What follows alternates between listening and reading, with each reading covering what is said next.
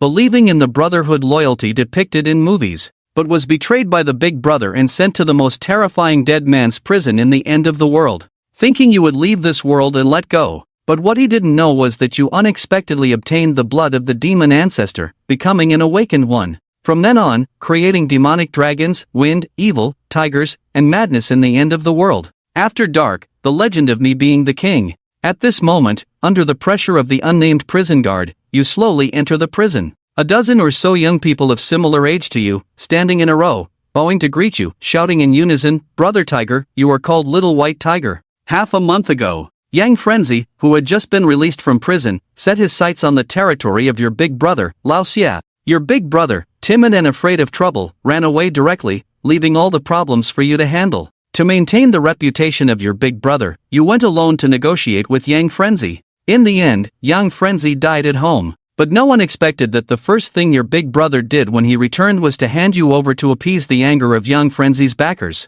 Coincidentally, Yang Frenzy had served time here before. Most of the prisoners inside are brothers with Yang Frenzy. A bloody storm is inevitable. Old Yang came to receive the new arrivals, and the prison guard shouted loudly. A man in a yellow cotton coat, with a stubbly face, smirked as he walked forward. Due to a shortage of manpower in the post-apocalyptic prison, they use a system where inmates manage other inmates. You slightly raise your head, with a subtle hint of killing intent in your eyes. It's up to you now. This kid is scheduled for execution on the 1st of next month. Don't let him cause trouble, and don't let others bully him. After a brief instruction from the prison guard, he rubbed his neck, lit a cigarette, and quickly walked away. Little White Tiger, the leader of Red Street, Lao Xia, is your boss. Lao Yang fumbled in his pocket, took out a pack of tobacco, rolled it in a newspaper, and lit it. The past is gone, it's not the present anymore. Snowflakes cling to your eyelashes, your gaze sharp, not hiding the killing intent emanating from you. Yang Crazy, you killed him. Lao Yang spat out phlegm, his eyes cold, and you raised your eyebrows slightly. A playful smile tugged at the corner of his mouth. The old man was going to stand up for him. Do you know that Crazy is like a brother to me? Seeing the situation, Lao Yang's 20-something followers slowly surrounded you. The prison guard responsible for escorting you glanced at the playground from afar, then nonchalantly closed the large iron gate. Your little brothers silently shielded you in the middle. Brother Hu and Yang Crazy served time in the dead prison before. Most of the bosses here are his brothers. A bald-headed young man whispered as he introduced them. You coldly raise the handcuffs in your hand, smile at Lao Yang, and ask, "Can the old man still wield a knife?" In the face of your provocation, the latter's brow slightly swells. As the boss of the prison, Lao Yang has seen too many prisoners, but your unparalleled arrogance is truly rare. Being fierce outside won't work here. You must behave like a dragon when you're here, and lie down like a tiger. Lao Yang points his finger at your chest, his threat looming heavily. How about this? Give me 200,000, then in front of all the brothers, kowtow to me 3 times. I'll let you live until the day of execution. Lao Yang looks as if he wants to devour you. The various bosses around, who are watching the excitement, cast bloodthirsty glances. If you don't have the money, why don't you try to touch me? You snatched the cigarette from Lao Yang's mouth. The old man from the military mansion sees tens of thousands of deaths each year, not to mention your whole family. You are notorious for being ruthless and cunning. It's impossible to deceive Lao Yang. Lao Yang didn't expect you to be so tough, getting angry and threatening me. If you don't give the money, it won't work. I guarantee you won't survive more than 3 days in prison. I'm in. Lao Jiao is still outside. If you have the guts, smash me to death in the cell. If you stop bothering me, turn around and leave. Lao Yang's face changes unpredictably when he meets your cannibalistic gaze, feeling a bit uneasy. Although you may not compare to the big shots with extraordinary skills on the ground, you can't resist this reckless half-grown kid. You and Lao Jiao are the most daring leaders of the new generation in the military mansion. Get lost, look up, and face the taller Lao Yang junior brother. The latter stands proudly, provocatively staring at the other. Step back, make way. Without hesitation, a thin junior brother beside you takes out a sharp toothbrush and stabs it directly into the strong man's abdomen. Lao Yang's brothers instantly start pushing and shoving with your brothers. Don't move, everyone stay put. Other brothers, at the same time, take out various hidden weapons. The world has changed, old man. It's not about gaining respect by sticking around. I'd rather die than let a kid in. Every day aiming to kill you, how many times can you dodge? Like an ant flicking a cigarette butt, eyes full of disdain. The nearby little brothers may look skinny, but the fierceness in their eyes is genuine, the look of someone willing to kill. Lao Jiao is not dead yet. You want to play with me? Do you have parents? A wife and kids? Old man, believe me, with just a word from me, tomorrow you'll be on bereavement leave, facing dozens of people, not only unafraid, but slightly excited. On the other side, Lao Yang is thinking about dealing with Xiao Baihu first. Most people are unarmed. This is the end of the world. There aren't that many medicines. If you get injured in prison, you're basically waiting to die. Lao Yang's face is cold as he stares at Baihu. He's ready to stab someone as soon as things escalate. Lao Yang's brothers are all eager to seek revenge, rubbing their hands in anticipation. What are you doing? Who ordered the dozen prison guards to disperse the crowd? The leading old prison guard is fat with a gun at his waist. Old Yang's expression changed slightly when he saw the old prison guard, showing some apprehension. What does Zhu Gu mean? In the prison, there's an unwritten rule about managing the inmates, and Zhu Gu clearly broke that rule. I need to report to you about my work. Zhu Gu pointed at Old Yang's chest, suggesting he should become the warden. Even though Old Yang is tough in the prison, the inmates naturally can't really confront the prison guards. He coldly pointed at you. So you have Zhu Gu as your backer. We can't do anything to you. If you don't die within 3 days, I'll change my surname to yours. I'll wait for you. You're ruthless and straightforward. Pointing at Old Yang, don't disappoint me, my senior. After Old Yang left, Zhu Gu sighed. Didn't I tell you not to cause trouble? You gratefully glanced at Zhu Gu, not saying much, as you are fellow villagers. They won't give up easily, Zhu Gu cautioned. Understood. You waved it off, remembering how a younger brother took off his coat and put it on you. Stepping over the strong man on the ground, you walked into surveillance. The prison surveillance is divided into numerous small groups, and your brother's surveillance is located on the sunny second floor of the entire surveillance building. It's also the only room on the entire floor that occasionally gets sunlight, showing the strength of this group of young men. Brother, there's actually something else. Look at me. I hesitated for a moment before whispering to the younger brothers. Yesterday Xiao Jun came to visit. Lao Xie said you embezzled the company's money. The brothers were not convinced, went to argue with him, and Lao Xie played dirty. San San is gone, Xiao Wu is disabled, and Zhou Gu is injured. The brothers whispered and looked at you fearfully. First, they put you in prison, then they went after your brothers. Lao Xie is afraid of your retaliation, planning to completely destroy your team. What's the situation with this Lao Yang? Sit up straight. If you want to seek revenge and survive, Lao Xie putting you in the dead man's prison is just a ploy to use you as a tool. The priority is to address the dangers in the prison. Even before you came in, they were saying you wouldn't survive 3 days. Lao Yang is the boss overseeing the 5th floor, with over 40 brothers under him, including Hu Gu. It's not just Lao Yang, all the bosses in the prison are threatening to kill you. The brothers look at you with worry. With a slight smirk, then let's start by killing them, fearing nothing in return. That's how the gloomy old ice river climate is. With temperatures below 10 degrees, a moment of carelessness sleeping on the iron bed could lead to freezing to death. Lao Yang finally endured until morning when the temperature warmed slightly, falling asleep in a daze while hugging his girlfriend. Time to get up and have breakfast, a deep voice sounded in Lao Yang's ear, followed by a figure sitting on his bed. Old Yang quickly sat up alertly, shocked to see someone sitting on his bed. The prison operates on the principle of inmates managing inmates, so Old Yang holds all the keys to the cells on the 5th floor. At this moment, Old Yang's other henchmen are still trapped in the cells. You, wrapped in Old Yang's cotton coat, holding a toothbrush polished to reflect light, stared coldly at Old Yang. Old Yang looked fearfully at his cellmate, surprised that no one informed him about the intruder. The 5 cellmates, wearing thin clothes, knelt on the ground trembling, each with a sharp weapon around their necks. I don't like being targeted. Since you want to challenge me, I have no problem finishing you off. You glanced at the long-haired prisoner in Old Yang's arms, who then fearfully burrowed into the blanket. What do you want? Old Yang asked calmly. You've been in prison too long. Are you qualified to challenge me? Today, I'll deal with you to prevent anyone, ghost or human, from targeting me. Prison is a place of survival of the fittest. To avoid being taken down, you must show your strength to others. Old Yang's face turned grim as he began to search under the blanket. You're holding a toothbrush. It plunged straight into Old Yang's palm. Old Yang grunted softly, trembling and gritting his teeth without making a sound. In front of you, a junior, Old Yang refused to lose face. How the hell did you get in here? Old Yang gasped for breath, the blanket stained red with blood. Forget what we used to do. Is it difficult to pick a lock? Old Yang's tone softened, showing some fear of death. Brother, we don't know each other until we fight. It's not just me who received the bribe from your boss. All the big shots in the prison want to kill you. When you take the bribe, your eyes turn cold. Risking my life for Lao Xie, but all I got in return was his betrayal. I want to get out. Brother, you're putting me in a tough spot. Old Yang's face twisted, trembling as he cursed, if I had a way, I would have left long ago.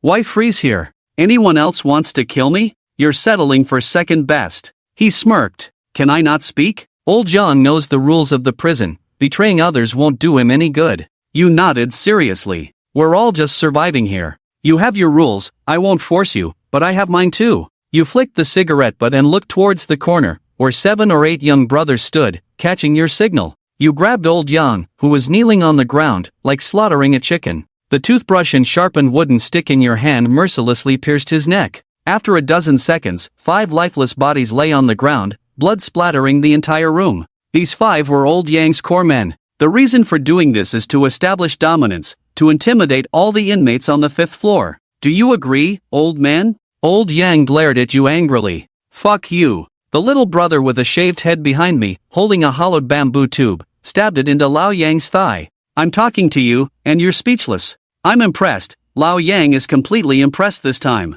Your ruthlessness has exceeded Lao Yang's expectations. Who would have thought that you were surrounded but still dared to strike first? After this move, you have truly subdued all the prisoners on the 5th floor. Brother, I won't get involved in your matter with Crazy Yang. Look, Lao Yang is clutching his wound, begging in pain. You slowly rise, eyes filled with a sense of playfulness. If you make a move against me, the other bosses in the prison won't let you off. Lao Yang saw your killing intent and quickly advised against it. Elder, I grew up in a garbage dump. Since I was young, I've known that to avoid being bullied, you have to make others fear you. Rest in peace, I'll set you aside after saying this. The bald little brother lifted the thin blanket and covered Lao Yang's head.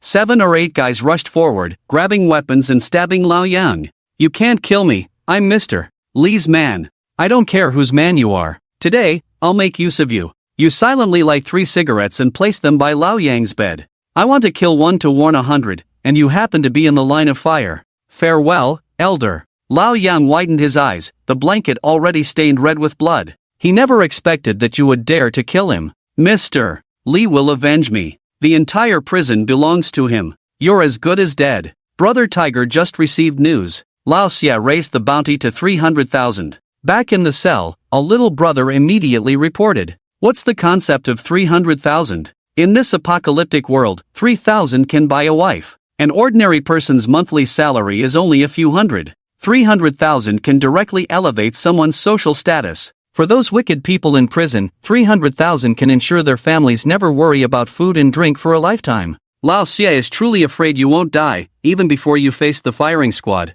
One bad news after another arrives. Brother Tiger, it's not good. Mr. Li has spoken, today you must die. All the bosses in the prison have brought their men over. The bald little brother excitedly rushes into the cell, speaking a bit clumsily. Mr. Li is a real deity in the prison, even the warden is under his control. Other little brothers explain. As soon as the words fell, there was a sound of dense footsteps downstairs. You peek out and see hundreds of people on the playground with weapons, surrounding in a massive wave. The guards who are usually on duty are nowhere to be seen. What the hell are you doing? Are we going to war when we go out? The angry shouts of the brothers come from the door. However, the corridor outside is already packed with people. The brothers are forced to squeeze into the rooms, with leaders from each floor surrounding them. The shabby man wears a clean thick cotton jacket, hands tucked in the sleeves, staring at you through the iron gate. Brother, you've really stirred up trouble. The man rubbed his frozen phone and laughed. As soon as he came in, he started. Lao Yang broke the rules. So, wake up and wipe your nose. If I don't mess with Lao Yang, you might spare me. It's a dead end anyway. Since that's the case, kill if you must. Maybe there's still a chance. Before you mess with Lao Yang, do some investigation. We all work for Mr. Li. The leading man sneered. I don't care if you're a boss, a follower, or a beast. Think twice before messing with me, see if you can handle my retaliation. You took the cigarette out of the leader's mouth and took a deep drag. I'll be shot in a month. You're messing with the wrong person. You turned and took a rusty iron peace knife from your little brother's hand, gripping it. Although the other side has more people, the door of this cell can only fit one person at a time. If they try to rush in, they'll have to lose a few lives for sure. The leader on the other side also sensed your intention, standing still at the door. Both sides confronted each other for a long time, until a cough was heard at the end of the corridor. If we don't take care of you today, we won't be able to lead our brothers in the future. The leader slowly retreated into the crowd. The fierce men rushed towards your room. Someone shouted to kill him, but it's unclear who. The prisoners outside armed themselves and gathered at the door, preparing to enter the cell. You remained fearless, holding the knife in your hand, blocking the door alone. You've been in street fights for years, knowing how to fight in order to cause the most damage with the least casualties. Stabbing a prisoner in the neck, you use their collar as a shield. The dagger doesn't need precise aiming, just one strike can take someone down. Don't stand in the doorway. The leader kicks the corpse you're holding, the others rush in, pushing you aside. The other brothers in the room don't hesitate, they charge forward with weapons, trying to push the opponents out of the room. However, facing too many opponents, almost all the prisoners in the entire block have arrived. At first, you can fight back with force. As time passes, your group ends up at a disadvantage due to fewer people. After about 10 minutes, only you can still stand in the cell, the other brothers are knocked down. Seeing you covered in blood, the leader finally dares to enter the room. Damn, I regret taking Lao Xie's bribe, so many casualties for just this, the leader spits out in disgust after receiving 300,000. Looking at you with disdain, no wonder your boss wants to deal with you so harshly. If it were me, I wouldn't dare to keep you either. Do you dare to leave a name? With over a dozen holes in your body, you lean on the iron bed frame on the ground, breathing heavily. Niu-san, the leader, smiles and says, I'm on the first floor. The boss knows your brother Lao Jiu is outside, but I'm alone in prison. If Lao Jiu rushes in, he'll meet the same fate as you. Niu-san pats your shoulder. Despite being rivals, it's clear that Niu-san admires you. Brother, have a safe journey. Thanks for the 300,000, Niu-san says before turning around and leaving. In the room, a dozen of Niu-san's brothers surround as they slowly approach. Dozens of people looked at each other, none willing to stand out. Little White Tiger sneered, I'm too damn suffocated in your hands. No need for you to act, I'll leave on my own. With that, Little White Tiger picked up the already bent dagger and was about to slit his throat. Mr. Lee, Mr. Lee, Mr. Suddenly, there was a commotion at the door, and Boss Niu's imposing manner vanished. Mr. Lee, how come you're here? Boss Niu quickly took off his own coat, stepped forward to help the other put it on. The little brothers in the room made way. Only then did Little White Tiger see the other person clearly, a middle-aged man wearing glasses, looking refined in a suit.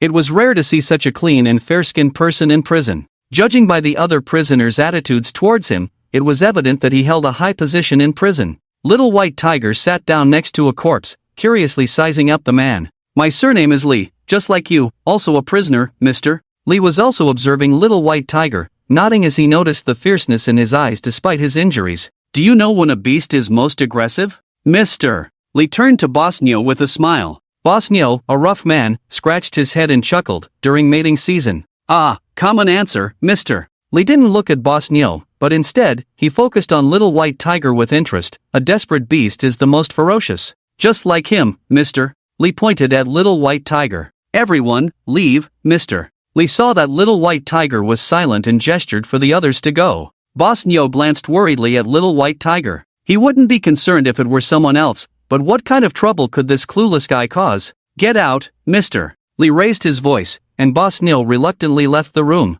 Do you smoke? Mister. Lee took out a pack of imported cigarettes and handed one to Little White Tiger. The latter didn't refuse, bit the cigarette, and pointed at the lighter. Mister. Lee was slightly surprised and chuckled. You're the first in years to dare ask me to light a cigarette. Life and death are paramount. I'm almost dead anyway. Your background, your strength, none of it concerns me, Little White Tiger said nonchalantly, smoking leisurely. Mister. Lee stared at Little White Tiger until he finished the cigarette, confirming that this kid truly wasn't afraid of death. Alright, let's get on with it. Little White Tiger threw the dagger at Mr. Lee's feet. I won't resist, just for the sake of this cigarette. Mister. Lee found the situation amusing, nudged the dagger away with his foot. You won't die today. Ha! Mister. Lee turned to Boss Niu again, signaling him to keep his distance. Once everyone had left the corridor, Mr. Lee spoke slowly, shall we make a deal? I'll help you get out, and you help me retrieve something. What? Little White Tiger knew there were no free lunches in this post-apocalyptic world. Mr. Lee shrugged, mimicking Little White Tiger's tone. Since you're at a dead end anyway, why not take a gamble? Mr. Lee's words made sense. There was nothing much to lose anyway. Little White Tiger gestured for him to continue. Have you heard of the underground third level for the deceased prisoners? Mr. Lee saw Little White Tiger shake his head and patiently explained. The third level underground houses special prisoners. There are only two ways to get in, either you commit a very special crime, but once you're in, you'll stay underground for life, never to come out. The other way is for someone like you, a death row inmate who continues to cause trouble in prison, and the situation worsens. Mr. Lee raised 2 fingers with a smile. You'll face 2 possibilities, either an early execution or confinement in the underground 3rd level until the day of your execution. Little White Tiger stared wide-eyed at Mr. Lee after hearing this. Suddenly, he found the man in front of him terrifyingly deep in thought. Without hiding anything, Mr. Lee smiled and said, "That's right, these people are meant for you to kill. The more you kill, the higher your chances of getting in." Looking at the bodies scattered around, Little White Tiger smiled bitterly. Originally, he was just a pawn. And those dead prisoners were even more pitiful. Why me? Little White Tiger finally asked the question he wanted to know. Not just you, I've sent in over 20 people, but most of them were shot dead directly, and the rest who went down never came back alive, Mr. Lee smirked cunningly like a fox, but you, I think you might succeed. Mr. Lee pointed at the bodies in the room, giving a thumbs up. No one has ever stabbed over 20 people to death in one go like you did. Bring back what I want alive. It's a box, hidden on a prisoner who's perpetually detained. Bring it back and I'll get you out, including Laos. Yeah, I can take care of him for you too. If you're so capable, why don't you go down to the 3rd floor yourself to get it? Little White Tiger clearly didn't believe the other party's words. Mr. Lee wasn't annoyed either. He shrugged helplessly and said, "The 3rd floor underground doesn't take bribes." After explaining, Mr. Lee left alone regardless of whether Little White Tiger was willing or not. The current Little White Tiger was like a trapped beast. To survive he could only accept the mission, otherwise he would either die at the hands of other prisoners or wait to be shot. The conversation ended. The warden personally led a group of people into the cell. Armed prison guards dispersed the prisoners. "Can you stop causing trouble for me?" The warden was helpless towards Mr. Lee, but it was evident he feared him. "No way, I'm running out of time, otherwise I wouldn't use outsiders." Mr. Lee patted the other's shoulder reassuringly. "Remember the routine." While the two were talking, a bloodied Little White Tiger was dragged out of the cell like a dead dog. Report, 17 dead, over 30 injured, a prison guard reported, but the warden waved it off nonchalantly. In a place where dead bodies were common, human life was the least valuable in the apocalypse. The warden lifted Little White Tiger's hair and chuckled. "This kid is wild. Be careful he doesn't bite you." "He won't, Mr. Lee looked satisfied at Little White Tiger. "Take care of my brother." The almost fainting Little White Tiger looked up and shouted to Mr. Lee, "Save them." Little White Tiger knew that if Mr. Lee didn't intervene, those injured brothers would probably end up in the prison's mass grave. With temperatures below 0, they had no chance of survival. "You can't even save yourself and you're worried about your brothers." The warden chuckled, about to order people to drag Little White Tiger's brothers out when Mr. Lee stopped them. "Take them to the infirmary. It's on me, Mr. Lee." Quite liked Little White Tiger's character. Underground, on the 3rd floor, a place perpetually devoid of sunlight, damp and gloomy. It is said that this place used to be a refuge for the Evolvers. Evolvers, a product of the apocalypse. 100 years ago, during the Blood Moon event, those exposed to its light could undergo mutations, turning into bloodthirsty monsters. In today's world, Evolvers and humans each occupy almost half of the land, with humans constantly facing the threat of Evolvers. This place was once a sanctuary for the predecessors. Report. When the prison guard opened the iron door to the 3rd underground floor, the scene inside left Little White Tiger stunned. Every 10 steps along the 100-meter corridor stood an Awakener. Awakeners were also products of the apocalypse, with a chance of gaining magical abilities by participating in an awakening ceremony. They were the main force against the Evolvers. These Awakeners, who should have been on the front lines, were now guarding this lightless underground place. Little White Tiger finally understood why Mr. Lee said they didn't take bribes. If Awakeners wanted to make money, committing crimes would earn them more than taking bribes. "Keep him here for a few days, wait for confirmation from above, then send him on his way." The prison guard hurriedly approached the guards at the 3rd underground floor with a forced smile. Despite their bravado on the surface, facing this group of Awakeners, they didn't dare to make a move. The people below were not surprised by this. After all, putting troublemakers 3 floors underground was the best option. "Captain," the guard turned to salute the only man sitting behind him. "We've got a troublemaker." The captain, dressed in a black uniform with a low hat that obscured his expression, sat there giving off an oppressive aura, like facing an insurmountable mountain. Thud. The captain propped his legs up on the table. "Find a spot for him to behave." 2 awakened individuals hoisted a young man by his arms and dragged him down the corridor. "Hey, kid, you're lucky. You get a small single room." A young awakened man, half of his face burnt and disfigured, pointed to a room ahead. The old man inside just passed away. Go keep him company. The young man, thinking he was used to life and death, almost gagged from the putrid stench upon entering the room. A withered old man lay decomposing on the bed. You'll sleep on the top bunk. Don't worry, he won't mind. Get along well with your roommate. The guard smirked as if observing animals in a zoo. Why don't you get him out? The young man, barely clinging to life, leaned against the wall with his battered body. Once you're down here, unless you're executed, there's no way out. He's serving a life sentence. Even if he dies, he'll stay here forever. That's the rule. Damn. The young man pulled out a pack of cigarettes from his pocket, a gift from Mr. Lee. No need for a body search in the underground levels. No one could cause trouble under the watchful eyes of the awakened. Get along well with your roommate, the guard chuckled, closing the door. The young man lit a few cigarettes and took some pills from his pocket. Though his wounds were crudely stitched and bandaged in the infirmary, they were severe enough to warrant ICU care. Box. The young man scanned the empty room, finding nothing but a bed. The only possibility was that the box was in another room. Brother.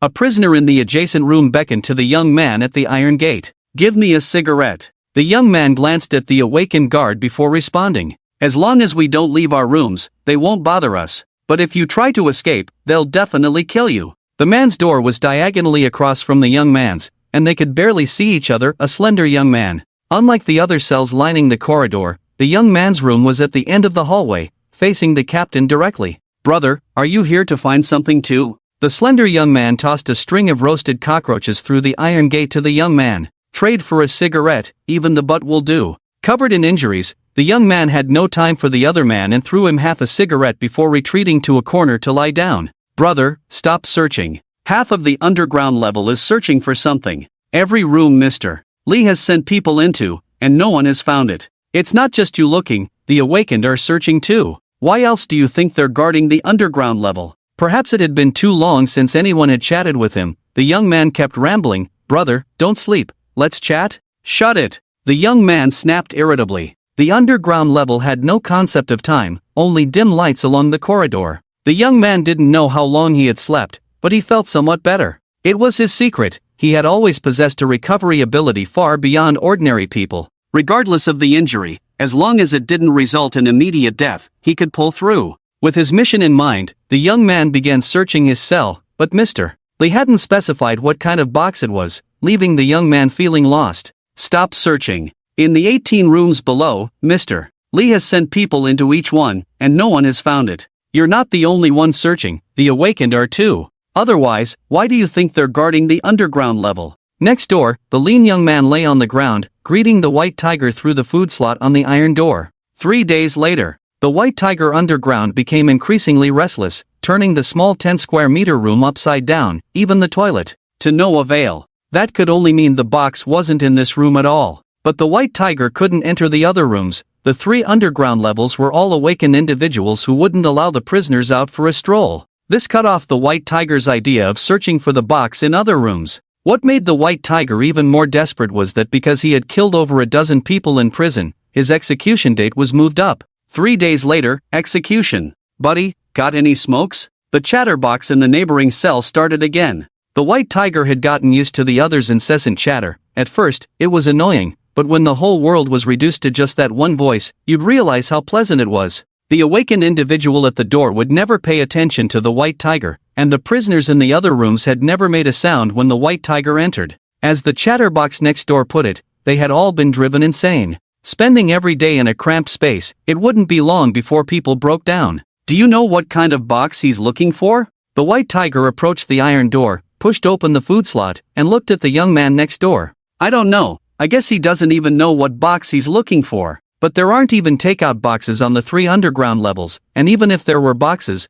they've probably been taken apart and used for wiping by others.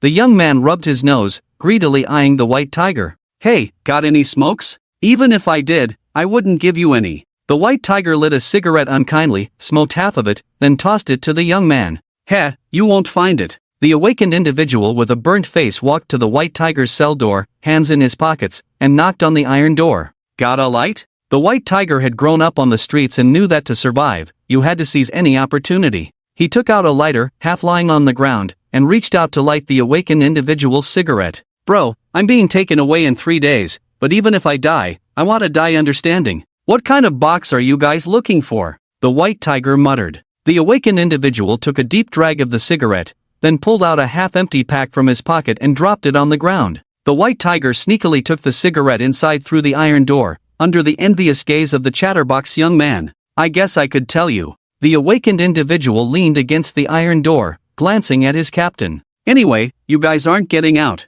Lowering his voice, the awakened individual said, Do you know about the demon ancestor? There are demons in this world? The chatterbox young man scoffed. Come on. When people are exposed to the blood moon, they become transcendents. What about animals? The awakened individual blew a smoke ring, leisurely asking. Transcendent beasts? Yes, and no. The awakened individual, perhaps having guarded the underground levels for too long, rarely engaged in casual conversation with others. During the early stages of the Great Cataclysm, the first 10 to become transcendents were called the ancestors. But what about the animals that became transcendent beasts first? They are the demon ancestors. The world only knows about the 10 great ancestors, but the awakened individuals know that the demon ancestors possess powers no less than the ancestors. The awakened individual looked up, a sense of despair in his eyes. The silver-striped tiger, the twin jiaos, the sword crane, the lazy turtle. Not to mention you guys, I may never have the chance to even see them in my lifetime. What does this have to do with the box?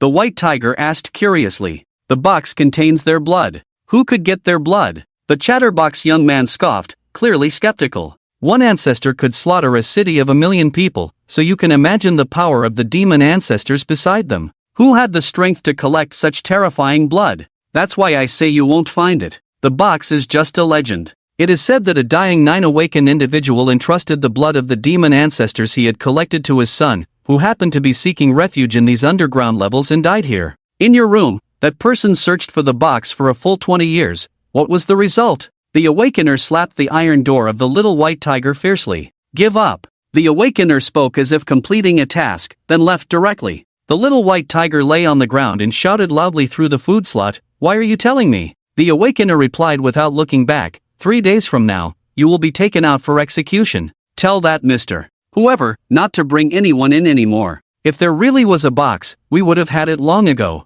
The little white tiger understood the other's meaning. Mr. Lee kept sending people down below, which had already displeased this group of awakeners. They wanted to use the little white tiger's voice to tell Mr. Lee not to waste time and not to disturb them. At the same time, a thick sense of despair surged in their hearts. He hadn't avenged yet, and he still had brothers outside. The night before the execution, the little white tiger had already given up. For a legend, his life had been shortened by nearly a month. The damp ground was littered with cigarette butts. The little white tiger sat despondently on the bed, memories of his past with his brothers flooding his mind. Would old 9 avenge him after he died? Damn, dying is really frustrating, just living to eat and keep warm all your life, and in the end, achieving nothing. The little white tiger cursed under his breath. Perhaps it was the accumulated grievances over the past few days, or perhaps it was the unwillingness as his life was nearing its end. The little white tiger kicked the wall fiercely from the top bunk. The already decaying bedboard instantly broke, and the unprepared little white tiger fell directly onto the body below. Damn! The sticky fluid from the body splattered all over the little white tiger, the foul stench reaching high. The little white tiger hurriedly pushed the body away, unsure if there were any viruses on it. However, the body was almost stuck to the bedboard, and despite pushing it twice, the little white tiger couldn't move it. Ha! The little white tiger stopped, staring at his hand with wide eyes. He pinched the abdomen of the body and actually felt a hard object. Perhaps because the body was too thin, he could feel something inside the body's belly. No way! The little white tiger looked disgusted, a bold idea forming in his mind. Fortunately, he had rolled out of a pile of dead bodies before, so he reached out and closed the eyes of the unburied body, silently saying, Old man, did you swallow the box? The body had been starved to skin and bones in life, allowing the little white tiger to feel the outline of a hard object. It definitely wasn't food, as there was a small bulge in the body's abdomen. Although not certain if it was the box, the little white tiger didn't care much. He was about to be taken to the execution ground,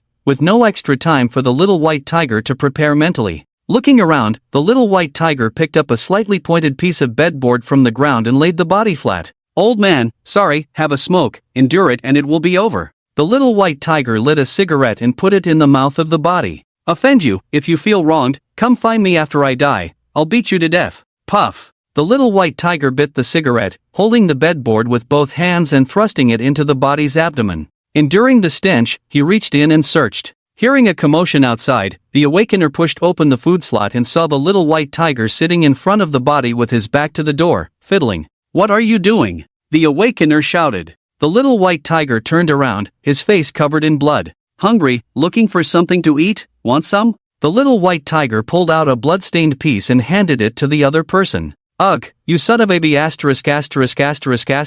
crazy, damn it," the awakener's face turned green, closing the food slot and cursing. People always do some outrageous things to vent their fears before they die, but the little white tiger's actions were truly unbearable even for the awakener. After making sure the awakener had left, the little white tiger tremblingly pulled out 4 syringe-like objects from the body. 4 silver tubular objects, with a glass-like material in the middle, containing a swirling drop of blood. Yes, it was blood. Black blood. White Tiger held 4 cold pipes in his hands, his shoulders trembling. Suppressing the wild joy in his heart, he found it. Although it wasn't a box, the awakened had said that the box contained the blood of the demon ancestor. The black blood was only for the transformed. "No wonder I couldn't find the box, turns out there was never a box to begin with, you've swallowed everything." White Tiger carefully examined the body in front of him, but unfortunately, the other party had been dead for a long time, making it impossible to determine his identity. Only a mysterious circular symbol was tattooed on his chest. "You're quite someone." White Tiger saw signs of life and felt great. He dressed the body in its clothes again, then took off his own clothes to cover the other person. If the other party could find the blood of the demon ancestor, he must have had a significant background. White Tiger didn't have time to continue exploring the other person's identity as footsteps were already approaching the door. "White Tiger, get ready to hit the road." The door was knocked on, the prison guards were here to take him away. White Tiger panicked, looking around but finding no place to hide anything. Even if he hid things back inside the body, it would be impossible to come back and retrieve them. Click, the lock of the iron door sounded. In desperation, White Tiger made up his mind. "Old man, I hope your pipes are swallowed in, not stuffed in from the back door." White Tiger felt his scalp tingle, he tied the pipes with the linen thread from his clothes, and with a strong urge to vomit, he swallowed the things. The other end of the thread was tied to his teeth, so that he could pull the pipes out of his body by pulling the thread when he got out. However, time waits for no one, and the iron door made a harsh creak sound. "What are you doing?" A guard pushed White Tiger, who was sitting next to the body. White Tiger turned his head, and the guard screamed, stepping back repeatedly. White Tiger, shirtless, bloodstains on his mouth, hands soaked in blood. "Finish eating and hit the road." White Tiger wiped the blood off his mouth, walked out of the cell with determination. The chatty young man lay on the ground, waving at White Tiger through the food slot. "Tiger, have a safe journey, let's chat in the next life." Feeling good, White Tiger raised his middle finger at him. Passing by the awakened with a burnt face, the latter took a cigarette butt out of his mouth and put it in White Tiger's mouth. "Have a good death." "Thanks." White Tiger raised his head proudly and walked out of the underground prison. The bone-chilling wind blew on White Tiger, who breathed in the fresh air, a look of satisfaction on his face. The entrance was already crowded with inmates who mostly held grudges against White Tiger. In the prison battle, many of them had lost brothers at the hands of White Tiger. Yet, unconsciously, they all looked at him with reverence. White Tiger's ruthlessness had left a deep impression on everyone. Nyo-san walked at the forefront, giving a thumbs up to White Tiger from a distance. "Brother, I have to admit, I respect you, boss." "Tiger brother." 7 or 8 young men with bandages on their bodies looked at White Tiger with teary eyes, separated by guards. White Tiger smiled at them. Looking around, Mr. Lee stood side by side with the warden, watching White Tiger from a distance. Seeing White Tiger shirtless, empty-handed, disappointment flashed in his eyes. "Hey!" Seeing Mr. Lee about to leave, White Tiger shouted, "I found it!" Mr. Lee didn't turn back until White Tiger shouted that he found it. His body shook as he turned around abruptly. The gentle eyes revealed a fierce gleam. As they passed each other on the way to the execution ground escorted by the guards, the two brushed past each other. "Mr. Lee lowered his voice, sternly asking, "Where is it?" White Tiger pointed to his head, a silver pipe with glass in the middle at both ends. Mr. Lee's breathing became heavy, each breath releasing white mist. "Where is it?" "I just told you, if you kill me now, who am I going to reason with?" White Tiger shrugged, "I'm going out."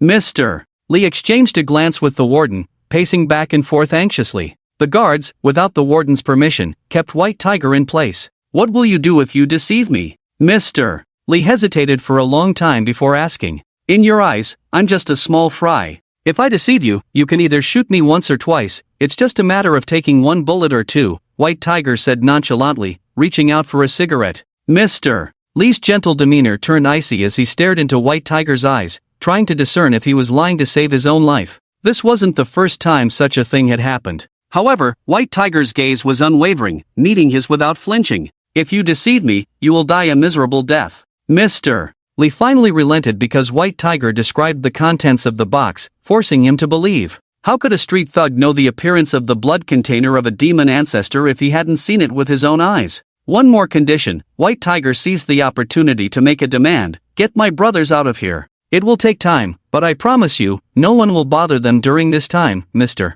Lee not only didn't refuse but became more convinced that White Tiger had indeed found them. Otherwise, where would White Tiger get the confidence to make demands? I need to make a phone call. White Tiger continued to push his luck. Mr. Lee still didn't refuse, handing his phone to White Tiger. In front of Mr. Lee, White Tiger skillfully dialed a number. Hello. A deep voice of a young man sounded. Idiot. What the hell? Yeah.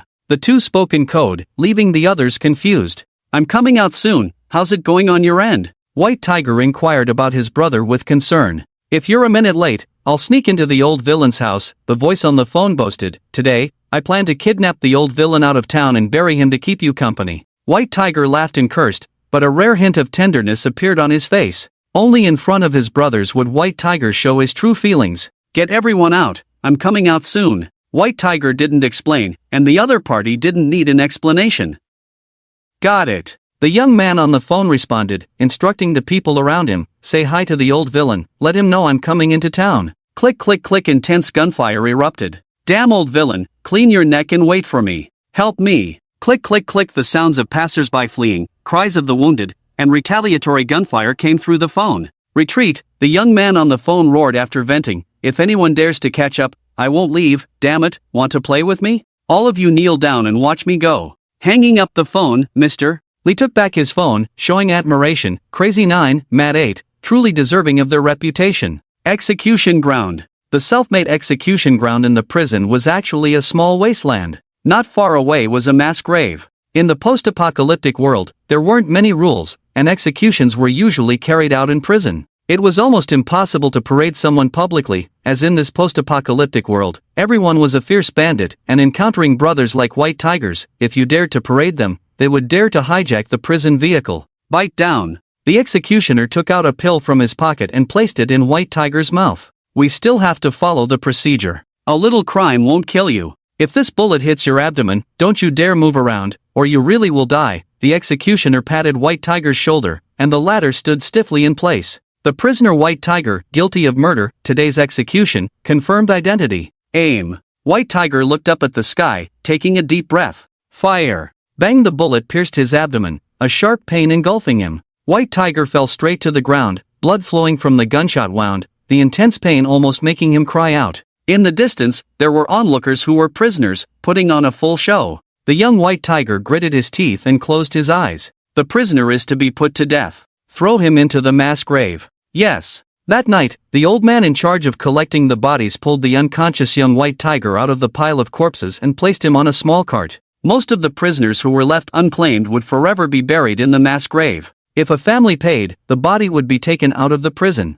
In the dark night, several burly men in black sat nervously in a boxy van, staring at the prison. They waited until the back door of the prison opened, revealing an old man hunched over, dragging the body of a young boy. The men quickly opened the rear door of the van. Inside, a black market doctor was already waiting. How is he? The young White Tiger was placed in the van, and the doctor skillfully connected various instruments. The doctor looked at the readings on the instruments. This doesn't seem right. Was he really shot? The doctor looked puzzled at the fluctuating lines on the device. This kid's heart is beating stronger than a normal person's. The two men in black were also puzzled. The young White Tiger's complexion was rosy. Had he really been shot? But the wound in his abdomen was still bleeding. Take him back to the clinic. The boss is waiting. The two men in black exchanged a glance, then returned to the driver's seat and started the car. In the post-apocalyptic night, the average temperature was below zero, and the air conditioning in the car wouldn't last long. The two men drove off, unaware of a homeless man sleeping in a nearby trash can. Surgery was completed. The black market doctor, dragging his weary body, walked out of the makeshift operating room. Mr. Lee sat in the living room, holding a cup of hot tea, watching TV with interest. What took you so long? The two men in black standing behind Mr. Lee complained. The bullet was quickly removed, but this kid had swallowed 3 tubes. The bullet had shattered one of them, and the fragments are embedded in his body. If we don't remove them. What? Before the doctor could finish his sentence, Mr. Lee, who appeared refined, grabbed the doctor by the collar and shouted, "Say it again." He has 3 tubes in his stomach, one of them shattered. The black market doctor replied shakily. Mr. Lee, in a position of power, flew into a rage, causing the entire clinic to fall silent, unwilling to incur his wrath. Damn it, why didn't he say so earlier? If one tube is broken, each of them could have bought the lives of everyone in the city. Mr. Lee's face turned pale. With a fierce momentum, he stormed into the operating room,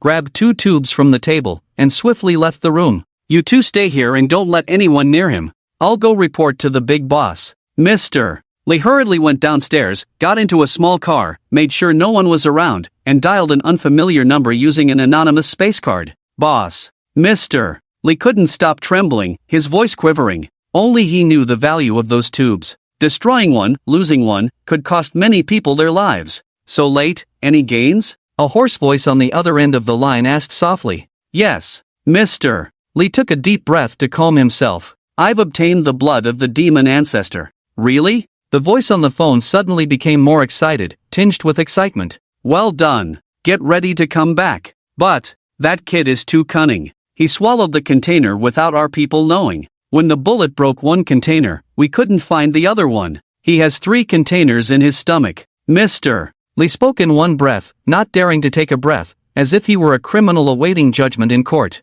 Time passed slowly, and the car door had frozen over. Despite this, Mr. Lee was drenched in sweat. Make sure to find out where the lost one went. The voice on the phone was chillingly cold. What should we do with the kid? Mr. Lee asked nervously. Should we get rid of him? Getting rid of him would waste 1 container of the demon ancestor's blood. Let's try to save him. Monitoring his body data for 24 hours, temporarily hiding all his information and not reporting it, the board of directors has been uneasy lately. Wait until I resolve the company's affairs before bringing him to the company. Make sure he never leaves your sight. Means of winning people's hearts. Do I need to teach you that? The voice on the phone sounded displeased. If you can't handle this matter, don't bother coming back. Yes. The call ended. Mr. Lee felt as if he had been granted a reprieve. Almost drained of strength, he lay weakly in the chair, silently lighting a cigarette. As the flame flickered, dim light illuminated a dozen young men carrying canvas bags passing by his car.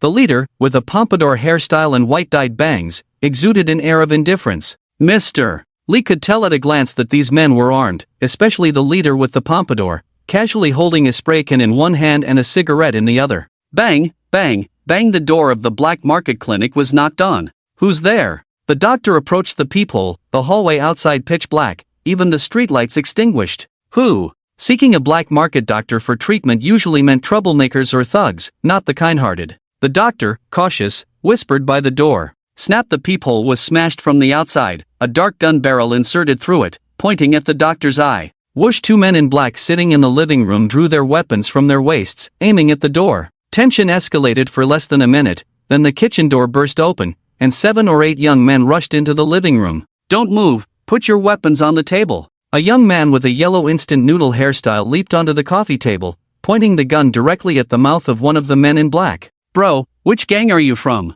The black market doctor, sweating profusely, asked with fear. In the underworld, it was not the big shots one feared, but these inexperienced youngsters. The big shots had a reason to target you, but these youngsters might just do it out of pure annoyance. Brother 9. Brother 9. The young man in the living room swiftly took control of the 2 men in black, searched all possible hiding spots, then opened the door once he confirmed it was safe. Not doing business anymore, huh? The young man with the pompadour swaggered into the room, patting the doctor's face. Am I a big bad wolf? If you don't open up, you'll be out of business. The black market doctor swallowed hard, trembling as he replied, Bro, need money? I'll give you some. There are patients inside, don't cause trouble. The doctor clearly mistook them for robbers, a common occurrence in these times. The black market doctor dealt with shady business, earning a lot, making him a prime target for these people. How much money do you have? If I need money, I'd rob a bank. Do you think I'd come here for you? The young man may be young, but he exuded the aura of a big shot in his every move. Brother 9, found it. A shifty-eyed young man pointed towards the operating room. The young men rushed in, storming into the operating room. Little white Tiger lay pale on the bed. Tiger, are you okay? Tiger is tough, he took 3 bullets for me before and was fine. Who shot my brother? Several young men burst into the living room, pointing their guns at the 2 men in black. The 2 men exchanged a glance, unable to express their inner turmoil. These inexperienced youngsters were truly not to be trifled with. From entering the house to taking control of the situation, only a few breaths were taken, their methods rivaling those of seasoned criminals. With the tactics of an old hand and the arrogance of youth, a wrong answer to these youngsters could mean certain death. Realizing they were in a tough spot, the 2 men honestly replied, "He's serving time in prison, otherwise he wouldn't be out." Who shot the gun? Name. I'll take my man and kill him now. The young man with the yellow instant noodle hair, eyes red, shoved the gun into the other's mouth. Snap Brother 9 kicked the yellow-haired man away, calmly lighting a cigarette. Bro, which gang are you from? Anyway, you're not our enemies. The 2 men naturally couldn't reveal their boss, standing tall and ready to face death. Lao Jiao saw that Xiaobehu's wounds had been treated, and he also guessed that the other party had no ill intentions towards Xiaobehu. Alright, thanks for your hard work. Since we're not enemies, there's no need for bloodshed. Until my brother wakes up, no one in this room is allowed to leave. Lao Jiao looked at the black market doctor. When will my brother wake up? The black market doctor glanced at the clock on the wall and cautiously replied, at the latest, tomorrow morning. Okay. Lao Jiao took out a stack of cash and threw it on the table. For my brother's medical expenses and our accommodation, if it's not enough, just point out which household in this building has money, and I'll get some for you. It's enough, it's enough. The black market doctor was sweating profusely, relieved that the patient had survived. Otherwise, he dared not imagine what these inexperienced youngsters could do. Hiss. The harsh and prolonged sound of the door opening rang out. A tall, thin figure stood at the doorway. The few young men in the room didn't hesitate at all, aiming their guns at the person outside the door. Don't shoot! The man in black shouted urgently. The person outside the door was Mr. Li, and Lao Jiao curiously sized him up. Although Mr. Li appeared gentle, he exuded a dangerous aura from head to toe. You're the man in the sedan at the door. Lao Jiao seemed relaxed standing in front of the man, but the gun barrel never left Mr. Li's position. Mr. Li was equally surprised. Lao Jiao and his group had brushed past him, only catching a glimpse of him when he lit a cigarette. Lao Jiao remembered him just from that? This is Mr. Li, he saved your brother, the man in black explained solemnly. Lao Jiao slightly lowered the gun, nodding slightly in gratitude. Thank you. Heh, it's just a deal. He helped me find what I was looking for, so I saved his life. Mr. Li walked into the room, and in the light of the room, there were 4 or 5 young sentries lying scattered in the corridor. In a brief confrontation, both sides were surprised by each other's strength. From Lao Jiao entering the room to Mr. Li opening the door, not a sound was heard from outside. In other words, Mr. Li silently dealt with 5 gun-wielding youngsters. Help your brother inside and keep him warm, Mr. Li greeted Lao Jiao, sitting on the sofa and lighting a cigarette. You're Lao Jiao, right? Lao Jiao signaled to his brother behind him, indicating they should bring the person at the door inside. Smack! Lao Jiao picked up Mr. Li's cigarette from the table, lit it, and remained silent. Mr. Li wasn't annoyed, instead, he looked at Lao Jiao with an appreciative gaze. The little white tiger's brother, how old are you? What's it to you how old I am? Am I your long-lost son? Lao Jiao sneered. I know you're an awakener, that's not a reason for me to not deal with you. You saved my brother, I acknowledge that. In the future, if you have any inconvenient matters on the surface, I'll take care of it for you. I'll repay the favor of the tiger. Mr. Li burst into laughter. Lao Jiao had the demeanor of an old river and lake, but he was still a young man after all. His slightly immature face gave his words a different meaning. Your brother won't wake up until tomorrow, want some supper? Mr. Li took out a wad of cash from his pocket and handed it to Lao Jiao's brother. Go buy some barbecue. Lao Jiao's lips curled slightly. What did Mr. Li mean by giving money to Lao Jiao's brother? Was he afraid that Lao Jiao would suspect him of poisoning the supper? However, at this point, both sides had basically confirmed that they were not each other's enemies. I have money, the guy with the yellow hair and instant noodles pouted stubbornly. They were all in the same boat, so why would he take someone else's money to buy supper and embarrass his boss? I'll treat you to this supper, bring a case of beer. Lao Jiao waved his hand at the guy with the yellow hair. The guy with the yellow hair swiftly led a few brothers out of the room wearing thin clothes. Mr. Li didn't expose Lao Zhou's behavior of pretending to be rich. After all, what the young people wanted was face. Soon, a furious yell from downstairs echoed through the building. "Give me some money, hurry up, damn it, show me the money." Mr. Li lowered his head and started fiddling with his phone. Perhaps due to the prolonged silence, both parties felt a bit awkward. Mr. Li raised his head with interest and asked, "Are you still following Lao Xie? He's our big brother for a day, and he's our big brother for a lifetime. What about it?" Mr. Li naturally didn't believe Lao Zhou's words. He had heard clearly when Lao Zhou directly confronted Lao Xie on the phone earlier. The reason for saying so was simply because Lao Zhou couldn't figure out Mr. Li's intentions and was just talking nonsense. "You're cautious enough, no wonder in the whole Hongsan Street, only you and Xiao Baihu can stand out." Mr. Li grew more fond of Lao Zhou as he observed him. Unlike Xiao Baihu, who was fierce and straightforward, Lao Zhou had a mysterious and unpredictable nature. He was not reckless, he could immediately figure out where Xiao Baihu was hiding. "What are your plans next?" "I have a deal with Xiao Baihu. I can help you take down Lao Xie, Mr. Li asked seriously. He had already received instructions from above over the phone to win over Xiao Baihu. The best way to approach someone like Xiao Baihu, who valued brotherhood above all else, was through his brothers, especially Lao Zhou. "Ask him when he wakes up. I'm just a little brother," Lao Zhou shrugged. Seeing that Lao Zhou was not budging, Mr. Li had to temporarily give up. No matter what Mr. Li said, Lao Zhou just kept laughing and didn't take him seriously. It was evident that Lao Zhou didn't trust Mr. Li. For Lao Zhou and his group of street kids who had grown up fending for themselves,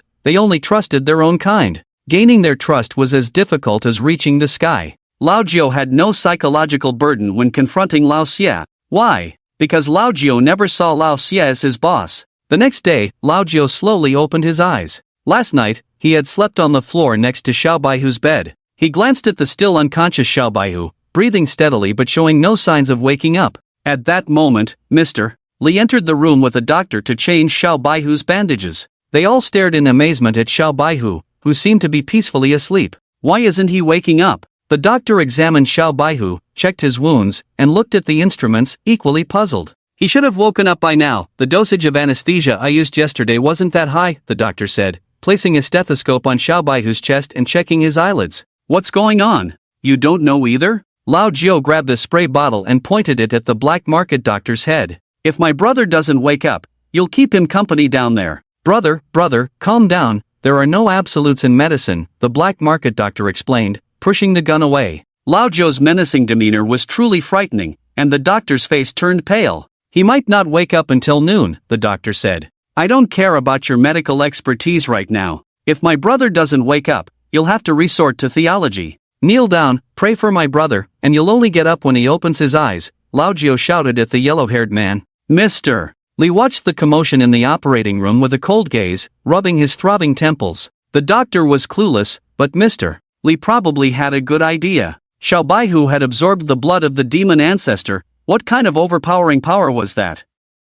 It was a miracle that Xiao Baihu hadn't exploded already. Could it be that the fragments in his wound weren't cleaned properly? Mr. Li asked, pretending to be concerned. It's impossible, absolutely impossible. The doctor shook his head vigorously, assuring, I double-checked. Could the contents in the container have affected him? Mr. Li hesitated for a moment, then asked about the specific contents of the container. The doctor's eyes lit up at the mention of the container, nodding repeatedly. It's possible that we don't know what's in the container, and it's very likely that because of its influence, I swear on my wife and child that the surgery will be a success. Not only that.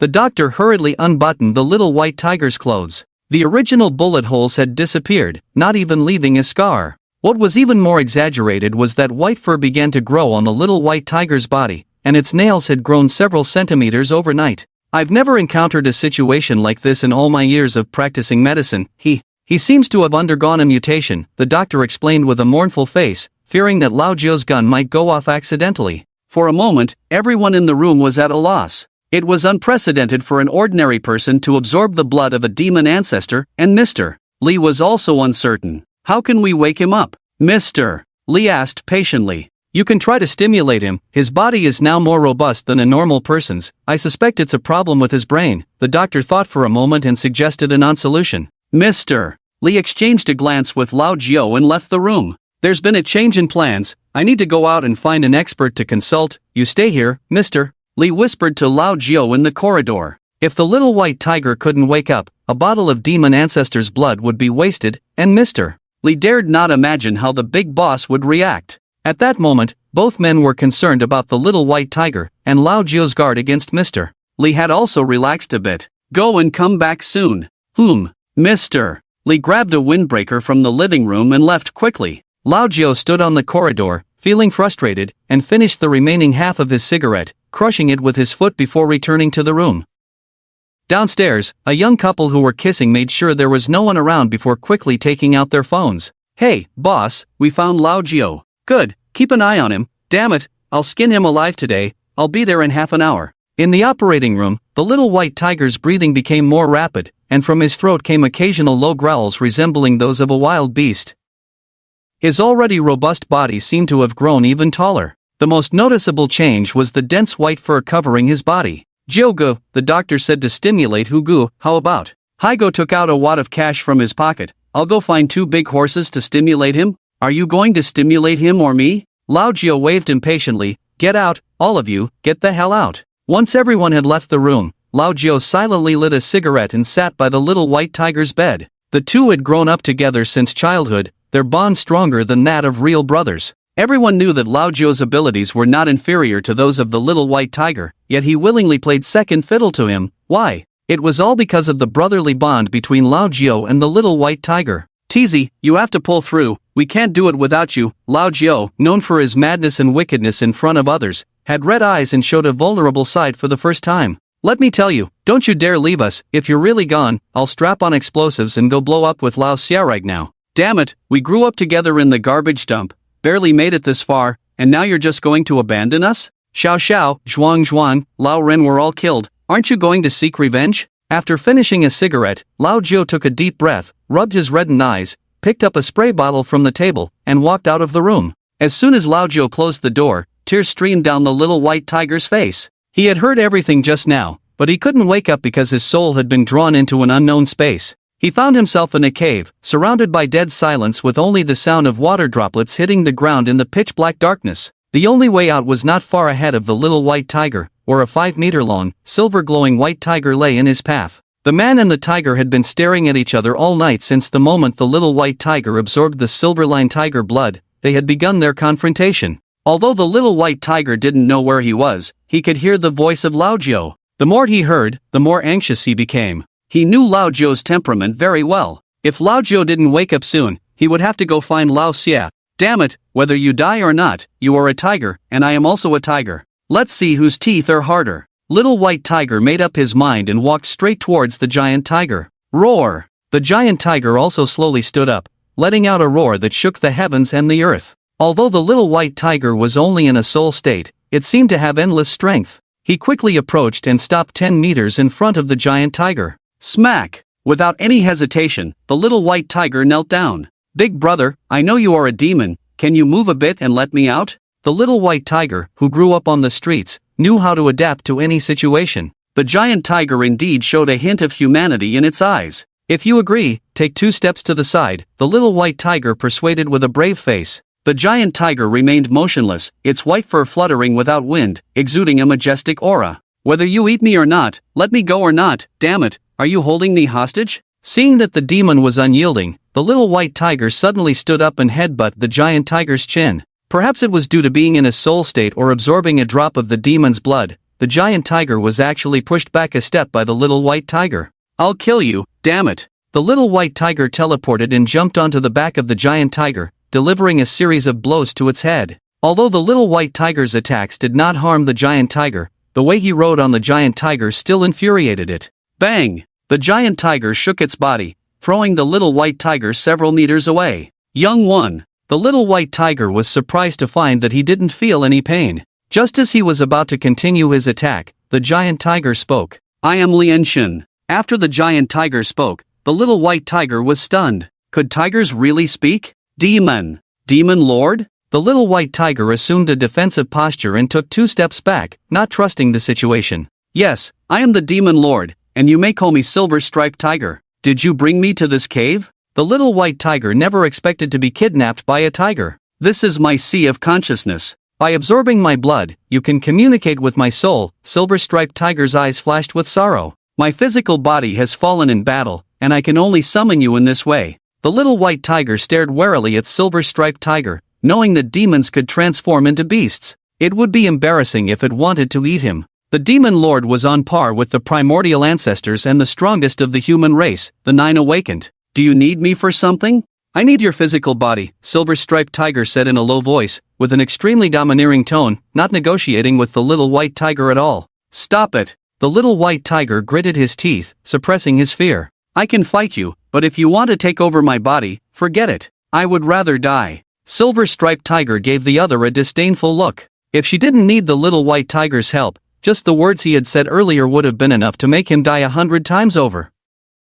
Young man, I advise you to speak carefully. Bang! The demon lord took a step forward, causing the earth to tremble. Countless rocks fell from the cave ceiling, and an invisible force pressed the little white tiger to the ground. My soul is about to dissipate. If not for this opportunity, how could it fall into the hands of a mortal like you? Silver-striped tiger revealed her purpose. As long as you agree to my terms, I will help you become a strong human on par with the 9 awakened. The 9 awakened were the strongest beings of the human race. The 9 awakened were almost like demigods. Throughout their lives, they could awaken 9 times, gaining unique abilities with each awakening. The more awakenings, the stronger they became. The first awakening only required participating in the annual awakening ceremony before reaching adulthood, with a probability of about 1%. My lingering soul has been waiting to dissipate for decades, but I am worried about my daughter. You have absorbed my blood, so I need to use your body to conceive my daughter. Let me give birth. You better kill me now. Come on, I won't resist.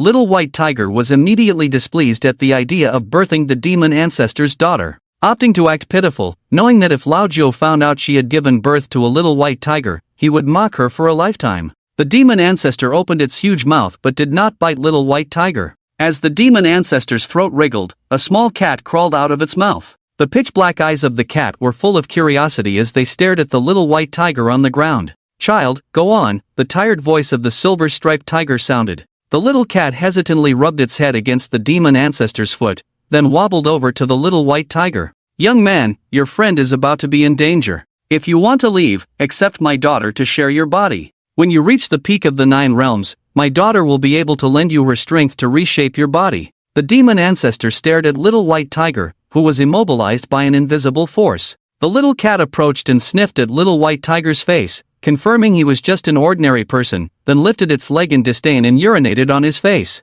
You, just wait, I'll stew you when I get out. Roar! The little cat swiped at little white tiger's face with its paw, sending him flying several meters away. Before little white tiger could continue cursing, the little cat transformed into a white light and entered little white tiger's body. Young man, protect it well. From now on, your lives are connected. Your minds are linked. If it dies, you die. The silver-striped tiger's form slowly faded, turning into endless starlight. Beware of the sword crane. The demon ancestor left its final words before a suction force came from the cave entrance. Little white tiger's consciousness was forcefully pulled out of the demon ancestor's mind. Boss, 5th floor, unknown number of people inside, but Lao Jiu is definitely there. Under the residential building where the black market clinic was located, a dozen vans pulled up, and the henchmen armed with knives and guns silently got out. The couple responsible for surveillance quickly approached one of the cars to brief a man inside on the situation. The man had dark skin and looked like he was in his 40s but appeared to be in his 60s. Damn, these little wolves, I raised them, and they dare to shoot at me. The man glanced at his left hand wrapped in bandages, his eyes gleaming with malice. Yesterday, Lao Jiu and his men stormed into his home, nearly taking him away. The worst part was being targeted by Lao Jiu. Who knows, after a few drinks, he might come back to kill him. Ren, you take your men up, leave no one behind. Lao Xia looked up nervously at the residential building. Okay. Ren took out a dagger from the car, holding a gun in one hand and a knife in the other, bowed to Lao Xia, then led dozens of men charging up the stairs. These people were all Lao Xia's trusted henchmen, who had been involved in various shady activities under his command since they were young. Watching his fierce men, Lao Xia confidently lit a cigarette. The group, feeling superior in numbers, had no fear of Lao Jiu's dozen or so men and reached the entrance of the black clinic. Ren pushed through the crowd and kicked open the door. Lao Jiu, you son of a B***tch, come out and face death. As Lao Xia's chief enforcer, Ren considered himself completely unafraid of Lao Jiu. Although he wasn't awakened, he was at the peak of ordinary human strength. Lao Jiao. Ren led a swarm of people into the room. The room, less than 100 square meters, was packed with people. Ren, no one's here. Ren, nothing found. Run. His men swiftly rushed into several bedrooms upon entering. Except for the bloodstains in the operating room, there were no other discoveries. Escaped? How did you lose track of them? Ren furiously kicked the coffee table in the living room. Find them for me, they must be nearby. Ren was about to leave when the kitchen door suddenly opened, and a man with a bowl of steaming noodles walked into the living room. Lao Xia's men looked at each other. Dozens of them rushed in for revenge, yet Hego dared to come out. Hey, Rengu, have you eaten? Hego faced the dozens of men without changing his expression, picked up the overturned tea table, and sat on the sofa. Ren Ji's face turned pale. He couldn't find Lao Jiao, and Lao Jiao's men ignored him. Where's Lao Jiao? Rengu pointed his gun at Hegu's head. Hego glanced at Lao Xia's men, disdainfully pushed aside Ren Ji's gun with chopsticks. You think you're someone, Rengu? Pointing a gun at me? Come on, have the guts to shoot. Hegu tapped with the chopsticks and took out a remote control from behind the sofa. Look up, all of you. Hegu shouted, and everyone instinctively looked up. Several square objects were taped to the ceiling. Rengu immediately recognized them as explosives. All the explosives were connected to the remote control, and Hegu's thumb was already on the button. Just 5 kilograms of explosives. Good luck, you might get injured. Bad luck, you die. When you choose this life, you know there's no turning back, right, Rengu? Hegu held the remote control in one hand and calmly ate noodles with the other. Joga said, if one of you steps out that door, I'll detonate it. Hegu's voice was low, but no one dared to doubt him. The men who wanted to sneak away stood frozen, while those who hadn't entered the room wished they had more legs to run downstairs. Lao Jiao was known for being crazy, and his men were just like him. Hega had another name, Crazy Dog. He was truly willing to go down with everyone. Where's Lao Jiao? Ren Ji's face was pale and his palms were sweaty. The fierce feared the reckless, and the reckless feared the ones who didn't care about their lives. Lao Jiao's men were the latter. Send a couple downstairs to keep an eye, Joga can spot them in an instant. Hego mocked, it's below freezing, and they're kissing in the open space downstairs. Aren't they afraid their tongues will freeze together? On such a cold day, who would stand in the open space kissing in the cold wind? Damn, more trouble than it's worth, Rengu cursed under his breath. The men who used to keep an eye on others could easily distinguish between friend and foe. Hego pointed to the kitchen, there's some noodles left, want some? We've worked under Lao Xia, let's eat before we hit the road. Rengu stared at Hegu's remote control. Seeing Hegu had pressed the button, he knew that if Hegu let go, the whole room would explode. Rengu, who had planned to snatch the remote control, had to reluctantly give up. It wasn't worth dying with Hegu and so many others. Hega continued to taunt, my brother who said it long ago, you lot can only bully vendors in your lifetime. Play with guns? Can any of you handle a gun? Slap. Hega slammed the table and roared, stand up straight, all of you. The room full of tough men were scolded by a young man, but none dared to argue. They all used to work under Lao Xia, so they knew who Hega was. Some pretended to be tough, but when you stared them down, they wouldn't dare to fight. For a moment, the only sound in the room was Hegu slurping his noodles. You may escape the first, but not the 15th. Although Rengu was wary of Hegu and dared not act, he still refused to back down. Today they were tricked by Lao Jiao, but a simple call from Lao Xia could gather 100 or 200 men from Hongsan Street, making the dozen men against Lao Jiao seem insignificant. The more Rengu thought about it, the angrier he became. He lit a cigarette, grumbling, if it weren't for the surveillance messing up, we wouldn't be in this mess. What now? Try again? You don't have extra lives. Once you fail, you fail. Did Jiao come after you yesterday? Who stopped us? Hegu ate his noodles without even looking at Rengu.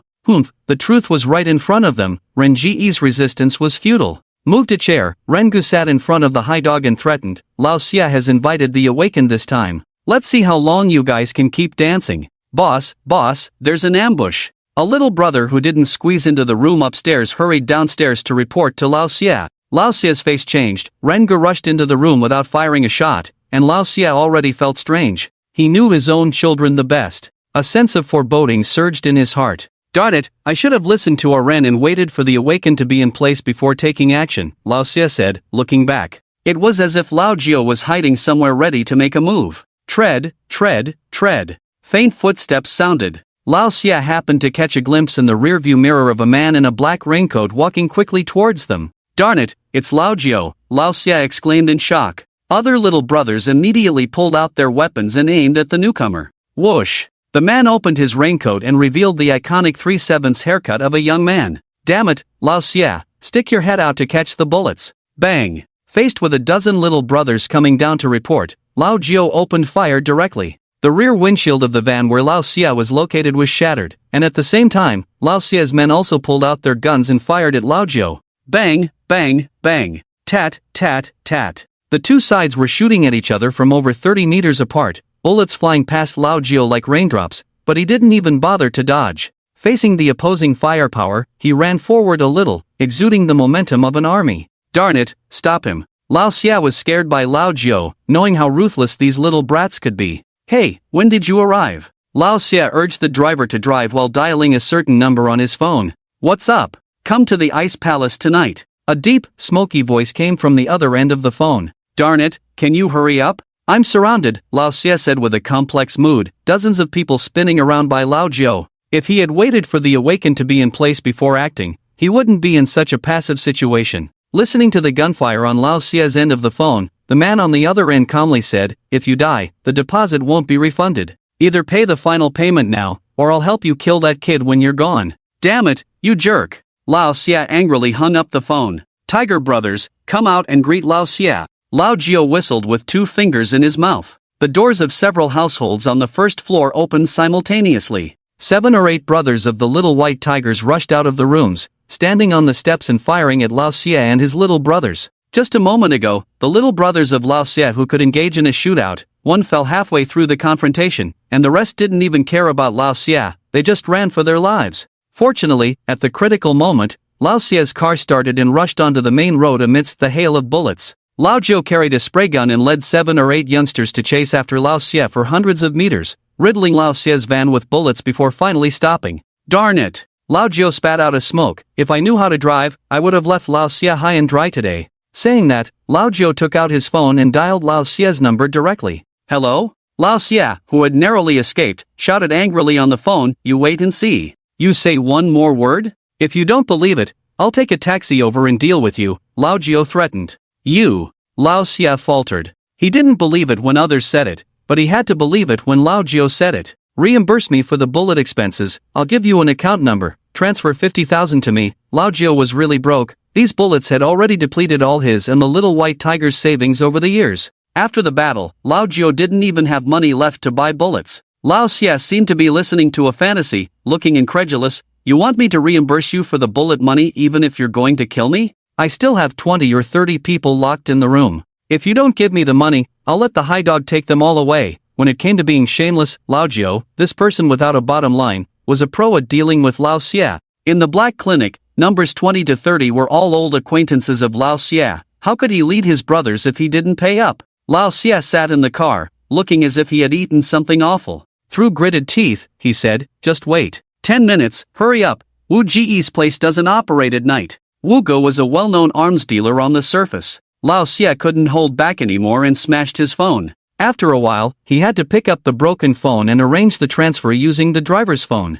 He was truly afraid that Lao Jiao would blow everyone up. Even in the city, with so many deaths in the post-apocalyptic world, his connections might not be enough to protect him. A battle resolved within 10 minutes. Back at the Black Clinic, Lao Jiao walked into the room looking weary. The gangsters who frequented Hong San Street instinctively stepped back upon seeing Lao Jiao. Although Lao Jiao was not old, his reputation on Hong San Street was not to be underestimated. Seeing Lao Jiao return unscathed, Ren Ge guessed that Lao Xia had failed. "Ren Ge, long time no see." Lao Jiao arrogantly sat on the sofa, pointing at the gangsters around the room. "We're all brothers, stop standing, kneel down and talk." 10 minutes later, Lao Xia transferred the money to Lao Jiao's account. The latter, true to his word, smiled at the gangsters and said, "Although Lao Xia isn't loyal to me and Lao Hu, it doesn't affect our relationship. Leave the guns, and escort our brothers out." The gangsters, who had been worried about Lao Jiao going on a killing spree, breathed a sigh of relief and dropped their weapons without a word. Haigo, who had just been arrogant, now smiled and walked to the door. "Sorry, brothers, let's have a drink together later. Here, let me see you off." After everyone left, Ren Ge and Lao Jiao sat alone. Ren Ge was second in command under Lao Xia, while the third was Xiao Baihu, who had already been expelled from the gang by Lao Xia. The two were old acquaintances, and Lao Jiao handed a cigarette to Ren Ge. Ren Ge didn't take it. "Ask whatever you want to ask." Rengu knew that Lao Jiao had deliberately kept him there for a reason. Lao Xia has cut down half the street with Lao Hu and me. I just can't figure it out. Even if he wants to keep a low profile, does he need to be in such a hurry? Hong San Street was just a few hundred meters long, and while Lao Xia was prominent there, he couldn't even make it to the third tier in the Ice Mansion. With such influence, Lao Xia could easily expand further using the two of them. So why rush to target Xiao Baihu? Rengu lit a cigarette in silence, feeling emotional. He was loyal to Lao Xia, but if he didn't speak up today, Lao Jiao might not let him go. People are selfish, and Lao Xia's treatment of Xiao Baihu had also chilled many hearts. Rengu let out a heavy sigh. You're just pawns now. Lao Xia has climbed too high. They've set a condition, they want both of you dead. Why? Lao Jiao was puzzled. Remember 3 months ago when Lao Xia had you and Xiao Baihu deliver a shipment out of the city? Rengu looked ashamed. 3 months ago, the shipment you delivered belonged to those people. But halfway, you heard noises and found out it was a group of children, so you let them go. Lao Jiao slapped his head. Indeed, Lao Xia had asked him and Xiao Baihu to deliver a shipment out of the city. Outside the city was a lawless land abandoned by modernization and the law. There were no cops, no moral constraints. They also had to face attacks from the transformed, making it a chaotic place. When Lao Jiao and Xiao Baihu discovered the group of children they were transporting, they understood what was happening. What else could they do with those children? It was a despicable and inhumane business. For Xiao Baihu and Lao Jiao, who grew up in the garbage dumps, these children were like their past shadows. Taking them out of the city would be pushing them into a pit of fire. So, they turned around and brought the children back to the city. You two were already too arrogant. Besides Lao Xia, who can control you on Hong San Street? Little White Tiger dares to curse even Lao Xia after drinking some liquor. Now that you've let the goods out again, will the people behind spare you? Rengu silently smoked. Those people have a lot of power in the city. They don't lack horsemen like you. Since you refuse to go along with their dirty dealings, you must be eliminated. They want the warehouse on Hong San Street to temporarily store the goods, understand? If you don't listen, what if things get out of hand one day? Rengu finished speaking and remained silent. He also knew that those dealings were heartless. But in the end times, surviving is not easy. Buying a wife for 1,000, buying a child for 800 is nothing out of the ordinary. In times when survival is difficult, conscience exists only in a few. Rengu, what will happen to those children when they are taken out of the city? Lao Jiao exhaled heavily. God knows how difficult it has been for him and Little White Tiger to survive until now. In a garbage dump with hundreds of people, only Lao Jiao's group has managed to survive this long. Rengu didn't speak, but the latter already understood. Those who are clever are trained to pick pockets, just like Lao Jiao and the others have been stealing things on the streets since they were young. Those who are not clever end up with severed hands and feet, sent out to beg. Or worse. Have you been involved in these businesses? Lao Jiao lowered his head. The misfortunes of his childhood have been his lifelong nightmare, so Lao Jiao has never harmed a child in his life. If I don't get involved, what will I eat? If you have a conscience, you'll be out of the game, that's reality, bro. Rengu defended himself. I have a big family to support. Go to the roadside and see how many people die in a winter. I just want my wife and children to live well. Lao Jiao was no longer interested in listening to him. Let's go, Rengu. Ha! Rengu was taken aback as continuous gunshots and painful screams echoed from downstairs. Ren Ji's face changed drastically. Lao Jiao had never intended to let them off the hook. This is the city. If you kill so many people, both sides will come after you, Rengu said to save his own life. Tap, tap, tap. Outside the door, Haigo, covered in blood like a demon, walked in. Jiao Gu, is it done? Lao Jiao pointed downstairs and asked. Yeah, I left the driver to take the bodies to a place where no one will find them, Haigo said. After finishing his task, he took off his blood-soaked clothes and went to clean up in the bathroom. Whistling could be heard from the bathroom. Rengu felt despondent. Rengu, if your child was kidnapped and taken out of the city, what would you do? Lao Jiao handed him a cigarette. Rengu, who had just been speaking confidently, was suddenly speechless. Yes, his own child is his child, but what about other people's children? In the end times, there must be someone with a bit of conscience. Lao Jiao sighed, go air. The bathroom door opened, and Haigo walked into the living room wearing only a pair of underwear full of holes, emitting smoke. Bang! Rengu shuddered, blood trickling down his forehead. Haigo put the gun back in his underwear and returned to the bathroom. We grew up in the garbage dump, unwanted kids that no one wanted. Do you know how hard it is to survive?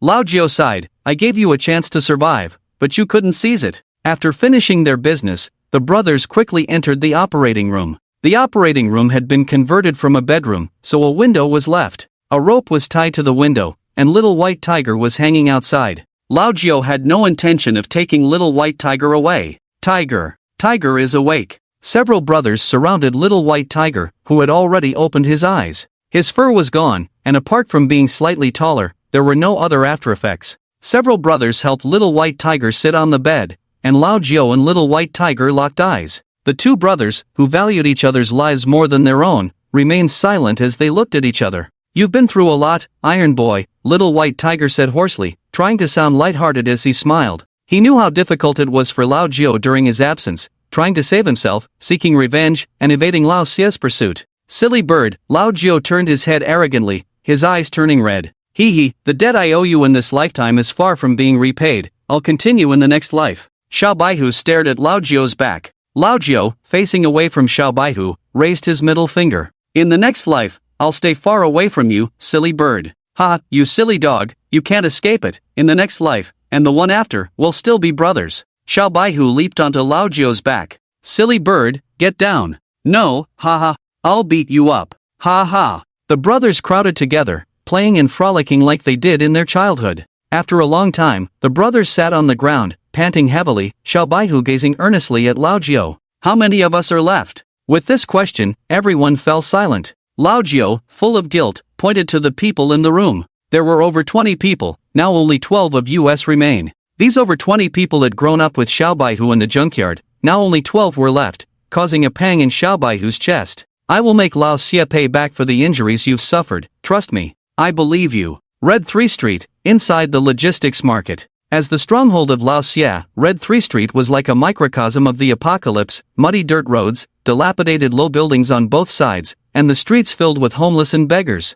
Red 3 Street was a miniature of the apocalypse. Despite the harsh living conditions, they were still envied by those outside the city. Lao Xie's power and influence stemmed from the logistics market in Red 3 Street. The market was not large, but all goods entering and leaving the city passed through here, with some vehicles unloading their cargo here. "Boss Ding, I'm sorry, this matter will not affect your business, rest assured." Lao Xie stood in the office, explaining humbly over the phone. "You can't even handle your own men. I'll give you 3 days. If you can't fix this, I'll find someone else in Red 3 Street to listen to me." The person on the other end of the phone directly decided Lao Xie's fate in a few words. Looking at the vast market and the thugs gathering outside, Lao Xie tightened his grip on his phone. Once someone gets used to wealth, they are unwilling to lose it, so he wouldn't allow anyone to take away what belonged to him. "Xiao Kuei, hurry up and awaken the abilities, keep an eye on Lao Jiao, we must capture him tomorrow." Lao Xie opened the office door and instructed the thugs outside. "Yes, boss, how many rooms are you visiting today?"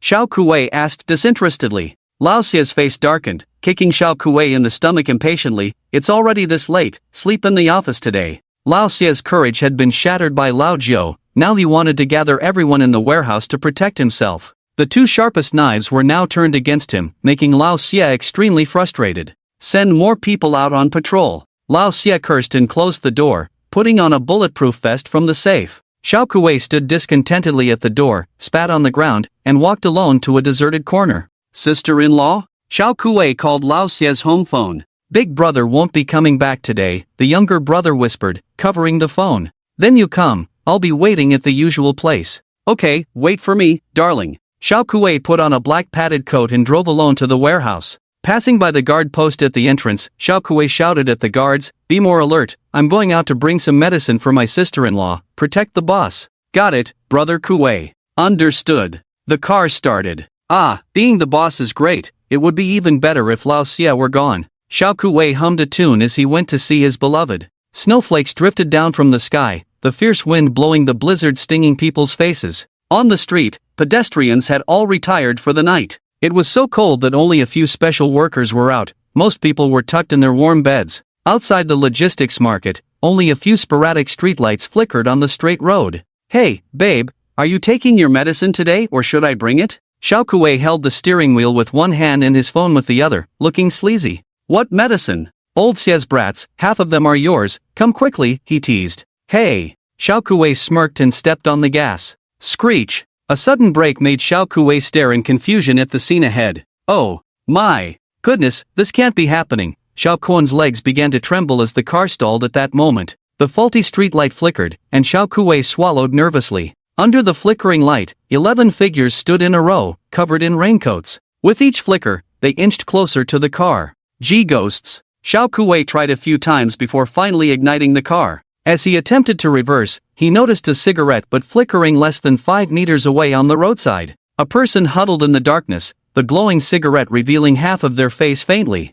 Ghosts. Whoosh! A figure from the shadows leaped 4 to 5 meters, kicking the car before Xiao Kuei could react. Screech! The sedan slid 2 meters on the icy road and flipped over at the roadside. Bang! Xiao Kuei looked up in bewilderment as a figure descended heavily on the car. Bruised and terrified, Xiao Kuei stared at the teenager standing on the overturned car door. Through the window, Xiao Baihu's resolute face drew closer. Tiger! Tiger! Bang! Xiao Baihu smashed the glass with a punch, holding money in one hand and a knife in the other. Choose one. As a trusted henchman of old Xia, Xiao Kuei quickly grasped Xiao Baihu's intention. He breathed a sigh of relief, realizing that Xiao Baihu, the killer, wasn't planning to harm him at that moment. Tiger, you're alive. Xiao Kuei feigned joy. I was so worried when I heard you were executed. It was unbearable for me. A hand reached in through the car window, cutting off Xiao Kuei's attempt at small talk. The cold, ruthless face of Lao Jiu appeared. Startled, Xiao Kuei dared not speak further. Lao Ba was fierce, but Lao Jiu was insane.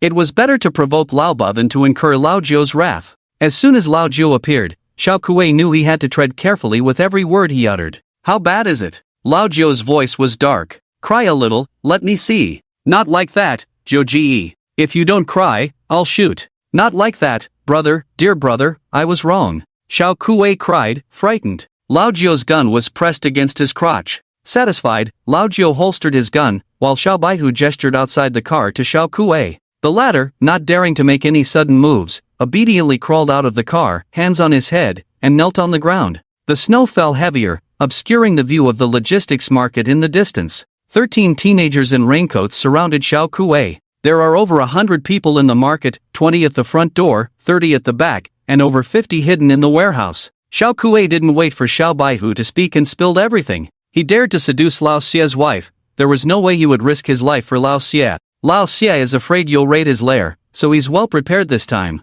No need for torture. I don't believe what you say. Lao Jiu sneered and signaled a few henchmen to beat him up. I have a solid reason to betray Lao Xia. Xiao Kuei raised 3 fingers to the sky. I took care of his wife. What the hell? Xiao Baihu and Lao Jiu were dumbfounded. Scratching his crotch, Haigo interrupted. Teasy, you're bold. We're going after Lao Xia, and you're going after his wife? Ahem, Xiao Baihu cut off Haigo's gossip, sternly saying, can you lead them away? The person guarding the front gate is with me. I can take him away, Xiao Kuei assured, but you must make sure to kill Lao Xia, or I'll be in trouble. Lao Jiu kicked the other in the face. Why weren't you afraid when you were hiding under the covers? Lead the way. I was forced, commanded by Lao Xia during the day and by his wife at night. I'm suffering, brother. Xiao Kuei flipped his hair. Xiao Kuei, damn it, where did you go? The heavy snow obscured the surveillance, and Lao Xia, alone in the office, felt a sudden palpitation, quickly calling for his men. The man at the door knocked and said, Boss, Kuei went out for something.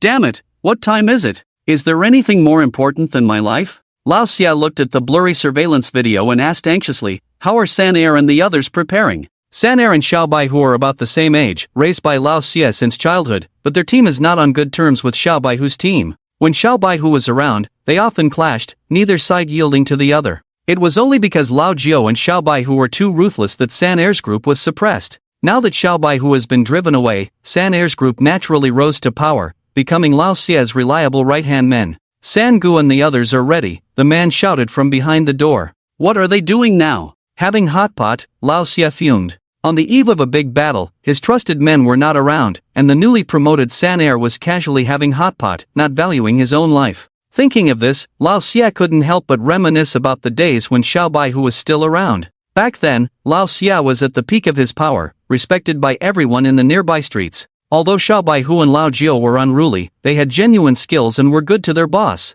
Damn it! Lao Xia cursed under his breath, then got up, put on a thick coat, and headed to the warehouse, feeling the need for more security in a time of uncertainty. Let's go, take me to the warehouse. Lao Xia exhaled a white breath, rubbing his frozen hands. As they walked on the thick snow towards the main gate, their bodies suddenly shook. There was no one at the guard post where someone should have been on duty. It's over, Lao Jiao has sneaked in. Lao Xie instinctively pulled out his gun and, protected by a few men, ran towards the warehouse. Hurry, damn it, a bunch of useless people, Lao Jiao has sneaked in and none of you noticed. In the dead of winter, Lao Xie was sweating from fear. The wolves he raised were finally turning against him.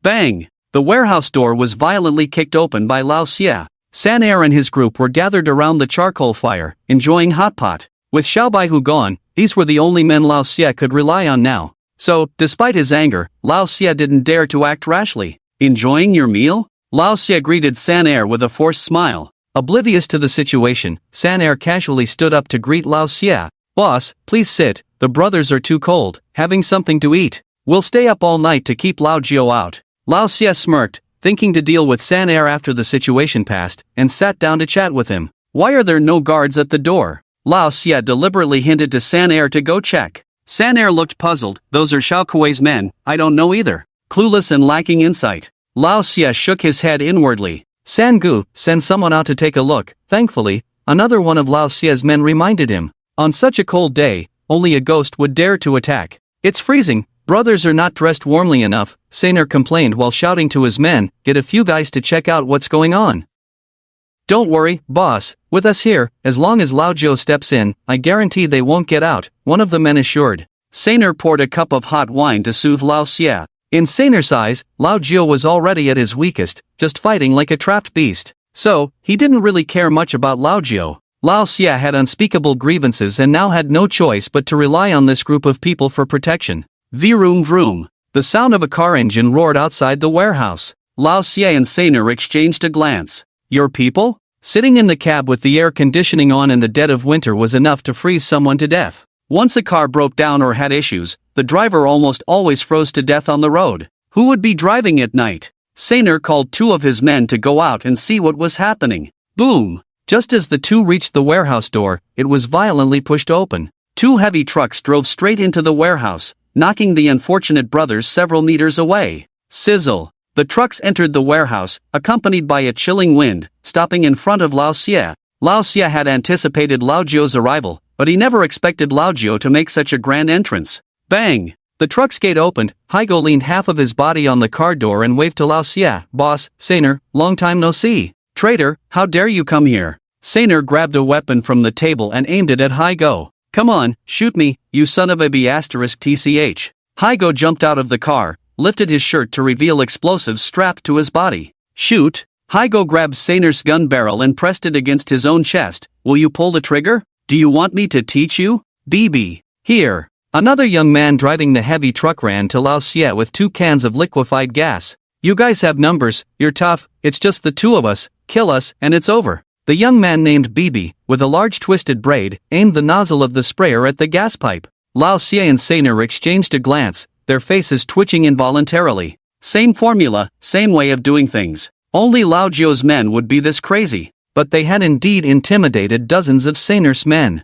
Despite dozens of weapons pointed at them from behind San Er, not a single person dared to open fire. As the two sides faced off tensely, footsteps crunching on the snow outside could be heard. Everyone turned to see 2 familiar figures walking through the snowstorm. Click! Lao Jiao calmly lit a lighter, while Xiao Baihu lowered his head to light a cigarette. Boss, long time no see. Xiao Baihu stood in front of the warehouse door with 10 other brothers in a row. At the sight of Xiao Baihu, Lao Xie couldn't help but inhale sharply. San Er's previous arrogance was nowhere to be found at this moment. This was the suppressive power of Xiao Baihu. As long as Xiao Baihu was there, his group of brothers had backbone, and the destructive force they could unleash was immeasurable. Step, step, step. The 11 brothers moved in unison, striding into the warehouse. In front of dozens of people, Lao Jiao and Xiao Baihu walked straight to Lao Xie. Whoosh! A younger brother dragged 2 chairs and placed them in front of the table. Xiao Baihu sat down casually, crossing his legs. If you don't dare to shoot, don't F***king point a gun at me, Lao Jiao said, hands in his pockets,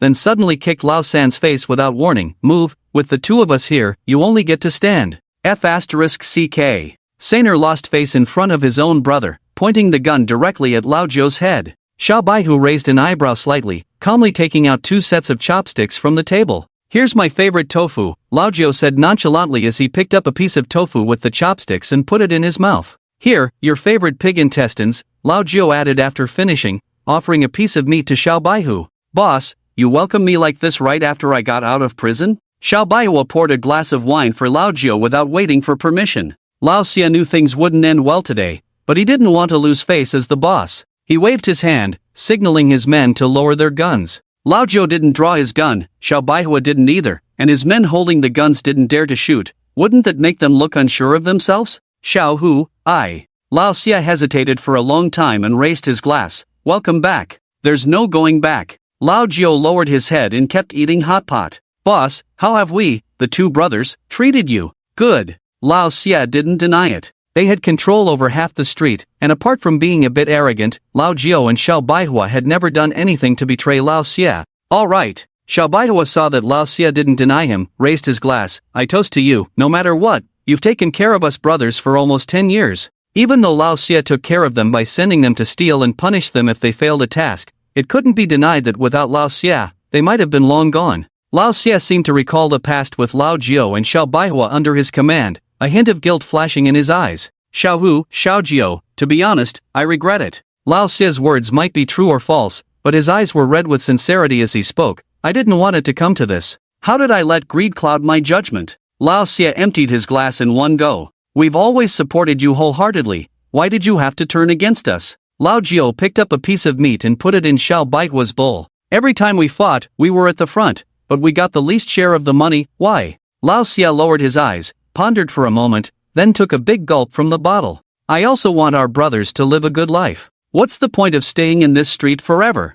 I want to move forward, so I have to accept their offer. They specifically wanted you two gone. Lao Xia's eyes were half red as he spoke, tears shimmering faintly. Perhaps he truly didn't want to get rid of the two, but he was still the one betraying Xiao Baihua. If you want to leave, we can help you get out, but if you don't want to harm me, how did my brothers die? Xiao Baihua saw through his big brother's hypocrisy clearly. After nearly a decade of being together day and night, they knew exactly who Lao Xia was. Short-sighted, willing to betray his brothers for a small gain. Seeing his true intentions exposed, Lao Xia sighed and stopped pretending. Xiao Hu, everyone says without you too, I'm just a thief. Everyone respects you, what should I do? Lao Xia finally revealed his true thoughts. I know you won't betray me, but have you ever thought that what I fear is not your intentions, but your capabilities to betray? Your brothers only follow you. Did Lao Jiao hesitate to shoot me when he had a gun in his hand? Lao Xia grew more agitated as he spoke, blaming Xiao Baihua and Lao Jiao for everything. Faced with Lao Xia's unreasonable arguments, Xiao Baihua remained silent, drinking his wine. Xiao Hu, go, develop in another territory. Consider it as me apologizing to you, okay? Lao Xia almost pleaded, while his eyes kept glancing towards the door. A dark figure flashed past the door. Seeing that figure, Lao Xia suddenly gained confidence. Otherwise, I'll have to keep you here. Xiao Baihua let out a heavy sigh. If you had only targeted me initially and not killed my brothers, I could have tolerated it, but now that my brothers are gone, you have to pay with your life. Saner, seeing the situation turning against them, aimed his gun directly at Xiao Baihua. Damn it, you think we're afraid of you? Today, you won't walk out of here, mark my words. Taking advantage of everyone's attention on Saner, Lao Xia suddenly grabbed a knife from the table and stabbed it towards Xiao Baihua's chest. Clang, the sound of metal clashing echoed. The blade in Lao Xia's hand struck the young white tiger but failed to pierce even a bit. A gleam flashed in the young white tiger's eyes, splitting them in two. Awakener? Lao Xia was puzzled. Before being imprisoned, the young white tiger was just an ordinary person, so how did he suddenly become an awakener? If he wasn't an awakener, how could the blade not harm him? After stabbing him twice and confirming that the young white tiger was indeed an awakener, Lao Xia shouted loudly outside the door, "Don't hold back." Bang! Saner opened fire. The bullets hit the young white tiger's chest but ultimately didn't penetrate his body. Ding! The bullets fell to the ground, blood flowing out. Firearms could harm an awakener. Seeing Saner about to fire again, Lao Jiao made his move. He grabbed a scalding hot pot and slammed it directly onto Saner's head. Ah! The boiling pot spilled over, and Saner writhed in agony, clutching his face. At the same time, the young white tiger grabbed Lao Xia by the hair. For my brother's life, you must pay. Damn it! In Lao Xia's exclamation, the young white tiger pressed his head into the charcoal fire. The smell of roasting meat wafted through the air as Lao Xia struggled in unbearable pain. Attack! Lao Xia frantically called for help. Swish! A 2-meter-long steel pipe pierced through the heavy truck and headed straight for the young white tiger's head. Be careful! Lao Jiao acted swiftly, pushing the young white tiger aside but getting impaled by the steel pipe himself. "There's someone at the door!" Lao Jiao roared. "Open fire!"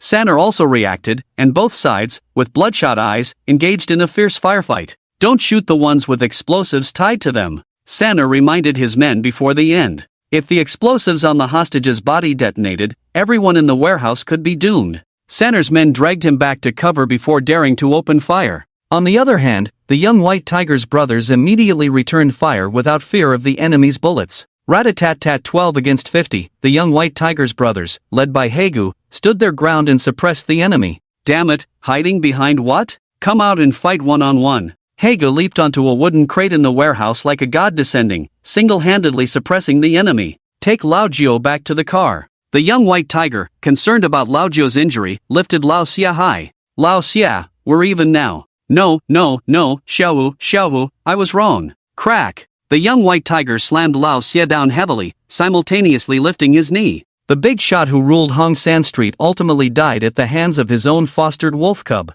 Lao Xia's spine was broken in two, barely clinging to life. The young white tiger carried Lao Jiao and took cover behind the heavy truck. Both sides exchanged fire from cover. Lao Jiao's chest was pierced by a large hole, blood gushing out of his mouth. "Hang in there, Lao Jiao." The young white tiger's eyes were bloodshot, tears of urgency welling up. Don't mind me, there are people outside, mad, take care of him, leave the people in the warehouse to me." After saying this, Lao Jiao pushed the young white tiger aside and pulled out a spray gun from his waist, rushing out from behind the truck. "Bei!" Lao Jiao shouted loudly. Bei understood Lao Jiao's intention, picked up a liquefied gas tank from the ground, and smashed it towards the enemy. Bang! Lao Jiao precisely shot the liquefied gas tank, causing a violent explosion that directly took away over a dozen people behind the nearest cover. The warehouse was filled with the agonizing cries of Saner's men. When the smoke cleared, a wall of fire separated the two sides. "Joga, there's one more." Bei excitedly raised another gas tank. Woo! The sound of rapid movement through the air rang out again. Another steel pipe flew in from outside the warehouse, piercing Bei directly this time. Clang! The gas tank rolled into the fire. Bei knelt on one knee, bewilderedly touching his chest. "Damn it!" With two brothers injured in succession, the young white tiger picked up a meat cleaver from the ground and charged out of the warehouse. In the vast snowy field, there was no sign of the enemy. However, the awakened young white tiger could sense the faint presence of the enemy. The other party was obviously an awakened individual. "CNM, come out for a one-on-one." Xiao Baihu stood at the warehouse in trance. "I will kill you today."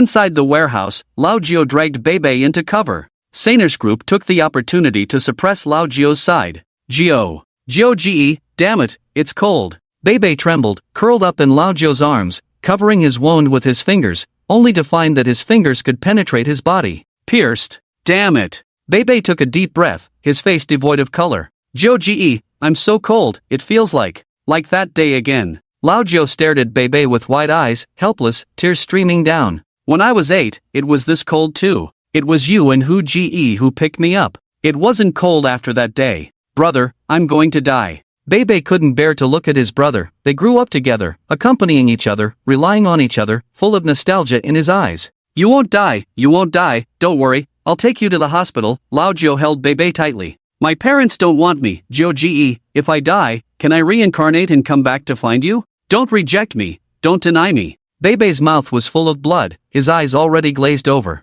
"Damn it, don't die." Haegu grabbed Bei's hair, pleading. "I see my brothers, they've come to take me." Bei grinned, "Being brothers with you all, it's great. Smoke, give me a cigarette." Bei trembled as he searched his body. "Damn it." A brother pulled out a cigarette from behind and put it in Bei's mouth. The brothers, accustomed to life and death, still couldn't face their brother's death calmly. Fire!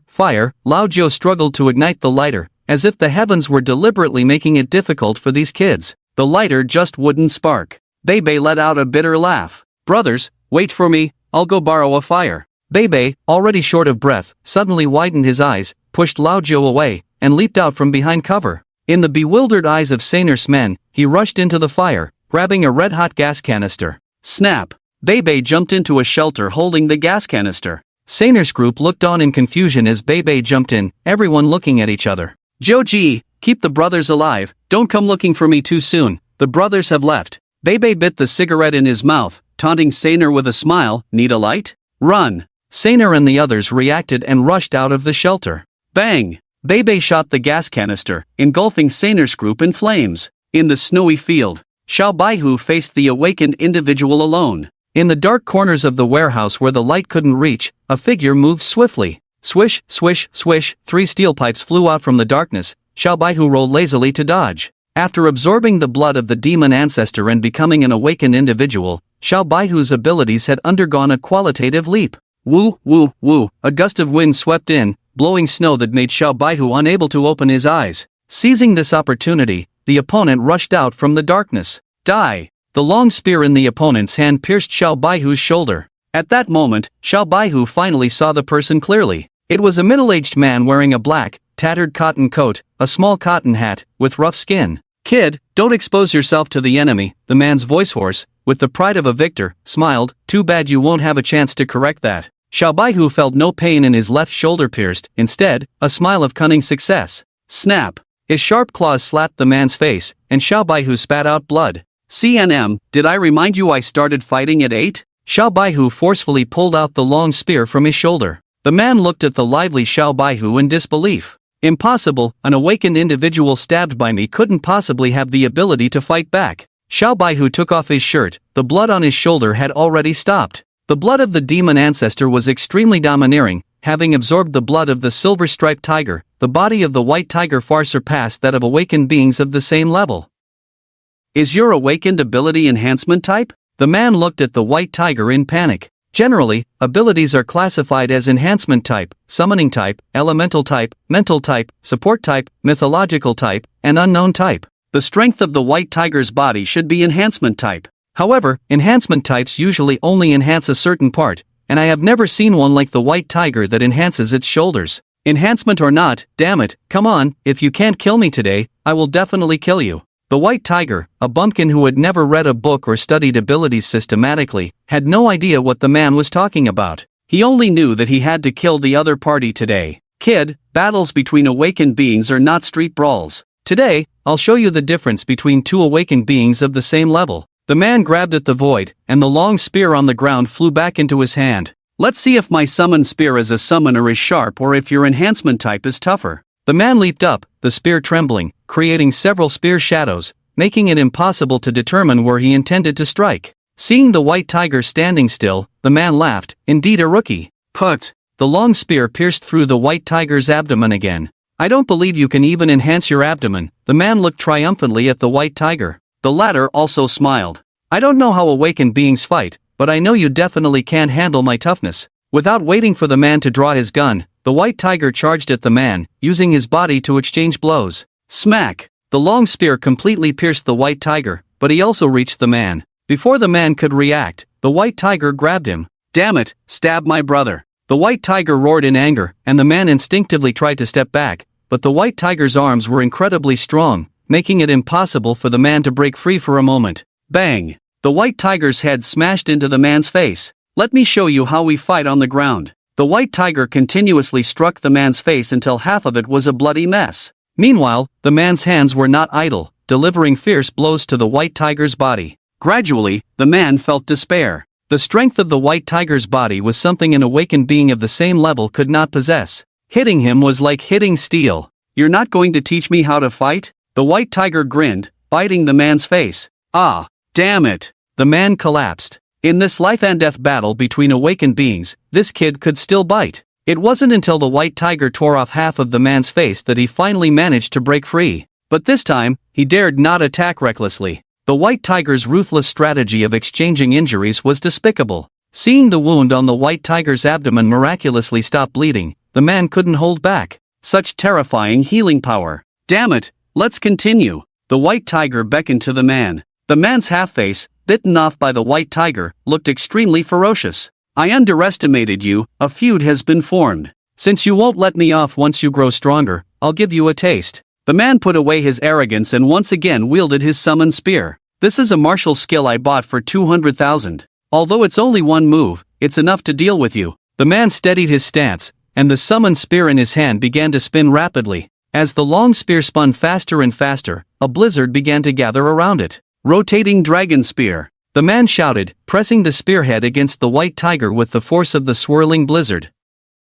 The summoned spear, enveloped in endless snow, resembled a large electric drill. "I'll crush you," the white tiger gasped. As a rookie who had just become an awakened being, he had no idea how to defend against such an attack. When it came to martial skills, the white tiger was completely clueless. The man moved at an incredible speed. The large electric drill was upon him in an instant. Little white tiger tried to dodge to the side but found his legs rooted to the spot. "What's going on?" Both little white tiger and the man were stunned. Why didn't he move? In the critical moment, a young voice echoed in little white tiger's mind, "Dodge what? Useless, wasting mother's blood." Roar! A thunderous roar shook the earth. The wind and snow surrounding the gun of destiny were blown away. A semi-transparent, 2-meter-long small silver-striped tiger leaped out from the snow beside little white tiger. Pap pap pap. The long spear struck the silver-striped tiger's head without losing momentum. In the man's terrified eyes, the gun of destiny shattered inch by inch. The silver-striped tiger's eyes were full of disdain as it slapped the man away dozens of meters. Roar! The silver-striped tiger haughtily roared at little white tiger, then leaped and heavily slammed onto the man. "No, you're a summoner, you tricked me," the man roared in defiance before his death. The silver-striped tiger bit off the man's head. Little white tiger looked bewildered at the familiar silver-striped tiger before him. Why did it seem so familiar? Indeed, the silver-striped tiger walked towards little white tiger through the wind and snow, its body shrinking smaller and smaller until it turned into a palm-sized kitten. It was the daughter of the demon ancestor. The little kitty's tail stood high, like a victorious general, swaggering over to little white tiger. It lifted its leg. Another puddle of urine, right on little white tiger's foot. "We share the same body, so you possess all the characteristics of the demon ancestor's lineage. Train well and don't make me intervene every time." The haughty little silver-striped tiger transformed into a white light and drilled into little white tiger's body. Target eliminated. A kilometer away, Mr. Lee calmly watched the entire battle with his team. "Did you capture it all, Mr. Lee?" asked the man beside him who was operating the drone. "All captured," the man nodded. "Mr. Lee's lips curled into a mysterious smile. "The blood of the demon ancestor is truly powerful. Notify our people to enter." Mr. Lee lit a cigarette and got into the car. "Shouldn't we wait until the battle is over?" the man asked in confusion. "With so many deaths, how can they stay in the city if we don't handle them? Enter and take over the battle." "Yes. Brother Tiger, Brother Nine is in bad shape." The battle in the warehouse was almost over, and Brother Nine was carried out by a few people. The powerful blow from the awakened just now was not something an ordinary person could withstand. A regular person hit like that would just drop dead on the spot, like Bebe. Brother Nine held on with sheer willpower until the end of the battle. "Damn." Brother Nine weakly looked at little white tiger, a relieved smile on his face. "The awakened are amazing. I can rest easy now." Brother Nine. Having already lost Bebe, if Brother Nine fell now, it would almost break everyone. Brother Nine, like little white tiger, was the faith of this group of people. "Stop crying. It's normal for people to die in this world. It's just my turn this time. Living in this chaotic world is a burden anyway." Brother Nine gasped heavily, showing signs of suffocation. Puff, a mouthful of blood sprayed out. "I'll take you to the hospital. Hold on, brother." Little white tiger held Brother Nine with a heart-wrenching feeling. He was his most important brother, a brother sharing his life. "No. I won't go. Damn, my organs are all messed up." Brother Nine smiled bitterly and shook his head. "Take care. Everyone, us, the kids from the junkyard, it's not easy." Brother Nine's eyes gradually lost focus. The headlights in the distance lit up. Over a dozen cars simultaneously crashed through the gate of the logistics market and raced towards them. Brother Tiger. Hago pleaded tearfully, "Save Brother Nine." Little white tiger looked at the large hole in Brother Nine's chest, knowing that even taking him to the hospital wouldn't change his fate. But facing Brother Nine's death, he couldn't do it. "The blood of the demon ancestor can save him," the voice of the little silver-striped tiger suddenly echoed in his mind. The little white tiger cursed under his breath, "I have a pig's brain. What's wrong?" The other brothers looked at the little white tiger with mournful faces one by one. With a way to save Lao Jiao, the little white tiger was in a great mood. However, he didn't dare to stay here for long. Who knows if the newcomers are friends or foes? The blood of the demon ancestor was originally hung on the teeth with a thread and dropped into the body, so it didn't fall into the stomach like the other 3 branches. The doctor naturally didn't notice during the surgery. Originally, the little white tiger was still hesitating whether to return it to Mr. Lee, but now it was just right to use it on Lao Jiao. Without saying a word, the little white tiger took out the blood of the demon ancestor and dripped it into Lao Jiao's mouth. Retreat! Just before the other party entered, the little white tiger disappeared into the logistics market amidst the heavy snowfall. In the morning news of the Ice Mansion, a major fire accident occurred on Red Street 3 in Shipu district of our city yesterday at midnight, resulting in 80 deaths and tens of thousands of goods lost in this fire, and the person in charge of the Babeo Logistics Center also unfortunately died in this fire. The mayor calls on the general public to pay attention to fire prevention and initiates a 1-month fire inspection. The TV played the reason for the destruction of the old evil gang yesterday, leaving the little white tiger and others puzzled. After destroying the old evil yesterday, the little white tiger returned to the black clinic with his people. Originally worried that things would escalate, but it turned out to be defined as a fire. Everyone looked at each other. No, brother, my ancestors, can't you guys stop targeting me alone? There are hundreds of black clinics in the entire Ice Mansion, you don't have to come to me every time. The doctor who operated on the little white tiger last time looked helpless. It was hard enough to get rid of this group of jinxes, and they came back in less than a day. What are you talking about? We trust your medical skills. Are you afraid we won't pay you? The little white tiger patted his empty pockets. Hago glanced at the little white tiger and immediately understood what he meant. Immediately, leading 2 younger brothers, they prepared to go out to borrow some money. Don't! Brother, please, the doctor at the black clinic cried. Last time you took my brother-in-law, don't harass the people in this building again, I won't charge you. The little white tiger patted his stomach, feeling a bit guilty, and patted the doctor's shoulder. Ahem, we will pay you back what we owe you, I'll write you an IOU. The little white tiger picked up the pen on the table but hesitated to write. The doctor had no intention of letting them pay because he had already contacted Mr. Lee privately, who would pay for them. Ahem, well, I can't write, you write it, I'll dictate to you. The little white tiger handed the pen to the doctor, who looked puzzled. Why do I feel like I owe you money? The doctor grumbled, forget it, I won't take your money, really, I'm afraid that I'll owe you hundreds of thousands when you wake up later. The little white tiger pursed his lips and said no more. With the experience from last time, he wasn't worried that Lao Jiu would remain unconscious this time. Just then, Mr. Lee knocked on the door. It wasn't surprising that Mr. Lee could find the little white tiger. The doctor would definitely contact Mr. Lee, and maybe the doctor was working for him. Mr. Lee, covered in dust and snowflakes in his hair, saw the little white tiger and his mouth curled slightly. The performance of the little white tiger yesterday was remarkable. Fighting at his peak just after waking up and winning, this gave him a lot of say with the big boss. Sir, in any case, Mr. Lee got him out of jail and even made him an awakener. This favor had to be acknowledged. The little white tiger hesitated for a moment and bowed slightly to Mr. Lee. The other little brothers around also quickly stood up.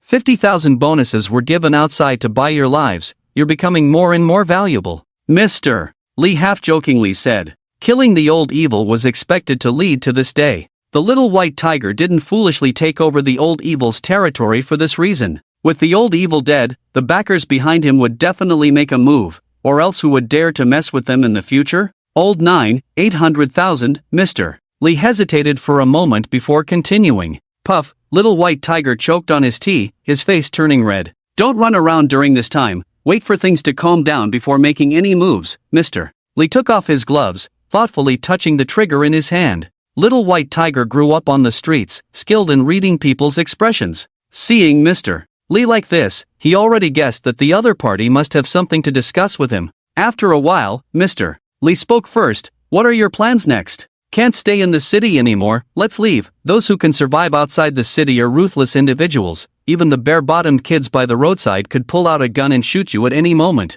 In this way of life, even the big bosses in the city have to think twice before seeking revenge outside the city. Those are a group of ruthless people who dare to raid even the police station, so there is an unspoken agreement between the city and the outskirts not to interfere with each other. Once you're out of the city, you're no longer considered human, Mr. Lee stared deeply at Little White Tiger. If he wanted to subdue Little White Tiger, this was his only chance. This little tiger had grown up now, no chains could hold him back. If he couldn't recruit Little White Tiger while he was in trouble now, once he ran out of the city, Mr. Lee wouldn't be able to reach him. Interested in working with me? Mr. Lee eventually voiced his thoughts after a long silence. I still have tens of thousands in bonuses hanging over me, not afraid to stir up trouble for myself, Little White Tiger grinned. A bunch of scumbags doing dirty business, they're not even qualified to touch me, Mr. Lee confidently lit a cigarette. By the way, we've known each other for so long, and I haven't introduced myself to you yet, have I?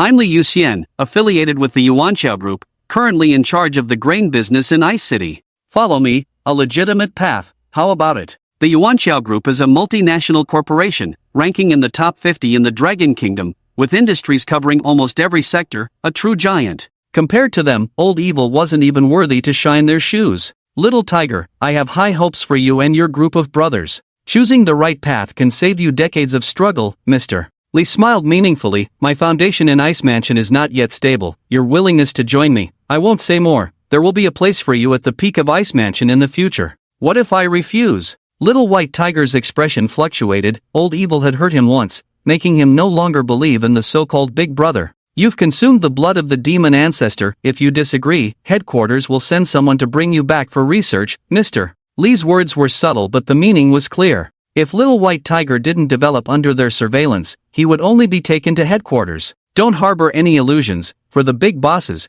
catching you is as easy as pie, Mr. Li earnestly advised. Do you know how the big boss evaluated your actions yesterday? Mr. Li asked himself and answered. The big boss said he hadn't seen a young man like you in years, daring and resourceful, with brains and skills. I also admire you, with the vigor of youth and a sharp mind. I watched your battle with Old Evil yesterday, from entering to retreating swiftly, facing over 100 people and still coming out unscathed. Among people of your age that I've seen, you are the most decisive in your actions.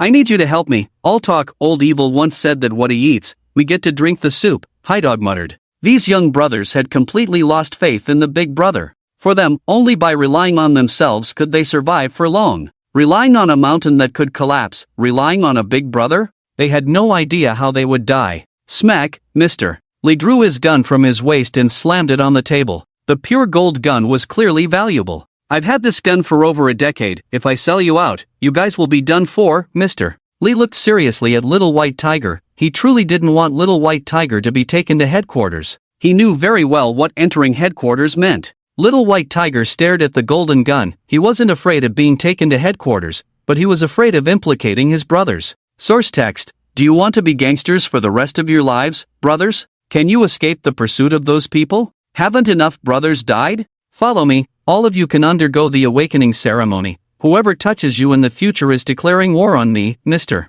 Li stood up slowly, his eyes firm. I know it's hard to make you believe in others. Follow me for 3 years, and if you want to leave after 3 years, I won't stop you, Mr. Li continued, lowering his voice suddenly. You secretly gave Old Nine a vial of Yaozu blood to consume. Only I know about it. When you're in this life, you have to follow the rules. If you owe a debt of gratitude, you must repay it. Just 3 years. I also have explanations to give to my superiors. Mr. Li used both kindness and severity, holding Little White Tiger in check through Old Nine. Little White Tiger's consumption of Yaozu blood was accidental, but Old Nine's Yaozu blood was considered stolen. No matter how generous the big boss was, he would not allow such things to happen. The outcome awaiting them was predictable. Little White Tiger sighed. Rising requires opportunities. With my support, you can save decades of time. After 3 years, whether you stay or leave is your decision. Boss, the other brothers didn't believe the well-dressed man before them. But Little White Tiger owed him a favor, and right now, they indeed needed a big tree to support their rise.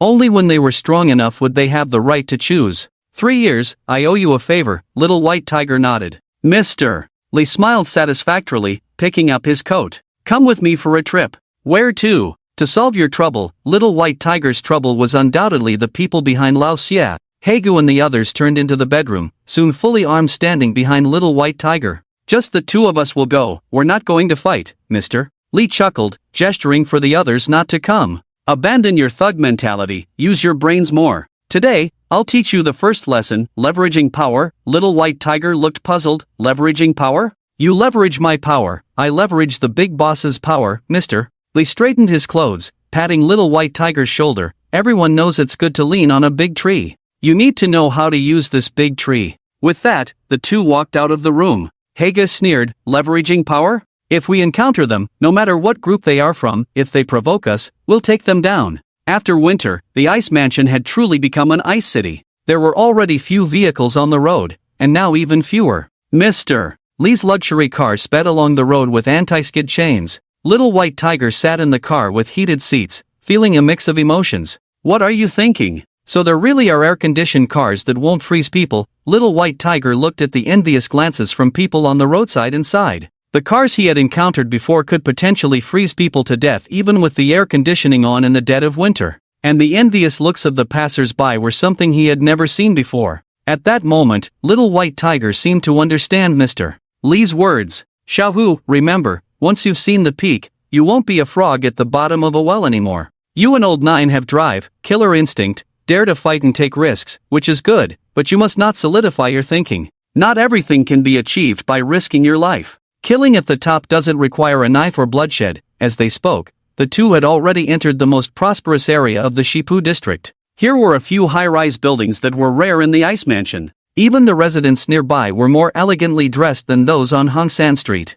Do you know why Lao Ding, a thug, would set up his base in an office building? Mr. Li asked teasingly, he's just a human trafficker, why pretend? Little White Tiger shook his head. Because he wants to climb up. People rely on clothing, and power is the same. No matter how big he gets on Hongsan Street, he's just a rat. But if he stands firm here, he qualifies to be someone else's glove. After answering his own question, Mr. Li pushed open the car door alone. He rents this whole building. He pays over $1 million in rent each year. Why? That's his protection fee to the higher-ups. You can't see or understand these things. Follow me, I'll show you a different world. The two walked straight into the building. Compared to the homeless man freezing outside, the people in the building were wearing ties and suits, exuding arrogance. Mr. Li, a man who looked like a secretary, quickly approached Mr. Li, bowing and smiling. Mr. Ding has been waiting for a long time. Please lead the way. Mr. Li nodded gracefully. As they reached the top floor, the decorations inside were so luxurious that he had never seen anything like it before.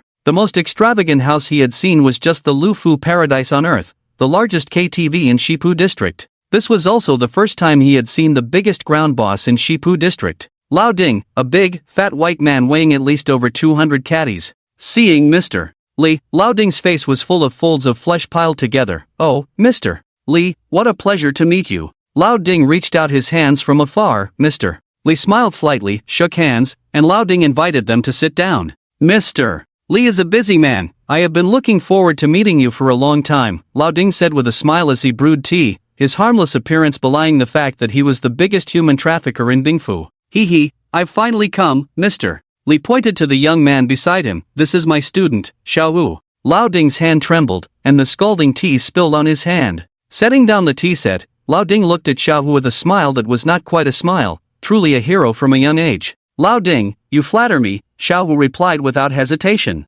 Xiaohu and Lao Jiu were both naturally rebellious. In their eyes, if you could be the boss, then I could pull you down and take your place. So even facing Lao Ding, Xiaohu showed no restraint. Lao Ding regained a smile, and in a senior's gesture, he reached out and patted Xiaohu's shoulder. I don't like being called the boss by others, just call me Mr. Ding. Hee, if it weren't for Mr. Li today, you kid wouldn't be able to leave. Lao Ding squinted, half-jokingly threatening. Xiaohu raised an eyebrow, displeased, and reached behind him for his knife. Mr. Li quickly pressed down on Xiaohu's hand. Smack. Mr. Li slapped a check on the table. 200,000, Mr. Ding, can we make a deal? Mr. Li stared calmly at Lao Ding. The latter stared at the check with a cold face, then suddenly smiled. Mr. Li, you are too polite, your face is worth more than the check. I, Lao Ding, love making friends, so let's just leave it at that. Lao Ding's words were eloquent as he discreetly put away the check. In the end, Lao Ding was unwilling to fall out with Mr. Li over an old evil. That was power. There's one more thing, Mr. Li had long anticipated the other party's agreement, calmly lighting a cigarette. Our company has a large volume of logistics, so I think it's best to let him take over the land at the Hongsan Street Logistics Market. Lao Xia was taken care of by Xiaohu, and he was a man of Hongsan Street. According to the rules, he was qualified to take over that street. Lao Ding's hand movement stopped, and the warmth on his face disappeared. If he let Xiaohu go, it would only be a loss of face. But giving up Hongsan Street would mean Mr. Li was directly seizing his interests, which would be a big deal. If I remember correctly, Mr. Li is in the grain business. Your goods can still pass through the Hongsan Street Logistics Market. I won't take your money, but it's better for you, a businessman, not to get involved in the dirty business on the ground in Hongsan Street. Lao Ding's words were full of threats. In his view, Mr. Li was the head of a branch company and couldn't handle the affairs on the ground. Both sides were determined to get Hongsan Street. Xiaohu looked at Mr. Li curiously, wondering why he was interested in Hongsan Street. The atmosphere suddenly became tense. Mr. Li finished his cigarette in silence. I want to use that street, what's your price? Lao Ding shook his head coldly. Mr. Li, we are all sensible people, let's not pretend to be confused. The old city is going to renovate, and Hongsan Street will be the central location in the future. That street will be a gold mine, don't you want a piece of the pie? Can we negotiate? Mr. Li asked in a deep voice. Lao Ding awkwardly rubbed his face. The upper management is determined to get this project. You are a big shot, Mr. Li. It seems a bit inappropriate for you to come to the Ice Mansion and start dividing the cake, right? No room for negotiation? Mr. Li was already too lazy to banter with him and asked directly. No room for negotiation, Lao Ding firmly refused. Mr. Li, I know you have a strong background, but don't forget that a strong dragon does not crush a snake on its own territory. The Ice Mansion is deep waters, many big groups have failed here. Thank you for the reminder. Let's each rely on our own abilities then, Mr. Li smiled slightly, preparing to leave. I won't disturb President Ding any longer. Lao Ding shook hands with Mr. Li politely but didn't let go. Mr. Li remained composed and teased. What? Want to keep me here? Mr. Li, you have great wealth and power. We welcome you to develop at the Ice Mansion, but if you come and disrupt my livelihood right away, the higher-ups might think I'm incompetent. Lao Ding smiled wryly, holding on to Mr. Li. Seemingly threatening, Lao Ding was actually hinting to Mr. Li that he also had connections, and Mr. Li's background might not necessarily overpower him at the Ice Mansion. At the same time, he was telling Mr. Li that he was just a subordinate. Outside the door, people were gathering. Lao Ding's men silently surrounded the entrance. Xiao Baihu glanced at Lao Ding, picked up the ashtray on the table, and walked to the door. A man with red hair outside the door led a group of henchmen about to barge in.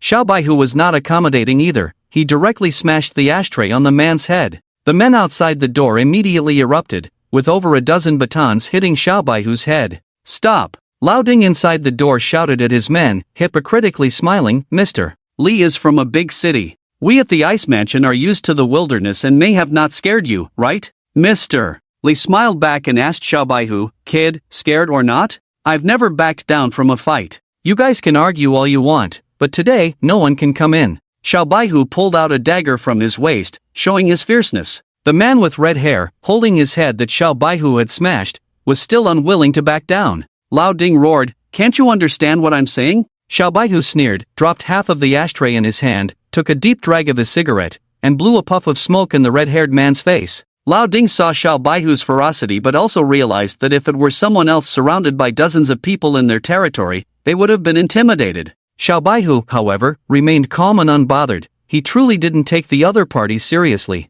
Mr. Li has a good eye. You flatter me. A red light shone in Mr. Li's hand, and he suddenly let go of Lao Ding's hand. Sizzle, sizzle, sizzle. Lao Ding's palm made a sizzling sound like being grilled, clearly burnt. However, Lao Ding was tough and didn't utter a word. Mr. Li is the first one to make a move in this building. Lao Ding coldly chuckled, placing his hands behind his back. This isn't your big city. Mr. Li, be careful when walking alone in the future. I have traveled far and wide for the company and have never encountered a place I couldn't leave. The people behind you also wouldn't dare keep me forcibly. If I can't leave today, there won't be a single living soul in this building tomorrow. Mr. Li put on the gloves from the table carelessly and walked out. Dozens of people crowded at the door, but Mr. Li calmly approached, patting the sawdust off Xiao Baihu's hair. Are you okay? Ask him, Xiao Baihu grinned, nodding towards the red-haired man. Mr. Li turned to Lao Ding with a smile. President Ding, I apologize for the lack of manners from my subordinates. With that, he took out a stack of banknotes from his pocket and threw them directly at the red-haired man's face. The golden cash scattered on the ground, a grand gesture. The red-haired man raised his fist to strike, but Xiao Baihu swiftly held a dagger to his neck. Let them go, Lao Ding impatiently ordered. The balance of power was clear at this moment. Mr. Li dared to act, but Lao Ding didn't dare to keep him. Mr. Li patted Xiao Baihu's shoulder, and the latter understood, pushing the red-haired man away. CNM, looking at chicken feathers? If you're not convinced, then damn well fight us. The young white tiger arrogantly spat out a thick phlegm, forcefully making way with the formidable power of an awakened individual. As they brushed past Lao Ding's men, everyone glared angrily at the two of them. As long as Lao Ding gave the order, they would all rush in. However, the young white tiger was extremely arrogant, pushing through the crowd provocatively. After escorting Mr. Li to the elevator entrance, the young white tiger turned back towards Lao Ding's office. "Where are you going?" Mr. Li curiously asked as he saw the young white tiger re-enter the crowd. "Just handling some business." The young white tiger lit a cigarette and squeezed back into Lao Ding's office. Mr. Li watched the young white tiger's back and suddenly revealed a meaningful smile. "I'll wait for you." Mr. Li stood behind the young white tiger and called out. Lao Ding was sitting on the sofa, hesitating on how to make a phone call to report. The office door was pushed open. Lao Ding turned back in confusion, and the young white tiger, with a cigarette in his mouth and hands in his pockets, swaggered over to Lao Ding. Smack! The young white tiger sat back down, crossing his legs. "Don't feel like leaving?" Lao Ding's face turned cold. A young calf may not fear the tiger, but the young white tiger was just too arrogant. TSK. The young white tiger accurately flicked the cigarette butt into Lao Ding's teacup.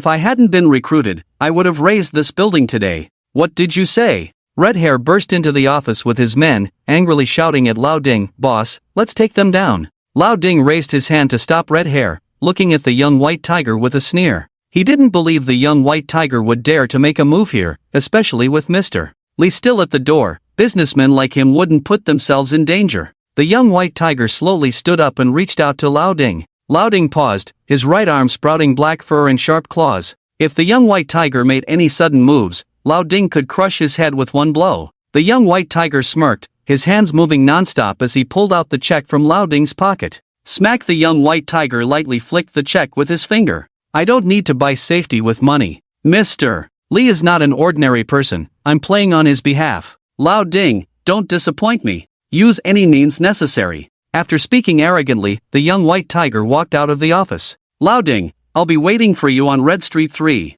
On the way back, why do you have to compete for Red Street 3 with him?" The young white tiger looked at Mr. Li driving, puzzled. The latter smiled mysteriously and pushed his glasses up. "It's been 100 years since the apocalypse. Now, humans have the ability to resist the transformed. What will happen next?" Mr. Li's lips curled up as he answered the young white tiger. "Rebuild our home, rebuild order. There's much to be done now, and those with brains will plan ahead." "What does this have to do with Red Street 3? Red Street 3 is just a broken logistics market that's been burned down. Even if it holds great future value, Mr. Li hasn't established himself firmly yet, so there's no need to conflict with the other party now. Red Street 3 isn't important, what matters is a wedge. Our dragon clan will sooner or later encroach on the local snake's territory. What would you do if you were in my shoes?" Mr. Li turned to ask with a smile. "Just kill them all," the young white tiger shrugged. "Back when we were in the garbage dump, people would die just to fight over a piece of moldy bread. Only the living deserve to enjoy resources." A glint flashed in Mr. Li's eyes, showing appreciation. Truly a child of the apocalypse, this wildness was something Mr. Li admired. "Yes, and no. You have the fierceness, but your thinking needs more depth." Mr. Li chuckled. "Our goal is to get a piece of the pie, not to kill them. To get a share of the pie, others must know you have the ability to upset the table. Starting by snatching a piece of meat from their mouths to provoke the local forces into counterattacking. Once they realize that it's too costly to fight us, they will naturally let us in. Then we can make up for it from elsewhere, giving them a little profit. They save face, we gain substance, and even if the ice mansion stands firm. Dividing the cake is a delicate art, taking care of all interests. Never think that being strong is enough to eat alone, Mr. Li parked the car on the side of the road and suddenly looked seriously at Xiao Baihu. "Young buddy, the next step is the ground confrontation. Mr. Ding and I will compete with internal strength, but it's up to you to go all out.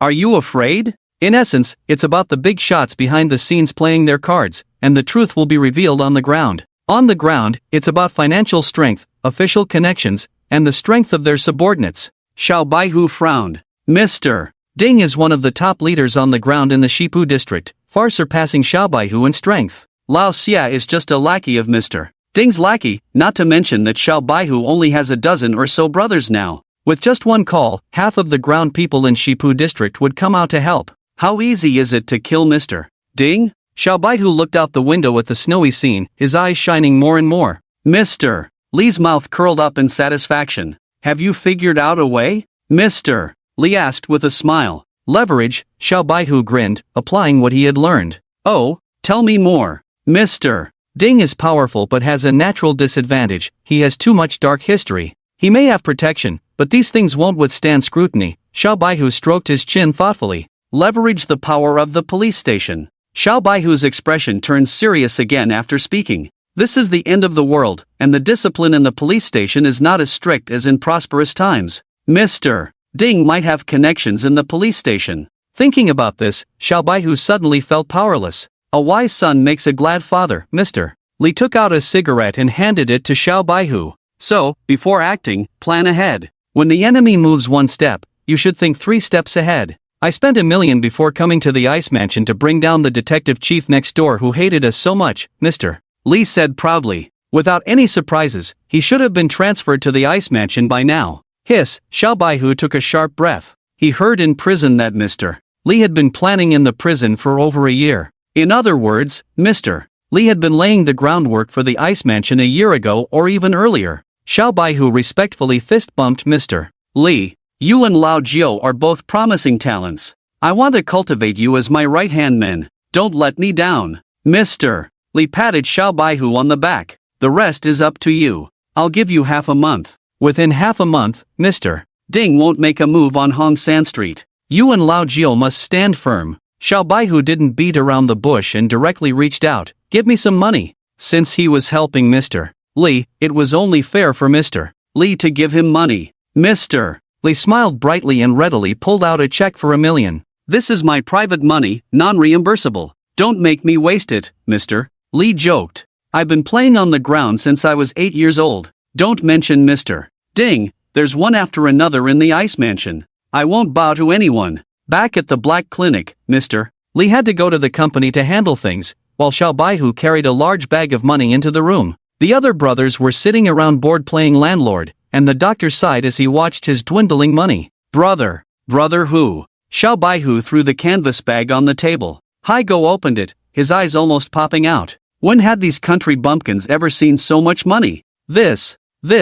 Brother who, did you rob a bank? Haigo took out a stack and kissed it fiercely. It's from Mr. Li, preparing to go to war with Mr. Ding, Xiao Baihu explained casually. The other brothers showed no emotional response to this. Let's just do it. If Lao Ding can be the boss of Shipu, so can we. We all have a brain and 2 eggs. Why can he do it and we can't? Right, the younger generation surpasses the older one. Lao Ding and his generation should retire. Bro, when should we make our move? I'll get ready now. These young rascals didn't know the meaning of fear. As soon as they heard about confronting Lao Ding, they all looked like they had just eaten something forbidden. The doctor at the Black Clinic said with a grimace, "Gentlemen, that's Lao Ding. If he sneezes, the whole of Shipu will tremble." Smack! Xia Beihuo took out 2 bundles of money from his bag and threw them to the doctor. Consider your debt paid. You don't need to worry about our affairs. Lao Ding is nothing. I'm going after the boss of Shipu. Xia Beihuo then took out several stacks of money and distributed them to his brothers.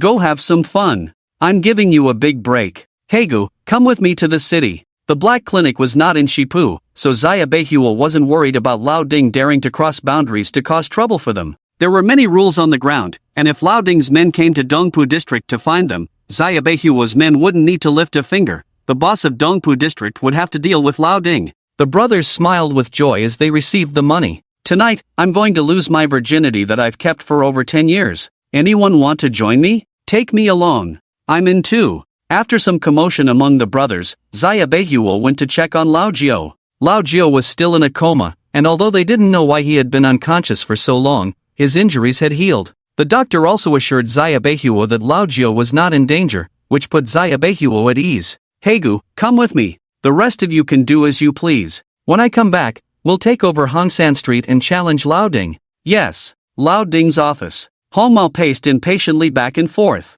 Boss, I don't understand. Why don't we just go and deal with Xia Beihuo and his gang of hoodlums now? Lao Ding, with a dark expression, looked out at the night scene outside the window. That guy surnamed Li is playing dirty. Today, he invited the District Council of Shipu to support him, and he's holding a high-profile press conference to establish the Ice Mansion Winter Charity Foundation on Hong San Street, distributing food supplies for half a month. Mr. Li's move put him on the moral high ground. Anyone causing trouble on Hong San Street would be going against those who couldn't afford to eat, and with the District Council's support, who would dare to challenge them? If Lao Ding sent people to Hong San Street, he would offend the District Council and those in need. Moreover, Liaoding already had a bad reputation, so causing trouble at this time would only bring more problems. Damn, does that Li guy have money to burn? Distributing supplies for half a month won't bankrupt him. Han Mao grumbled discontentedly. Liaoding cut his cigar, cursing, use your brain more. Who is backing that Li guy? Are they short of money?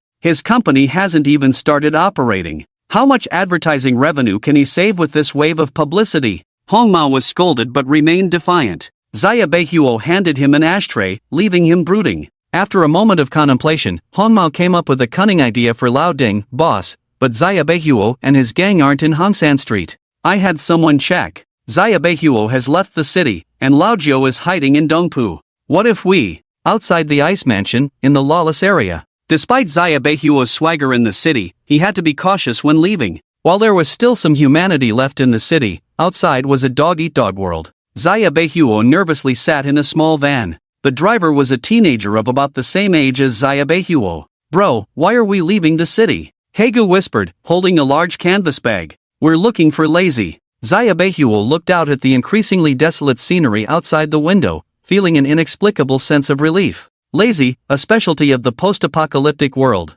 A group of mercenaries who would do anything for money. As long as the price was right, these people would risk their lives for you. But there were also fake Lizas who took the money and ran, so Xia Beihuo decided to venture outside the city to find one himself. After all, the quality of the ruffians in the city is not good. The truly formidable ruffians all carry the weight of dozens of lives on their shoulders. Such people dare not stay in the city for long. The awakened one that Lao Xia invited to kill the young white tiger is a true ruffian, a ruthless character who will stop at nothing to achieve his goal. They traveled in silence. The van dropped the two of them off at a fairly large living town closest to the Ice Mansion city. The town had a population of about 100 households, mainly consisting of drivers transporting goods and ruffians, catering to fugitives. Despite the small number of indigenous residents in the town, surviving between the transformed and the fierce bandits was no easy feat for ordinary people. Thank you, 5,000 yuan. The driver took off his gloves and extended his hand to the young white tiger with a smile. What's this?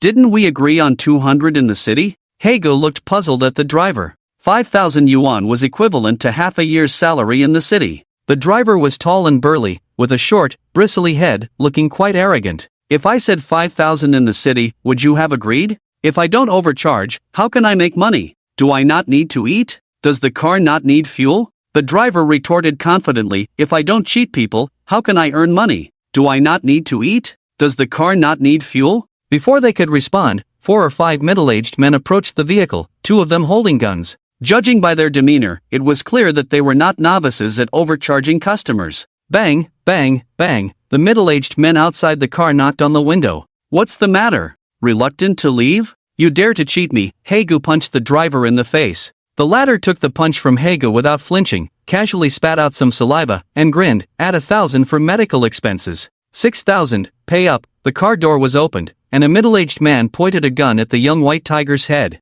Heh, you guys taught me a lesson. The young white tiger chuckled bitterly. Encountering such a situation right after leaving the city, it confirmed the saying that there are no good people outside the city. 7,000, plus 1,000 for tuition. The driver jumped out of the car confidently, unzipped his pants, and turned around to relieve himself. The middle-aged man gestured towards the canvas bag on Hegu's body. Hand over the money. Okay, the young white tiger shrugged. You guys have the numbers advantage. You guys are tough. The two brothers exchanged a knowing glance. Hegu picked up the canvas bag and unzipped it. The young white tiger pretended to reach for the money. Hey, your brother is in trouble. Hegu pointed at the driver. Ha! The middle-aged man holding the gun at the car door instinctively turned his head. The young white tiger swiftly grabbed pepper spray from the canvas bag and sprayed it in the middle-aged man's face. Don't move, any of you. Hegu took advantage of the situation to grab the gun from the robber at the window, while reaching for a hand grenade directly into the man's crotch. Move and you're done for. The situation instantly turned in their favor. The young white tiger held the gun against his own chest.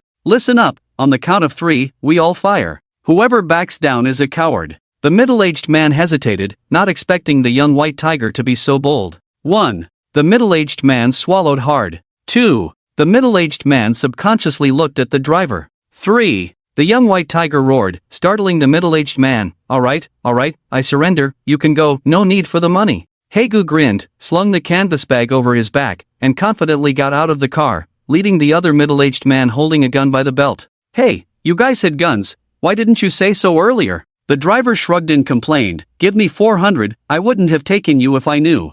Unable to extort money, the other party was not angry and had no intention of confrontation. There were always tough challenges when trying to deceive people. Who knows what kind of characters lurked outside the city? The driver had no intention of confronting the young white tiger head-on, waving his hand, take the money and leave, it's bad luck. The young white tiger flashed a toothy grin and chuckled. Haga slapped a 10 yuan note on the table. The driver looked puzzled at the 10 yuan note on the hood of the car. Normally, it would cost 100 yuan per person to go out, so what did the 10 yuan mean? This isn't even enough for fuel. Before the driver could finish his complaint, Hagu tilted his head back. Give me the change. What's going on? The driver and the middle-aged man's facial muscles twitched as they encountered extortionists like themselves. The young white tiger tapped a 10 yuan bill with the nozzle and said, give me change, give me 5,000 yuan. The driver, with a cold face, said displeasedly, kid, spare us and we'll spare you. We didn't intend to harm you. I'm charging you at a normal rate this time. Several middle-aged men, including the driver, were all in tattered clothes, clearly not wealthy.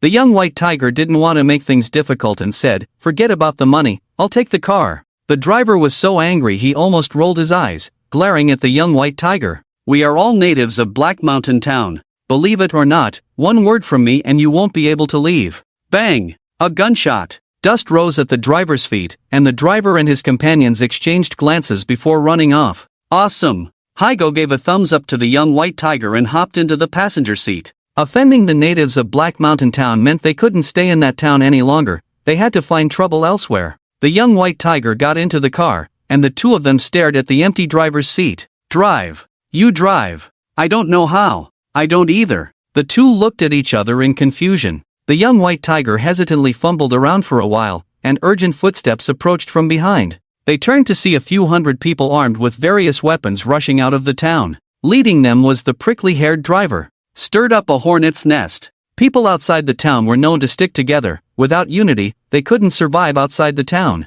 The young white tiger estimated that most of the town's residents had come out, with even 7 or 8 sniffling kids in the group. Bang! The rearview mirror shattered from a shot, and the driver quickly turned and shouted, don't you dare shoot my car, damn it! Drive fast! Haigo shouted nervously. If they were caught, they would be beaten to a pulp. The young white tiger couldn't care less. He stepped on the gas, and the van sped away. Luckily, the road outside the town was a straight, well-maintained dirt road, and the young white tiger drove like a duck to water. The people from the town chased them for a couple of kilometers but couldn't see the van's shadow, so they had to give up. The van's gone, Shoin, forget it. I told you earlier, go rob the road with your big cousin. Your whole family are road bandits. You drive a crappy little car, so what? Thinking of going straight? Inform the eyes of the other towns, we must find them. The people in the town chattered, and the driver snatched an automatic rifle from someone beside him and slung it over his shoulder. I must get the car back today. You all go back first, I'll go after them myself. Gritting his teeth, the driver ran along the dirt road. Shoin is as stubborn as a mule. Forget it, forget it. A few city boys have just arrived in town. Let's go back, rob them, and use their car as a goods vehicle. It'll be perfect for Shoin. Let's go. The wilderness. Inside a small cave on a hill, Haigo hung his head, bruised and swollen. The young white tiger handed him some dry rations with a guilty look on his face. Haigo swatted the rations away from the young white tiger's hand and scolded irritably, I just don't understand. How did you manage to drive into a tree on a straight road? Were you trying to fly? Damn it, eat if you want, I just lit a cigarette, and the car veered off. If you didn't fasten your seatbelt and flew out, don't blame me. Not long after they escaped, the young white tiger crashed the car into a tree, rendering it useless. Haigo, with blood on his face, grumbled for a while, then unenthusiastically pulled up his pants and went outside to urinate. Bang! Gunshots in the wilderness carried far. The two became alert instantly upon hearing the shots. Being careless outside the town could cost them their lives. What's going on? The young white tiger ran out of the cave, and Haigo was sneakily watching the people in the wilderness. Going out at night? Aren't you afraid of turning into a blood moon creature? Outside the town, no one ventured out at night because those exposed to the blood moon might transform. The town had a dome to shield against the blood moon, but the same protection didn't exist outside the town. This guy looks familiar, Haidog scratched his nose, doesn't he resemble that driver? At this moment, the driver was running madly with a gun in hand, occasionally shooting back. Several dozen meters behind him, a fearsome humanoid beast over 2 meters tall with only half a head left was chasing him. Transformer? High Dog excitedly pointed at the beast. Transformers were a group of people mutated by the blood moon infection, bloodthirsty and impervious to weapons, extremely terrifying. As the Transformer got closer, Shoin raised his hand and fired a burst. The Transformer's body exploded in countless blood splatters, non-lethal but enraging it further. Damn it, out of bullets, Shoin pulled out a dagger from his waist, preparing for a last stand. Facing the Transformer, who was a head taller, Shoin chose to confront it head-on instead of fleeing. It must be said that this guy was quite brave. An ordinary person would have wet themselves in such a situation long ago. Damn it, I accidentally pooped on your head, and you've been chasing me all night. Just wait, I'll be back with reinforcements to deal with you, Shoin cursed breathlessly. In reality, he felt hopeless. Ordinary people had no chance against Transformers, not even a 1-star Transformer. Star levels indicated the Transformer's rank, ranging from 1 star to 9 stars, corresponding to Awakener's levels from 1 to 9 awakens. The Transformer, not understanding Shoin's words, leaped towards him. Shoin rolled aside like a lazy donkey, stabbing the Transformer in the waist with his dagger. With too much force, the dagger snapped in half. With his last weapon broken, Shoin had no strength left to escape, only able to watch the Transformer in despair. Damn it, things have gone south. If someone could save me, I'd call them my dad. Shoin lay on the ground in defeat, resigned to his fate. The Transformer wouldn't give up this delicious meal, pouncing on Shoin and opening its jaws wide. Disgusting saliva dripped onto Shoin's head, who closed his eyes in despair. After a while, the imagined jaws didn't come down. Shoin, with a carefree attitude, opened his eyes to see a teenager holding the Transformer's head. Stop staring, let's go, risking your life. High Dog dragged Shoin out from under the Transformer, while Little White Tiger roared, hurry. That's a Transformer. Shoin wanted to warn them, but saw Little White Tiger effortlessly lifting the Transformer with one hand. Damn, an Awakener? Shoin widened his eyes. I've been chasing an Awakener all day? I'm really brave. High Dog grabbed Shoin's collar and dragged him behind a giant rock, where he finally snapped out of his shock. No, why are you Awakeners running away? When had Awakeners ever been afraid of ordinary people? Little White Tiger was actually scared off by a group of them, which was unbelievable. My boss is about to become a monk, no killing. High Dog stared at Little White Tiger, absent-mindedly explaining. Little White Tiger had just awakened and was facing a Transformer for the first time, making High Dog worry for him. Little White Tiger's arms grew silver-striped tiger fur, his nails became razor-sharp, and his strength seemed limitless. The Transformer was completely overpowered by Little White Tiger's physical strength, and the two engaged in a wild fight relying solely on their instincts. However, despite Little White Tiger's terrifying physical strength, his attack methods were limited to punching the Transformer,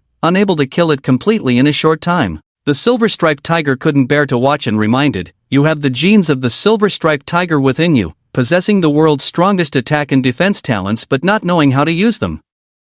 I appear in your unique way, you can summon me or briefly merge with me, give it a try. Although I don't like you, if you die, I die too, so please muster some courage. The silver-striped tiger kept chattering at Little White Tiger, bombarding him with words. The Little White Tiger was annoyed, and with a loud shout of get out, he grabbed the neck of the Transformer with both hands, and a silver light shone on his chest. The silver-striped tiger emerged from the chest of the Little White Tiger, and with a casual swipe, split the Transformer in half. You're really useless. I think Mom picked the wrong host for me, the little silver-striped tiger quipped before leaving. This time, the Little White Tiger didn't argue. He had been fighting the Transformer for a long time without success, but the silver-striped tiger easily took care of it with a single swipe.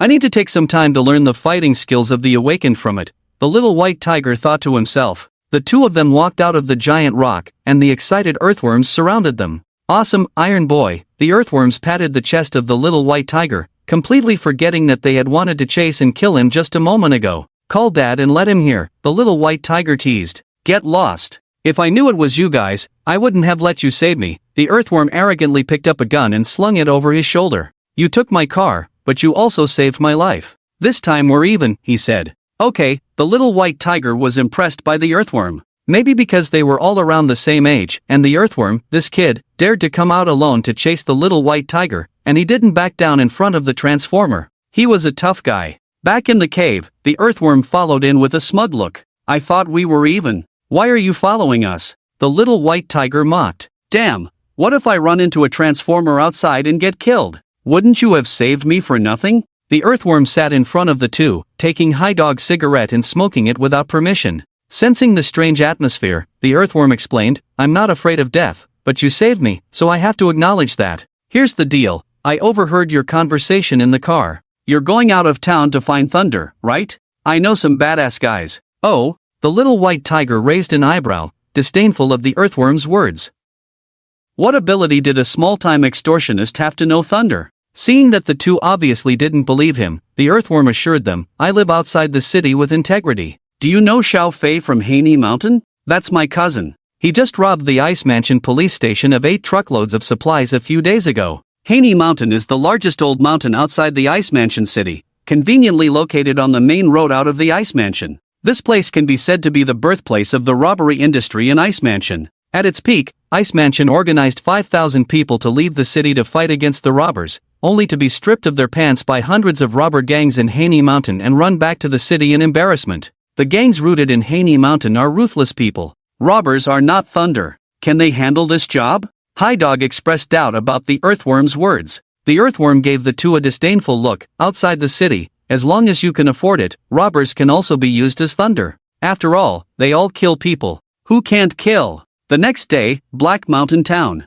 3 young men who were enemies just yesterday walked arm in arm into Black Mountain Town. The earthworm proudly pointed to Black Mountain Town. Brothers, not to brag, but I have a good reputation in town. How good is it? The widow dares to be alone with me. The earthworm grinned. Let's go to my house first. In a couple of days, it's my second uncle's birthday, and my cousin will definitely come back. At this point, the little white tiger was desperate and unfamiliar with the outside environment, so he could only take it step by step. First, Black Mountain Town was the liveliest town within tens of kilometers, making it easier to find thunder. Second, if the earthworm's cousin was willing to take on this job, it wouldn't be bad. Hey, the earthworm is back? I thought you died outside. Familiar people on the roadside greeted the earthworm warmly. Although it wasn't fully bright yet, some small shops in town had already opened for business. Despite its small size, the town had everything. Breakfast shops, KTVs, and casinos were all available. But most common were the car motels that served passing truck drivers. Morning, Aunt Zhang. Xiaoying greeted the breakfast shop owner in a casual manner. Give me 3 bowls of food. The breakfast shop owner, carrying a bucket of water, cleaned the bloodstains at the shop's entrance and nodded at a few people with a smile. As the water flowed near Xiao Baihu's feet, a piece of finger remained uncleaned in the blood. What's up? Haigo kicked away a finger on the ground, pulled a chair from the roadside, and sat down. Hey, work is not shameful. City folks work as corporate slaves, while we outsiders can only do some dirty work like killing and smuggling. But don't worry, with me, no one will dare to touch you, Xiaoying said, offering a cigarette to the two. Just asking, what do you need Lei Zi for? Lei Zi doesn't ask questions when working, Xiao Baihu warned cautiously. Xiaoying smirked. I was just thinking if you need more help, I can join too. If things work out, you'll get a bonus, Xiao Baihu said. While the group chatted, 3 off-road vehicles drove past them in the town, splashing mud on them. You owe me money for this. Xiaoying moved to demand money but was stopped by Xiao Baihu. What's wrong? The two asked, seeing Xiao Baihu's puzzled expression. It's better to avoid trouble, Xiao Baihu said, eyeing the 3 cars with concern. As an awakened individual, his senses were sharp. In that brief moment of eye contact earlier, he noticed the dilation of the other person's pupils and the glint in their eyes. Although fleeting, it didn't escape Xiao Baihu's notice. The 3 cars stopped not far from them, and the people inside didn't get out. Relax, in Heishan Town, who dares to mess with my Xiaoying? Xiaoying greeted the group casually as they had breakfast. Brother, the 3 having breakfast at the street corner seem to be our targets, the people in the car communicated via walkie-talkie. Langdu said, once this is done, he'll introduce us to Mr. Ding. Seizing the opportunity to climb the ladder is right in front of us, the man in denim on the lead car said over the walkie-talkie, painting a rosy picture. Get Mr. Ding's appreciation, and there will be a place for us in the Ice Mansion sooner or later. Focus on the one in black clothes, take his head, he instructed. Should we inform the local authorities? When working in someone else's territory, it was customary to inform the local authorities, especially in towns where awakened individuals resided. Offering a bribe to carry out a killing under their noses was necessary. No need, we'll head back to the city once it's done. Let's make it quick, the man in denim said confidently. Just 2 young lads, we'll save the bribe money and find a good time back in the city. All right. Second, take Xiao Hui to gather information and confirm the target, the man in denim instructed. After that, 2 people got out of the last car, walked over to the breakfast stall, and sat down at the table next to Xiao Baihu. They ordered 2 bowls of noodles in a hurry, pretending to be famished, clearly seasoned individuals. Throughout, they avoided looking at Xiao Baihu, trying to lower his guard. Xiao Baihu discreetly dipped his finger in water and wrote the word kill on the table. Xiao Yin and Haigo frowned, and Haigo pretended to take out money, reaching into his canvas bag. At that moment, the man at the adjacent table turned to pat Xiao Baihu. "Brother, can I borrow a lighter?" The man wore a black leather jacket, clearly valuable, a rare sight outside the city where most wore durable clothing. Xiao Baihu smiled faintly and handed over the lighter. "Thanks, brother. You seem young to venture outside the city, quite bold," the man said, eyeing Xiao Baihu with a fake smile. "You flatter me. May I know your name, brother?" The man then took out 3 cigarettes and offered them to Xiao Baihu and his companions. "Don't ask, I am the person you were looking for." White Tiger took the cigarette and seized the other's wrist. "Next time you investigate someone, don't instinctively reach for your gun." While Leather Jacket Guy conversed with White Tiger, his accomplice's subconscious attempt to reach for his gun didn't escape the eyes of 3 teenagers. "Damn it!" Earthworm dashed to the breakfast shop, grabbed the meat cleaver from the cutting board, and swiftly chopped off Leather Jacket Guy's arm. Bang! Another person tried to draw a gun, but Haidog's canvas bag exploded, creating a large hole. A spray from the bag's nozzle sent the person away in flames. How? How did you know?" Leather Jacket Guy asked in fear, clutching his hand. "Fool, next time you see a target, don't get so excited." As Leather Jacket Guy locked eyes with White Tiger in the car, his obvious excitement was already exposed. "Son thief, anything else to say?" Earthworm tapped Leather Jacket Guy's head with the cleaver. Leather Jacket Guy's eyes shifted, and he flipped the table, running into the breakfast shop. Simultaneously, he pulled out a walkie-talkie hidden in his clothes and shouted, "We're compromised, this kid found out." Bang! Before he could finish, Leather Jacket Guy was blasted out of the breakfast shop's kitchen, a large hole in his chest. A plump woman in her 40s swaggered to the door, carrying a spray gun. "What the hell, here to rob Black Mountain Town?" Leather Jacket Guy, in a panic, rushed into the breakfast shop's kitchen but was mistaken for a robber and promptly sent away by the landlady. He probably never understood why there was a spray gun on the cutting board while the landlady was cooking. "We're compromised, engage openly. 3 cars block their escape routes, 1 car provides frontal firepower with me." The cowboy man pushed open the car door, pulled out an automatic rifle from under the seat, and fired 3 shots at White Tiger in quick succession. Bang! Bang! Bang! Blood splattered from White Tiger's body. If White Tiger wasn't an awakener, he would have been taken away in that wave. Meanwhile, 3 cars reversed to the street corner, performing a slick maneuver to block the trio's retreat. Car windows rolled down, and 2 gun barrels extended from the vehicle, aiming at the trio on the floor above. "Get inside!" The plump landlady grabbed Earthworm and threw him into the breakfast shop, holding a gun with one hand and firing at the people in the 3 cars. Rat-a-tat-tat! The chairs outside the breakfast shop were instantly in disarray as White Tiger shielded Haidog and charged into the shop. The landlady, weighing nearly 200 pounds, leaped up and pulled down the rolling shutter. "Move in!" The 2 well-trained killers worked together, one suppressing the rolling shutter with firepower, the other covering to prevent surprise attacks. In a few breaths, the cowboy man and 2 teammates from the 3 cars converged at the entrance of the breakfast shop. "Thunder!" the cowboy man signaled. Boom! The rolling shutter was violently blown open. White Tiger and his companions were forced to hide in the kitchen. White Tiger tore open his shirt, revealing 3 bullets lodged in his muscles, blood flowing freely. If it weren't for the silver-striped tiger's physical strength, an ordinary awakener would have suffered significant injuries. "I'll take care of them, you guys hide." White Tiger planned to fight to the end. "Don't rush." Earthworm held back the fiercely determined White Tiger. "You are here because of me. Fighting on my turf is like slapping my face." Earthworm pushed open a small window in the kitchen, where 3 children with runny noses were playing with stones below the windowsill. "Uncle 3. Earthworm called out to one of the boys, "Uncle 3, I'm in trouble, go get help." A 7 or 8-year-old child looked up at Earthworm, understanding instantly as he saw Earthworm sweating profusely. "Go get help," Earthworm urged. Uncle 3 pouted and instructed his companions in a childish voice, "Go find my dad." With that, he surprised White Tiger by grabbing the red string around his neck. Typically, children wear red strings with jade pendants or lucky charms, but Uncle 3's red string held a shotgun. Holy! Haidog stared dumbfounded at Uncle 3. Children who grew up in the junkyard always thought they were wild enough, but compared to the kids from outside the city, they were nothing. "Wait!" Uncle Earthworm hugged his gun and rushed towards the front door of the breakfast shop. "The target is inside, let's go in." 3 cars provide cover. The 4 of them moved quietly towards the kitchen, but as Haidog emerged and fired a shot, he was suppressed by the firepower of the 4 men. Seeing that little White Tiger and his group were not coming out, one of the killers from 3 cars took out a grenade. Just as he was about to throw it in, a gunshot rang out from behind them. The killer holding the grenade was shot in the leg, and as they turned around, they saw a snotty-nosed kid grinning and running away quickly. "Damn it, causing trouble in Black Mountain Town, none of you will get out today," Earthworm shouted from behind the wall. "Little White Tiger, come out, I'll only kill you, otherwise, all of you will die." The leader of the killers, sweating profusely, never expected that people from outside the city would be willing to help Little White Tiger on his first day out of town.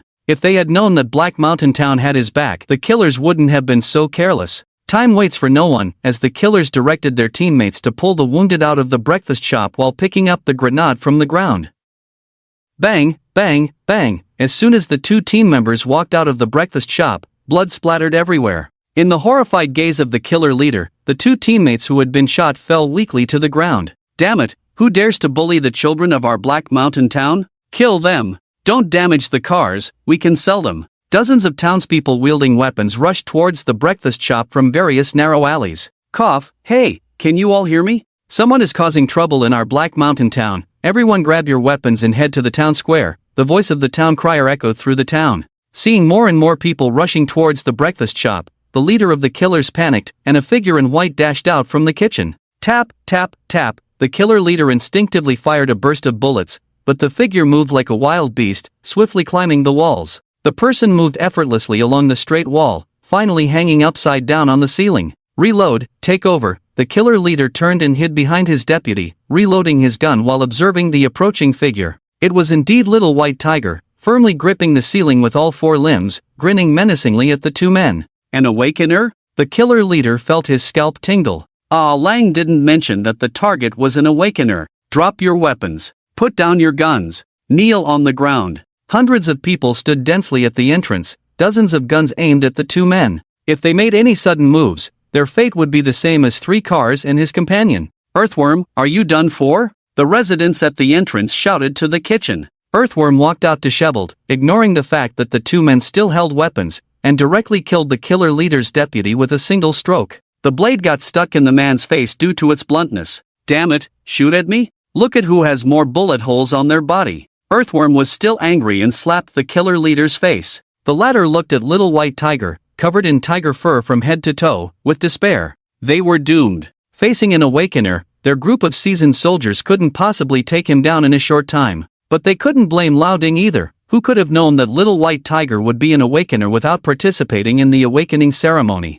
"Man, drop your gun, I'll just chop off your hands." A gap opened at the entrance, and an old man with a cane walked out from the crowd. Faced with dozens of guns, the killer leader had no choice but to surrender. It was unrealistic to kill Little White Tiger now. Resistance was futile, so they could only choose to surrender and seize a chance to live. If they had informed the people of Black Mountain Town in advance, maybe they wouldn't be in such a passive situation now. "In our Heishan town, you've got guts, I admire that. I won't make it hard for you. Leave behind 100,000, and your claws, and you can go." The old man spoke while pointing his cane at the assassin from a distance. Bang! The assassin's palm was pierced by an invisible force, and the gun fell to the ground. Awakened! The young White Tiger's eyes narrowed as he realized that the old man in front of him was also awakened. "Old man," the young White Tiger jumped to the ground and bowed slightly to the old man. "Old man, may I ask him a few questions?" "Grandpa, this is my lifesaver. He came to talk business with third brother San," explained the earthworm to the residents at the door.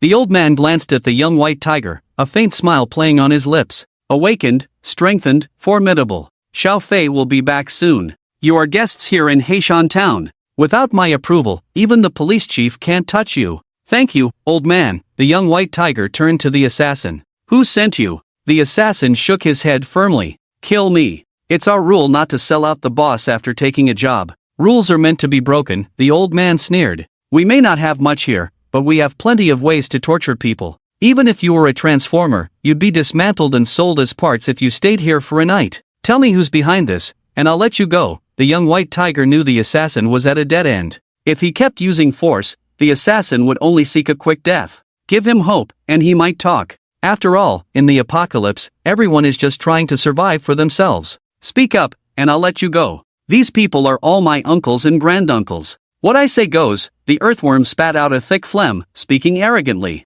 "Man up, it's not shameful to speak up. It's better to live than to die. Nowadays, who isn't living for money?" The old man gave the assassin a way out. After hesitating for a while, the assassin remained silent. The young white tiger didn't waste any more words. He took out his phone and snapped a picture of the assassin. "You came to kill me, so you must know who's behind me, right? If you don't talk, I'll have my people investigate your entire family tree. Are you still going to be stubborn, along with your wife and children?" The young white tiger grabbed the assassin's hair and threatened him sternly. Fear flickered in the assassin's eyes, his arrogance gone. "Harm won't reach my family. If you talk, harm won't reach your family. If you don't, I'll make sure your whole family reunites in death." Click, click. The young white tiger cocked the gun and pressed it against the assassin's head. 1, 2, 3, I'll talk. At the last moment, the assassin finally spoke. "Will you really let me go?" "Yes," the young white tiger nodded firmly. "All right, it's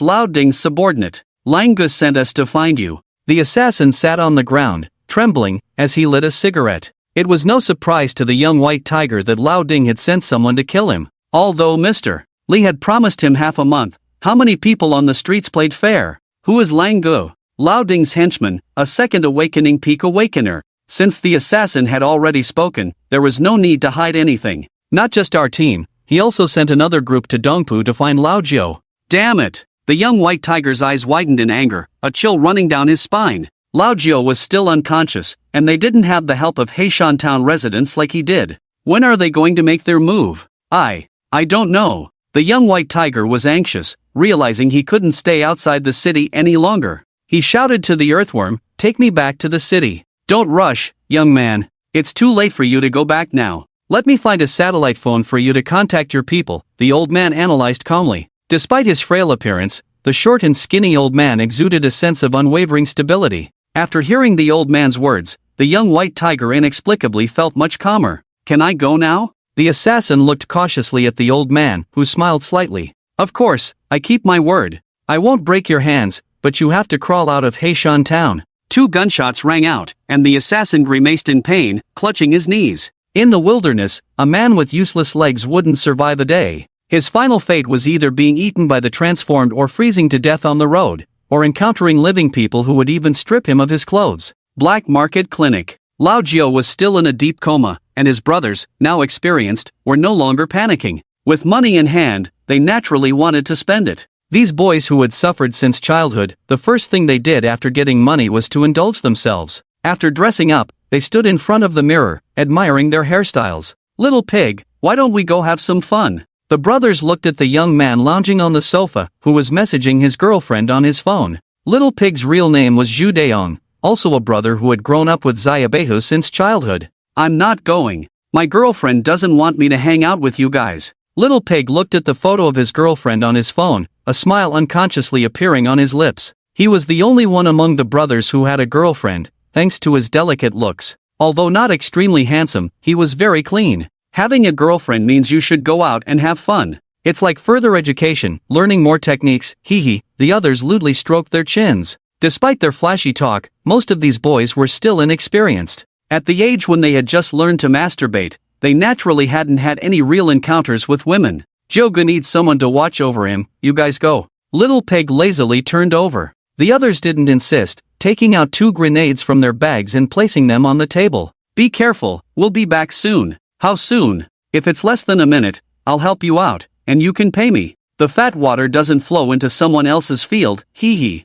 Little Pig picked up one of the grenades from the table and tucked it into his pants. After some banter, Little Pig, feeling lonely, called his girlfriend. "Darling, do you miss me?" "Yes, I do, but my mom doesn't allow me to go out at night." "Oh, come over secretly. Let's have some fun. I feel like I'm sick, can't get it up. Come and check on me." Little Pig scratched his crotch lewdly while excitedly heading to the bathroom. "Darling, come quickly. I dreamt about you yesterday." Tap, tap, tap. Light footsteps sounded, and Little Pig, walking out of the bathroom, instinctively peeked out through the peephole. With just one glance, his hair stood on end. "Not now, I have something to do." Little Pig hurriedly hung up the phone, rushed into Lao Jiu's room, not caring that he was still unconscious, and stuffed him under the bed, temporarily blocking him with luggage. After finishing his task, Little Pig messaged the other brothers, urging them to come back quickly. The lock wobbled slightly, and Little Pig could tell that someone was picking it. He had seen clearly through the peephole just now. There were 4 people outside, each holding a silenced weapon.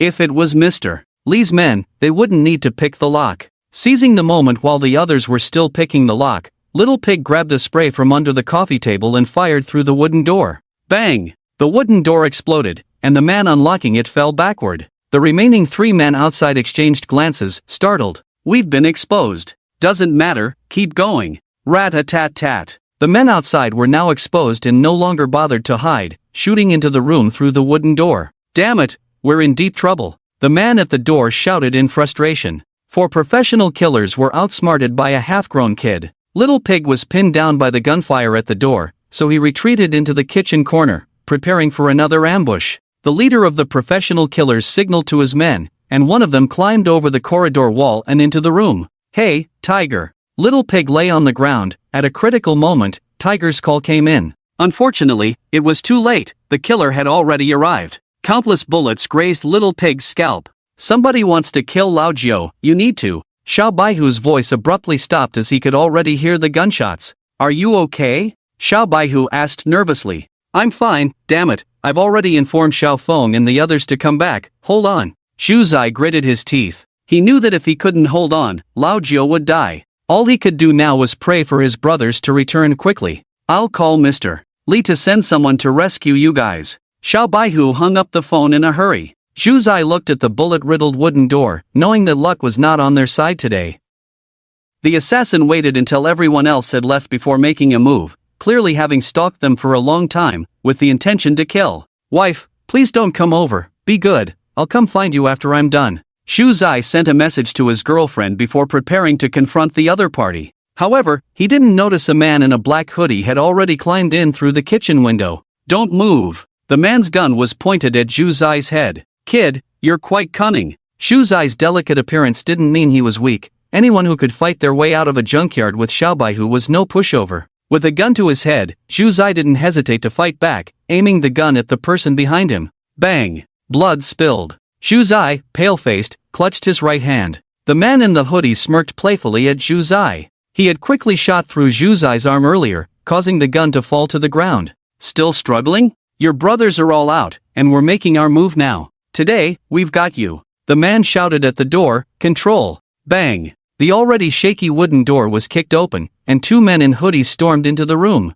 In the post-apocalyptic world, those who went on missions together were brothers in life and death. Xu Zai's shot that took down 1 man directly angered the remaining 3. The leader among the 3 strode into the room, not waiting for Xu Zai to speak, and shot Xu Zai in the legs. Smack! Xu Zai fell to his knees, the intense pain causing him to break out in a cold sweat. "Damn it, none of us, the converted or awakened, managed to kill him, and you, a little punk, managed to do it. You're in for it today." The leader of the assassins grabbed Xu Zai by the hair and dragged him to the living room, leaving a trail of blood on the floor. The 2 assassins who had just entered kicked Xu Zai fiercely before grabbing him by the hair and menacingly asking, "Where's Lao Jiao?" Xu Zai's face was covered in shoe prints, his eyes unrecognizable, his nose a mess. "Ask your mom, Zhou Ji is sleeping with her, damn it." Xu Zai spat blood in the man's face. The assassin who had come in through the window roughly searched the rooms and shook his head at the leader. Smack! The leader of the assassins slapped 2 of Xu Zai's teeth out. "Speak up, I'll make your death easier." The leader of the assassins roared in frustration. Not finding Lao Jiao and losing a brother in the process was a mess.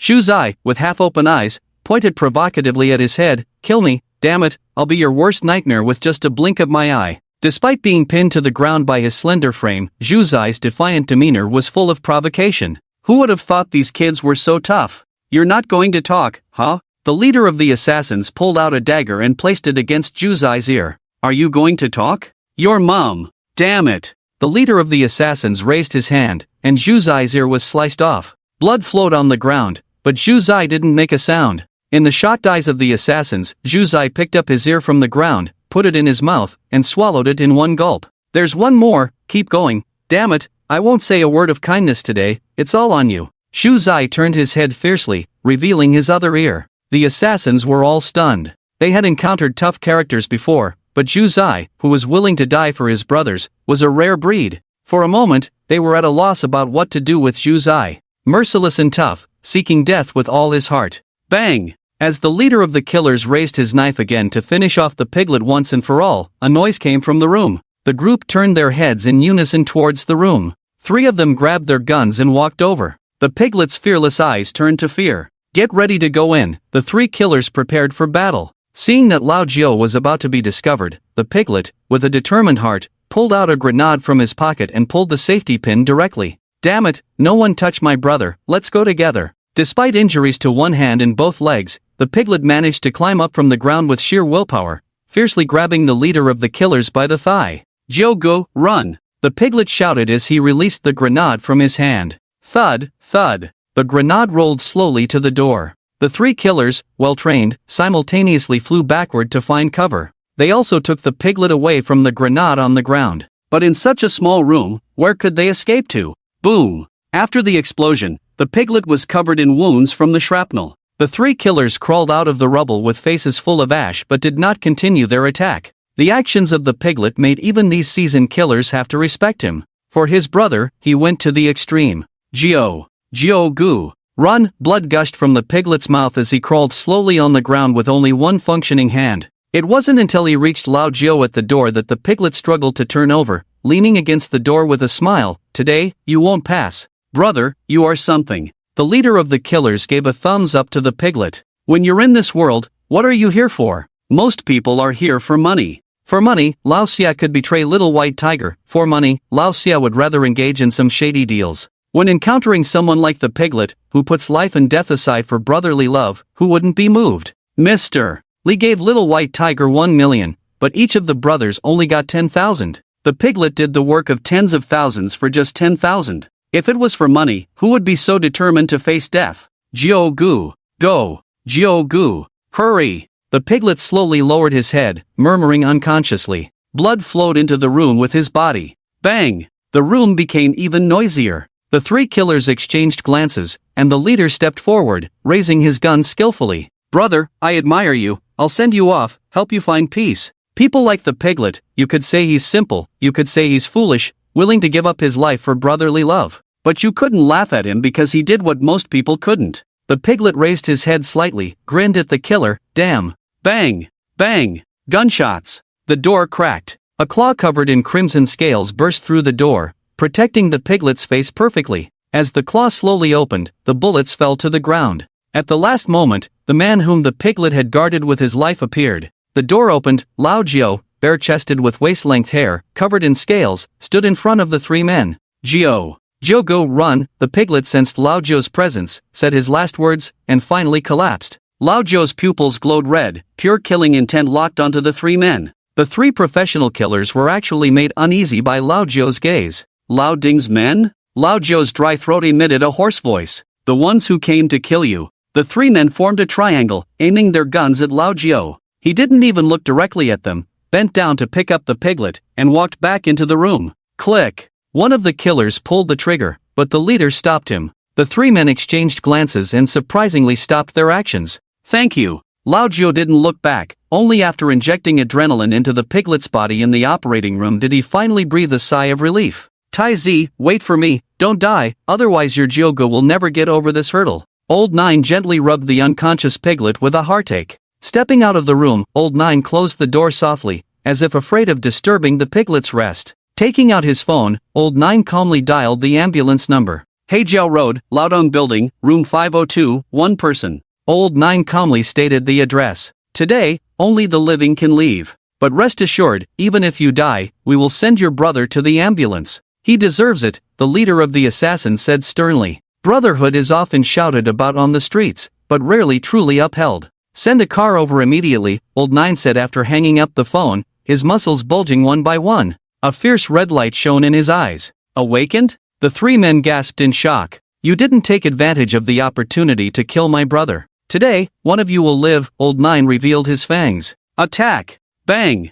Bang! Bang! The three assassins cooperated seamlessly, their bullets raining down on Old Nine. After the gunfire, shell casings littered the floor. Old Nine stood firm, his thick scales completely deflecting all the bullets, his defense surpassing even that of a young white tiger. Second awakening? The leader of the assassins never expected that his bullets would have no effect on Old Nine. This is the helplessness of ordinary people facing the awakened. No matter how hard you try, you can't harm them in the slightest. I've never hated anyone hurting my brother as much in my life, Old Nine said as the ground cracked beneath his feet, launching towards one of the men like a cannonball. Be careful. The leader of the assassins shot while colliding with his own companion. Boss. The thrown assassin widened his eyes. Old Nine's claws pierced the chest of the assassin leader. The two bosses locked eyes. Old Nine showed a hint of admiration. He had also taken a fatal blow meant for his brother. The other two assassins, eyes red with fury, unleashed a barrage of firepower at Old Nine. Bullets sparked against his scales. The assassin leader swallowed the blood about to spew out, embracing Old Nine. Run, boss. Run for your life. The intel was wrong. This is a second awakening. With a resolve to die, the assassin leader picked up Old Nine and crashed out of the room, leaping from the corridor. He was buying time for his brother to survive. The two plummeted from the 5th floor, crashing heavily to the ground. Boss. The two assassins stared tearfully at the two figures on the ground. The assassin leader was barely clinging to life, glaring at his brother on the 5th floor. Take Ziox easy and go, live. Live on. The assassin leader lowered his head, biting the fuse on his collar, detonating the explosives around his waist. Is it worth it? Old Nine effortlessly broke free from the assassin leader, turning to go upstairs to continue the slaughter. Unexpectedly, the assassin leader made the same move as the piglet, lunging to grab Old Nine's leg. I won't lose to your brother. If the explosion doesn't kill you, I'll splatter you with blood. Little heir, run. The assassin leader despaired, bidding farewell to his brother.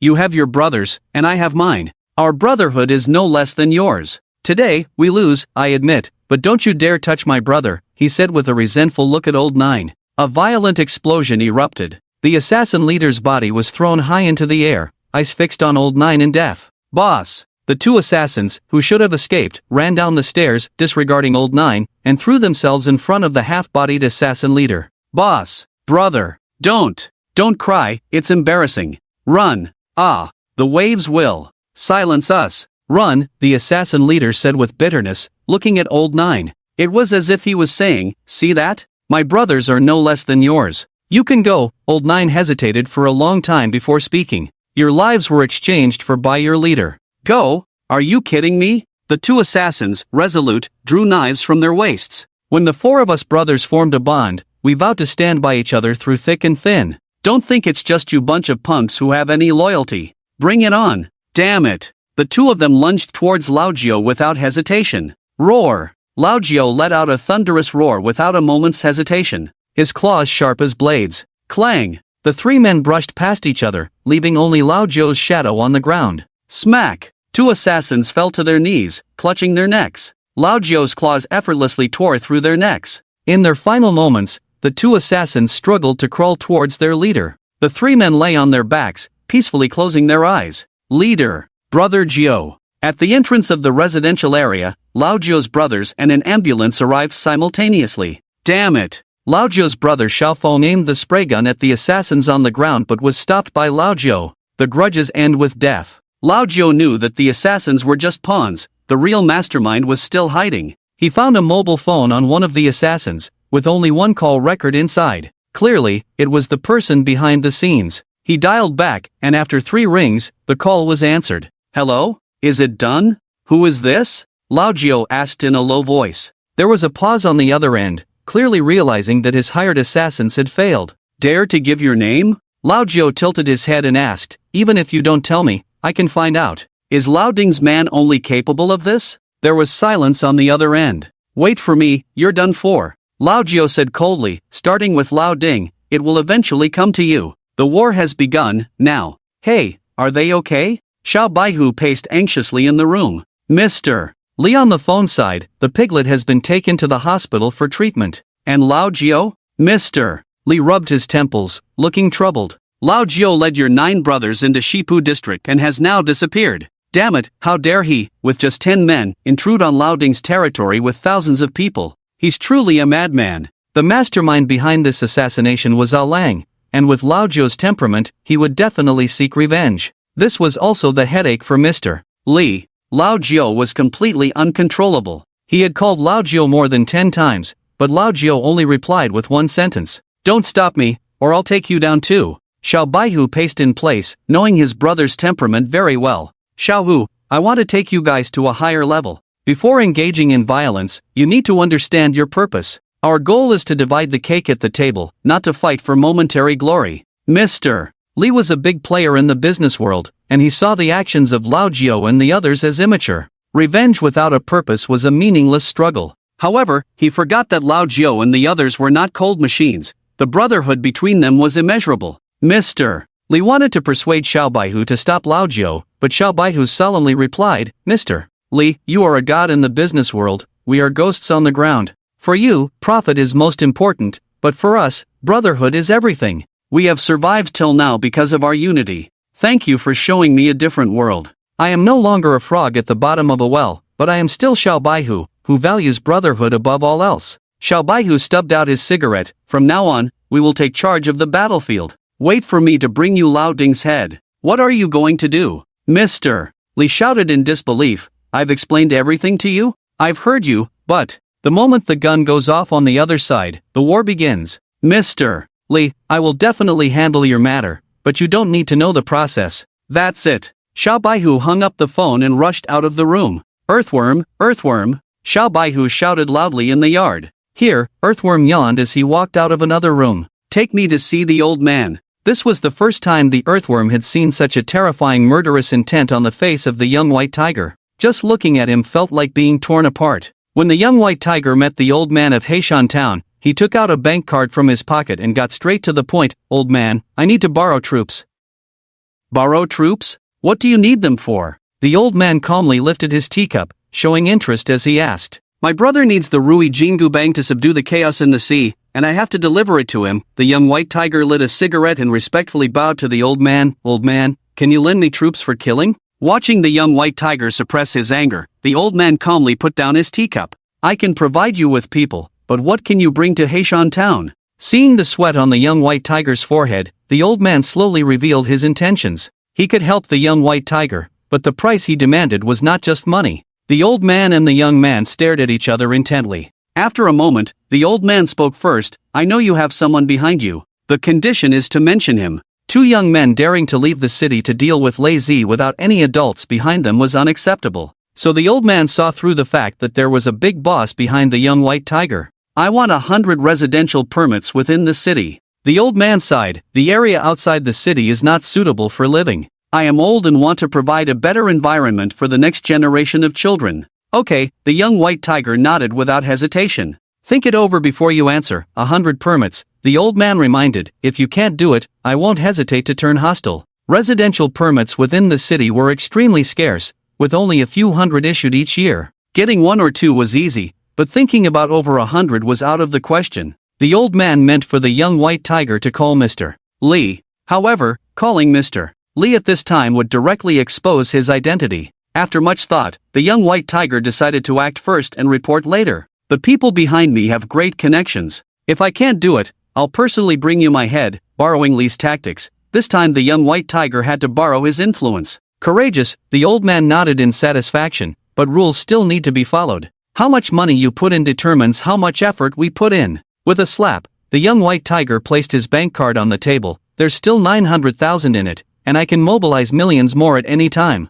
Haidog stood silently on the side, swallowing his saliva. He knew that the young white tiger had only this much money on him, and whether Mr. Li could continue to provide money was uncertain. The young white tiger was boasting a bit too much. If Mr. Li didn't help cover his back, the people of Heishan Town would turn against him. However, to ensure the outcome for Heishan Town, they needed to know his profound background. Showing weakness at this point would make it impossible for the people of Heishan Town to follow him into danger. The old man squinted, seeing the young white tiger unflinching. He nodded half-believingly. In any case, the 900,000 was real. He smiled and said, Young man, Heishan Town supports you in this battle. Whoever the big shots in the city want to deal with, they can do it outside the city. As long as I'm alive, no one dares to touch you once you're outside the city. The old man took off his signet ring and handed it to the young white tiger. Take it to Black Mud Mountain to find Xiaofei. Whatever you need, as long as you can afford it, I'll provide it. If you want to attack the city, I'll accompany you. This is our first cooperation, and Heishan Town will give you a small gift as a token of gratitude for saving the earthworm. The old man dialed a number on the satellite phone. Connect me to Honggu Wei. Hey, tell Lao Ding that his base outside the city has been swept by us, and from today on, his people are not allowed to step out of the city gates.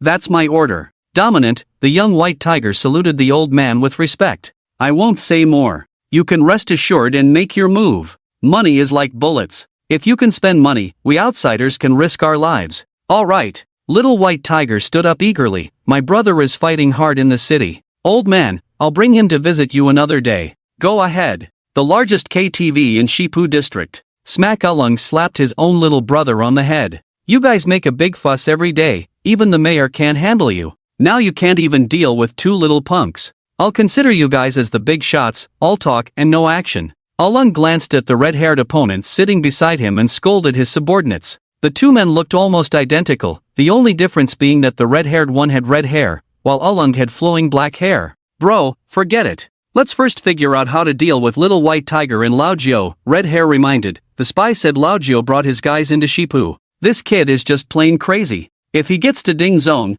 our faces will be completely lost. Whether Lao Jiao attacks Lao Ding's building or not, Lao Ding's reputation will be at stake. If their stronghold is attacked by a few kids, what will people say? Little White Tiger has taken down hundreds of people outside the city, and I heard someone named Lee is also getting involved, Red Hair said gloomily, taking a sip of his drink. Just killing two kids feels like stirring up a hornet's nest. Ulung also worried that if Lao Jiao acted impulsively and went to find Lao Ding, it would affect Lao Ding's reputation. After some thought, Ulung instructed his men, spread the word that I'm sending people to kill Lao Jiao and Little White Tiger.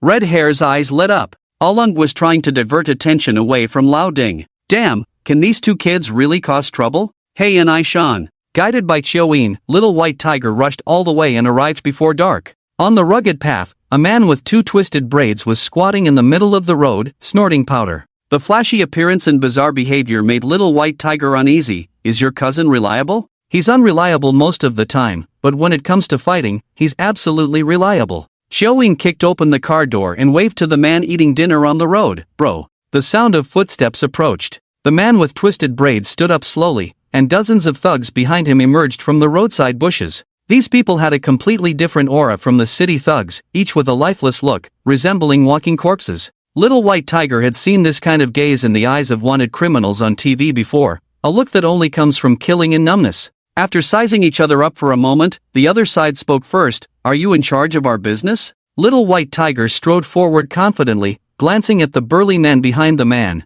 They were all dressed in tattered cotton coats, but the weapons in their hands gleamed brightly. The money has been given to the old man. Little White Tiger reached out his hand. The man with twisted braids threw the bowl on the ground in satisfaction and shook hands with Little White Tiger. I don't care who you want to deal with, and I won't ask for resettlement fees, but let's make it clear first, is the 90,000 the full amount or a deposit? What do you mean? Little White Tiger thought the other party was trying to cheat him and his expression changed. If it's a deposit, I'll arrange 3 million for you. You better make it 5 million, Little White Tiger went all in. With Lao Jiao's phone unreachable, and knowing Lao Jiao well, he was probably already lurking outside Lao Ding's house. Once the battle starts, one side must be completely defeated. If they lose, they won't even get the final payment, and they'll be in big trouble. If they win, someone will be willing to pay to cover for Little White Tiger. The man with twisted braids smiled at the offer. Boss, you're generous. Come, say hello to the boss. Hello, boss, over 100 people shouted in unison.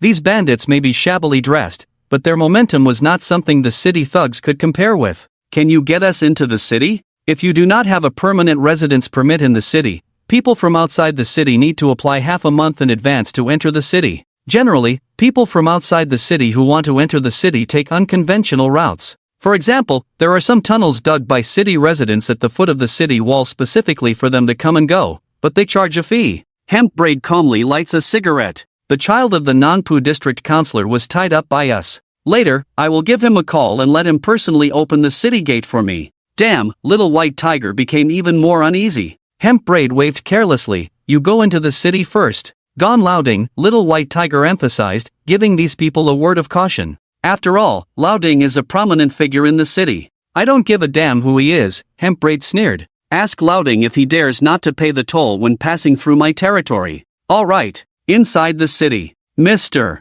Lee stood anxiously in front of his desk, the ashtray already filled with cigarette butts. After making countless calls, Mr. Lee finally got through to Lao Jiao's phone. Hello.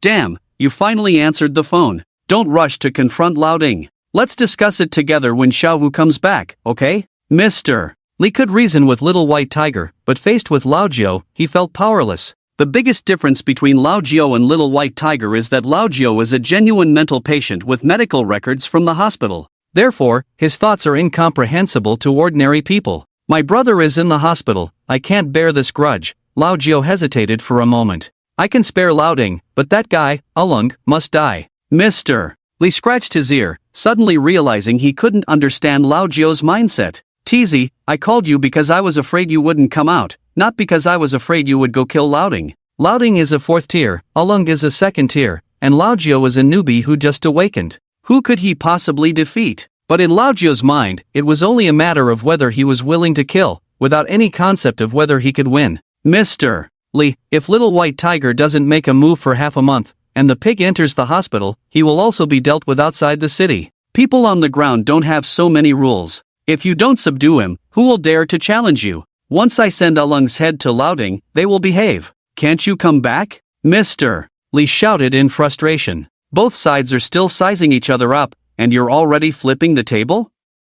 Now neither Mr. Li nor the people behind Laoding were prepared for war. Both sides were testing each other's cards, but Lao Jiao played his trump card from the start. Alung is Laoding's right-hand man. If he is touched, the other side will have to fight. It's too late, Lao Jiao calmly spoke. Continue sizing each other up. Today, Alung must kneel before me. Damn, Mr. Li hung up the phone and instructed the black-clothed person beside him, make sure to find the person before Lao Jiao acts. The black-clothed person, holding a tablet, trembled slightly. It's really late, sir. With that, the black-clothed person handed the tablet to Mr. Li. On the tablet was a voice and video software, showing Lao Jiao's men had already appeared at the entrance of the KTV. In the mortal world. As the largest KTV in Shipu district, it was also the most profitable project under Laoding's control. This was also the territory of Alung, his top fighter. It was just getting dark, but the entrance of the KTV was already bustling with activity. The people coming and going were either wealthy or influential. There were 7 or 8 little brothers just responsible for parking, indicating the thriving business here. However, no one paid attention to the few teenagers smoking at the entrance. Brother 9, the teenager on the roadside, glanced at the van behind him. There are no special arrangements nearby, so the other side should think we wouldn't dare to come. In fact, Alung really thought Lao Jiao wouldn't dare to come. Anyone with a bit of sense wouldn't bring people to cause trouble at this venue. As Alung's home turf, with just one phone call, all the hooligans on the street could gather in 5 minutes. Bones, you go first. Get the job done and retreat according to plan. The cigarette in the car flickered on and off. All right. 5 teenagers squatting outside the car exchanged glances and then got up, heads down, heading towards the KTV. 3rd anniversary special, spend 5,000 and get a bottle of red wine. The young men handing out flyers at the entrance exerted themselves to distribute the flyers to passers-by, unaware that the 5 youngsters had already reached the entrance. Hey! As they walked into the lobby, several security guards reached out to stop the ordinary-looking youths in front of them. What are you here for? The security guards at the KTV were sharp-eyed, able to tell at a glance that these youths couldn't afford to spend inside. To spend. The lead youth, with a dirty braid and wearing a white hoodie, carried a large cloth bag on his back. Damn, the minimum spending here is 10,000 for one night, just a touch from the girls inside costs over 3,000. Can you afford to play here? Go home and play with yourself. What girls cost over 3,000? Are they diamond-studded? The braid-wearing youth asked in confusion. 300, give me the whole package. Another youth took out 300 and threw it on the ground. The security team leader looked puzzled. Are you guys looking for trouble? Get lost, or you won't be able to leave. Don't you see what kind of place this is, you little punks? A passing gentleman mocked. It's so high class. Tisk TSK. The youths looked longingly at the magnificent lobby. Look at that lamp, it looks like it's made of gold. Captain Joe, don't let these riffraff in. What level are they to play in a place like ours? The gentleman in a luxurious suit, with a glamorous girl on his arm, taunted, poor guys, I could buy your lives with just one drink. Don't embarrass yourselves here, huh? With that, the gentleman casually walked towards the private room, one hand on the girl's waist and the other holding a cigarette. Get lost, damn it, get a few guys to teach them a lesson. The security team leader's words were cut off. The youngsters opened a large canvas bag, revealing weapons that made the security team leader break out in a cold sweat. Whoosh! The braid-wearing youth ran a few steps with a spray can and stopped the gentleman. Hey! What the? The gentleman turned around, only to face the barrel of the youth's gun. You may have money, but you only have one life. Tell me, what level are you and what level am I? Bang! The gun went off, and the gentleman clutched his thigh in pain, kneeling on the ground. You have money? Can it stop a bullet? Ha! Speak up. The gentleman never expected these young hoodlums to be so fierce, and he was so scared that he kept waving his hands. The braid-wearing youth lifted the gun but and smashed the gentleman's face more than 10 times before turning to the girl beside him and asking, "Are your diamonds worth that much? Next time I come to spend with you, if it's not worth 3,000, I'll kill you." Bang! All of you, get down, we're closed today. The guests in the lobby, though well-dressed, were the first to hit the ground when the gun went off. Some security guards tried to draw their guns discreetly but were directly disarmed by the youths. Hearing the gunshots, hurried footsteps sounded upstairs. Dozens of henchmen rushed out of the emergency exit carrying weapons. Day. The braid-wearing youth snatched a gun from his companion and fired a burst, forcing the people back into the stairwell. The youth standing guard at the door glanced at the time, exactly 1 minute, and shouted to the braid-wearing youth, "Retreat." Damn it, I'm Red 3 Street Bones, I'll be back tomorrow, give you time to prepare. Bones glanced at the empty lobby where no one dared to stand, arrogantly pulled out a detonator from his bag, lit it, and threw it directly at the luxurious chandelier in the lobby. Mother ****, if I can't afford to spend, I'll burn down your place. With the job done, the youngsters rushed out of the KTV like a gust of wind. Quick, someone come, they're wrecking the place, don't let them escape. Captain Joe, seeing the people fleeing, pulled out his walkie-talkie and called for help loudly. Bang! Before Captain Joe could call for help a few times, gunshots rang out at the entrance, and the walkie-talkie in Captain Joe's hand shattered. Carrying a weapon in hand, Bone made a swift move. You! Bone grabbed the attendant from the ground and dragged him to the door, twisting him. "Why didn't you say welcome back next time? Look down on us?" Bang bang bang. Another young man, cigarette in mouth, fired a burst of shots at the attendant's feet, causing him to release a yellow liquid in fear. "Well. Welcome. Back next time," the attendant said with a trembling voice. "Damn, I quit, this is too damn scary." A few young men exchanged glances, satisfied, and ran off playfully. Crossing the street, Bone aimed at the KTV sign and fired, "Damn, tell Lang that if he's not satisfied, send people to mess with me on Hong San Street." The boys quickly disappeared into an alley, leaving no trace behind. KTV rooftop office. Lang groggily got up from bed as the knocking on the door grew louder. "Who is it?" The two girls beside Lang, exhausted from a recent battle, weakly complained, "It's urgent." Lang lit a cigarette, patted the girl's buttocks, and said, "Be good, I'll go see what's going on." As the door opened, Lang's henchman, sweating profusely, reported, "Boss, our place got smashed." "What the hell?" Lang's mind went blank for a moment before he recovered. "Which place?" "It's this one," the henchman reported with a mournful face. "Old Nine's men came and caused trouble. Young Master Duan got his leg broken, and 3 of our brothers got injured."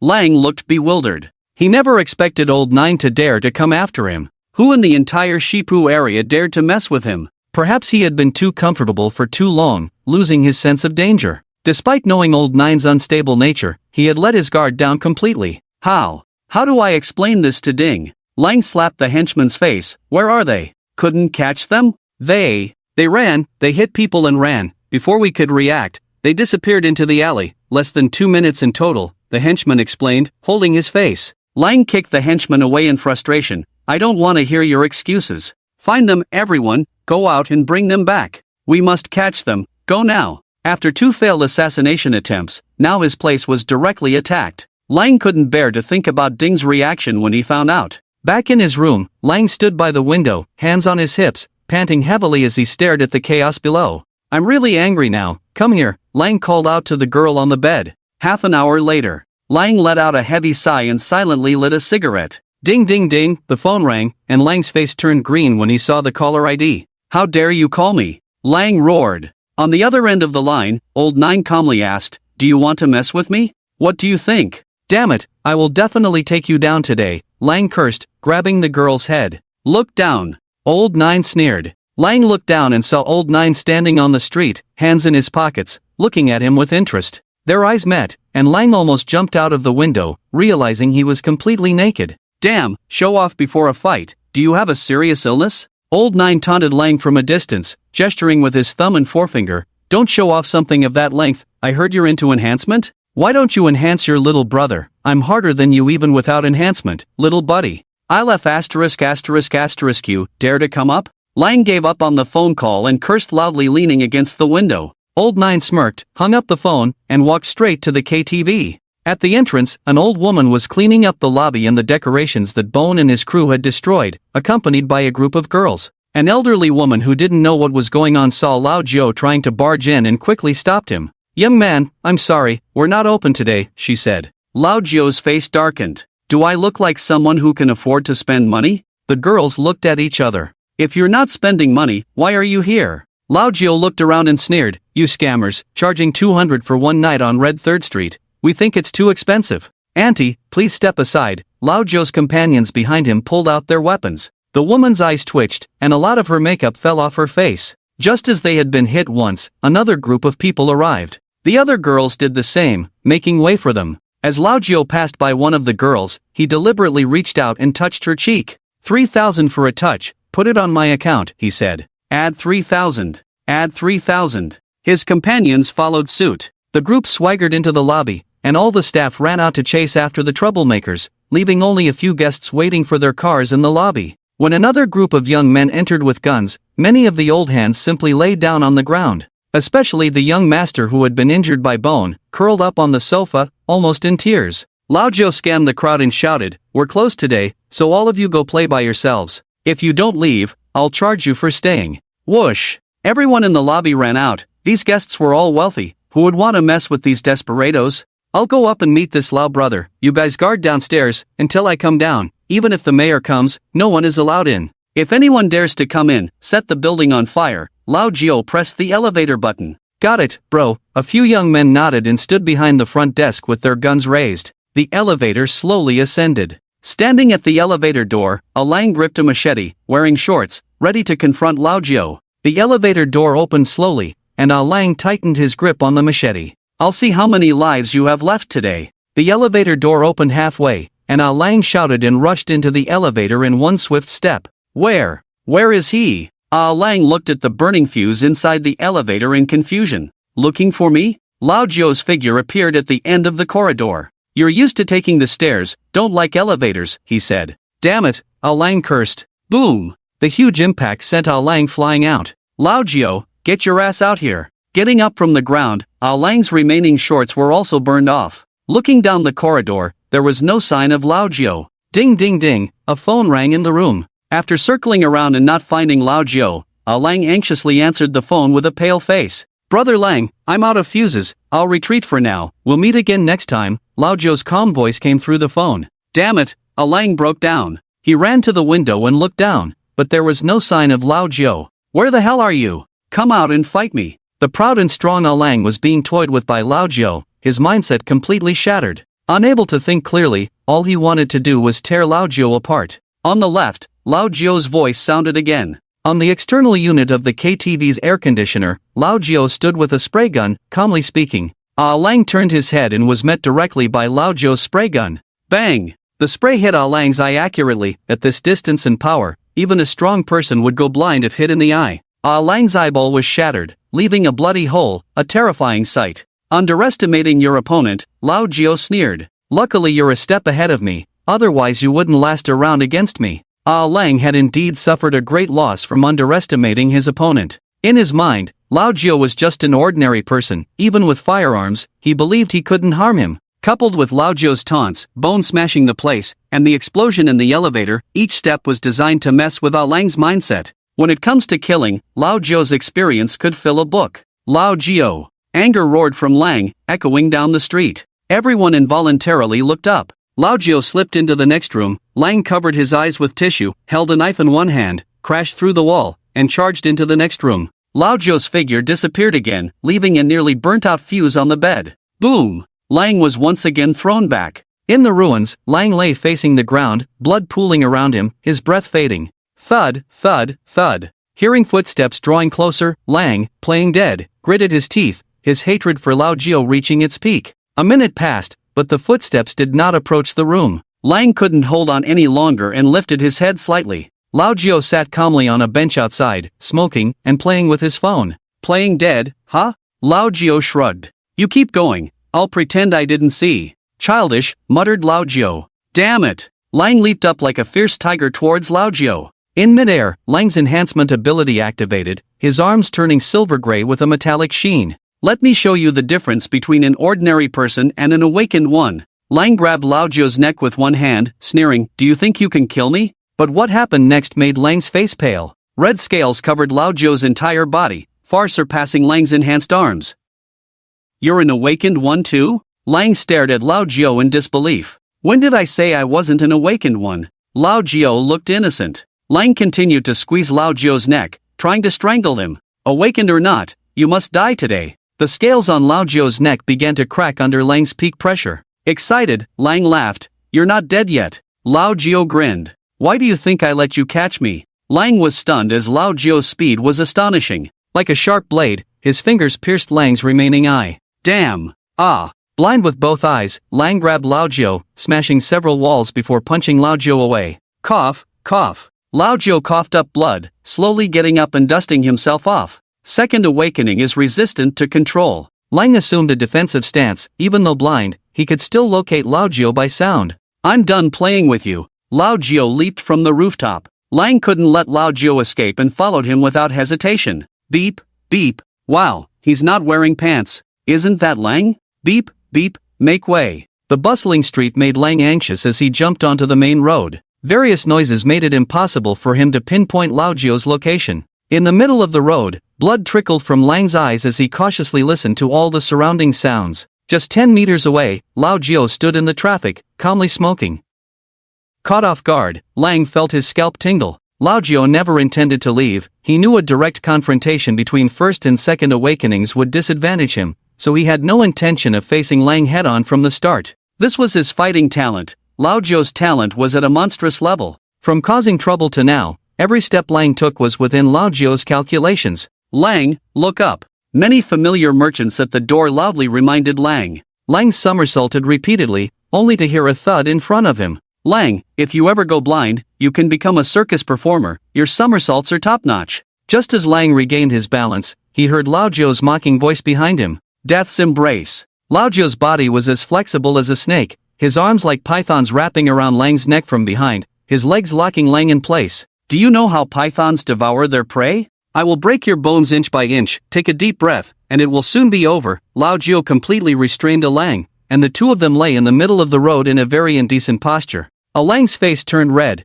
but Lao Zio's grip tightened more and more, like a giant python coiling around him, ruthlessly squeezing his entire body's bones. As time passed by, Lang's struggles became weaker and weaker. "Lang, bow your head." Unable to bear it any longer, a familiar shop owner on the side of the road took out a weapon from his shop and fired several shots at Lao Zio. Lang took this opportunity to break free from Lao Zio. "Stay still." Lang stood firm, clasping his hands together. The silver metallic color quickly spread all over his body. "Lao Zio, come at me again." Evil dragon Fong split, Lao Zio's 5 fingers opened, and his index and middle fingers pierced Lang's forehead like 2 fangs, his big hand firmly gripping Lang's face. The tearing force of the dragon was terrifying, and with one strike, silver skin began to crack on Lang's head. Break with the force of 1,000 catties, Lang seized the opportunity and punched Lao Zio away. Lao Zio was about to attack again when suddenly, over 100 people rushed out from the side of the road, aiming their guns at Lao Zio. It was Lang's men who had returned.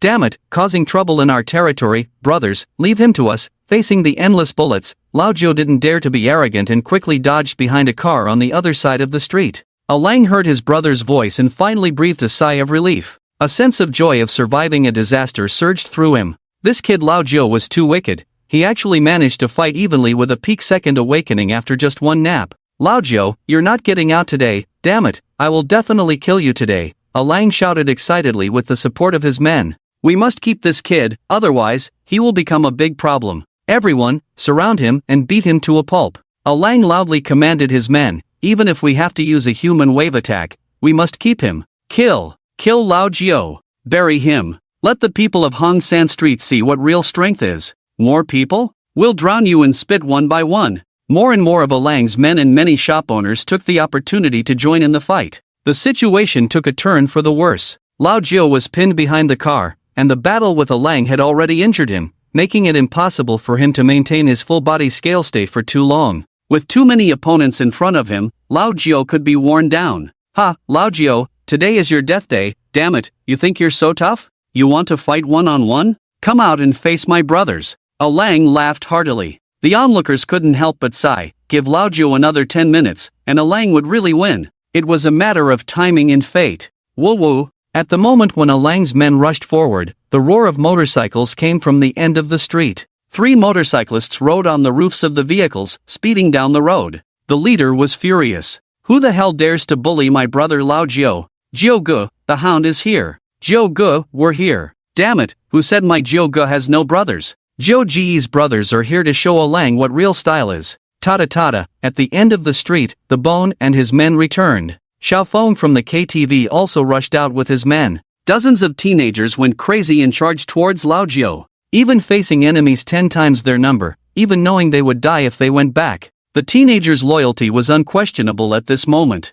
Everyone ran towards the same target in the face of a hail of bullets. I'm Little White Tiger, who the hell wants to mess with my brother Lao Jiu? Little White Tiger leaped down, picked up a motorcycle, and smashed it into the crowd near Lao Jiu. The hound stylishly swung his tail and stopped on top of a car. Tada tada, Zhou picked up the 2 guns hanging around his neck and fired simultaneously. Touch my Jiu Gu, did you ask us first? Damn it, I'm not dead. Who the hell dares to touch my brother Jiu Gu? Bone, Xiao Feng, and others all stood in front of Lao Jiu, protecting him. Although there were only a dozen people, they forcefully pushed Alang's men back across the street. Xiao Baihu and Lao Jiu exchanged a knowing smile. TZ, can you hold on? Xiao Baihu tossed his cigarette. Lao Jiu grinned, I will kill him today. Alright, Xiao Baihu declared loudly, my brother said we will kill Alang today, anyone who stands in our way will die. Ha, just with this few people? Alang mocked, you won't be able to leave. Despite Xiao Baihu's arrival, the difference in numbers was still evident.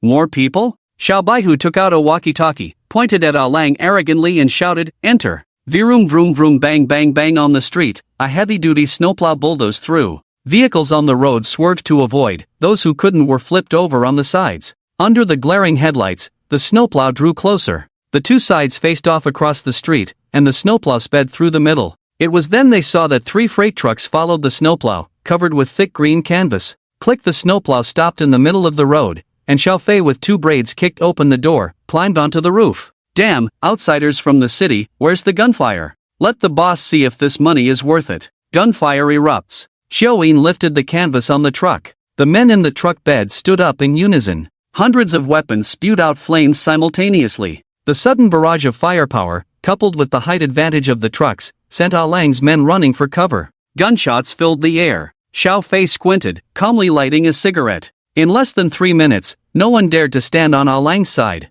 Most were knocked down in the first round, the rest cowered under the cars on the roadside. The outsiders were too fierce. During the standoff, they didn't even bother to take cover. Alang's face turned from red to green. Alang, damn it, any other tricks up your sleeve? Lao Jiu jumped onto the roof. 10 brothers stood beside Lao Jiu, their bond was unbreakable, living and dying together was not just an empty phrase. Onlookers, passers-by, and the surrounding shop owners cowered on the ground under the pressure of Lao Jiu and his men. At that moment, Xiao Baihu and Lao Jiu completely impressed them. At that moment, a group of young men would make a name for themselves on the icy ground. At that moment, no one dared to underestimate this group of young men. On the other side, Mr. Li watched everything through the video. From Lao Jiu overpowering Alang one-on-one, to Xiao Baihu's timely intervention, both displayed courage and strength. Lao Jiu lured the tiger out of the mountain, advancing and retreating with precision. Xiao Baihu borrowed troops from afar, rushing to the rescue day and night, showing brotherly loyalty. Their cooperation was simply terrifying. True dragons and tigers. Mr. Li stared at the video, exclaiming, with one of them in the ice palace, victory is assured. Mr. Li extinguished his cigarette, patted his secretary on the shoulder, and smiled wistfully, watch, if they survive, the next 100 years will belong to them. The secretary looked at the 2 men in the video with a mix of belief and doubt. Lao Jiu and Xiao Baihu dominated Alang, towering over the crowd with their brothers. Everyone on the street lay prostrate, witnessing the scene. All who see me must bow, the secretary murmured. I am very fortunate, Mr. Li smiled as he watched the 2 in the video. The jade is in my hands, huh? Make a call, bring them out. Mr. Li nodded in satisfaction, the big boss will love this video. Is this the fiercest gang in Hong San Street? I'm afraid Hong San Street can no longer contain them. So damn domineering. At my age, I can only jerk off. The first person in over a decade to make Lao Ding suffer a loss. The onlookers gaped in astonishment at the standing young men side by side. Lao Jiu took a deep drag on his cigarette, passed it to Xiao Baihu, then to Haigo, Bone, and Xiao Feng. One cigarette, over a dozen people, each taking a puff. Brother, Xiao Baihu turned to Lao Jiu with a smile, how's the show? Damn, call them, Xiao Yin shouted loudly to the lazy outside the city. Boss, boss, boss. The lazy outside the city climbed out of the truck, bowing to Lao Jiu. This was recognition from the lazy. Hundreds of people scattered on the roofs of cars, Ma Huayan braids biting on cigarettes, shouted loudly, damn, from today onwards, my boss said it's Shipu, tell Lao Ding, if you're not convinced, bring your knife over. No one dared to respond on the quiet street. These people from outside the city were too fierce, coupled with Lao Jiu and Xiao Baihu, even Lao Ding himself would not fare well. Alung, today you will die, Lao Jiu tore off his shirt, avenging the piglet. Avenge! Avenge! Over a dozen brothers walked towards Alung. Alung, who was already blind, knew there was no escape and decided to fight to the end. Jumping onto the roof of a car, Alung shouted to Lao Jiu, dare to let me make a call. Lao Jiu sneered and threw his phone to Alung. The latter dialed a number hesitantly. Boss. Damn it, wait for me, I will definitely protect you today. Lao Ding's roar came through the phone. In the cold wind, Alung's body trembled slightly. Even the shrewd Lao Ding had gone berserk for his brothers. Alung shed tears of blood, these years were not in vain. Boss, don't come, I'm done for today. Alung didn't know if Xiao Baihu had any ambushes left. Unwilling to let Lao Ding take risks for him, I'm leaving, take care, I'll be with you in the next life. Although others say we're doing dirty business, but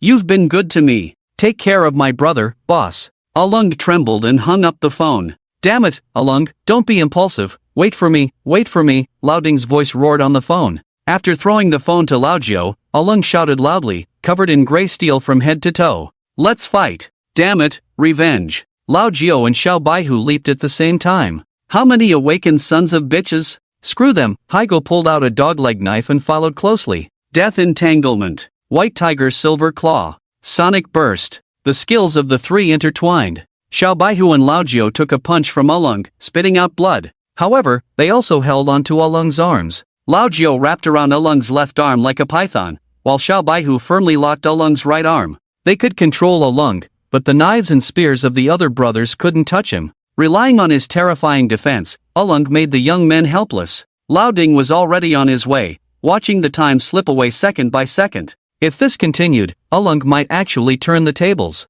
Alung laughed wildly, you all will bury me. Bullshit. Xiao Fei pulled out a saw from the car and threw it to Haigo, saw him. Damn it. Alung was pressed to the ground like an execution prisoner. Haigo jumped on Alung's back, picked up the saw, and started sawing. The harsh metal friction sound entered the ears of everyone watching, making their hair stand on end. 5 minutes later, boss. Alung, who could no longer hold on, hysterically shouted his last words, and Haigo's saw cut through Alung's neck. Blood sprayed several meters high. The elder brother on the ground met his end. That's how it is in this world. There will always be newcomers rising. Today it was Xiao Baihu and Lao Jiu, tomorrow there might be more. In the horrified eyes of everyone, Lao Jiu lifted Alung's head. Let's go. Xiao Baihu waved his hand. The cars on the road obediently made way. In this battle, Lao Jiu rose to fame in Dingfu. In this battle, Lao Ding lost his beloved. In this battle, Xiao Baihu's name became known throughout Shipu. 10 minutes later, the belated Lao Ding stood on the street, watching his headless brother and howled to the sky.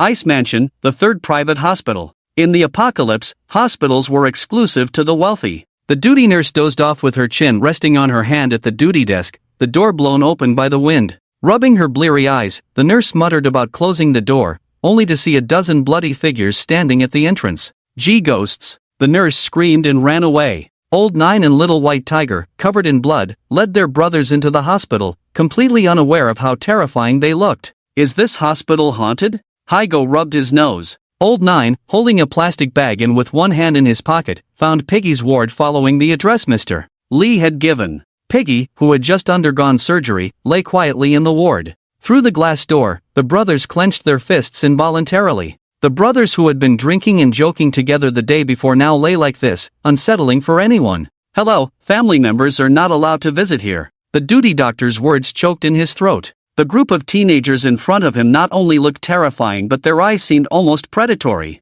Earthworm held up his gun sideways. Say that again? Why, you can continue. The doctor scurried away. Xiao Fei stood guard outside with Lazy. Little White Tiger quietly pushed open the ward. The pungent smell of disinfectant made Old Nine furrow his brow. The delicate youth was covered in bandages and connected to various machines, his life hanging by a thread. The brothers silently gathered around the bed, and old Nine took out Ah Lang's head from his bag. "Little pig, I've brought you the enemy's head. Don't you die, you haven't even had a chance to be with your girlfriend yet. Brother, we've just started to rise, and you want to leave us, that's not fair." The brothers whispered softly to Piggy, tears falling from his unconscious face. Old Nine placed Ah Lang's head by the bed, patting Piggy's face. "Brother, wake up, I'll feel guilty for the rest of my life if you're gone." Piggy had suffered such a serious injury for Old Nine, if he were to die, Old Nine would never forgive himself. Red-eyed, Old Nine harshly slapped himself. "It's all my fault, if I hadn't gone out fooling around, Piggy wouldn't have."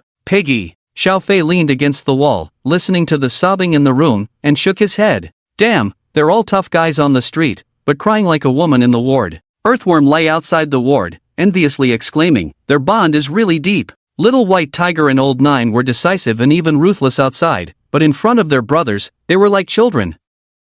This contrast only confirmed the bond between them. Late at night, the brothers slept soundly by Piggy's bedside. The next day, Mr. Lee specifically had Piggy transferred out of Ice Mansion, fearing Lao Ding would come to the hospital. In fact, he was more afraid of Old Nine going crazy again. After a big battle, no one dared to predict Old Nine's actions with common sense. Everyone knew Old Nine only had a dozen brothers, but he dared to bring people to disrupt Lao Ding's territory. In Dongpu District, inside the largest hotel, Mr. Lee stood by the floor-to-ceiling window on the top floor of the hotel, watching the heavy snow outside, shaking the glass in his hand with great interest. "You did well yesterday. After this battle, no one will dare underestimate you two at Ice Mansion. But you've also completely provoked Lao Ding." Old Nine yawned and asked, "What's the next move?" Lao Ding had gone mad now, his core men had lost their heads. If they didn't reclaim their territory, who would respect him in the future? "Just lay low, Mr. Lee shrugged, patiently explaining to them, in terms of strength,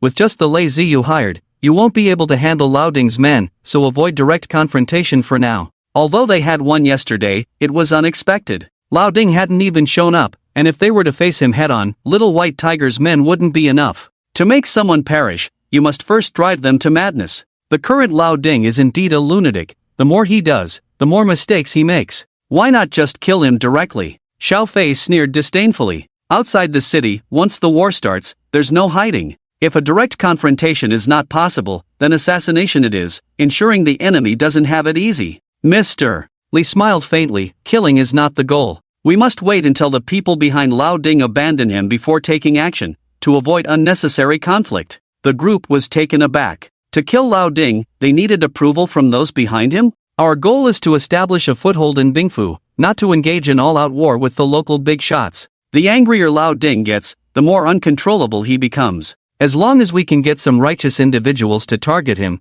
the mastermind behind will have to abandon him," Mr. Lee explained, taking out a check from his pocket and handing it to Xiao Fei. "I don't know how much Xiao Wu promised you, but a mere few 100,000 won't attract the renowned Smoke Ghost from outside the city." Mr. Lee mentioned Smoke Ghost's name, causing Xiao Fei to furrow his brows. "Don't be surprised. I need to know who is working for me," Mr. Lee explained with a smile why he investigated him. "In this post-apocalyptic world, everyone's heart is tainted. Who knows if the people you hire will turn against you?" Mr. Lee's caution was understandable. Only Lao Jiao and Xiao Baihu could trust without doubt. Xiao Fei, however, was ungrateful. "Spare me the act. My bosses are those two, and if they order me to kill you now, I won't hesitate," Xiao Fei declared. Mr. Lee nodded indifferently, not doubting for a moment that Xiao Fei could actually kill him. It was Xiao Baihu and Lao Jiao who were visibly shocked. "You're the Smoke Ghost?" Mr. Lee gave the two a disdainful look. "I thought you had the guts to hire him, but it seems ignorance breeds fear."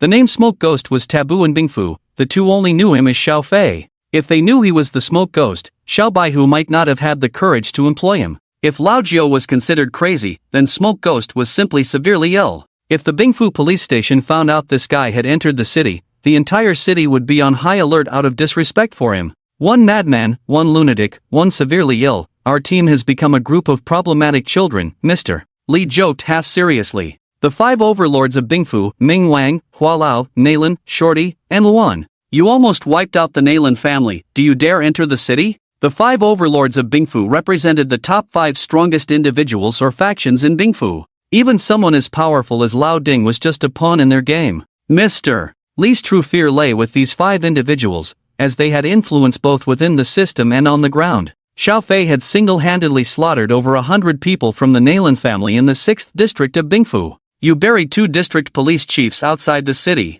What were you thinking? Others may have reasons for killing, but Xiao Fei's motives were inscrutable. Whether it was the Naylan family or the police chiefs, there wasn't much conflict of interest with the city, yet Xiao Fei dared to ruthlessly slaughter them without cause. Seeing the puzzled looks from Xiao Baihu and Lao Jiu, Xiao Fei calmly lit a cigarette. 3 years ago, a girl from Heishan town asked me to kill someone, and I accepted. That girl was left with only 1 kidney, 1 hand, and 1 leg. They were all cut off by someone. Even the livestock outside the city don't torture children, but the young master of the Naylan family brutally crippled her, Xiao Fei said, his eyes red as he took a few deep drags. She was coughing up blood and handed me $5. Would you have taken it? $5 bought the lives of over 100 from the Naylan family, heh, mister? Li chuckled non-committally. We survive on the ground, robbing passers-by. When we have no other choice, it doesn't mean we lack humanity. I happened to encounter around 100 Naylan family members trying to capture her outside the city, so I buried them all, Xiao Fei said casually.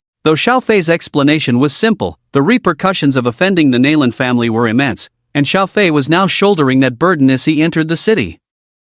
If Naylan finds out that Xiao Fei has entered the city, he won't be able to leave. Has Naylan's family caused trouble for you outside the city? Xia Beihe handed Xiao Fei a cigarette, showing understanding for his actions. There are big shots in the city and tough guys outside the city. Both sides have agreements not to easily enter each other's territory. Naylan doesn't dare to leave the city without the support of the other 4, Mr. Li explained for Xiao Fei. But once you enter the city, the people outside won't be able to protect you, he continued. I must avenge my enemies and repay my debts. Xia Beihu saved my cousin, so I will see this through to the end. Xiao Fei nodded at Xia Beihu. The latter gave him a thumbs up, real man. In Shipu district, in Lao Ding's office. Huaya, please give me 3 more days, Lao Ding pleaded on the phone, sweating profusely. Alung is my brother all the way, his head has been cut off by someone. Even if your head is cut off, it's not my concern. The new director in Shipu is already eyeing you. Stop your dirty work immediately and lay low, a loud voice shouted from the other end of the phone.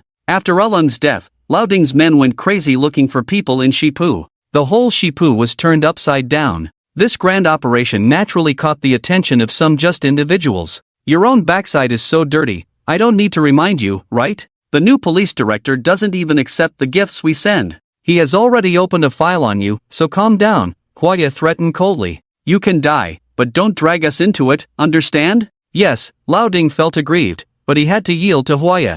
Huaya, the legendary figure. Also the real big shot behind Lao Ding. The chairman of the Shipu Public Security Management Association, the true emperor of Shipu. Before Lao Ding could call back his men, a large group of uniformed police officers rushed into the office. The leader was unremarkable, in his 30s or 40s with white hair, and the police badge on his shoulder made Lao Ding frown. Hello, General Ding, I am Zhang Yang, the new police director in Shipu district, responsible for overseeing public security in Shipu. You can call me Zhang Yang. Zhang Yang's expression was like still water, making it hard to read his emotions. Speak of the devil, and he shall appear, Lao Ding sneered inwardly. The two shook hands calmly, and Lao Ding gestured for Zhang Yang to sit down. I won't sit. You are a big boss, my identity is sensitive, getting too close might invite gossip. Zhang Yang refused expressionlessly, taking out a photo from his pocket. We are here to investigate the large-scale gun battle that took place at your KTV last night. The person in the photo was the headless body of Alung,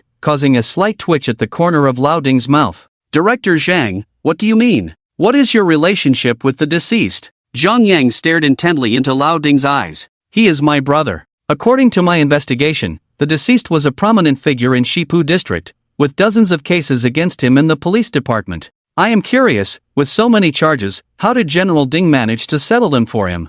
Bang! Lao Ding, already filled with anger, found Zhang Yang's focus on Alung extremely displeasing. Director Zhang, my brother is the one who died. Shouldn't you be investigating the murderer first? Although Alung was the one who died, Zhang Yang was clearly targeting Lao Ding. At the same time, Lao Ding was puzzled as to why Zhang Yang had singled him out as soon as he took office. Without understanding the background of the deceased, how can I confirm the motive of the murderer? Are you fighting for interests or settling old scores? Zhang Yang's slender fingers tapped on the table. If General Ding doesn't cooperate, I have the right to bring you back to the station for questioning. Damn it! Lao Ding shouted sternly. He's guilty, can you bring him back to life and convict him? The murderer is in Dongpu District, at Dongsheng Grand Hotel. If you want to catch the culprit, go there. The ringleader is called Li Yuxian, with Xia Beihu and Lao Jiu handling things, along with a group of outsiders, Lao Ding blurted out. Zhang Yang clearly came for him, so at this moment, the only way was to expose Mr.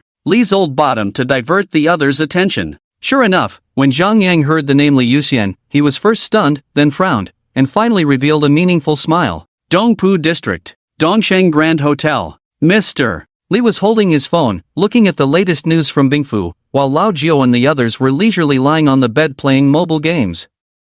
It had been a day already, and they were hiding in Dongpu District, letting Lao Ding search wildly in Shipu. In fact, both sides knew where the other was. Bingfu was not that big, where could they hide? Lao Ding just didn't dare to overstep, but he didn't make any moves either, making outsiders think he was afraid of Mr. Li. So the fierce commotion outside was just for show, but if they really wanted to kill Lao Jiu, Lao Ding would only send a small team to assassinate him. Knock, knock, knock. After 3 light knocks on the door, it opened. Zhang Yang, in a sharp uniform, walked into the room with a cold face. Mr. Li greeted Zhang Yang warmly as if they were old acquaintances. Director Zhang, long time no see. Thanks to you, I almost got caught with my pants down. Zhang Yang glanced disdainfully at Mr. Li and sat down on the sofa. Hee, what do you mean by that? Mr. Li pretended to be surprised as he sat across from Zhang Yang. Is there some misunderstanding between us? Misunderstanding my ass. Zhang Yang scolded sharply. Wasn't it you who transferred 1 million from my mother-in-law's bank account? I didn't take your money, so you implicated my family? Zhang Yang was extremely disgusted with Mr. Li. If Zhang Yang still showed basic courtesy to Lao Ding, he was completely hostile towards Mr. Li. I despise you hypocrites the most. All of you are social parasites, sucking the blood of the common people. Without you, half of the world wouldn't starve to death. Businessmen seek profits, we make money, not charity. Mr. Li didn't defend himself, poured a cup of tea for Zhang Yang, and said, Are you not here to cause trouble for me today? I'm here specifically to cause trouble for you. Zhang Yang didn't beat around the bush, staring at Lao Jiu and the others on the side. You 3 are the ones who killed Alang, right? The atmosphere instantly dropped to freezing point, and Zhang Yang's terrifying aura was already locked onto the 3 of them. Sizzle. The room door opened again, and a few people from Haegu walked in with their hands in their pockets. Their jackets were bulging, obviously concealing weapons. Zhang Yang disdainfully finished his tea in one gulp. What? Want to mess with me? Ask him. I told him to stand. Does he dare to sit? Mess with me? A bunch of little ghosts. Mr. Li smiled awkwardly at the Haegu group, signaling them not to act recklessly. After all, the other party was a director. Going against him would be going against the system. Any force or individual would only be ruthlessly crushed in front of the state machinery. Unless they were like Xiaofei, who was purely a troublemaker, no one would lay a hand on these high-ranking officials within the system. People at Zhang Yang's level could only be humiliated but not killed. Especially for Mr. Li, as a businessman with a large family business, he would not flee. Smack. Zhang Yang threw out 3 pairs of special handcuffs. These handcuffs could suppress the abilities of awakened individuals and were specifically designed for awakened criminals. Put them on, come with me to the station, don't force me to take action. Lao Jiu and Xiaobai exchanged a glance, and their fingers instinctively grew sharp claws. Xiaofei whistled to Qiu Yin, who unhesitatingly pulled out the sawed-off shotgun from his clothes. Damn, you come to our turf asking for trouble, why don't you fly to the sky? Qiu Yin took 2 quick steps forward, pointing the gun at Zhang Yang's temple. Mr. Li feared him, but Xiaofei and his group of outsiders were not afraid of him. Outside the city was lawless territory, even police officers were robbed once they left the city. Zhang Yang sneered and glanced at the gun barrel. Sizzle, sizzle, sizzle. The gun barrel visibly frosted over. A thick layer of frost extended all the way to Qiu Yin's hand. Plop! The earthworm couldn't bear the cold air and fell to the ground, shattering into pieces. If I dare to come alone and ask for someone, I'm not afraid of you making a move, declared Zhang Yang. Whoosh! Zhang Yang's aura surged, an invisible oppressive force pressing down on everyone like a giant hand on their shoulders. Haiguo and his group were directly forced to kneel halfway to the ground, while Lao Jiu and Xiaobaihu blushed and couldn't move. Compared to Zhang Yang, Alang's strength was not even worth mentioning. Only Xiaofei and Mr. Li remained unfazed in the room. Xiaofei provocatively raised an eyebrow, brimming with fighting spirit. Siju, not bad. How about a little spar between us? Yan Gue? Zhang Yang recognized Xiaofei and smirked. This trip wasn't in vain. Xiao Fei stepped forward briskly, and Zhang Yang also stood up without backing down. Boom! A terrifying clash of cold and hot energy shook the room, causing a whirlwind of air. Sizzle, sizzle, sizzle. The room's temperature dropped below zero, covering the walls and floor with a layer of ice crystals. With a stomp of his foot, Xiao Fei shattered the ice crystals, and the temperature rose again. As the two sides were about to engage in a fierce battle, Mr. Li slowly stood up and interrupted them. Are you planning to demolish the building? Mr. Li walked displeasedly between the two, showing Zhang Yang something on his phone. Upon seeing the content on Mr. Li's phone, Zhang Yang first froze, then his eyes turned bloodshot, and every hair on his body stood on end. Anger. Real anger. Zhang Yang clenched his fists tightly, his eyes filled with murderous intent. It was the scene at Lao Ding's warehouse, where people were locked up in cages like animals and selected. Close-ups of children's fearful faces felt like 1,000 needles piercing Zhang Yang's heart. Is this true? Zhang Yang gritted his teeth. We've known each other for a while now. You should know that every penny I earn can withstand scrutiny. I admit to profiteering, but I won't make money stained with blood, Mr. Li calmly said. I'm still saying, if you want to arrest me, as long as you have evidence, feel free to do so. Zhang Yang hesitated, the contents in Mr. Li's hands were too explosive. Mr. Li walked the line between good and evil, while Lao Ding was purely insane. But letting Lao Jiao and the others go made him feel uneasy. Why did you kill Ao Lang? Zhang Yang asked grimly to Xiao Baihu. Mr. Li cleared his throat, and Xiao Baihu understood. After staying in Shipu district for a few months, you'll understand. Old Jiao and I delivered a batch of goods for them before, and it was full of children. We are orphans ourselves, so we felt compassion. If it weren't for Mr. Li, we would have been killed by Lao Ding's people. Killing Ao Lang was for revenge, for ourselves, and for those children. Xiao Baihu's words were half true and half false, but Zhang Yang believed him. He could sense the change in Xiao Baihu's aura as he spoke. Lao Xia had indeed killed many of Xiao Baihu's brothers, which was his sore spot. Lao Shang, when a person is too clear, they have no friends, and they are easily broken. Have you not learned from your losses? Mr. Li shook his head with regret, admiring Zhang Yang for being a man of principle in this post-apocalyptic world, where few were dedicated to serving the people. Why did your mother-in-law receive $1 million, and you were immediately suspended and investigated? Everyone knows you're innocent, but who is willing to speak up for you? Your subordinates fear your investigations, your superiors fear your opposition, and your colleagues fear you because you are different from them. Who dares to use you? It's the end of the world, and human nature is almost gone. If you want to achieve great things, you must climb to a high enough position and gain absolute power before you can talk about absolute justice. Otherwise, you will only face endless suppression. I can buy your future for $1 million, and others can buy your life for $5 million, Mr. Li said seriously. We may be despicable, but without us, can you guarantee that the world would be better now? At least we will never cross the line. With that, Mr. Li stepped aside. You can arrest them if you want. Without them holding back Lao Ding on the ground, you can't fight those big shots. For the justice in your heart, cooperate once, and together bring down the real bloodsuckers lurking in the ice mansion, Mr. Li earnestly advised. After his persuasion, Xiao Baihu and Lao Jiao voluntarily put on handcuffs. They were all gambling. They were betting on whether Zhang Yang could tolerate their existence to take down the big shots behind the scenes. They were betting on whether Zhang Yang truly understood this world. They were betting on whether Zhang Yang could compromise with the current unpleasantness for the sake of his ideal world. The atmosphere in the room became extremely tense for a moment. Report, after a long time, Zhang Yang's subordinate's voice came from outside the door. Director, our people are ready to support. Do you need us to come up? Mr. Li chuckled. Lao Jiao breathed a sigh of relief and sat down on the ground. Xiao Fei gave a thumbs up to the people outside through the door. Amazing team members. Zhang Yang's face turned extremely ugly. Zhang Yang came to Dongpu alone. How did his subordinates find his location? Why were his subordinates, who usually hid when there was danger and rushed for benefits, so eager to wipe out Mr. Li's group this time? It was clear that Zhang Yang's subordinates had been bribed. This was the sorrow of the times, as well as reality. Zhang Yang wanted to change the entire system, to confront the entire era. How difficult was that? Retreat, Zhang Yang shouted through the door, then he removed the handcuffs from Xiao Baihu and Lao Jiao. Attacking Lao Jiao and the others now would only be using them as tools for Lao Ding and his people. How could someone as proud as Zhang Yang let them succeed? Compared to Mr. Li and the others, he detested Lao Ding's actions more. You have 10 days to find the hiding place of the people in Lao Ding City. Zhang Yang compromised, while also making his demands to Xiao Baihu. Show me proof of your worth.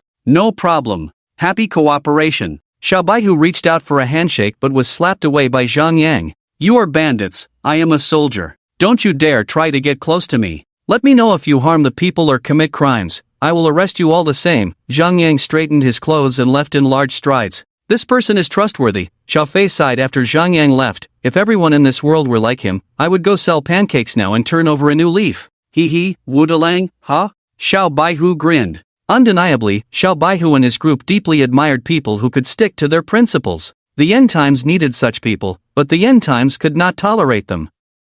Mr. Li wiped the sweat off his forehead. Finally, the most crucial link is established. In Mr. Li's plan, Zhang Yang was the key link. Starting 2 years ago, he gradually led Zhang Yang to his downfall, then spent money to establish connections and transfer him to the Ice Mansion. Everything was within Mr. Li's plan. He needed a sharp blade willing to stand up, and if Xiao Baihu and Lao Jiu were unexpected gains, then Zhang Yang was Mr. Li's top choice from the beginning. As an ambitious person, Mr. Li knew well the destructive power of Zhang Yang, and soon the upper echelons of the Ice Mansion would tremble. Everything today was within your plan, right? Lao Jiu looked meaningfully at Mr. Li. Xiao Baihu and Xiao Fei exchanged a glance, feeling a chill. If this kind of person was an enemy, if you ever want to go against him in the future, don't play mind games with him. Just call me directly, and I will send people to kill him in the city. Xiao Fei patted Xiao Baihu's shoulder with a serious tone.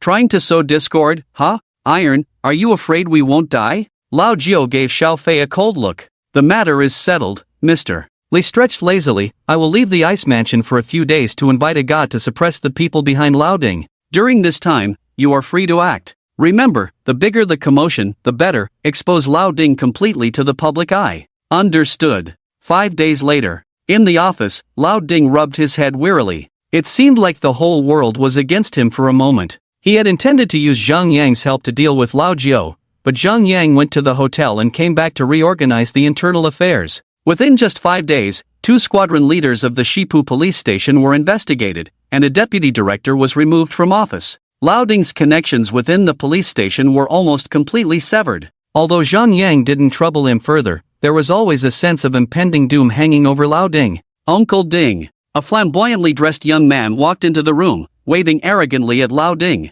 Flower young master. Lao Ding quickly got up, putting on a smile to greet him. Flower young master was from the Hualao family, a well-known rich second generation in the Bing Mansion. Years of mischief in Shipu had earned him the title of one of the 5 beasts of the Bing Mansion. Flower young master leisurely sat on the sofa as Lao Ding personally lit a cigarette for him. Uncle Ding, I need a favor. If you have something, just make a call. Is it necessary to come in person? Lao Ding forced a smile, pretending to be honored. Over the years, Lao Ding had helped Flower young master cover up many things, so when he came looking for him, Lao Ding knew there was some dirty work to be done.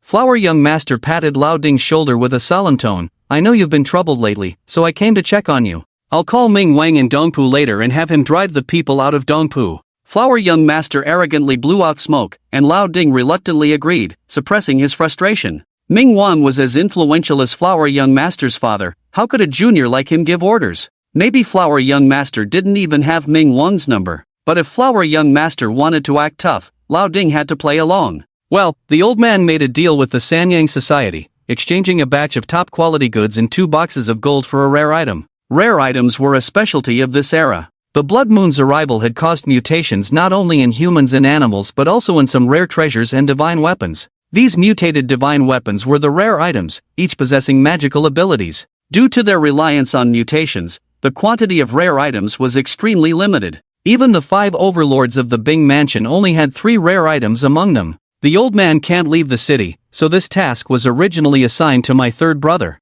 But since I have nothing to do, I took it over. Lao Ding, being shrewd, immediately understood that Flower young master, a coward, wouldn't dare to leave the city, so he was being sent on a dangerous mission. You know I have no one to rely on, and the police have been keeping a close eye on us lately. I can only ask Uncle Ding for help. Lao Ding was in a dilemma. While Flower young master pretended to be tough, Lao Ding was the one who would bear the consequences. Normally, Lao Ding wouldn't be involved in such tasks. The Hualao family was wary of him and wouldn't let him participate in important deals. In order to gain favor in front of his father, Flower young master not only took on the task but also dragged Lao Ding into it. Given their respective positions, Could Lao Ding refuse to comply with Flower Young Master's request? Uncle Ding, Flower Young Master extinguished his cigarette. I'll take care of Ah Lang's matter for you. I'll personally deal with those few punks. How about it? Seeing Lao Ding's reluctance, Flower Young Master threw in a condition. Lao Ding fell into the trap. The death of Ah Lang weighed heavily on him, but unfortunately, Flower Master forbade him from taking any action. If Flower Young Master went to kill someone, his father would not blame him. All right. The deal was sealed with a handshake. After leaving Lao Ding's office, Flower Young Master swaggered into a luxury car parked on the roadside. Okay, go deal with a few hooligans. If anyone dares to mess with the Hua family, strip them of everything and sell them off, Flower Young Master said smugly, embracing a beautiful woman in the car and shamelessly sliding his hand into her clothes. A few bodyguards exchanged glances and turned their heads in unison. Within less than 15 minutes of driving, Flower Young Master suddenly had an idea and instructed the driver to stop. Darling, have you ever tried to shock people on the street? Flower Young Master leered and looked excitedly at the homeless people on the street, shouting, right here. The woman in Flower Young Master's arms blushed, her fingers tracing across his chest. Hua Xiao, you're so naughty. Haha, you little demon, can you be even naughtier? Hua Xiao pushed the other person down and shouted to the driver, find a place to eat. With that, Hua Xiao threw out a stack of money. The few bodyguards looked at each other. Do they have to do it on the street? Can't they go to a hotel? Are they that desperate? Young Master, we need to protect your safety, the bodyguard said awkwardly. Hua Xiao immediately became unhappy. Riding on the beautiful girl, he angrily said, look around Shipu district. Who the hell dares to touch me? Hua Yugue? Get lost far away, damn it. If you want to watch, come on up and watch, I'll give you a free movie. The bodyguards glanced at the spring scene inside the car and awkwardly walked across the street to find a restaurant. 10 minutes later, the driver and bodyguards squatted by the roadside across the street, feeling very unhappy. Boss is playing around. We're watching. Whatever kind of person has whatever kind of fate. It's good enough that I didn't ask you to push your butt. The group of people chatted aimlessly, and a truck stopped in front of them. A man who looked like a driver jumped out of the truck and shouted cheerfully, Boss, bring me a bowl of noodles. The truck conveniently blocked the view of the group of people, and one of the bodyguards wanted to go around to see the person they were protecting. Another bodyguard stopped him. It's fine, it's just across the street, what could happen? We can handle it. The group of people were all dissatisfied with Hua Xiao. Hua Xiao was arrogant and domineering, never treating these bodyguards as human beings. On the other side, Hua Xiao was fighting in the car when the door was suddenly pulled open. A young man's head popped in with a wicked smile, asking, tired? Need help pushing your butt? The cold wind blew into the car, making Hua Xiao shiver. Whoosh! The other 3 car doors opened simultaneously. 3 young men quickly climbed into the car. Who are you guys? Do you know who I am? Hua Xiao stopped talking. The young man already had a knife against his butt. Keep cursing? I'll stab your ass, sit down. The young man coldly ordered. Hua Xiao swallowed hard, obediently getting up from the beautiful girl, glancing at his bodyguards, who were completely blocked by the truck. The situation inside the luxury car was completely unnoticed by the bodyguards. Sitting on the other side, a young man with a side-parted hairstyle glanced at Hua Xiao. Don't move. Hua Xiao adjusted his pants, feeling anxious being sandwiched between the two. He was also an awakened one, even though he had just awakened. As long as he held on until his bodyguards arrived, it would be fine. Hua Xiao took a deep breath secretly, preparing to call for help while the young man in the front seat was busy lighting 2 wires. Just as he was about to open his mouth, the young man stabbed Hua Xiao's face with a knife. The attack was decisive and ruthless, completely extinguishing any thoughts of resistance. Hua Xiao covered his face in fear, blood flowing, but he didn't have the courage to pull out the knife. I inherited the art of kidnapping from my ancestors. Do you think I don't know your tricks? The young man slapped Hua Xiao's head. If you dare to make a sound again, I'll kill you right away. I know you're an awakened one, it's a coincidence. We are all awakened ones. Before your bodyguards come, we can definitely kill you. Hua Xiao nodded repeatedly while covering his face, realizing he had encountered tough characters. In Shipu, normal people wouldn't dare touch him, but those who dared to touch him wouldn't fear the power of the Hua family. Although Hua Xiao was arrogant and domineering, he wasn't stupid. He knew that resisting the kidnappers now would most likely lead to his death in desperation. In comparison, it was better to go along with them honestly. In his mind, these kidnappers were just after money, and the Hua family didn't lack money, so there was no need to take risks. Vroom. The car started. The young man in the driver's seat turned and gave a thumbs-up gesture, but his eyes were fixed on the woman in the back seat. Let's go. The young man pushed the driver's face away. Damn, can't you focus? Your crotch is about to grow a gearshift. The young man turned to the woman next to Hua Xiao with a lingering smile. Beauty, how much for a day with Hua Xiao? 5,000. The beauty shrank in her seat, trembling, her chest snow white. The young man drove while pulling out $300 from his pocket. I'll buy an hour of your time, to test Flower's taste. Damn. The young man received a disdainful slap from the youth, who then pulled out 600. I'll buy 2 hours, we'll chat slowly when we get back. The beauty started crying. Bro, that's not how you do it. Outside the city, Black Mountain Town, Flower was tied up and thrown into a pigsty. Cold, tired, and afraid to sleep. Pigs are omnivores, if he falls asleep, they will gnaw at him. The mastermind behind his capture sat inside by the fire. Xiao Baihu, Lao Jiu, and Xiao Fei sat around the brazier, toasting 2 mantu with fire tongs on top. How did it go? Xiaoyin walked out of the bedroom, adjusting his pants, smiling smugly, worth every penny. Yes, the 3 raised their middle fingers simultaneously. Have you figured out how to deal with him? Xiaoyin chuckled dismissively. Why not just ask Flower for a few million? Worst case, we'll find another place to hang out. If it weren't for Mr. Li, Xiao Baihu might have agreed to Qiu Yin's proposal. The world is vast, opportunities everywhere. But now, they were officially under Mr. Li's wing. If they ran, Flower would surely come after Mr. Li. After all, Mr. Li had been a benefactor to Xiao Baihu and Lao Jiu. It wouldn't be ethical. Before they could finish their discussion, Flower outside couldn't stand the stench anymore and shouted at the room, "Let me in, damn it, tell me your conditions." Xiao Baihu raised an eyebrow. Xiaoyin hurriedly walked into the snow, dragging the freezing Flower into the room. Flower's current appearance was a far cry from daytime. His mouth wound was treated hastily, and being an awakener, it was not a big deal, but disfigurement was inevitable. Damn, are you guys after ransom or what? If you want money, at least let me make a call home. Flower moved closer to the charcoal fire on the ground, grumbling, this is so rude. Flower saw them as mere kidnappers, not considering other possibilities. Lao Jiu exhaled smoke, asking sternly, we didn't tie you up for money, we want to know where Lao Ding hid the goods. What the hell? Flower was confused. He couldn't believe it, looking at Lao Jiu, you're messing with Lao Ding, kidnapping his son, what's the point of tying me up? In Flower's eyes, the fight on the ground was about who would be the family's right-hand man. If they touched him, it would mean a complete fallout with the Flower family. Who do you think you are? You're the only one with bodyguards on the whole street. Lao Ding personally saw you off. We thought you were his father, Xiao Baihu mocked. You are Xiao Baihu? Although Flower was arrogant, he wasn't stupid. After quickly considering who had a grudge with Flower, he soon identified the person in front of him. A fierce young man, ruthless and lawless. Putting together the rumors outside, Flower was certain that one of the men before him was Xiao Baihu. You're not dumb, Xiao Baihu patted Flower's head. I thought you only knew how to have fun. Flower dodged Xiao Baihu's hand. I'm not stupid, you messing with Lao Ding is to please the Li family, showing off muscles at Bingfu. But if you directly target me, have you thought about the consequences?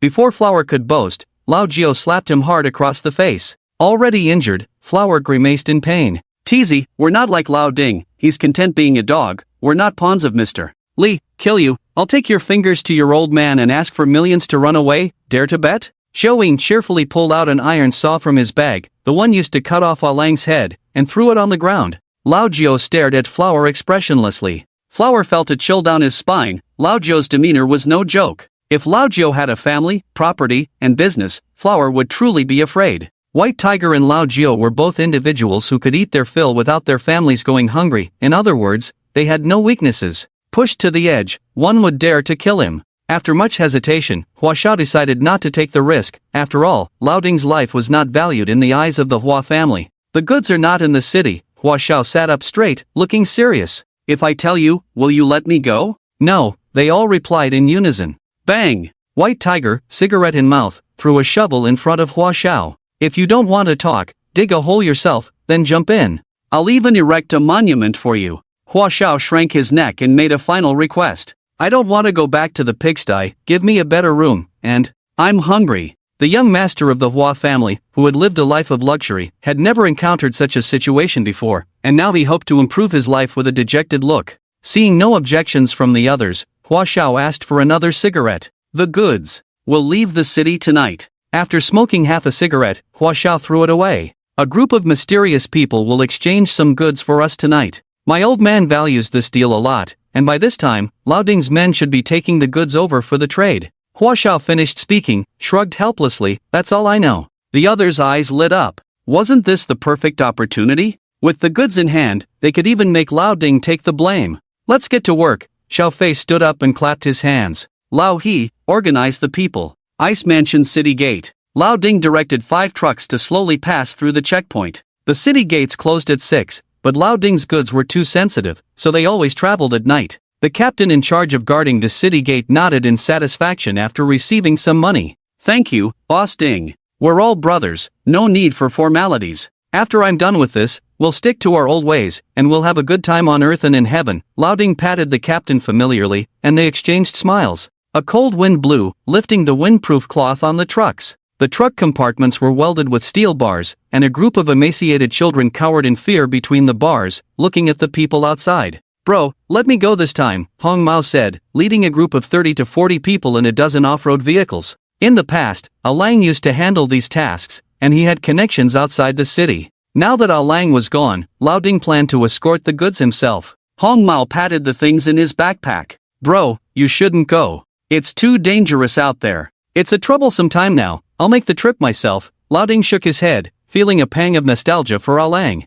Boss, Lang took me along this route. We've dealt with several groups of bandits along the way, nothing to worry about, Hong Mao reassured him. With Lang dead, Hong Mao's position was precarious, so he had to take on this task despite the dangers outside the city. He knew while the dangers outside the city, Lao Ding could only manage to secure some fixed groups, as those who were unpredictable didn't take payment, like Xiao Fei and his gang who were uncooperative. Therefore, the area outside the city was full of uncertainties. Lao Ding, you shouldn't leave the city. I heard you had a serious conflict with the smoker outside the city? That guy has some influence out there, don't take the risk, the captain of the city gate kindly advised. Lao Ding glanced at his brothers in front of him, seeing their high morale, hesitated for a moment. Alright, you guys go, but make sure to bring back the goods. At that moment, Lao Ding had no idea that his own young master had betrayed him. Boss, rest assured, we'll get it done for sure. Air Gui Mountain, Gong Yi Temple. Hong Mao nervously brought the goods and finally arrived at the trading location.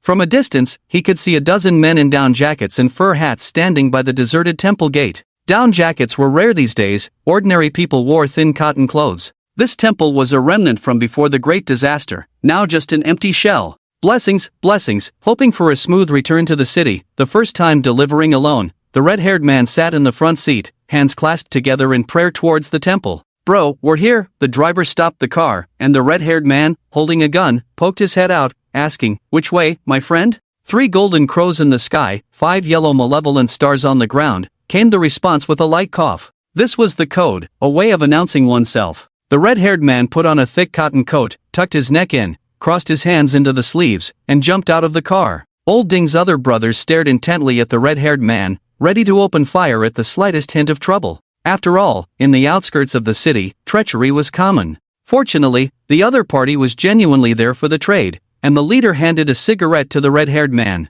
Thank you, brother. You're welcome, it's only right. The red-haired man cautiously didn't smoke the offered cigarette, discreetly putting it in his pocket. Where's the goods? The leader of the other party patted the box in his hands and slightly opened a seam. The pitch-black night instantly brightened as if it were daytime. Golden light shone through the gap in the box. Through the golden light, one could vaguely see a long bow lying quietly inside the box. Inspect the goods. The leader of the Sanyang Society glanced at a distant truck. The exchange between the two parties went smoothly. The 5 awakened members of the Sanyang Society were not worried that the red-haired man would play tricks. The truck driver delivering the goods jumped into an off-road vehicle and directly handed over the truck to the other party. The latter lifted the windscreen cover, revealing a truck filled with children, shivering and turning blue from the cold. The members of the Sanyang Society nodded in satisfaction, showing no hint of mercy. Brother, next time come to our Ice Mansion City, I'll treat you all. The red-haired man excitedly waved at the other party. Alright, the other party replied indifferently, quickly getting into the car.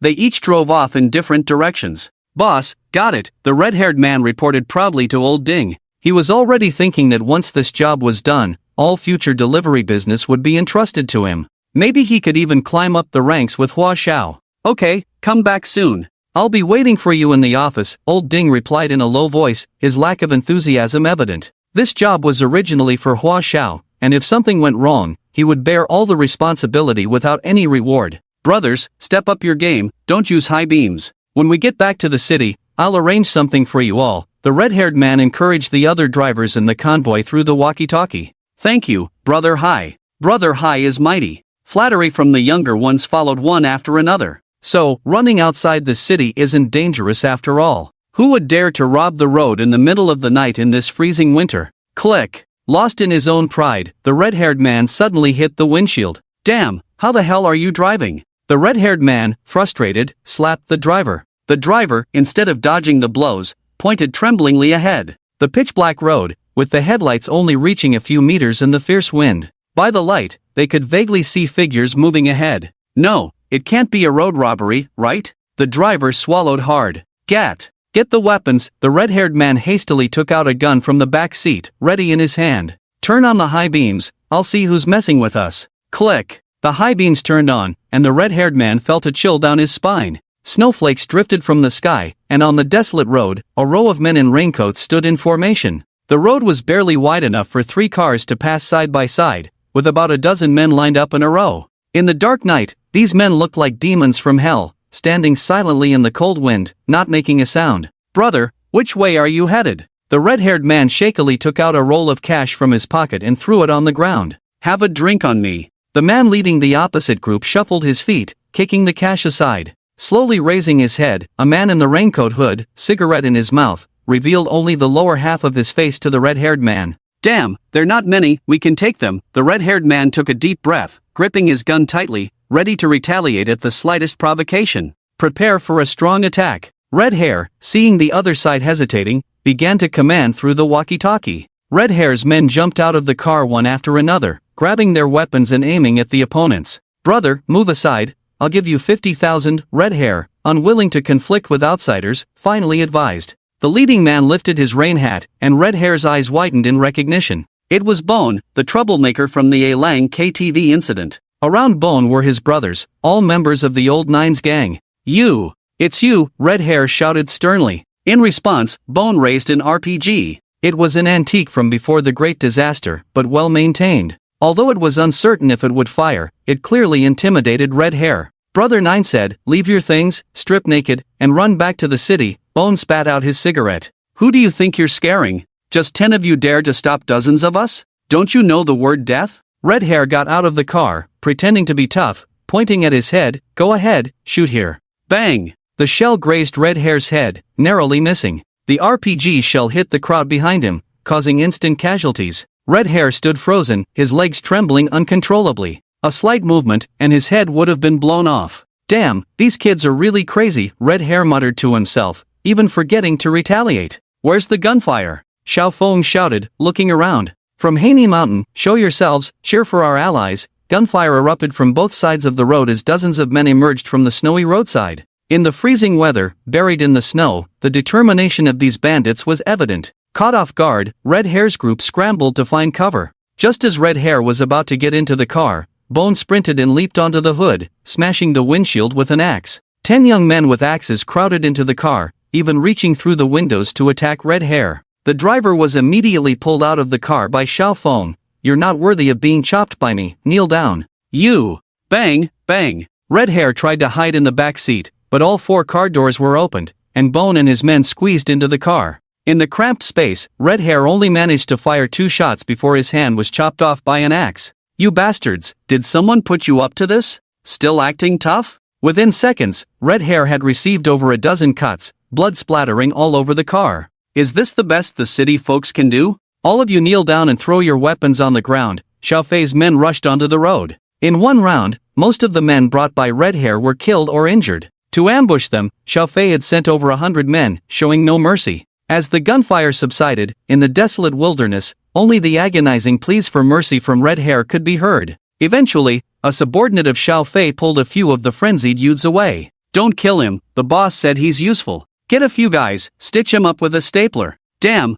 don't bother picking up severed limbs, just stuff his eyeballs back in, got it? The subordinate directed his men while keeping an eye on Bone and the others. Dragged out of the car, Red Hair, barely clinging to life, was kicked by the subordinate. Where are the goods? I don't know. Red Hair tried to maintain his defiance. The subordinate turned to Bone and shouted, you guys keep at it, please. Red Hair, already terrified by Bone and his gang, raised his voice, they're in the car, just keep them away from me. Meanwhile, on the other side, 5 large trucks raced down the road. The awakened members of the Sanyang Society were dozing off in the trucks, oblivious to the gunfire on the other side. The road to Bingfu is even rougher than our side, damn it. Stop complaining, let's get back and report in. The 2 awakened members in the lead truck curled up in their seats, covering themselves with a small blanket. Source text: with a bang, the truck shook violently, and the driver tightly held the steering wheel to prevent the truck from rushing out onto the road. After narrowly managing to stop the vehicle, the awakened sitting in the passenger seat reached out to stop the driver from getting off.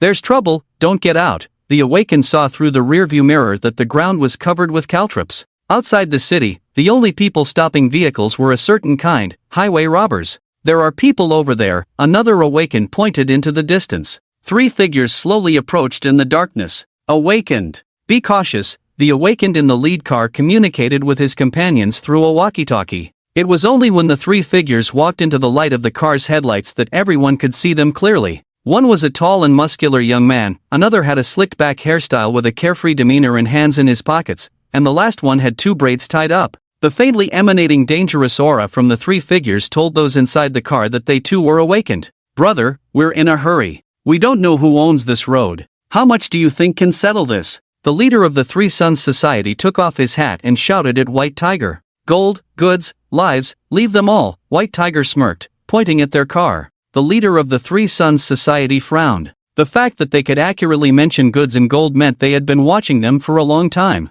Brother, if we become enemies, can you handle it? The leader of the 3 Sons Society introduced himself, 3 golden crows in the sky, on the ground, but was interrupted by Lao Jiu. If you're a bird, fly away. If you can't fly, stop blabbering. Seeing that their reputation didn't intimidate the other party, the leader of the 3 Sons Society took a deep breath, preparing for a fight. 5 awakened got out of the car and stood in front of the 3 individuals. Both sides faced each other tensely. Brother, can we settle this peacefully? The other party glanced at the roadside, fearing an ambush. Lao Jiu cursed, I've hated you doll traffickers all my life, damn it, this is about lives. Without this batch of goods, where would Zhang Yang get evidence to catch Lao Ding? Both White Tiger and Lao Jiu were orphans, seeing these children was like seeing their past selves. So, for personal and public reasons, they had to rob this batch of goods. Sorry, but today you must die. The 3 men earnestly flexed their muscles. Seeing that negotiation was futile, Lu Gu slowly drew his long sword, and the aura of the 3 awakened was revealed. The other 4 were also second awakened. Xiao Fei disdainfully sneered, you guys watch from the side, I'll stew these little golden crows into soup. Xiao Fei's strength was evident from his ability to confront Zhang Yang head-on, definitely at the level of 4th awakening at worst. Lao Si, Lao Wu, take the gold and go find Huai. Xiao Fei's overwhelming pressure prompted Lu Gu to send his brothers to shake people down while he held off the opponents, hoping for a chance. Lu Gu. Go, Lu Gu shouted, his long sword emitting a sinister red light as he charged toward Xiao Fei. The other 2 awakened also attacked simultaneously. Knowing that Xiao Fei was the main threat, they chose to directly attack him. One was a summoner, the other 2 were enhancers. The 3 coordinated seamlessly. Lu Ji's red light made it hard for Xiao Fei and the others to keep their eyes open, while the other 2 attacked Xiao Fei's lower body. With a bang, the 3 attacks pierced through Xiao Fei directly. Xiao Fei's body, on the verge of collapse, turned into a white smoke and dissipated. Smoke ghost. Both White Tiger and Lao Jiu's eyes narrowed simultaneously. So, that's how he got the name Smoke Ghost. Elemental type? Lu Gu, who failed in his sneak attack, looked at the dissipating Xiao Fei in astonishment. Not elemental type, it's a rare elemental typed smoke. Xiao Fei's voice came from behind them. Turning to the sound, they saw Xiao Fei had appeared behind them, smiling at them. You go after those 2, Xiao Fei casually said to White Tiger with his hands in his pockets, don't get killed, alright? The 2, who were eager to fight, nodded in agreement and ran off without a word towards the distance. Leave them. Brother Lu let go of his long sword, which turned into a streak of red light speeding towards Xiao Fei along the ground. The other 2 swiftly pounced towards the White Tiger and Lao Jiu. Just as they were about to catch up, the 2 enhanced awakening users simultaneously stopped in their tracks, clutching their chests in pain. Before the opponents could react, Xiao Fei leaped down from the truck's roof and kicked one of them, breaking his neck. Did you feel like your lungs were on fire after inhaling my smoke? Xiao Fei cruelly smiled. How do you like my smoke? Xiao Fei slowly opened his palm, white smoke emerging from his pores and condensing into his hand, turning black as he manipulated it. Toxic smoke. Brother Lu quickly held his breath, afraid to inhale. Xiao Fei's abilities were too peculiar, The smoke, which seemed to penetrate everything, spread out rapidly, enveloping the area where the group stood. Holding your breath to fight me? Xiao Fei touched his chin, looking sympathetically at the two. Sometimes I feel like my abilities are a bit unfair. As we fight, you start suffocating, and you might end up choking yourselves. I can't even enjoy the thrill of battle. On the pure white snowfield, the four engaged in a life-and-death chase. 2-3 Young Club Awakening users ran ahead, each carrying a box of gold bricks. The two behind were closing in. Damn it, how can those two kids be faster than us? Roar! Lao Jiu roared like a dragon as he ran towards the white tiger. The two exchanged a glance, their brotherly bond needing no words. The white tiger extended his hand, saying, "Let's do it. Go!" Lao Jiu grabbed the white tiger's arm, spun him around 360 degrees, and threw him like a flying disc. The two ahead suddenly felt a sharp killing intent. One of them swiftly turned around, rapidly forming hand seals. Shadow Wolf. A mysterious formation lit up in front of the awakening user. From the massive formation, a 3-meter black-furred giant wolf leaped out and lunged towards the white tiger. Get him, the summoning awakening user smirked. The Shadow Wolf, with incredible speed, reached the white tiger in an instant, opening its jaws to bite his neck. Roar! A tiger's roar. A silverline tiger burst out from the white tiger's body, biting the Shadow Wolf's head. The two giant beasts instantly engaged in a fierce battle. He's also a summoning user, the 3 Young Club summoning awakening user exclaimed. Fire wave. Another 3 Young Club awakening user stabilized his stance, clasped his hands together, and pushed forward forcefully. A towering wave of fire surged towards the white tiger from behind. Sensing the heat behind him, the white tiger smirked. Trusting Lao Jiu, he didn't even bother to look back. Lao Jiu. The white tiger howled to the sky. Here. Just as the sea of flames was about to reach the white tiger, Lao Jiu appeared behind the elemental awakening user, lifted him up, and slammed him fiercely to the ground. Damn, burning my brother? Lao Jiu's eyes flashed red, a sinister smile on his face. In the vast snowfield, Lao Jiu faced off against the elemental awakening user, while the white tiger confronted the summoning user. Initially, the 2-3 Young Club awakening users relied on their second awakening level to suppress their opponents, but soon they realized the problem. These two kids were getting stronger as they fought. Summoning users' physical bodies are weak. Let's kill this kid first, the summoning awakening user called out to his companion. After a while, when the elemental awakening user didn't come to help, the fourth member turned around and was astonished to see Lao Jiu pinning the elemental user down and beating him up. Eruption of flames. The fifth member lay on the ground, his hands pinned down by Lao Jiu, his mouth wide open. A ball of fire erupted from his throat, like a dragon in a movie, spewing flames directly at Lao Jiu. Lao Jiu. The white tiger was shocked. He's fine, the voice of the Silverline tiger echoed in the white tiger's mind. The 4 great demon ancestors, the Silverline tiger excels in offense and defense, the old bird in speed, the turtle in vitality, and the 2-headed snake in elements and mutations. The dragon scales can absorb all elements and make them their own. Everyone watched in shock as scales covered Lao Jiu's body, emitting a bluish smoke that turned increasingly crimson. Boom! Lao Jiu's body was engulfed in flames, like a demon from hell. Damn, you have this skill too? Xiao Baihu was horrified. Lao Jiu turned around in confusion. I just found out about it too. Both of them had just awakened and only had a partial understanding of their abilities. Besides, Lao Jiu didn't have the soul of a demon ancestor inside him yet. Had enough? Lao Jiu smirked and thrust his hand into Lao Wu's mouth. The flames abruptly stopped. In the terrified eyes of Lao Wu, Lao Jiu forcibly pulled out his tongue. Blood splattered. The awakened elemental user covered his mouth in pain. Lao Wu, Lao Si, who was fighting with Xiao Baihu, shouted in shock. Lao Wu can't speak anymore. Do you want me to convey your message? Lao Jiu raised the half of the tongue in his hand and smiled. Xiao Baihu took the opportunity to punch Lao Si away. Seeing that Lao Si, who had awakened twice, was barely injured, Xiao Baihu questioned unhappily, what are my abilities? Why do I feel like my attack power is not enough? What about the offense and defense promised? Useless, the silver-striped tiger cursed and transformed into a white light that entered Xiao Baihu's forehead. Relax, I'll take over. Golden light shimmered in Xiao Baihu's eyes. The Shadow Wolf, freed from the silver-striped tiger's entanglement, lunged at Xiao Baihu from behind with its jaws wide open. Watch closely, tiger bone silver skin. Xiao Baihu, he shouted. His upper body clothes tore instantly, his fur retracted into his skin, and lines similar to those on the silver-striped tiger's body appeared on his skin. Clang! The Shadow Wolf's claws tore across Xiao Baihu's skin, emitting a metallic friction sound. How does it feel? The silver-striped tiger asked. Steel. Nonsense, feel the opponent's attack. The reason the silver-striped tiger gets stronger with each hit is because we can absorb the opponent's physical attacks, convert their attacks into our own energy, and then strike back. Xiao Baihu turned abruptly and punched the shadow wolf. The latter was pierced through the chest and slammed heavily onto the ground. Lao Si stared incredulously at Lao Jiao and Xiao Baihu. What kind of abilities do you two have? Their extraordinary abilities completely exceeded his understanding. Xiao Baihu seemed to be a summoner, but summoners generally lacked physical strength. Xiao Baihu's physical strength even surpassed that of enhancers. Lao Jiao seemed to be an enhancer, but he was immune to elements. Lao Si felt like his worldview was collapsing. Watch closely, this move is a forbidden secret of the Silver-Striped Tiger clan.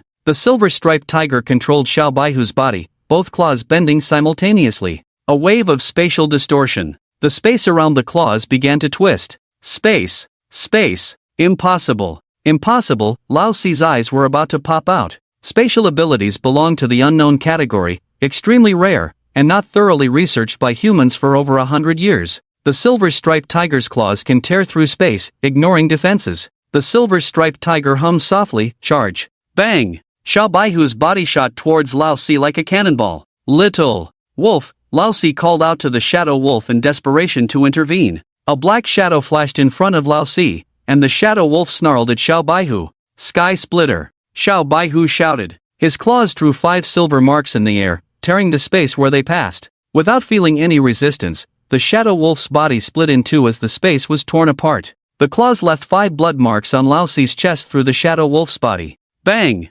Exhausted, Xiao Baihu slumped to the ground. The 5 silver claw marks in the air lingered for a long time. Lao Si knelt on the ground in disbelief. On the other side, Lao Wu went completely insane. He grabbed Lao Jiao's body with both arms, burning his life and turning all his energy into flames pouring into Lao Jiao's body. Not good, he wants to burst Lao Jiao, the silver-striped tiger warned. The absorption of elements by the double-headed Jiao scales has its limits. Lao Jiao has just awakened and can't absorb too much, or else he will burst and die. Sure enough, Lao Jiao's face contorted, filled with pain. Ding! A scale cracked open. Ding ding ding, the sound of scales shattering rang out. The young white tiger weakly roared, "Let go, you'll be blown up." He wanted to step forward to help, but the silver-striped tiger occupying his body would rapidly deplete his energy. At this moment, the young white tiger struggled even to stand up. Old Nine's face turned red as he stubbornly shook his head. Today, I just want to see who dies first. The young white tiger felt helpless. Old Nine's madness had taken over. Once he was in this state, no amount of persuasion would work. He was stubborn to the end. Old Five visibly grew thinner, pushing himself to the limit. As time passed, Old Nine's body cracked open, blood seeping from beneath his skin. Old Five smiled, knowing that Old Nine could no longer hold on. Old Nine, the young white tiger crawled towards him with all his might. Old Nine turned bewildered, grinning. It's okay, today I will definitely exhaust him to death. Roar! At the last moment of his life, Old Five chose to self-destruct, a violent flame illuminating the night sky and engulfing Old Nine. Old Nine, the young white tiger collapsed on the ground, tears streaming down his face. In the blazing fire, a dragon's roar echoed through the heavens and earth. Boom! Boom! Boom! The world changed. Dark clouds obscured the blood moon, lightning flashing across the sky. No, it can't be. Old Four, barely clinging to life, murmured, awakening. The second awakening, why does it? 'Cause such a celestial phenomenon? Each awakening of an awakened individual strengthens or mutates their abilities,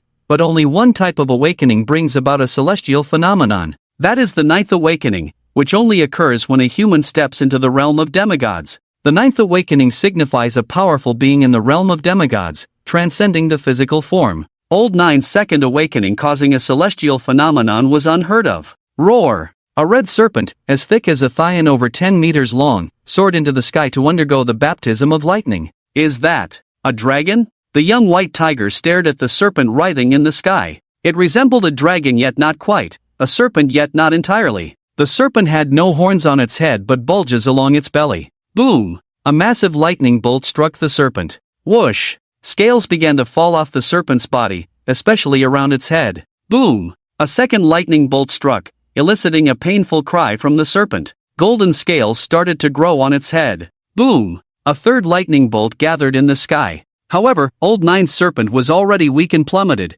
transforming into a red light that merged into Old Nine's body. It's over, Old Nine's body can't withstand the heavenly thunder, the silver-striped tiger exclaimed. With this lightning strike, Old Nine was doomed. Old Nine weakly looked up at the sky, knowing his fate was sealed, and sarcastically muttered, "Come on, have the guts to strike me down." With that, Old Nine slowly raised his middle finger towards the sky. Boom! The thunder roared in the white and purple sky, rushing towards Old Nine. "Teasy, get out of here." Realizing he couldn't escape his fate, Old Nine turned his head and smiled bitterly. The young white tiger lay on the ground, summoning his last strength, suddenly rose and lunged towards Old Nine.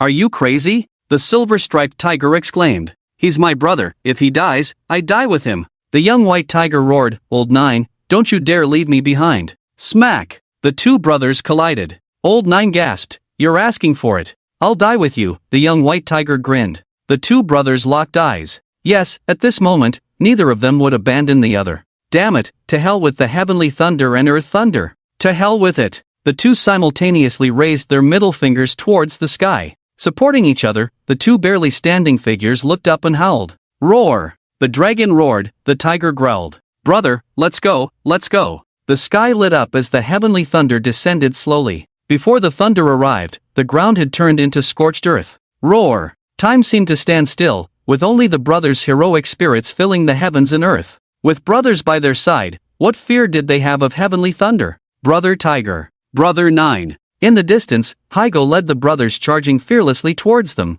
"Don't come any closer," Old Nine and the young white tiger exclaimed in shock. But how could these brothers who grew up together let them face danger alone? "CNM, have the guts to chop us together." "CNM, come on." Hygo pulled the trigger towards the sky. Click click click. The brothers shielded the two in the middle, bullets pouring out. Intense bullets shot towards the sky, they declared war against the heavens. Although it was all in vain, although they were destined to die, everyone was laughing heartily looking up at the sky. Life and death, what's the big deal? Live and die together. Ha ha, let's be brothers in the next life. Awesome. Xiaobai, whose eyes were teary, with brothers like this, what does the world's hardships matter? In this cold apocalypse, these brothers were his only warmth. But he was unwilling. He couldn't let his brothers die in such a miserable way. Unconsciously, an unparalleled will to survive rose in his heart. Lao Jiao felt the same way. "Yin Wenhu, are you going to watch me die?" Xiaobai Hu roared, "I'm begging you, come on. What's hiding in my body got to do with you? If there's a problem, we face it together, come out." Lao Jiao reached into his chest, pulling out the snake from his own body. "Go! Come on!" Boom! Roar! The moment the small red snake was thrown out, its body kept enlarging. A jumbo-sized serpent as thick as a water bucket crashed towards the thunder. On the other side, Yin Wenhu roared and rushed out from Xiaobai Hu's body. A tiger and a dragon headed towards the thunder. "Protect Brother Hu! Protect Brother Jiao!" Hygo tackled Xiaobai Hu and Lao Jiao to the ground. The brothers piled on top of them, attempting to help them escape disaster in this way. Boom! The thunder collided with the tiger and dragon. The sky lit up. The dazzling white light blinded everyone. The thunder's roar echoed in their ears. The evil dragon and Yin Wenhu's skin tore inch by inch, emitting painful roars. The evil dragon's scales shattered, and Yin Wenhu's body ignited in flames. Finally, the thunder weakened. Little by little, it pierced through the tiger and dragon. Most of the thunder's power was neutralized by the two beasts, but even a trace of thunder was deadly. At the critical moment, a box containing a strange object opened. Golden light shimmered, and a bow fell beside Xiaobai Hu. A nearly 2-meter-long bow, with red characters engraved on the bow body, "Bow of Tears." Using blood as a medium, it destroys heaven and earth. Damn, this is frustrating. You dare to attack me, I can kill you too. Lao Jiao pushed everyone aside, picked up the Bow of Tears from the ground. Xiaobai Hu's fighting spirit was ignited by Lao Jiao's madness. "CNM, I'll fight you. Come on." Everyone grabbed the bow together, aiming at the thunder in the sky. "Even if you are the heavens, I won't submit to you. I refuse." With all their might, everyone slowly pulled the bowstring. Feeling everyone's anger, the golden bow began to absorb their blood frantically. The absorbed blood slowly condensed into a blood-red arrow. Boom! The thunder pierced through the two beasts. Bang! Brothers are greater than the heavens. The two roared as they shot the final arrow. This was their struggle against fate. It was their last stubbornness. It was the final bond between brothers. The red arrow turned into a red light soaring into the sky. A red and a white light collided, causing the earth to shake. The ground tore apart, and a huge wave of energy lifted everyone off the ground. The exhausted thunder crashed to the ground, and everyone lost consciousness instantly. Ice Mansion City. Flower Mansion. Master Hua, something bad has happened. Master Hua, it's a disaster. The steward rushed into the flower room in a panic. Master Hua glanced displeasedly at the old man who had followed him for decades. How many times have I told you, don't panic in times of trouble? The steward, panting, intermittently exclaimed, Young Master has been abducted, the goods have been robbed, and people are dead. What? Hualao incredulously scratched his ear. Say it again. The people from the Three Yang Society were taken, no survivors. The Three Yang Society suspects it was us, the steward reported tremblingly, making Hualao furious. Damn it, playing dirty, he muttered. It was obvious that it was the work of Xia Beihuo and his group. There weren't many capable of raiding themselves and the Three Yang Society outside the city. The only ones with a motive to rob were Xiaofei and his gang. Hua Yi, the Three Yang Society has many experts. Should we seek help from Ming Wang and the others? The Three Yang Society, a gang born with the advent of the apocalypse. After the blood moon descended, people longed for sunlight. Therefore, the Three Yang Society was born to resist the transformed. As the transformed were gradually driven out, the purpose of the Three Yang Society also changed. They began to vie for power and plunder wealth. It had now grown into a formidable force. If the Ice Mansion's 5 overlords can unite against a common enemy, do we still need to shrink within the city? Hualao shook his head helplessly. When the Nalan family lost over 100 members, we refused to intervene. Do you think they would care about me now? What about Gue being tied up? Hualao quickly realized the problem. Well, actually, young master was tied up yesterday, the steward said, blushing. The driver and bodyguards ran away fearing responsibility, and we only noticed today. Hualao stared at the steward in disbelief. It was absurd that they only discovered his son was missing after a day. Young master often stayed out at night, so I didn't pay attention when he didn't come back yesterday. It wasn't until the goods were robbed that we realized young master was missing, the steward said, avoiding eye contact with Hualao. Their young master almost always spent his nights at nightclubs, making it difficult to notice his absence promptly. After pondering in the flower room for a moment, Hualao breathed a sigh of relief. That makes sense. Xia Beihuo tied up Gue, extracted information about the transaction, and then robbed the goods, but if Gue was tied up, who would make the exchange? Hualao knew his son too well, a typical soft-hearted person who couldn't keep a secret. But with all those responsible for the transaction tied up, who would deliver the goods? Lao Ding, he was delivering the goods for young master, the steward replied in a low voice. Hualao's eyes widened. How dare he? In theory, someone as important as Lao Ding would not be involved in such a transaction, as he was always an outsider. Moreover, the goods were extremely valuable, and if Lao Ding had any ill intentions to keep them for himself, the Hua family would suffer a great loss. Lao Ding has been drifting these past few years, and now he only acknowledges Ding Zong and Shipu, not the Hua family, the steward added sarcastically. Words spoken unintentionally can have significant implications. Perhaps Lao Ding himself had no ill intentions, but what about his group of followers? It's time to replace the old gloves, Hualao said nonchalantly, daring to meddle in everything, thinking Hualao, only know how to raise flowers and forget how to kill? So, the steward caught Hualao's meaning. Should I make arrangements? No. Hualao shook his head. Lao Ding has already caught Zhang Yang's attention. Abandoning him is inevitable. Call Yan Gue and tell him to release my son. I will personally escort Lao Ding to the police station. Hualao was not worried that Xiaofei would kill his son because Lao Ding was different from Hua's son. Lao Ding's death would only be a loss of a dog for the Hua family. But if his own son died, there would be no room for negotiation. Mr. Li would not allow Lao Jiao and the others to kill Hua's son. But, the steward slyly glanced at Hualao. Lao Ding is the ground boss. If he leaves, who will take over? Hualao waved his hand without looking back. As long as they obey, even if it's a dog, I can make him the boss. By the way, Madam mentioned that your nephew just returned from the military. Is he also an awakened? Send him to Lao Ding to familiarize himself with the process. Hualao was troubled by the Three Yang Society's affairs and didn't notice the steward's suppressed smile. Black Mountain Town, inside the town's only clinic. Xiao Baihu, Lao Jiao, Haigo, Xiao Feng, Gu Tu, and Xiaoyin lay neatly on the bed. Their clothes were in tatters, and their bodies were covered in black soot. Strangely, the life force of everyone was rapidly increasing, far beyond the level of an ordinary person. Xiao Fei leaned against the bed, looking somewhat annoyed as he cursed. I shouldn't have let them go after the awakeners. No one knew what had happened to Xiao Baihu and the others, but after Xiao Fei dealt with the Three Yang awakener, the sky suddenly changed. When Xiao Fei arrived, he witnessed the thunder tribulation. What's going on? The true master of Heishan Town, the old man, walked into the room with a quick step, leaning on his cane. Thunder tempering, Xiao Fei replied with a stiff tone. The thunder was so fierce that it was fortunate that Xiao Baihu and the others were not turned to ashes. The old man stared at Qiu Yin's dark face, his heart trembling.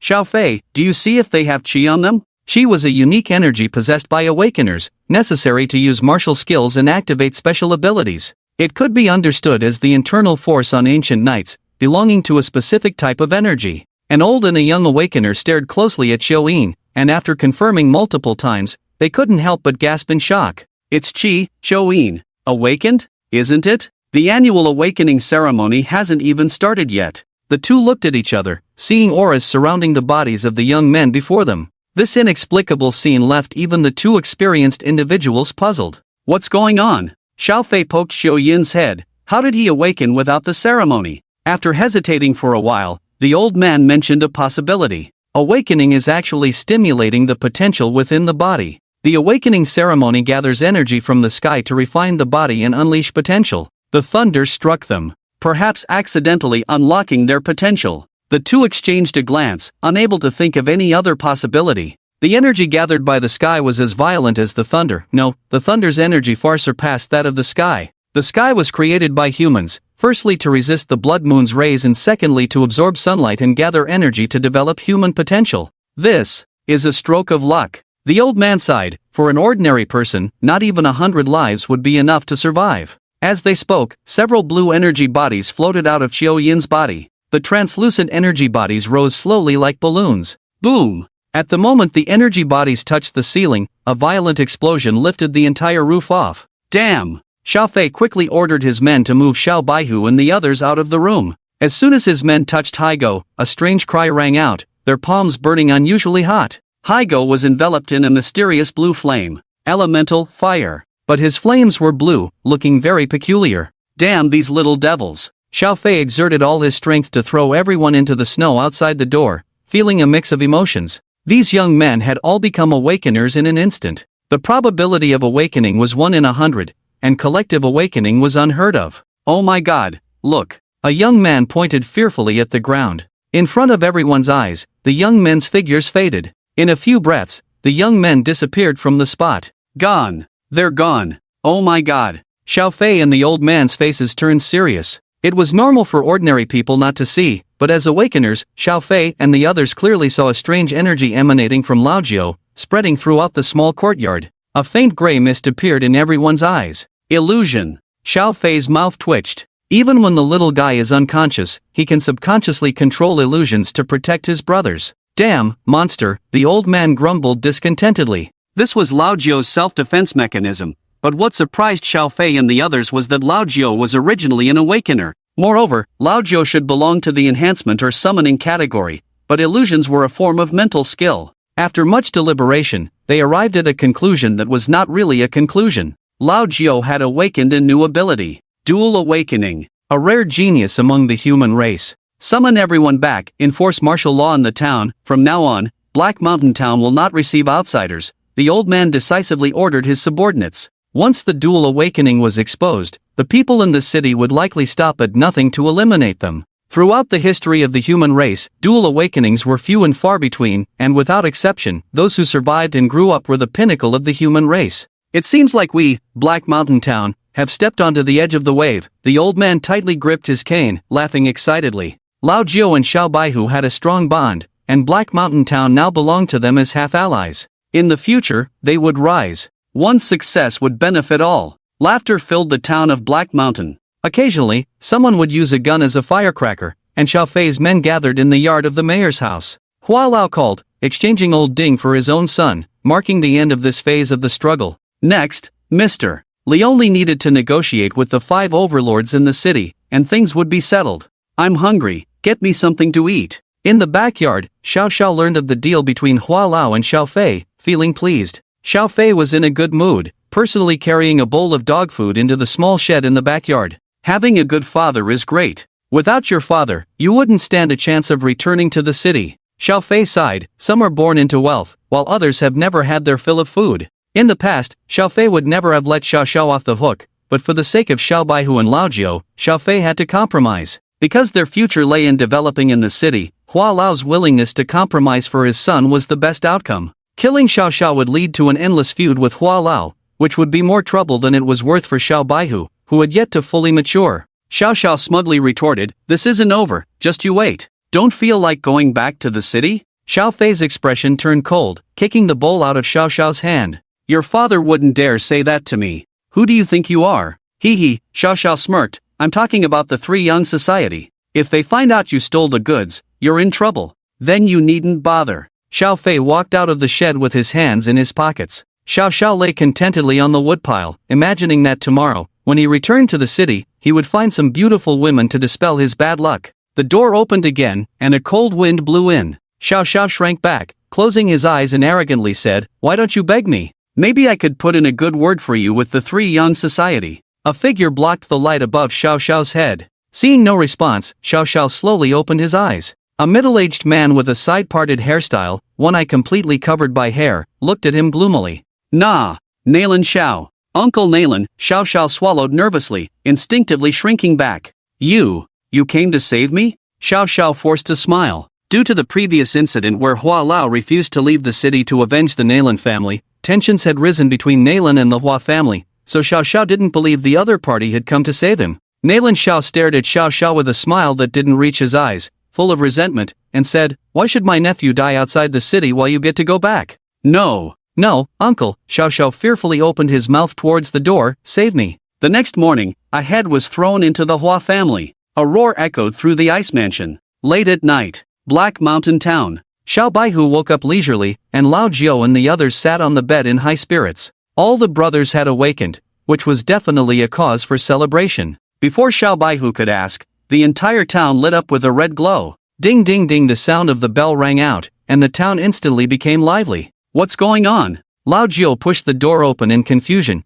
only to bump into Xiao Fei rushing towards him. "Everyone, get up, mad, hurry, prepare to evacuate." Xiao Fei, sweating profusely, looked tense. Lao Jiu asked, puzzled, "What's happening? Did the transform ants attack the town?" This was the first time they had seen Xiao Fei with such an expression, as if a great terror was looming. This mobilization of the entire town was far from ordinary. Xiao Fei pulled Worm out of bed. Hua was found dead in the woodshed yesterday, head missing. Hua's men seek revenge, accompanied by Ming Wang Nalan. Black Mountain Town can't hold them off. We need to run into the mountains, quickly. Lao Jiu and Xiao Baihu exchanged glances. It was a rule for the town's leaders not to leave, so how could Hua's men dare to venture out? And why would Hua die outside the town for no reason? "Aren't you afraid of retaliation?" Worm, rubbing his sleepy eyes, asked. If the fierce outsiders knew, a major battle between the town's inside and outside was inevitable. The outsider was a force that could overpower the Ice Mansion's 5 champions. Times have changed,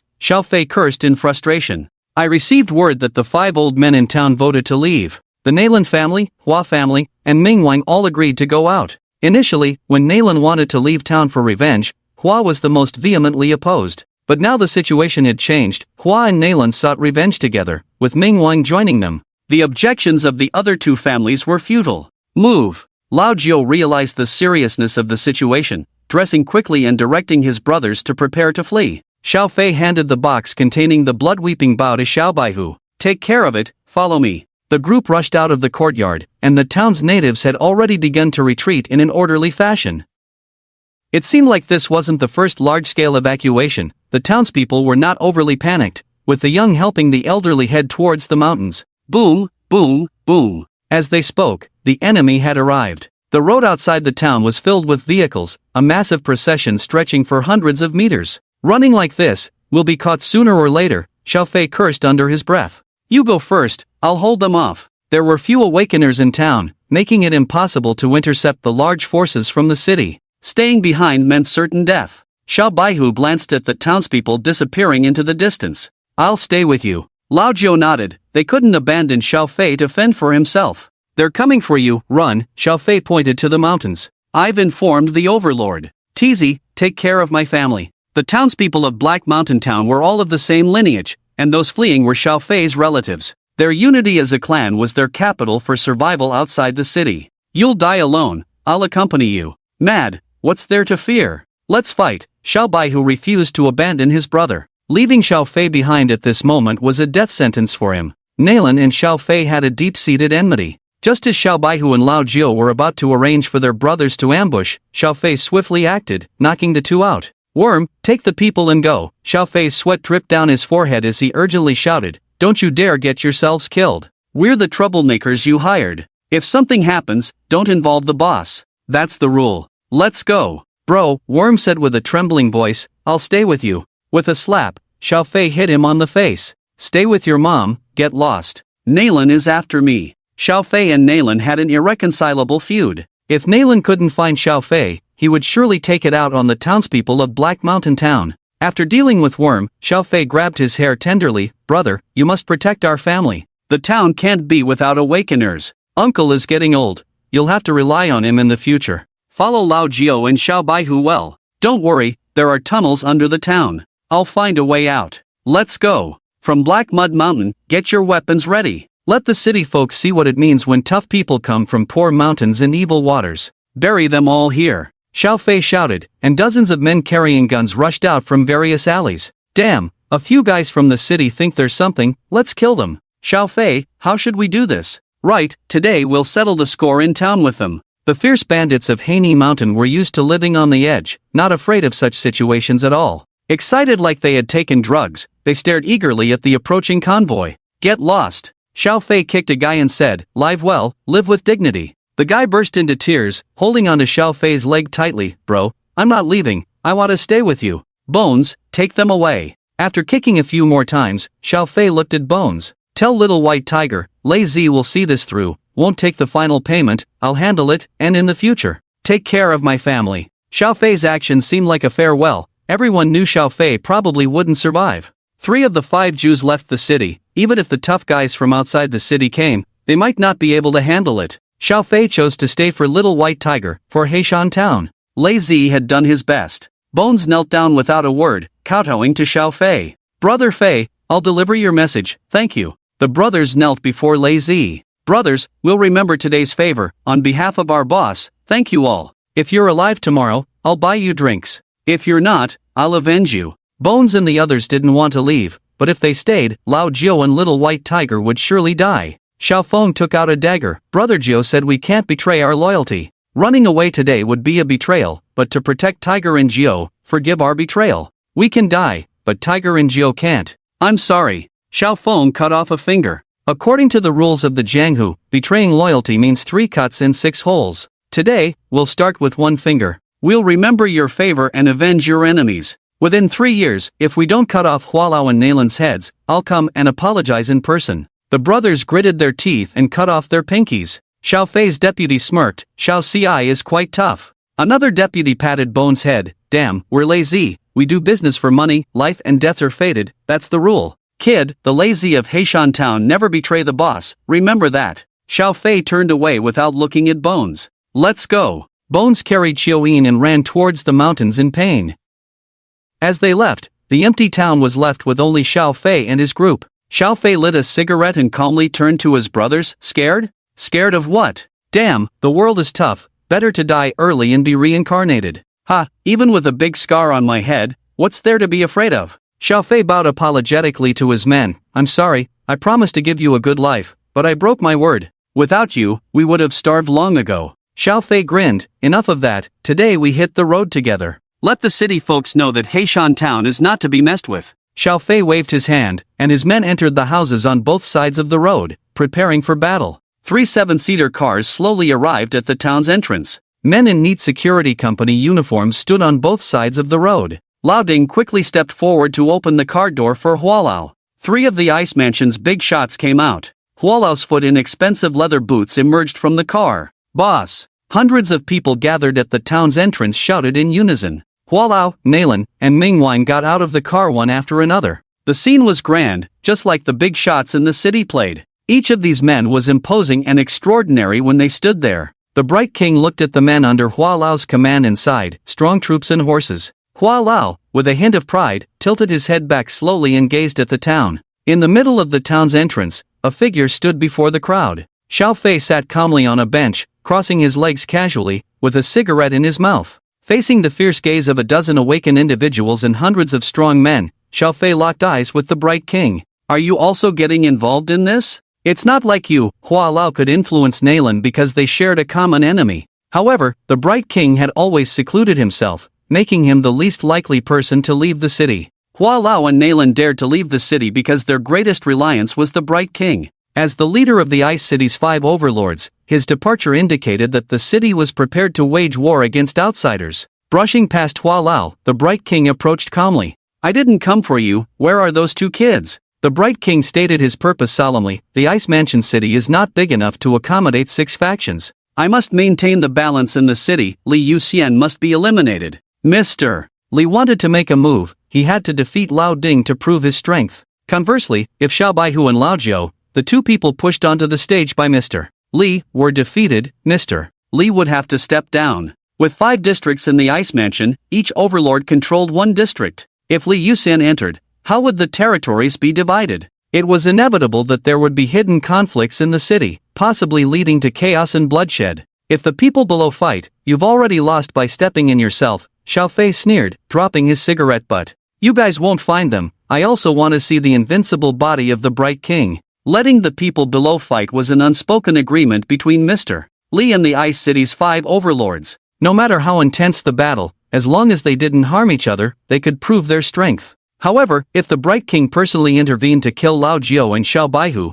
it would be equivalent to breaking ties with Mr. Li, and he would be determined not to let him enter the scene. I may lose, but the Ice Mansion cannot fall into chaos. Adding another person will disrupt the balance. Li Yuxian won't settle for just 1 district. The Bright King sighed. Life is not easy for the people in the city. I must ensure peace in the city. Seeing the Bright King's resolute stance, Xiao Fei fell silent. The Bright King always saw himself as the guardian of the city, so Xiao Fei was not surprised by his actions. Hua Lao pointed at Xiao Fei indignantly. I've agreed to a replacement, but you still killed my family member. Are you crazy? Faced with Hua Lao's accusation, Xiao Fei had a bitter expression. Hua Guigui's death was inexplicable. The problem was that he died in the Black Mountain town outside the city. Even if Xiao Fei had 10 mouths, he couldn't explain it clearly. Xiao Fei shrugged and grinned. Yeah, you guys were doing shady stuff right under my nose. I can't pass this off without dealing with you. That was Xiao Fei, never one to shy away from trouble. Even if wrongly accused, he could accept it calmly. Damn, why are you coming at me? How did my son offend you? Hua Lao had 8 children, 5 of whom had already died, leaving only the golden knots. Now there was none left. The grief of losing a child was indescribable. Unexpectedly, Xiao Fei's expression changed, and he cursed. Did he spend the money you earned? Since he's surnamed Hua, he must bear the consequences of your family. If your child dies, you grieve. What about other people's children? Hua Lao's mouth twitched slightly, unable to respond. Nalan stood behind Hua Lao and the Bright King, revealing a sinister smile. Standing beside Nalan was the true culprit who killed Hua Xiao, Nalan Xiao. The 2 brothers looked pleased, using each other to commit murder. Let's get on with it, stop dilly-dallying. Xiao Fei stood up slowly, with a determination to face the 3-5 awakened without fear. The Bright King scanned the surroundings and spoke. Smoker, tell me where those 2 kids are, we can negotiate. Negotiate? Can you let me go then? Ask the sissy behind you, will he let me go? Xiao Fei sneered. Hearing Xiao Fei call him a sissy, Nalan's face changed drastically. The entire Ice Mansion knew that Nalan was injured and lacking in that aspect, but very few dared to speak about it. You're seeking death. Today, I will avenge my family. Nalan's face was cold, his voice reminiscent of an ancient eunuch. Your family's demise was deserved, and your lack of descendants is retribution. Xiao Fei was prepared to die, not caring about the 5 awakened individuals wanting to kill him. Ming Wang wanted to persuade Xiao Fei to hand over Lao Jiu and Xiao Baihu but didn't know where to start. Just as Xiao Fei said, they were here today to kill. He wanted to kill Lao Jiu and Xiao Baihu. Nalan sought revenge, and Hua Lao wanted to kill Xiao Fei to settle things for his son and the 3 young society. It was a deadlock with no solution. I'll give you a quick death. Ming Wang sighed, looking at Xiao Fei. I respect you as a person. Xiao Fei, in his 20s, was already at the 4th awakening, his cultivation talent undeniably strong. Surrounded by hundreds of people, he remained composed, showing courage. After years in the business, he had done many outrageous things in front of the 5 overlords without being caught, displaying his methods. If not for worrying that Hua Lao and the others would harm the townspeople of Black Mountain Town, they wouldn't have been able to catch Xiao Fei at all, showing his righteousness. Ming Wang couldn't help but admire such a character. You don't consider others' children as human beings. Have you ever thought that your son might face the same fate one day? Xiao Fei grinned. Today, I'm also acting on behalf of the heavens. There was no need for further words at this point. Nalan swiftly moved forward, his fingertips hiding a deadly silver thread. Dabeo, Erbo, watch closely. Dad will avenge you. Nalan's fingers turned into claws, slashing the silver threads towards Xiaofei. The silver threads were razor-sharp, capable of shredding a person effortlessly. Xiaofei retreated while exhaling green smoke from his mouth. As the smoke touched the silver threads, the fine threads corroded away. I'm done playing with you. Xiaofei pretended to be defeated and ran towards the end of the street. Seeing Xiaofei about to flee, Nalan sternly said, "If you dare run, I will go after the others in Black Mountain Town. Chase him." Hualao's eyes were bloodshot as he waved his hand, and hundreds of people rushed into the street like madmen. Xiaofei saw that the enemy's main force had entered Black Mountain Town, halted his steps, and squinted towards the town's entrance. Hualao, Nalan, remember this lesson today. Don't wander outside the city for no reason in the future. Xiaofei put 2 fingers into his mouth and let out a sharp whistle. Bang! Bang! Bang! The glass windows of the houses on both sides shattered, and people from Black Mountain Town poked their heads out of the windows. Damn it, you won't leave once you've come. Teach Hualao a lesson. Tap, tap, tap. At the end of the street, Xiaofei exhaled a large amount of green smoke, enveloping a 10-meter radius around him. The dense green smoke remained still, unaffected even by strong winds. Nalan, Hualao, and Ming Wang stood outside the smoke, not daring to make any sudden moves. Xiaofei's smoke belonged to a rare elemental series, extremely mysterious. Not understanding his methods, entering recklessly would lead to a big loss. Hualao stood outside the smoke, forming hand seals with his hands. A giant magic formation lit up. Whoosh! In the magic formation, a 5-meter-tall crimson flower branch emerged. The flower was entirely red, with roots and stems reaching 4 to 5 meters, sporting only 2 leaves. The flower bud slowly opened, resembling a giant beast opening its mouth wide. The petals were all thorn-like teeth, oozing sticky fluid on the ground, emitting an unbearable stench. Summoning type, man-eating flower. Corrosive liquid. Hualao shouted loudly. The man-eating flower sprayed yellow, foul-smelling liquid towards the smoke. Sizzle, sizzle, sizzle. The frozen ground was corroded by small holes where the liquid landed. In the smoke, Xiaofei began to counterattack. The green smoke quickly gathered around Xiaofei, forming 3 fierce beasts that pounced towards the 3 men. Don't touch them. Hualao also played with poison, well aware of the terror of the green smoke. This thing can kill above its level. 1,000 heavy fists, 3 echoes. Ming Wang stood firmly with a horse stance. The air in the entire street was instantly sucked dry as Ming Wang threw a punch. 3 loud noises shook the entire street. Ming Wang's fist was extremely domineering, creating terrifying sounds as it struck the air, while also condensing the surrounding air into bullet-like projectiles aimed at the giant beast. With one punch, the green smoke giant was dispersed, and with undiminished force, a low building behind Xiaofei collapsed. Nalan seized the opportunity, swiftly maneuvered around the giant beast, and reached out to grab Xiaofei's arm. 5 silver threads coiled around Xiaofei's left arm like spirit snakes. Crack! Nalan exclaimed as blood splattered. Xiaofei's entire arm was cut into countless pieces of flesh. Seeing the blood, Nalan's eyes lit up with excitement. "Ha! I will tear you apart into 1,000 pieces. You!" Before Nalan could revel in his victory, a large amount of green smoke condensed on Xiaofei's left arm, forming a giant hand as thick as a thigh.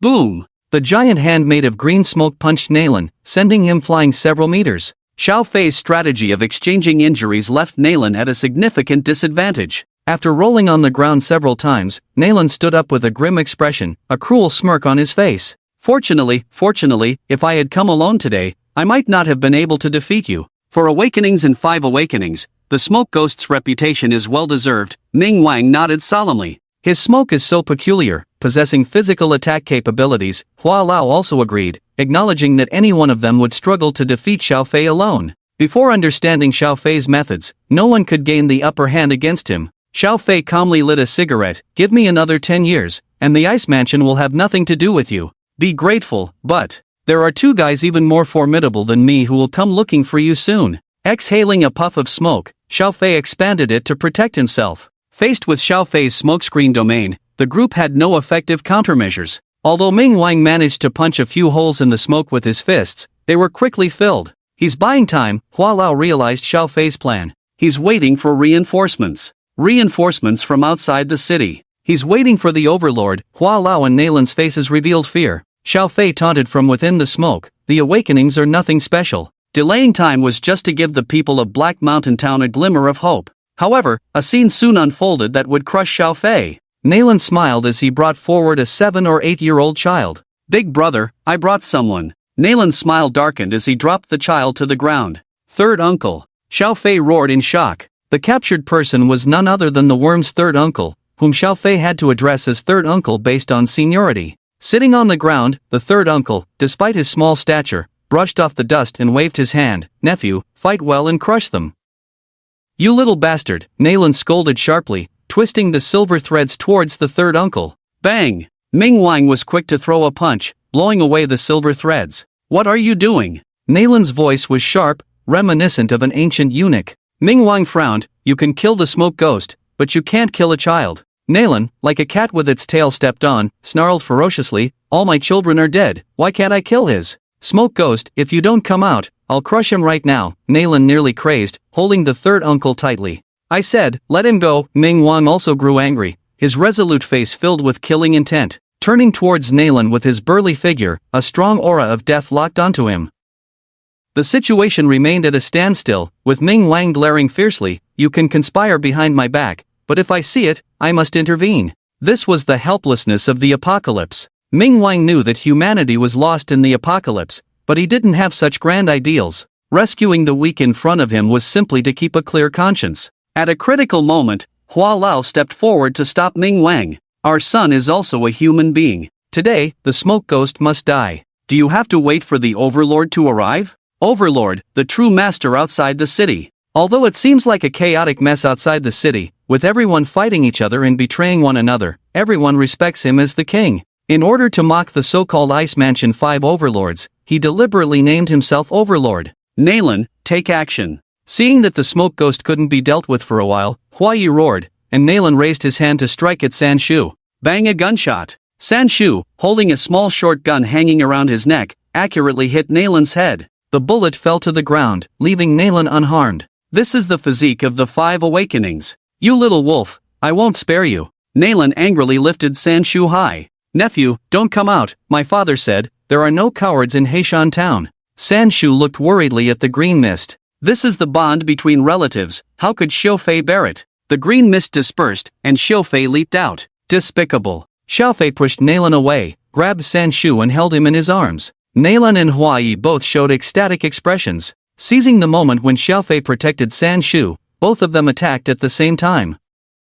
Nalan's silver threads entwined around Xiao Fei's legs. Huayi sprayed venom from his mouth, instantly corroding Xiao Fei's back to the point of seeing bones. Nalan exerted force with his fingers, cutting off Xiao Fei's legs with the silver threads. Let's see where you can run. Nalan retracted the silver threads, his crimson tongue licking the silver threads in his hand. Puff Xiao Fei, seriously injured, lay on the ground, blood gushing out of his mouth. Uncle. Xiao Fei, relieved to see San Shu unharmed, smiled with relief. You son of a B***TCH. San Shu crawled out of Xiao Fei's embrace, not caring whether he could harm the other party, and bit Nalan's leg. Seeking death. Nalan's silver threads entwined around his hand, forming a blade shape. Ming Wang once again took action, taking a step forward and protecting San Shu in his arms. This time, Nalan did not stop him, because Xiao Fei was already dying. Nalan quickly stepped forward and lifted Xiao Fei's maimed body. Apologize to my son properly when you go down. Xiao Fei, with only half a breath left, sneered, his eyes full of disdain.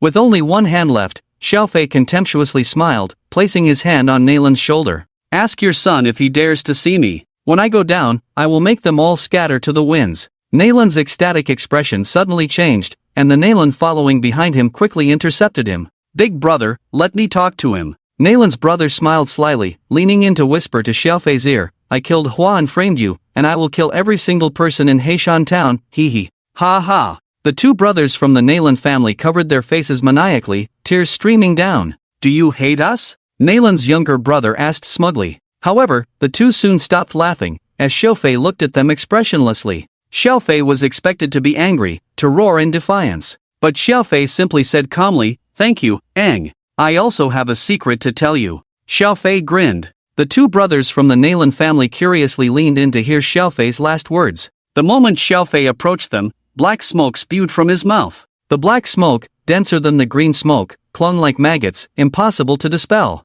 Ah! The two brothers from the Nalan family covered their faces in agony. Within a few breaths, Nalan's face was completely corroded by the smile, and he fainted directly. Nalan himself was not spared either, half of his face reduced to white bone. Ha ha, you worthless thing, now your face is gone too, right? Xiao Fei laughed heartily, full of resolute acceptance of death. You're asking for it. Nalan slapped Xiao Fei away. I'll send you on your way. Ming Wan, well aware of Nalan's methods, unwilling to let Xiao Fei be humiliated, took a step forward and punched through Xiao Fei's chest. On a cold winter night, a flame burned away the efforts of generations in Heishan Town. In the blazing fire, two slender figures huddled together. The era of the smoke ghost had come to an end, but another legend was just beginning. When Xiao Baihu and Lao Jiu arrived soberly outside Heishan Town, San Shu held Xiao Fei's head, looking numbly at everyone. It wasn't until Chiu-Yin softly called out, "San Shu." Wow! Seeing his relative, San Shu couldn't hold back anymore and burst into tears.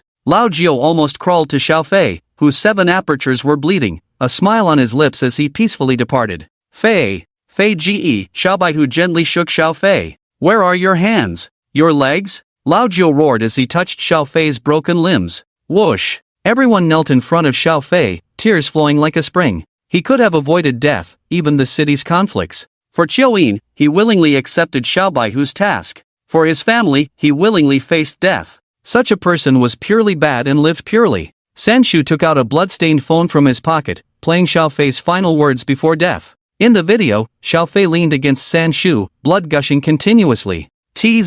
I might not wait for you to come back. I won't say goodbye to you face to face. Seeing you, I can't bear to die, damn it. Don't rush for revenge. The Hua family's child wasn't killed by me. Nalan was scheming behind the scenes. Don't enter the city. You are too straightforward, the city people are too cunning, you can't outplay them. Wait until you are strong enough, then seek revenge. Don't be impulsive, don't be sad, endure, live. I don't want to see you down there too soon. Bury me with my brothers, go. Leave, don't cry, still want to have a big fight with you. Admit it, leave. Take care of my family. Watching Xiao Fei's head slowly lower, Lao Jiu couldn't help but howl to the sky. Get your weapons, back to the city, Xiao Baihu shouted sternly, revenge. Revenge. Revenge. If they had to endure even their brothers' tragic deaths, what meaning was there in living? Xiao Fei was not just a burden to them, but also a brother. The group stood up, eyes filled with killing intent,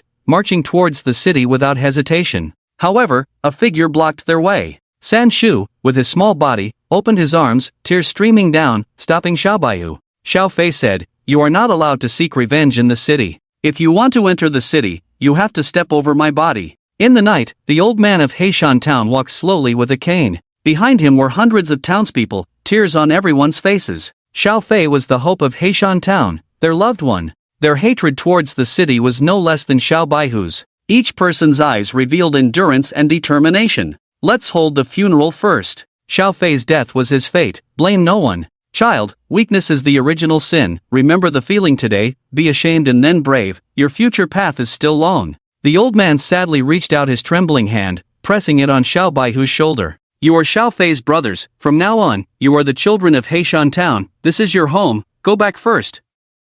Smack! Xiao Baihu and his group knelt on the ground facing the townspeople of Heishan Town. Today, I, Xiao Baihu, swear not to seek revenge, swear not to harm anyone. Heishan Town was destroyed, and the old man led people to build a makeshift memorial outside the town. The townspeople were draped in white cloth, and heavy snow fell from the sky, creating a deeply oppressive atmosphere. Soon, news of the smoke ghost being killed outside the city spread, and prominent figures or towns sent people to mourn. The name of the smoke ghost was well known outside the city, and people came in droves to pay their respects. Within a few hours, the inside and outside of the memorial hall were packed with people. Almost everyone who came to mourn curiously scrutinized Lao Jiu and Xiao Baihu. Suddenly, the once noisy memorial hall fell silent. Everyone eagerly looked towards the distance. Bai Yi has arrived, the person at the door loudly announced. The unruly men outside the city rose one after another, facing respectfully towards the outside of the memorial hall. A tall and thin figure lifted the curtain of the hall. Master Bai! Master Bai! Master Bai! The men in the hall bowed respectfully to the newcomer. It was hard to imagine these troublemaking men showing such respect to a man holding a paper fan. Master Bai solemnly nodded at the crowd, his gaze shifting to the few men kneeling on the ground burning paper. Is it them? Master Bai asked the old man. Yes, they are now the children of Heishan Town, the old man nodded respectfully. Xiaowu, Xiaojiu, come and meet Master Bai, the old man called out twice, but Xiaowu and Jiu remained motionless. Master Bai's lips curled slightly, finding the boy quite arrogant. The ant from the breakfast shop in town hurried forward, pulling the two up and whispering in their ears, "This is Master Bai, the chief strategist under the Overlord. Don't act up." The Overlord was the master of the city, a figure surpassing the 5 overlords of the Ice Mansion. Although the various factions outside the city often clashed, they all respected the Overlord. His influence extended across the 3 mansions, making him a symbol of faith for the people outside the city. The ant dragged the two in front of Master Bai, saying with a smile, "Master Bai, these 2 kids are like brothers to Xiaofei, too." Master Bai nodded with a smile, showing no displeasure but rather curiosity as he observed the two. The two looked dull, but a hint of killing intent flickered in their eyes. "Call him," the old man, using his cane like an elder, struck Xiaohu's leg hard. Reluctantly, the two shouted, "Master Bai, all of us who live outside the city respect the Overlord as our king. Master Bai is the Overlord's chief strategist, so we must behave," the old man subtly flattered, reminding the two at the same time.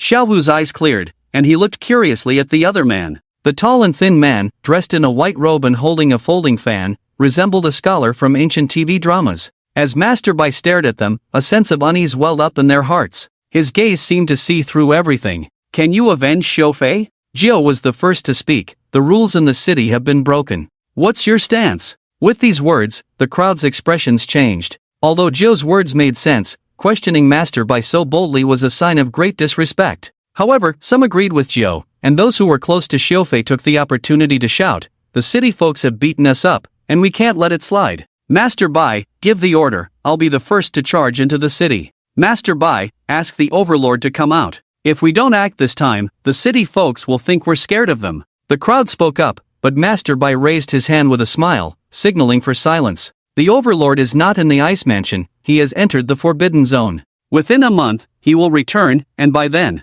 we will surely regain our ground. Although our lives outside the city may not be valued, we are not to be killed at will by the city folks." "All right, let's wait for a month." As Master Bai spoke of retaliation, the crowd naturally felt relieved. Although everyone had their own motives, some wanted to plunder, some sought revenge in the city, but with Master Bai's words, the matter was settled. "I apologize for the inconvenience during this time," Master Bai said solemnly to the old man. "Life outside the city is not easy. If you have any requests, feel free to speak up. In this post-apocalyptic world, we outsiders must unite to survive." The old man glanced at Xiaohu, hesitantly asking, "Master Bai, forgive my shamelessness today, but may I ask for any request?" Master Bai was slightly taken aback, realizing the old man's words were not just polite gestures. Of course, if the old man wanted to rebuild Heishan Town, he could provide resources and necessary assistance. However, the old man seemed to have other plans in mind. Yet, the words had been spoken. The old man dropped his cane, knelt down, and pulled Xiaohu and Jiao down with him.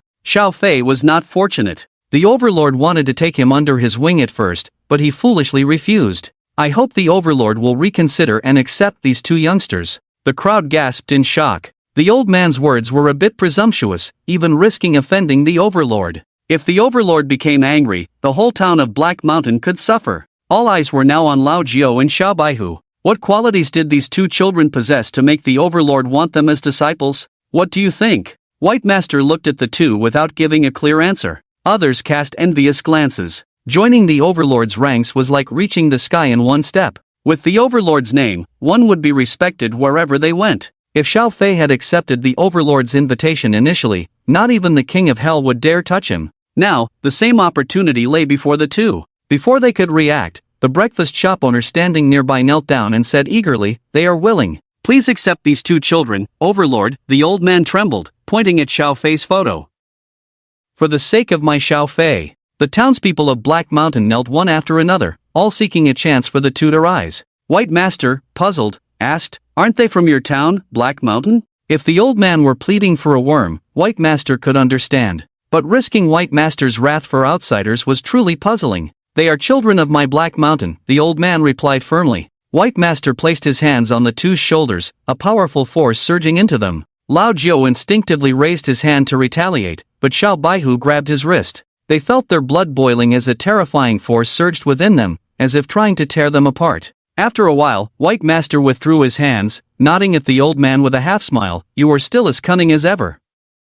Without further explanation, the two understood. Why did the old man fight for this opportunity for Lao Jiao and Xiao Baihu? Ultimately, it was for Black Mountain's sake. The outside world was dangerous, and he knew Lao Jiu was a dual-awakened individual with great potential, so he placed his bet on them. Without new awakened individuals, Black Mountain would soon fall to other forces. The Overlord could handle conflicts inside the city, but not the lawlessness outside. Thus, the old man placed his hopes on Xiao Baihu and Lao Jiu, knowing they would not forget Black Mountain once they rose to power. As expected, Xiao Baihu straightened his body and declared loudly, "We are children of Black Mountain." Compromise. Xiao Baihu suppressed his grievances and compromised. He knew the quickest way to seek revenge was to climb the Overlord's ranks. Revenge required backing, otherwise, it would take ages to defeat the enemy alone. This was also a form of growth. The rebellious duo chose to bow their heads. White Master smiled satisfactorily, "Good seedlings, no wonder the old man values you so much.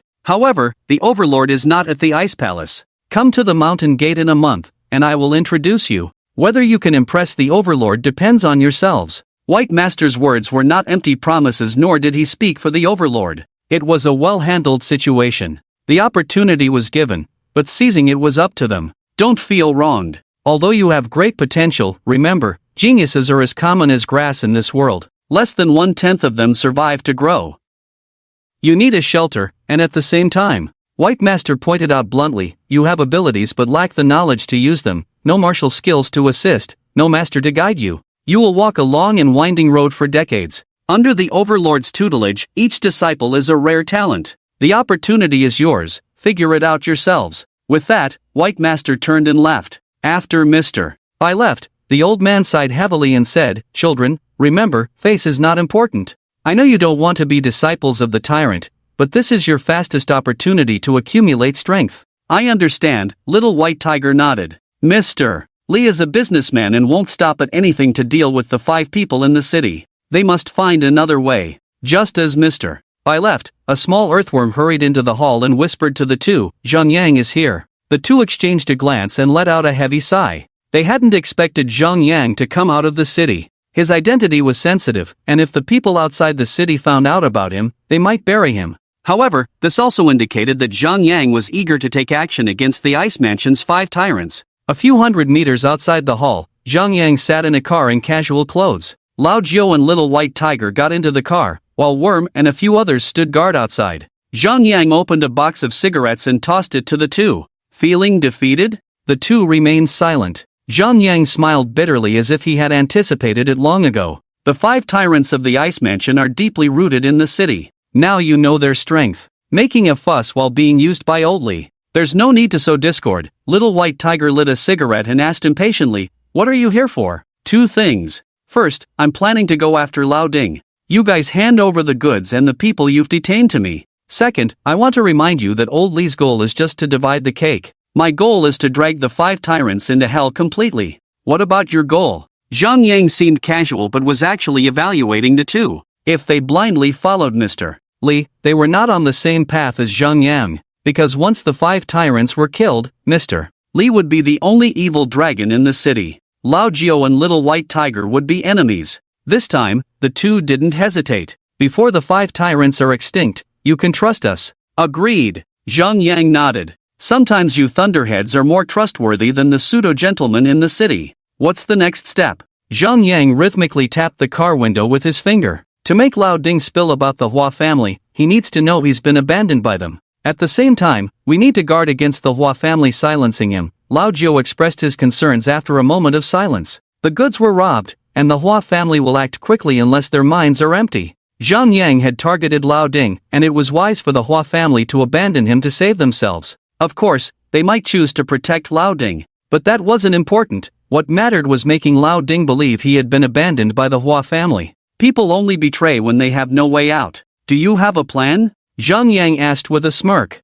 Little White Tiger took off the white cloth on his head. "Return to the city. An attack from outside the city is imminent, and the attention of the 5 tyrants will be diverted. That's when we can strike." Lao Jiu slowly rolled down the car window and shouted to the outside, "Inform the brothers, we're entering the city." "Didn't the old man tell us not to rush?" Worm asked, sounding worried. They didn't even have little phase men and were not qualified to confront the Hua family in the city. Lao Jiu glared at Worm, who shrank his neck and obediently ran to the hall to inform the others. "This time entering the city, Li Yuxian and Yen Gui are not here. Aren't you afraid?" Zhang Yang teased. We must settle the score among brothers ourselves. We'll take it slow this time and won't fail again, Little White Tiger replied coldly. 3 off-road vehicles sped away. The old man stood outside the hall with his men, watching Little White Tiger and his group disappear into the distance. Old man, should I stop them? A villager from Heishan Town asked. No, the old man smiled with relief. Decisive, good at seizing opportunities. I didn't misjudge you. What does that mean? Before the White Lord formally rejects them, these 2 children are already wearing bulletproof vests. Killing them would be a slap in the face to the Overlord, especially on the eve of the upcoming major battle inside and outside the city. Killing them will only enrage the Overlord. These 2 little guys dared to enter the city because they saw this point clearly. The Ice Mansion News reported that recently, the West Garden police chief of the Ice Mansion broke a major human trafficking case outside the city. The leader of the trafficking confessed that the mastermind behind the scenes was our city's famous entrepreneur, Ding Changyan, the chairman of the Ding Corporation. The West Garden police chief has started an investigation, and our station will follow up on the report. Bang! The bowl in Fat Ding's hand fell to the ground as he was having breakfast. Cold sweat streamed down his fat face. Sitting in his current position, Old Ding's sense of smell was naturally sharp. He had almost arranged everything in the West Garden district, so the only possibility of being exposed at this time was that Zhang Yang had obtained absolute evidence that could bring him down. The other party was clever. Instead of waiting for someone to intervene and suppress the case, they directly exposed it. Even if the Hua family wanted to handle the case quietly now, they couldn't. Once something is exposed, it can never be completely covered up. Honey, Fat Ding's wife, a local Ice Mansion star, pointed at the television in astonishment.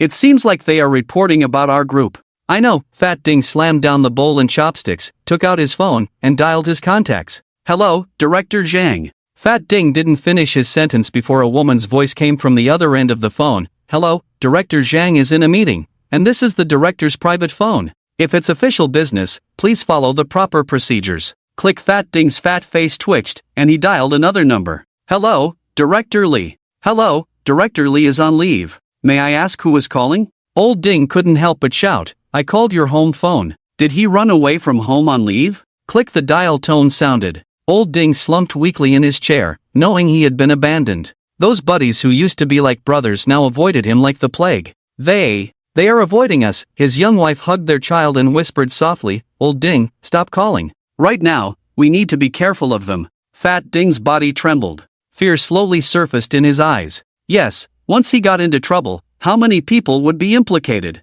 Those people would never let him live to see a trial. Former friends would be the first to turn against him. Old Ding tremblingly lit a cigar and shakily made the last desperate call for help. Hello, Hua Lord, I. Old Ding listened carefully to Hua Lord's tone. Don't worry about anything. Get ready to run. We can't watch you spend the rest of your life in prison after all these years together. I'll arrange for someone to send you out of the city to hide in another mansion. Hua Lord's tone was calm, and Old Ding breathed a sigh of relief. After hanging up the phone with 1,000 thanks, Old Ding let out a long breath. However, a single sentence from his young wife chilled Old Ding to the bone. Honey, Hua Lord is not trustworthy. Haven't you always said he's ruthless? Have you forgotten the fate of the last person who worked for them? The previous glove of Hua Lord, after being abandoned by Hua Lord, committed suicide by burning charcoal with his whole family. How could a fourth awakener possibly die by burning charcoal? Inhaling carbon dioxide for a long time might not even be lethal, right? Old Ding slumped in despair in his chair. In front of others, he seemed glorious, but in reality, he was just a dog without control over his own fate. You, take the child and leave first, Old Ding was reminded by his young wife. After a moment of silence, he took out a key from his pocket. Take some cash, don't use the cards for now, go hide at your parents' house. If I don't come to find you, absolutely do not contact me, and don't trust anyone. Oh, also, take the account book with you. Remember, unless I call, do not give the account book to anyone, or else I am as good as dead. Old Ding knew his fate, reluctantly hugged his little daughter and planted a firm kiss on her cheek. Daddy, the little girl reached out with her sweet voice, wanting to hug Old Ding, who then handed the child to his wife. Go quickly. Shall we leave together? The young wife, with teary eyes, persuaded softly. Don't you know the captain of the city guard? Ask him for help, give him money, 10,000, 20,000, a million. Old Ding chuckled bitterly. Haven't you understood yet? When the news breaks out, we received no warning. They were prepared in advance. I might already be under surveillance. If we leave together, we won't make it out. Take the secret passage, I will distract them at home. The words of a dying man are good. Old Ding patted his daughter's head, smiled reluctantly. I've lived a sinful life. I deserve to die. I only hope not to involve you. Go, Old Ding. Go, I've been a dog for the Hua family for so many years, he shouldn't. Old Ding forced a smile to comfort his wife. Watching his wife and daughter disappear into the secret passage, Old Ding breathed a sigh of relief. He looked at the magnificent villa, the result of his lifelong toil. Perhaps at this moment, he regretted, but there is no regret medicine in this world. Half an hour later, the door was pushed open. Old Ding squinted. All the security guards at the door were lying on the ground, blood pooling around them. 5 masked men entered the living room. Lazy? Old Ding chuckled lightly. The men were dressed in cheap canvas clothes. 2 of them even had big holes in their shoes, looking like beggars from outside the city. Boss Hua said to send you off, rest assured, one of them said. Hee, the cunning rabbit has died, the running dog will be cooked. Fine, go ahead. Old Ding's last strand of hope was completely shattered. Boss Hua had finally turned against him. Old Ding felt as if all hope was lost.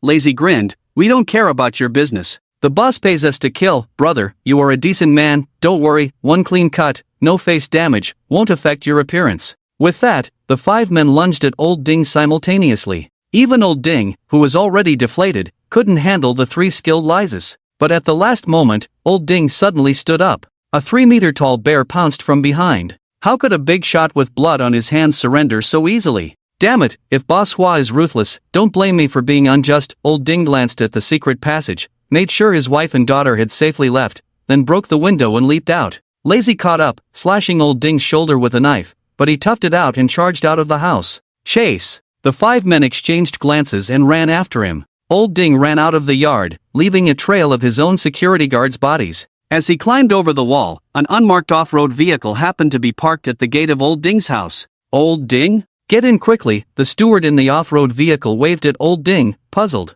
Master Hua asked me to see you off. Go to hell, Old Ding cursed and ran off without looking back. The steward looked bewildered as he watched Old Ding run further away, then took out his phone. Master Hua, Old Ding ran away. Ran away? Boss Hua, sitting in the Flower Young Master's Memorial Hall, scratched his head in confusion. I was sending him out of the city, why would he run? Could he think we wanted to silence him? The steward asked with a sense of grievance. Boss Hua looked at the memorial of his son in bewilderment. I showed a rare moment of mercy, and he still doesn't trust me. Losing his son made Boss Hua start to believe in karma and retribution, otherwise, he would have silenced Old Ding long ago. On the other side, the gates were pulled open. 5 members of the Lei family swaggered out of the gates, brandishing bloodied knives. The steward locked eyes with them. Are you the ones who dealt with Lao Ding? The steward realized why Lao Ding ran upon seeing him. Someone had startled him. The 5 Leis boldly approached the steward's luxury car, peering inside. To dispel Lao Ding's suspicions, the steward approached alone. Confirming there was only one steward, the Leis took out their phones and scrutinized him intently. Whose men are you? The steward asked sternly. One of the Leis gestured for silence. Well, we're from the Hua Manor. Lei compared a photo from his phone to the steward. You're not worth much, only 50,000. I don't even want to deal with you. Beads of sweat formed on the steward's forehead. He had heard of Lei's ruthless style. Once they set their sights on a target, they never backed down. Brother, how about this? I'll offer 100,000, you tell us who you work for? We're all here to make money. As several men closed in, the steward hurriedly spoke up. We earn money with integrity. After selling our boss, who would dare hire us for jobs? So, when you reincarnate in your next life, if you need someone taken care of, contact us, we'll give you a discount. Remember our name, the 5 Wolves of Sangbai Mountain. In the rainy night, a staggering figure rushed into the city gate guardroom. The captain, who knew Lao Ding, looked in horror at the blood-soaked Lao Ding. Brother, let me out of the city, 1 million, how about it? Lao Ding was cornered, with no way out, and he knelt as soon as he entered. Inside the city, he was doomed, but there might still be a chance outside. The captain eyed Lao Ding suspiciously, then closed the door and approached. Lao Ding, what's going on? The junior captain asked knowingly. Damn it, let me out. Lao Ding slammed a bank card on the table. Can you do it? If not, today never happened. The junior captain greedily eyed the bank card, rubbing his hands as he pocketed it. Lao Ding breathed a sigh of relief as the money was accepted. The junior captain smirked. Lao Ding, we're brothers, I can't watch you die. Honestly, there are over 100 people waiting outside the city for you. With that, The junior captain turned on the camera outside the city gate. In the rain, a dense crowd stood under umbrellas, holding weapons. Over 100 people stood at the gate, waiting for Lao Ding to come out. If you leave the city, they won't let you off easy, the junior captain chuckled. Let me show you a way out. With that, he pointed outside the guard room. In the darkness, 2 cars approached slowly. With a click, a young man with a noodle haircut opened the front car door and held an umbrella. Lao Jiao, dressed in black with a white cloth tied around his left arm, stepped out of the car. Haidog held an umbrella for Lao Jiao, standing proudly behind him. Lao Ding realized he had been betrayed and glared angrily at the junior captain. You sold me out. Brother, I need the money. If someone else sold you, you'd be dead. If I sell you, at least you'll live. Don't worry, if you die, I'll take care of your siblings. You. Lao Ding's heart turned to ashes. His last hope of leaving the city had shattered. Knock, knock, knock. Xiaowin approached the guard room with an umbrella, knocking on the door. Zhou Gu is looking for you. Xiaowin stared coldly at Lao Ding, as if he were looking at a dead man. You can try to escape. Whoosh, whoosh, whoosh. Footsteps approached the door again, and dozens of the junior captain's teammates rushed into the guard room, sealing it tightly. Old Ding looked puzzled at the squad leader, who awkwardly rubbed his nose and said, Brother, there are rules in business. If you run away, they won't pay. Please forgive us. The city defense personnel outside the door automatically made way. Old Nine, with a cold face and one hand in his pocket, walked slowly, cigarette in his mouth. Old Ding felt a chill in his heart as he saw the predatory look in Old Nine's eyes. He knew the methods of the other party well. In Hongsan Street, they were known for being crazy and ruthless, and being tortured by them would be a light punishment. Old Nine waved his hand, and Haidog threw a bag of cash into the duty room. Put it on, let's go, Old Nine said, shaking the special handcuffs in his hand. These were special handcuffs only found in the police station. Once put on, awakened individuals were no different from ordinary people. Old Ding was infuriated by Old Nine's actions and cursed, Damn it, I, a tiger, have been bullied by dogs. Even if you want to kill me, you mud-legged bunch won't have the chance. Old Ding, with no way out, decided to take a desperate gamble. If he fell into Hualao's hands, he might be sent away with a single knife, but he couldn't imagine how these youngsters would torture him if he fell into Old Nine's hands. The influential figure who could command the winds and reign the day before now faced a situation of being deserted by everyone. Old Nine raised an eyebrow slightly and said, Don't act tough. I didn't come to the city for you. Let's talk? Don't act tough if you don't have the guts. Your wife and children have been taken by Brother Tiger for tea. If you don't cooperate, we'll separate you and bury you both, Haidog added. Old Ding felt his blood run cold. Having done evil all his life, now his wife and daughter were also facing an unfortunate end. He knew he was doomed, but he couldn't accept that his family would suffer because of him. A sense of powerlessness overwhelmed him as Old Ding looked despairingly at the squad leader. The latter scolded him sternly, Old Ding, what kind of look is that? I didn't sell out your sister and niece. Don't you have any trust at all? Old Ding exploded in anger. If you have a trick up your sleeve, bring it on. Don't you dare touch my family. You're sensible. I won't touch your family, Old Nine said, throwing the handcuffs and walking away into the rain. Old Ding fell silent as he looked at the handcuffs on the ground. In the densely packed crowd in the rain, there were many skilled individuals, and the squad leader spared no expense to deal with Old Ding, a foreawakened. With no way to escape, Old Ding trembled and collapsed on the ground. The duty room was unusually quiet, with only the sound of rain and Old Ding's heavy breathing audible. In the presence of dozens of onlookers, Old Ding put on the handcuffs and got into Old Nine's car. Are you going to deal with Hualao? Old Ding got straight to the point as he entered the car. I can help you, but the people behind you must ensure the safety of my family, he added, still believing that Mr. Li had orchestrated everything. Old Nine calmly handed him a cigarette. Even if you expose Hualao, I'll bury you in the east of the city and your wife in the west. Old Ding forced a bitter smile. At this moment, he had no choice at all. If Hualao survived, he would have no chance of survival. However, Old Nine was still not at ease, so he did something that shocked the entire city. Huafu. White lanterns hung in the quaint courtyard, giving it a lifeless appearance. Despite the cold weather, it didn't deter the crowds coming to pay their respects. The elite of the city crowded into Huafu, with luxury cars lining up for hundreds of meters at the entrance. Hualao sat wearily in the memorial hall, his face so gloomy it seemed like water could drip from it. His son was dead, Old Ding had fled, and it seemed like a series of unfortunate events were befalling him. We have guests. Damn it, they dare to come here? Security! Here they come! The commotion at the entrance shattered the oppressive atmosphere in the memorial hall. Hualao and his two sons looked around with furrowed brows. Dozens of Flower family members dressed in mourning surrounded a dozen or so black-clad youths. The Flower family's henchmen were on high alert as the newcomers slowly entered the memorial hall, sending a chill through everyone present. They dare to come here? Mad, lunatic. I told you they were no ordinary folks. Even the boss himself couldn't kill these mud legs when he went out of the city. The guests at the funeral stood up excitedly, turning into a crowd of eaters. They were all dressed in black suits, with white cloth bands tied around their arms, holding umbrellas. The umbrellas were pressed low, and suddenly a lightning bolt illuminated the figure of the newcomers in the sky. Leading the group were Xiao Baihu and Lao Jiu. Behind them, the young men carried 2 coffins. Thud, the coffins were heavily slammed onto the ground. Lao Jiu calmly lit a cigarette. Where's the boss? The family doesn't come out to pay respects? Don't they know the rules? Rude, no wonder the son died, Xiao Baihu sneered. Thud, a figure rushed out of the mourning hall and landed heavily in front of the group.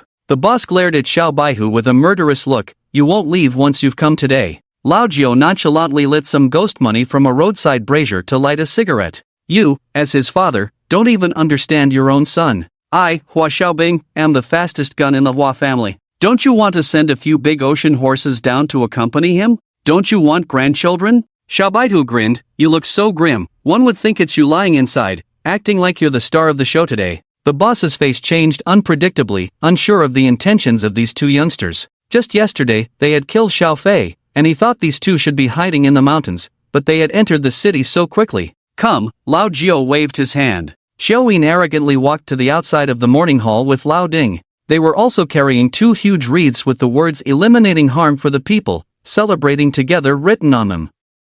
We came in a hurry today and didn't bring any gifts, so we'll give you these 2 coffins. I heard you have 2 sons. Lao Jiu mocked. Your place is spacious, you can even set up 2 mourning halls. At that moment, Lao Ding felt like he wanted to die. The boss's eyes seemed to want to devour him whole. At that moment, he finally understood Lao Jiu's purpose for this visit. Before, he had only thought about how to survive, but now he couldn't let the boss off without a fight, because the boss already hated him to the core. Boss Hua, my condolences. Lao Ding's face was full of sweat, his voice trembling. Xiao Yin patted Lao Ding's shoulder and comforted him. Don't be afraid, big brother has your back. Go up and give him a slap or 2. You're a big shot in the area, let him know who's in charge in Shipu. Lao Ding gave Xiao Yin a cold look. Even if he had 100 times more courage, he wouldn't dare to be unreasonable with the boss. Even if he fell out with the boss now, he wouldn't openly challenge him.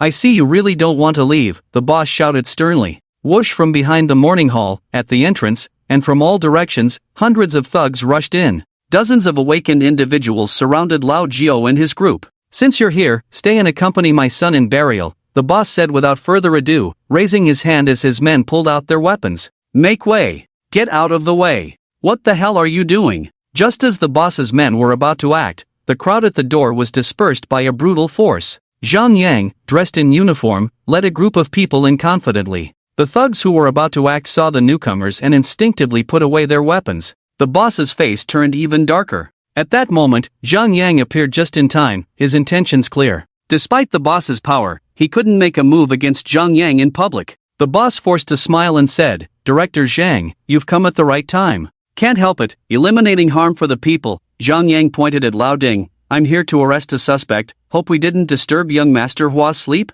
The boss's face twitched, he could clearly hear the sarcasm in Zhang Yang's words. I surrender, please be lenient. Lao Ding was afraid the boss would force him to stay, so he quickly shouted to Zhang Yang. A flash of killing intent passed through the boss's murky eyes. Lao Ding has completely turned against them this time. Ha! Zhang Yang pushed Lao Ding aside and pointed at the coffin carried by Lao Jiu and his group. Someone in your family died again? Smack! Hua Lao's temper couldn't handle Zhang Yang's provocation. The marble floor beneath their feet shattered loudly. Hua Lao's 2 sons moved forward to act, but Hua Lao stopped them. Director Zhang, if you weren't wearing that outfit, you wouldn't be leaving today, Hua Lao coldly threatened. The ice mansion isn't slippery, it's just too dark, Zhang Yang retorted without backing down. I will pierce the sky and bring light to the people of the ice mansion. Hua Lao clenched his fists tightly, suppressing his anger. Zhang Yang's arrival meant that Xiao Baihu and the others wouldn't be staying today. Seeing that things were getting out of hand, Zhang Yang slowly spoke to Xiao Baihu. Why are you still here?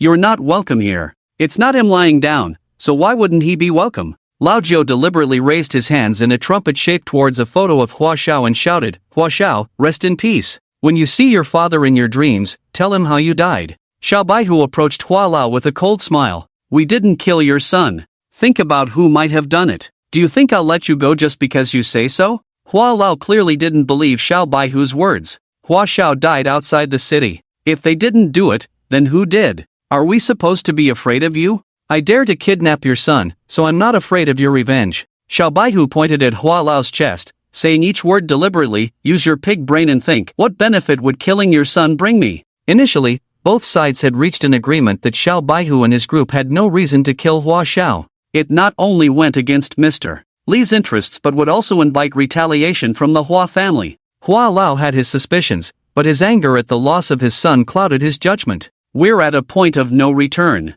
Is lying to you even meaningful? Xiao Baihu sneered at Hua Lao and patted the coffin behind him. This is a gift for you. Investigate who left the city the night your son died, and we'll see who benefits from starting a fight. Lao Jiao shook his head disdainfully. Use your brain more often. If you don't, you'll suffer from dementia in a few years. Hua Xiao, let's go. I'll bring your father down to join you later, Lao Jiao said, waving towards Hua Xiao's photo. You're not allowed to leave. Hua Lao's two sons shouted loudly. You killed my brother and now you want to leave? Director Zhang, someone is trying to illegally detain us, Lao Jiao chuckled without looking back. Hua Lao stopped his sons. Lao Jiao and Xiao Baihu dared to come in because they knew Zhang Yang would intervene. They also knew that Hua Lao wouldn't dare to keep them forcefully in front of Zhang Yang. After all, Zhang Yang was a police chief, and any violence in front of him would give him a reason to arrest someone, right? I'll report you. You killed my brother. Will you arrest them? Hua Lao's son shouted loudly. If you don't arrest them, you're complicit with them. Lao Jiao chuckled inside. The Hua family is finished. They breed such fighters. Without Hua Lao's protection, I could wipe out the Hua family in one round. Hua Lao remained silent. Even a fool could see that Zhang Yang was there to support Lao Jiao and the others. What's the use of reporting them? It just makes them look foolish. Even if they had evidence that Xiao Baihu killed Hua Xiao, it wouldn't be easy for Zhang Yang to protect them. The case was under the jurisdiction of the Shipu police chief, and Zhang Yang had 100 ways to help them escape punishment. Thank you to this enthusiastic citizen for the report. I'll take them back for further investigation. Zhang Yang led Lao Jiao and his group out of the Hua mansion with a smile that didn't reach his eyes. As Zhang Yang and his group drove away, Hua Lao, in a fit of rage, smashed the coffin in front of him with a palm. Smack! Among the shattered coffin, the body of the steward rolled out. The steward's slender body had been slashed dozens of times, with a fearful expression still on his face as he died. Back at the Western Garden Police Inspectorate, Lao Ding walked into the interrogation room,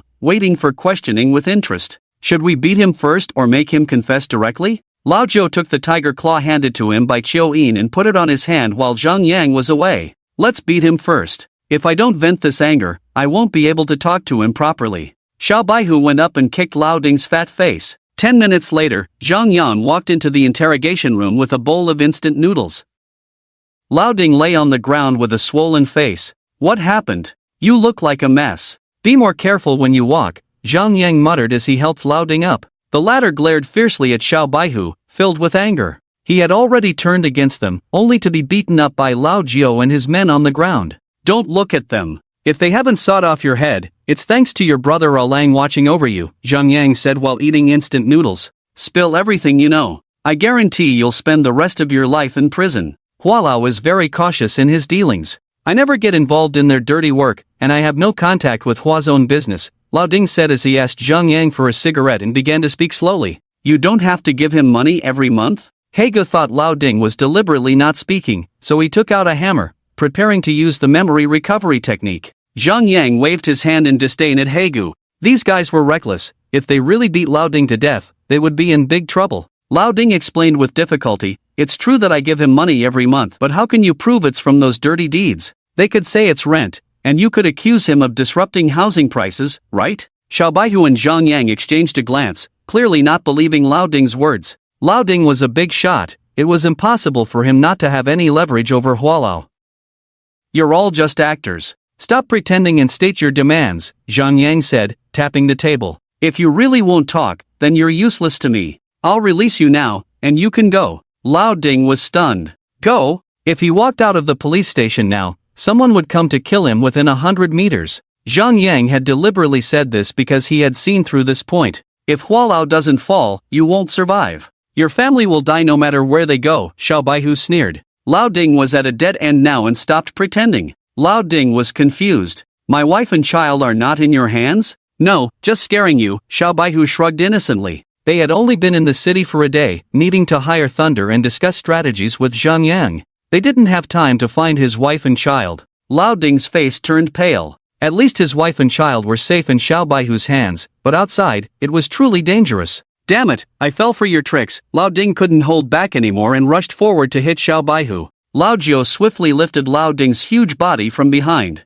You need to understand the situation. You no longer have the right to play games with us. If necessary, I'll kill you and find other ways to deal with Hualao. Bang! Lao Jiao slammed Lao Ding into the corner. At that moment, he finally understood why Lao Jiao insisted on taking him to Hua Xiao's funeral. Because he had no leverage over Lao Ding and was afraid he wouldn't comply. So, he cut off all of Lao Ding's retreats in the most direct way. Tell us the location of your wife and child. I'll send someone to pick them up, provided you cooperate, Zhang Yang said. Lao Ding dared not play tricks anymore and almost begged. The account book is with my wife. You must find her, or you'll never bring down Hualao. With that, Lao Ding picked up his phone and called his wife. Wife, where are you? I'm at Nini's house. The city gate is full of Hua's people, and I can't get out, Lao Ding's wife sobbed, asking, Honey, I'm so scared. Lao Ding comforted her tenderly, Wait for me.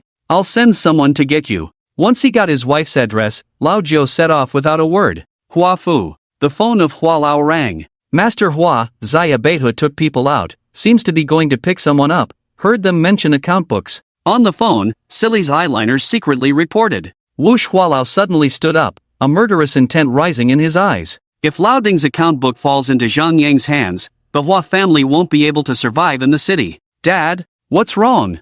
Hualao's only two remaining sons approached and asked. Zaya Beihu was seeking death, then it's his own fault, tonight I will kill them. Hualao called out, Gather people, come with me. A few minutes later, Hualao led dozens of awakened individuals out of the Hua family. Nanpu District. As the best economic district in the entire Ice Mansion, the cityscape here far surpasses the other districts. At the same time, this is the territory of Yuan, one of the 5 overlords of the Ice Mansion. Compared to the others, Yuan rarely gets involved in ground affairs. She is also the only woman among the 5 overlords. In a small high-rise filled with courtesans, guests crowded the hallways on each floor. Zaya Beihu, wearing sunglasses and a mask, moved through the guests, the poor soundproofing in the rooms causing indescribable moans to echo in the hallways. Little brother, want to have some fun? 300 each time, little brother, I'll give you a discount. Hey handsome, want to have some fun? Women without clients stood openly at the staircase, soliciting. Although Zaya Beihu wasn't as charming as Lao Jiao, his overflowing hormones made these courtesans salivate.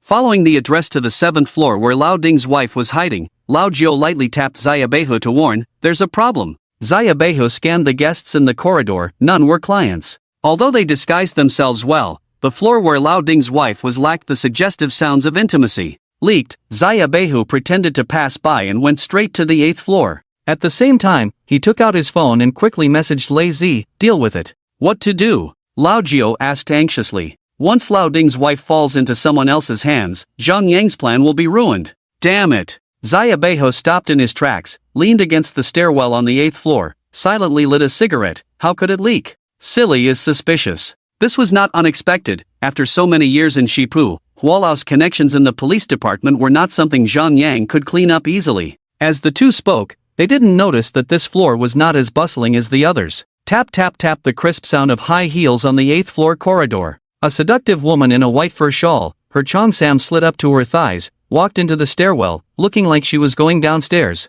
Zaya Beihu subconsciously locked eyes with the woman, her pupils slightly dilated as she smirked. What a handsome young man, want to have some fun? It'll cost you 1,000. The woman appeared to be in her 20s, exquisitely beautiful with seductive eyes, irresistible red lips, and a bosom that stirred one's imagination. Women of such beauty were rare in the post-apocalyptic world. Lao Jiao grinned, you paying me? The woman gave Lao Jiao a disdainful look, then tossed her hair and lightly smiled at Zaya Beihu. Little brother, sister hasn't started business today, interested in taking care of mine? I'll give you 10,000. Zaya Beihu didn't refuse, took out a stack of cash and handed it to the woman. Help me with something, the money is yours. Go to the end of the corridor on the 7th floor, knock on the door, see if there's anyone inside, okay? Zaya Beihu wasn't sure if Lao Ding's wife had been abducted, so he had the woman scout ahead. The woman squinted, appraised Zaya Beihu, then took the money and tucked it into her deep cleavage. Wait for my message. The The woman swayed her enchanting waist and sensually descended the stairs.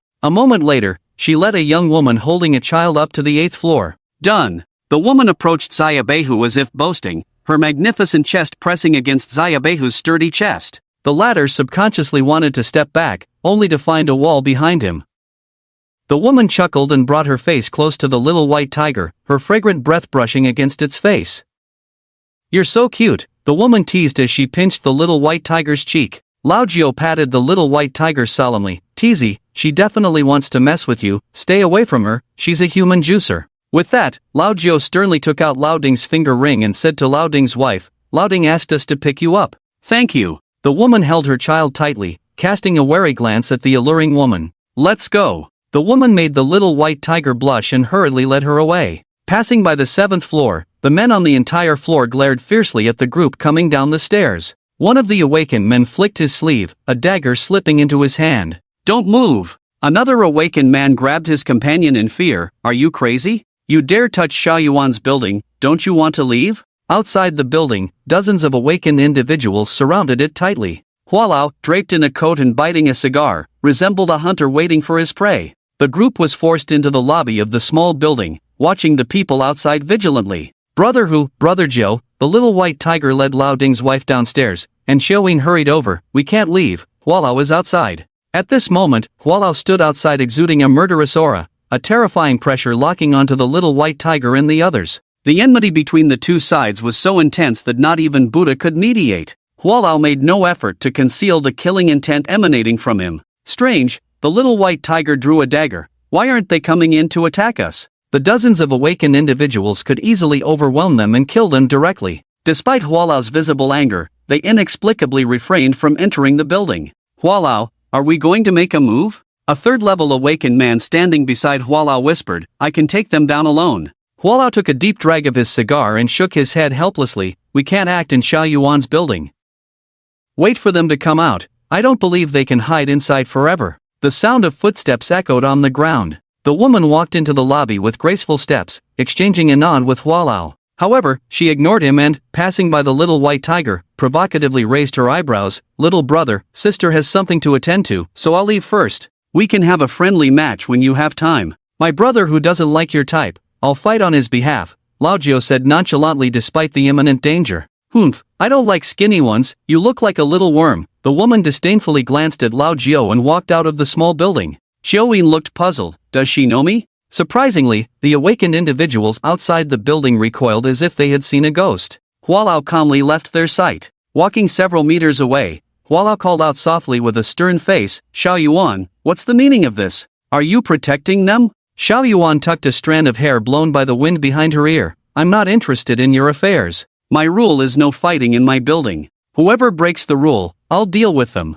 Both being among the Ice Mansion's 5 overlords, Hualao sought revenge outside the city, but Yuan did not show up. This indirectly indicated that their relationship was strained. "Do you know who they are?" "They killed my son," Hualao growled softly. "Give me some face and let me go in and deal with them." "I know he's the little white tiger." Xiaoyuan looked at her building, a mysterious smile playing on her lips. "A little guy who's been causing you trouble, but rules cannot be broken." Hualao stared at Xiaoyuan in confusion, knowing that they were both 5 overlords. Although Xiaoyuan ranked at the bottom in terms of strength among them, she had 2 mysterious protectors. This is the place that Hualao dreads. A luxury car rolled up slowly, and a man with a pale face, light footsteps, and a sickly appearance stepped out of the car. "Let's go." The man draped a long windbreaker over Xiaoyuan, completely ignoring Hualao. What kind of confidence could make someone turn a blind eye to a formidable opponent like him? Xiaoyuan peeked out of the car and smiled at Hualao. "Uncle, friendly advice, don't cause trouble in my building, or I will kill you." Watching the car drive away, Hualao stormed back to the building in anger. Inside the car, the sickly man handed Xiaoyuan a cup of hot coffee. "You seem very interested in that young man in the building." "Ah," Xiaoyuan held the coffee, a hint of helplessness on her exquisite face. "He can die, but not in my building. Otherwise, the tyrant will definitely blame me, and I don't want to face that madman." Back in the building, the empty lobby only had Zayabehu and his group. The discerning customers had long disappeared without a trace. Hualao paced back and forth outside the door, finally losing patience and shouting, "Zayabehu, come out if you dare." Zayabehu and Lao Jiao exchanged a glance. Although they didn't know the reason, they were sure that Hualao couldn't enter the building. "This is Nanpu. Zhang Yang can't come over. You will definitely die today, and no one can save you. Hualao extinguished his cigar on his luxury car. Hand over that girl, and I'll give you a quick death. Come out and face your death. Hualao's men echoed, waving their weapons, ready to devour them alive. Xia Beihu's face was equally solemn. Zhang Yang couldn't intervene, meaning no one could protect them now. Hualao grew more impatient, ready to burst in at any moment. At this critical moment, Xia Beihu turned and made a phone call. How is it going? We've arrived. Boss, rest assured, we've never failed in our missions.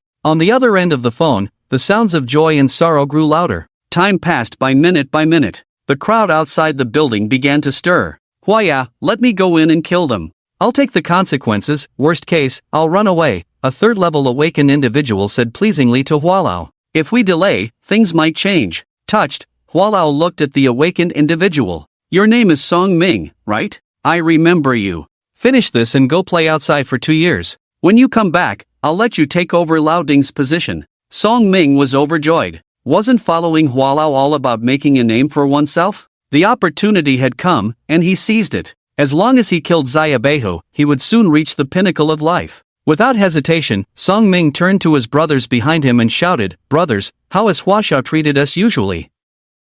Good. No complaints. The crowd roared in unison. Huaya respects Xiao Yuan, unwilling to cause bloodshed on her turf. But Huashao's grudge must be settled. I have a deep bond with Huashao, and I will avenge him. Now, I officially announce my withdrawal from the Hua family. Xiao Yuan, I apologize for any inconvenience. Song Ming bowed deeply to Hualao. Huaya, I'm sorry. Huashao has been very kind to me, and I must avenge him. Don't act rashly, everyone calm down, Hualao pretended to shout to the crowd. I understand your feelings. We just need to wait for them to come out. Don't act recklessly, show some respect for Xiao Yuan. I don't care about Xiao Yuan. I'm not part of the Hua family anymore. Today, I'm only here for revenge. Song Ming shouted, Brothers, does anyone want to join me in seeking revenge? We do. For Huashao's sake. Let's kill them. Charge. With a leader, the rest of the people in front of Hualao began to show their intentions. Everyone knew this was a play directed by Hualao himself, but as long as Hualao didn't enter the building, Xiao Yuan could only blame him for his lack of control over his subordinates. White Tiger pushed the old woman behind him aside and shouted to the earthworm, "Take them upstairs." The ninth demon's eyes flickered, and scales covered his whole body. The golden scales on his arms had mutated after the thunderstrike that split the dragon's head, now shining in a golden hue. I've never been afraid of a fight. White Tiger invoked his tiger bone silver skin, growing in size, and walked shoulder to shoulder with the ninth demon to the center of the hall. Cut them down, Song Ming charged ahead. Dozens of awakened individuals followed closely behind. White Tiger and the ninth demon exchanged a glance, full of fighting spirit, and bumped their fists together. We're fighting side by side again, Iron Boy. Let's do it. 1,000 layers of snow. Song Ming thrust his arms forward, sending a bone-chilling cold stream with snowflakes and winds towards the two. White Tiger swiftly moved behind the ninth demon. The narrow hall was engulfed by the snowstorm, and the two figures quickly disappeared within it. Song Ming, a user of elemental powers, controlled the freezing snowstorm at an extremely low temperature. Even awakened individuals couldn't withstand it for long before turning into ice blocks. In the next moment, something unbelievable happened. All the snow and wind rushed into the ninth demon's body. 1,000 layers of snow. Following Song Ming's lead, the ninth demon returned all the absorbed snow and wind. The awakened individuals who had just entered the hall felt a sudden stiffness as snowflakes cut like blades across their bodies. Some were even violently pushed out of the hall by the raging snowstorm. Tiger! The ninth demon roared and retreated behind White Tiger. With a fierce roar, White Tiger pounced on the awakened individuals blinded by the snowstorm. At the Flower Mansion, 5 ragged men appeared outside the memorial hall. The guards at the entrance, seeing their appearance, arrogantly asked, "What are you doing here? Begging for food at the Flower Mansion?" The leader of the 5 men rubbed his fake eye, revealing only the whites, and took out his phone to show the guard a photo album. "I'm asking you what you're doing here." The guard grabbed the fake eye's collar. "You're worthless, little lackeys." The man with the fake eye put away his phone and stepped back.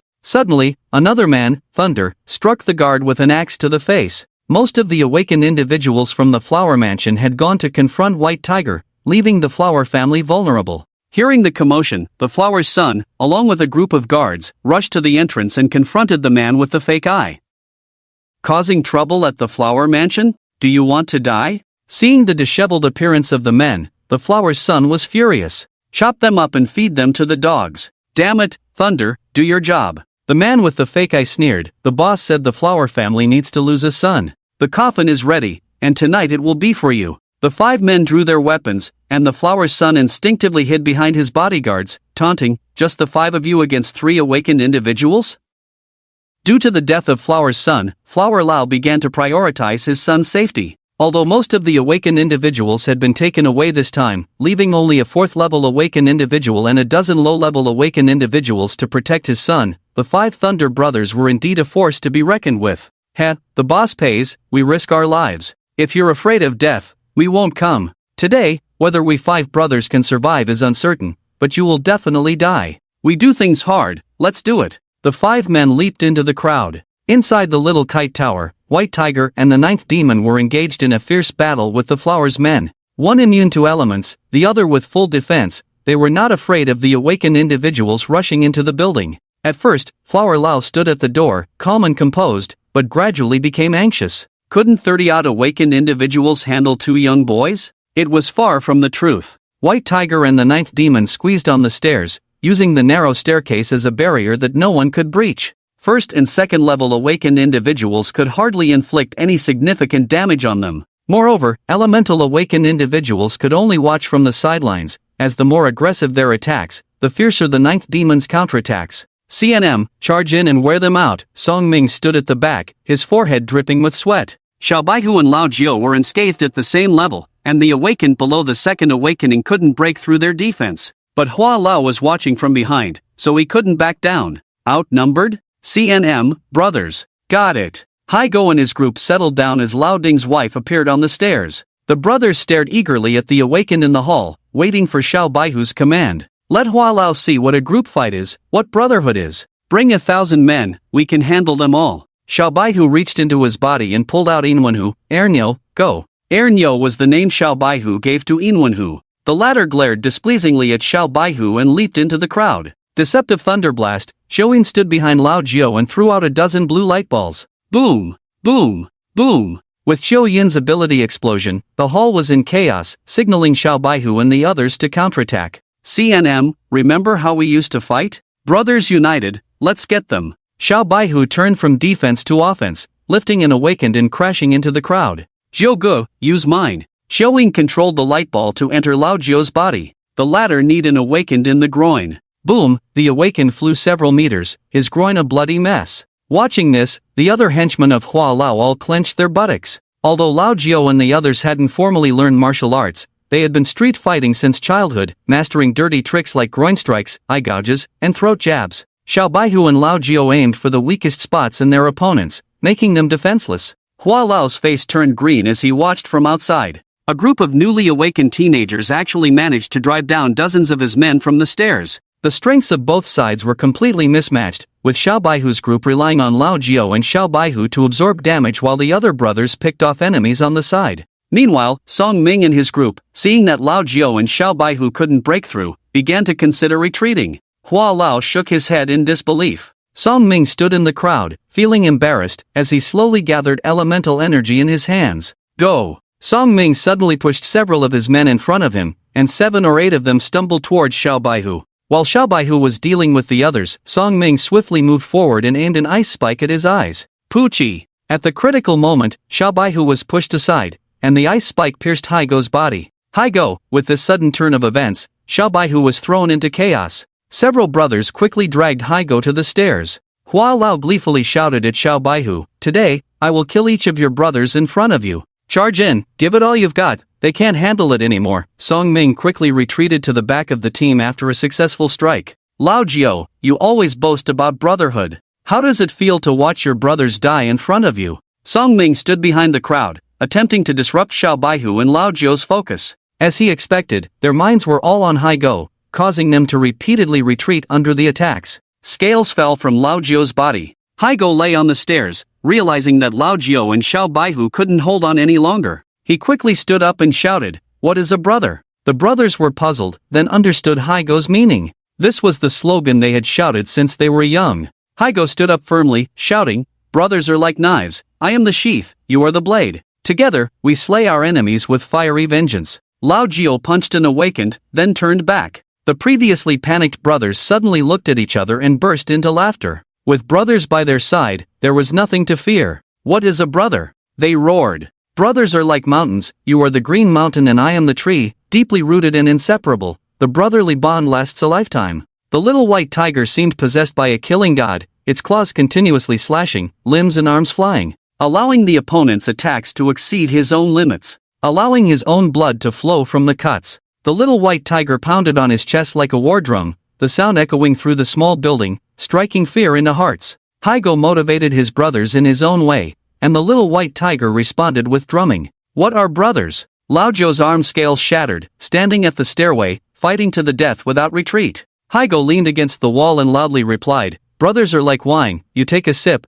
I take a sip, unafraid of life and death, we walk together, in the next life we'll take revenge on our enemies. He knew he couldn't fall, if he did, the mindset of the little white tiger and Laojiu would collapse. Xiaofeng wiped away the tears from his eyes and locked eyes with Bone, a hint of determination flashing between them. They leaped down, bent their bodies, arms outstretched, and forcibly pushed the enemy in front of them away. The brothers cooperated seamlessly, and the others instantly understood their intentions. Zhouge, Xiaofeng had 7 or 8 holes stabbed in his back, spitting blood while pushing the enemy away. The little white tiger and Laojiu nodded, following closely behind. Song Ming stood at the door, feeling a sense of danger. Laojiu and his brother's predatory gazes all locked onto him. Charge! I'm coming! Knowing the opponents were just a group of low-level thugs, Song Ming was still scared and hurriedly ran to Hua Lao's side. Tiger Ge, Zhou and another brother bent down simultaneously. Laojiu and the little white tiger stepped on their backs, bypassing the crowd and heading straight for Song Ming. The latter was shocked. Hua Yi,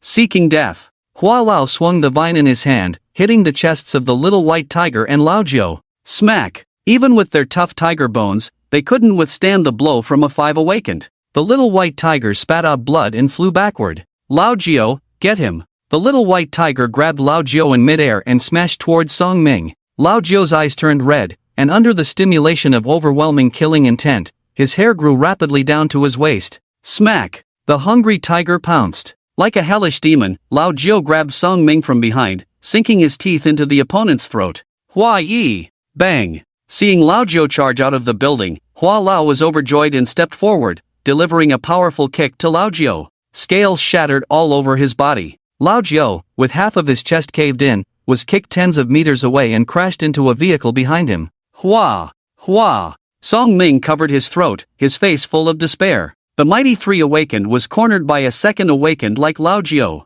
With a wicked smile, Laojiu spat out the flesh in his mouth. Bang! Laojiu forcefully pushed off the ground with his last breath, exploding under his feet, continuing to charge towards Song Ming, ignoring Hua Lao who was watching closely on the side. At this moment, the desire for revenge on behalf of Hygo had driven Laojiu completely insane. What are brothers? Laojiu roared as he charged towards Song Ming. Go to hell! Hua Lao, infuriated, said, I can't let you live. In such a situation where a second awakened couldn't withstand a blow from a 5 awakened, Laojiu's ability to fight Song Ming showed his ferocity. Zhouge, be careful. The brothers were shocked. Bang! Hua Lao's domineering fist struck down. The fist wind accompanied by a whistling sound aimed to take Laojiu's life. At the critical moment, a figure flashed in front of Laojiu. Brothers share life and death. The little white tiger protected his chest with both hands, his eyes widened, taking the fatal blow for Laojiu. Bang! The little white tiger flew sideways into the building. At the same time, Laojiu grabbed Song Ming's head. Die! Laojiu stood on Song Ming's shoulders, holding his head, exerting his last bit of strength. Hiss! Blood splattered several meters. Song Ming's head was forcibly torn off by Laojiu. Damn you, hurt my brother, I'll hunt you down to the ends of the earth. You're asking for death. Hua Lao could no longer contain his anger. Killing Song Ming in front of him was a complete slap in the face to Hua Lao. Laojiu lay weakly on the ground, sneering at Hua Lao and raising his middle finger. Die! Hua Lao lifted his foot to stomp on Laojiu's head. With one kick, Laojiu would meet his end. Zhou and the others pushed through the crowd, ignoring the weapons aimed at them, and headed straight for Laojiu. Brother 9. Hygo's blood surged to his heart, spitting out a mouthful of blood and falling to his knees. Everyone knew they would die if they charged out, yet not a single person hesitated. Hygo lay on the ground, tears streaming down his face as he crawled towards Laojiu. Boom! Just as Hua Lao was about to stomp down, a heavy truck came crashing towards him, pushing him back several meters. The truck's door swung open, and Zhang Yang, exuding a fierce aura, jumped out. Pointing at Hua Lao, Zhang Yang cursed, "I'm not the director now, and the people I brought are not police officers. Damn it, today I'll protect this kid once. Everyone get down." Zhang Yang slammed the truck heavily. The windproof covers on 5 trucks were lifted simultaneously, and hundreds of gangsters jumped out. Hua Lao looked incredulously at the crowd before him. Not because of Zhang Yang's arrival, but because the people he brought were all his subordinates. More precisely, they were Lao Ding's men. Hong Mao limped down from the truck, pointing at Hua Lao and shouting, "Damn it, Hua Lao, where did my boss wrong you? Are you rebelling?" Hua Lao angrily questioned. These people were once the low-level lackeys he looked down upon. Now, these people he despised stood against him. Hong Mao took the spray handed to him by his men. "Damn you, tell Hua Lao who you belong to." "Boss Ding! Boss Ding!" Hundreds of people raised their weapons and shouted in unison. "I only recognize my own boss. Damn it, if Hua Lao wants to kill my boss, kill my sister-in-law, what should we do?" Hong Mao turned to his brothers. "Get him. Kill him." The crowd parted, and Lao Ding's obese figure walked to the front. The once most loyal dog of the Hua family now bared his fangs. Lao Ding bowed slightly to Hua Lao and said proudly, "Hua Yi, although I've done many bad things, when it comes to brotherhood, I dare say I surpass your Hua family. You pay your brothers with money, I pay mine with heart." Lao Ding pointed proudly to the men behind him. "Tell the Hua family, who do you listen to? Boss Ding. Boss Ding." Hua Lao clenched his fists tightly, never expecting Zhang Yang to dare to come to Nanpu against all odds. Even more unexpected was that at this critical moment, it was Lao Ding who led the resistance against him. Hiss! Zhang Yang took off his police badge and arrogantly said, "Didn't you say I would die if I didn't wear this uniform? Now, I, as the elder of the Little White Tiger, am talking to you. Damn it, if you want to move him, you have to ask if I agree." Lao Ding let out a heavy sigh, unwilling in 1,000 ways in his heart. But for the sake of his wife and children, he had no choice. "Xiao Hai, take people to pick up your sister-in-law." Lao Ding patted Hong Mao's shoulder heavily. "After today, I won't be your boss anymore." "Boss, I'm a rough man. Both my brother and I were raised by you. If you go to jail, I'll bring you food. Whatever you do, I'll be with you."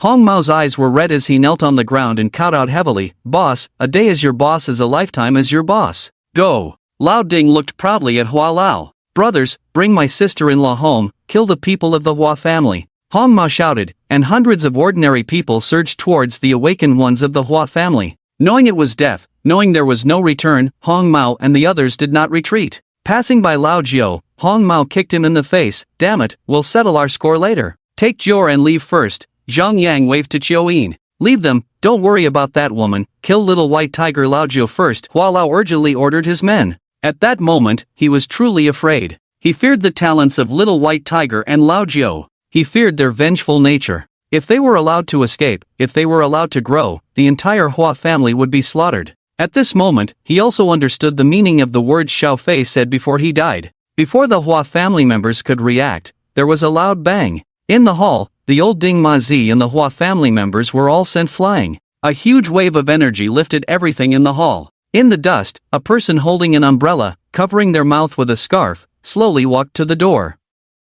"Sick ghost," Hua Lao frowned, sensing trouble. The person who came was the sickly man who came to pick up Xiao Yuan. "Have you forgotten our rules? Want to stay here and fight, don't want to leave?" The sick ghost stomped suddenly. The sound of footsteps and commotion came from the low buildings on both sides of the street. A large group of people rushed out from the houses on both sides of the street. For a moment, the people of Zhangyang Lao Ding, Hua Lao, and Xiao Yuan formed a triangular standoff. And the old 9 people in the center of the 3 sides looked confused. "Why are there more people fighting?" The earthworm asked foolishly, "Who should we fight first?" "You can only be fought," a pleasant female voice said. Xiao Yuan's people automatically made way, bowing respectfully. "Yuan Jie! Yuan Jie!" A graceful figure blocked the view of Xiao Baihu. He was first stunned, then his brain shut down. Wasn't the woman in front of him the prostitute from upstairs? TSK, my little wolf dog is so badly injured." Xiao Yuan playfully reached out and pinched Xiao Baihu's face. "I was still thinking of challenging you to a friendly match, looks like it'll have to be postponed."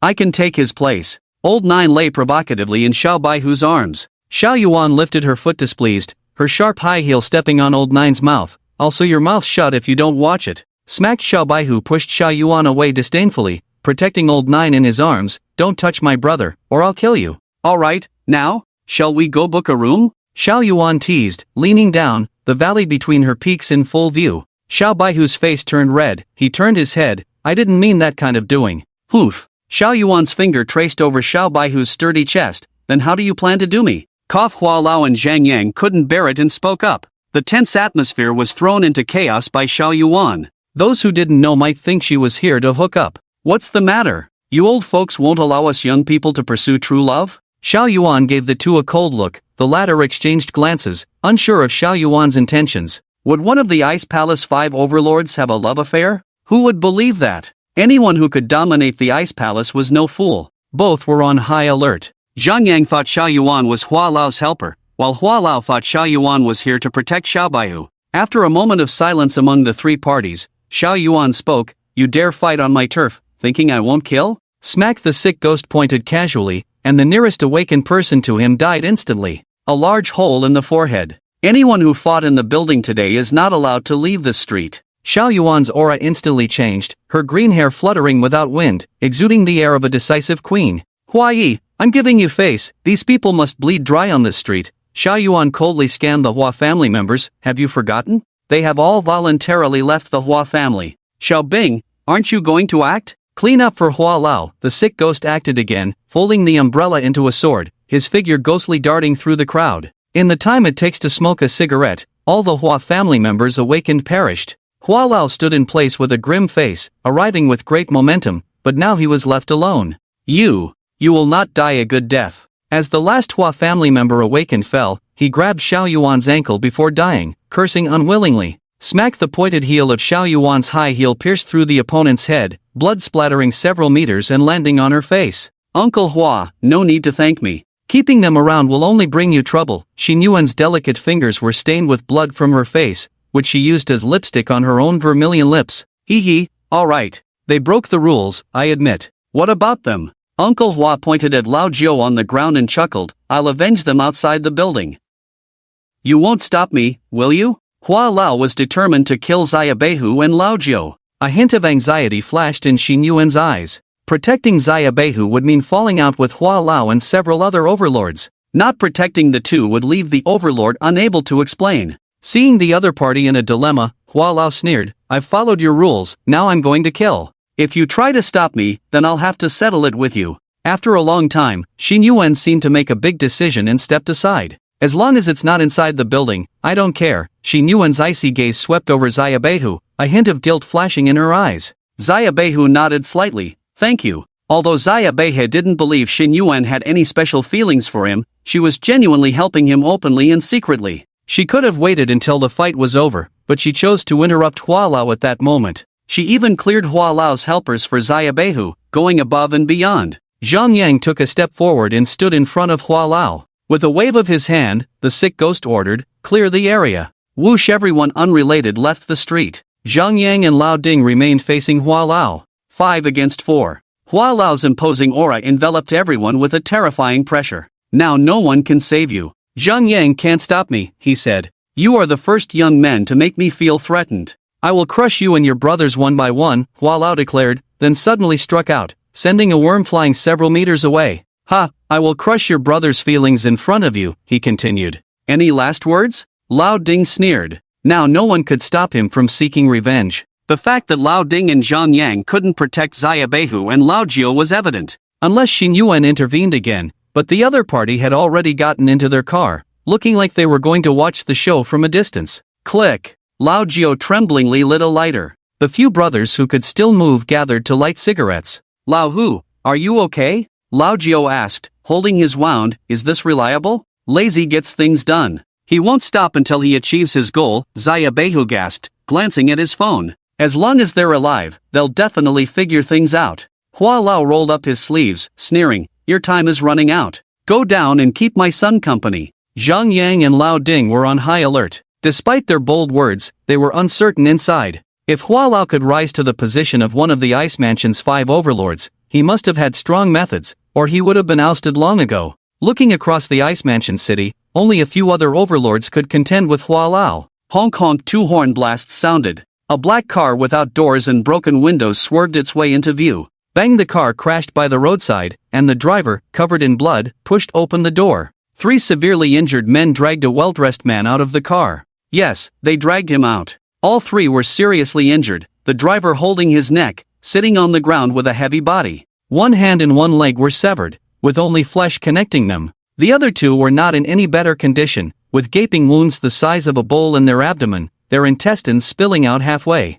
Despite this, the man with the fake eye was still handcuffed to the man they brought. Come here. The man with the fake eye lay on the steps, grabbing the hair of the man beside him to show Hua Lao. Dad! The man let out a heart-wrenching scream. Hua Lao felt his breath hitch, almost unable to breathe. The fake eye was Lei Zi, hired by Little White Tiger, who broke into the Hua family and kidnapped Hua Lao's precious son. Who knows what kind of battle they went through, 5 went in and 3 came back. The 2 brothers of the fake eye had hazy eyes, their pupils already starting to dilute. Nevertheless, they still brought the person back. Boss, job's done. We never fail in our tasks. No need to be fancy, the driver gasped, grinning at Little White Tiger. Fancy indeed, money well spent. Little White Tiger gave a thumbs up, and the driver proudly leaned back against the car, slowly lighting a cigarette.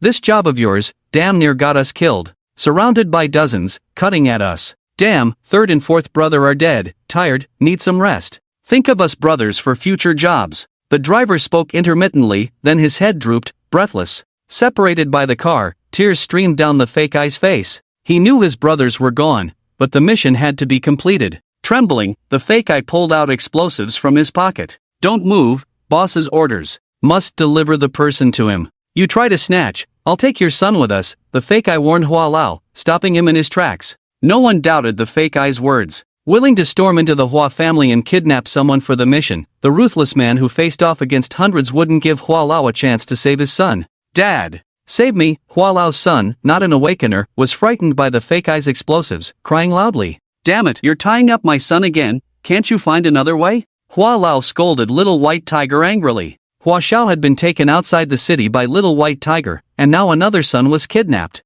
You still have 1 left, won't feel bad if he dies, 9th brother grimaced in pain, teasing Hua Lao. No, no more. The fake eye shook his head. My brother is dead, someone has to pay, leave 1 son for the mission, kill 1 for my brother. Boss, is that fair? Hua Lao's breath hitched, barely holding himself up against the car behind him. Only 2 left, 1 dead, 1 kidnapped. Hua Lao felt like the sky was falling. I know you want to harm me, but not now, 9th brother grinned. Or kneel down and kowtow to my brother, I'll release your son. The sound of screeching metal as Hua Lao squeezed the car door handle in anger. But his son was in Little White Tiger's hands, so he had to choose to save his son first. Release my son, you can leave. From now on, I'll come after you and kill you for everything you do. Hua Lao gritted his teeth and shouted. 9th brother looked disdainful, about to retort, but was stopped by Old Ding covering his mouth. Young master, I'm amazed by your mouth, don't provoke him. If he goes crazy and kills us all, we're done for. Zhang Yang knew how difficult it was to make Hua Lao compromise, so he ordered Old Ding to take them away. Old Ding's men helped up Little White Tiger's brother and walked away in a grand manner. Passing by the fake eye, Little White Tiger shouted to Old Ding, take them away. These brothers were ruthless, and Little White Tiger didn't want them to die on the street. Don't! The fake eye's brother weakly waved his hand. We brothers handle things. Without leaving a trace for the boss, take my brother away, I'll stay and release the person after you leave. Brother, remember to send money to our mother, find a wife for our younger brother, the fake eye's brother instructed knowing his fate. Brother, let's leave together. The fake eye lost 3 brothers in one night, only 1 left with a good eye filled with bloodshot veins, crying heartbreakingly. However, when he lifted his shirt, a nearly waist-cutting wound was glaringly visible. I can't make it, brother, you go, I'm tired. The fake eye's brother took the explosives from the other, pushing him away to leave. Boss, Lei Zi is handling things. Don't involve the boss, I beg you. Please, for the sake of our 4 brothers who are no longer here, save my brother's life. Lei Zi made his request at a life and death moment. Xiaobai, who naturally wouldn't refuse, he signaled to Bone, who stepped forward to lift Lei Zi's prosthetic eye.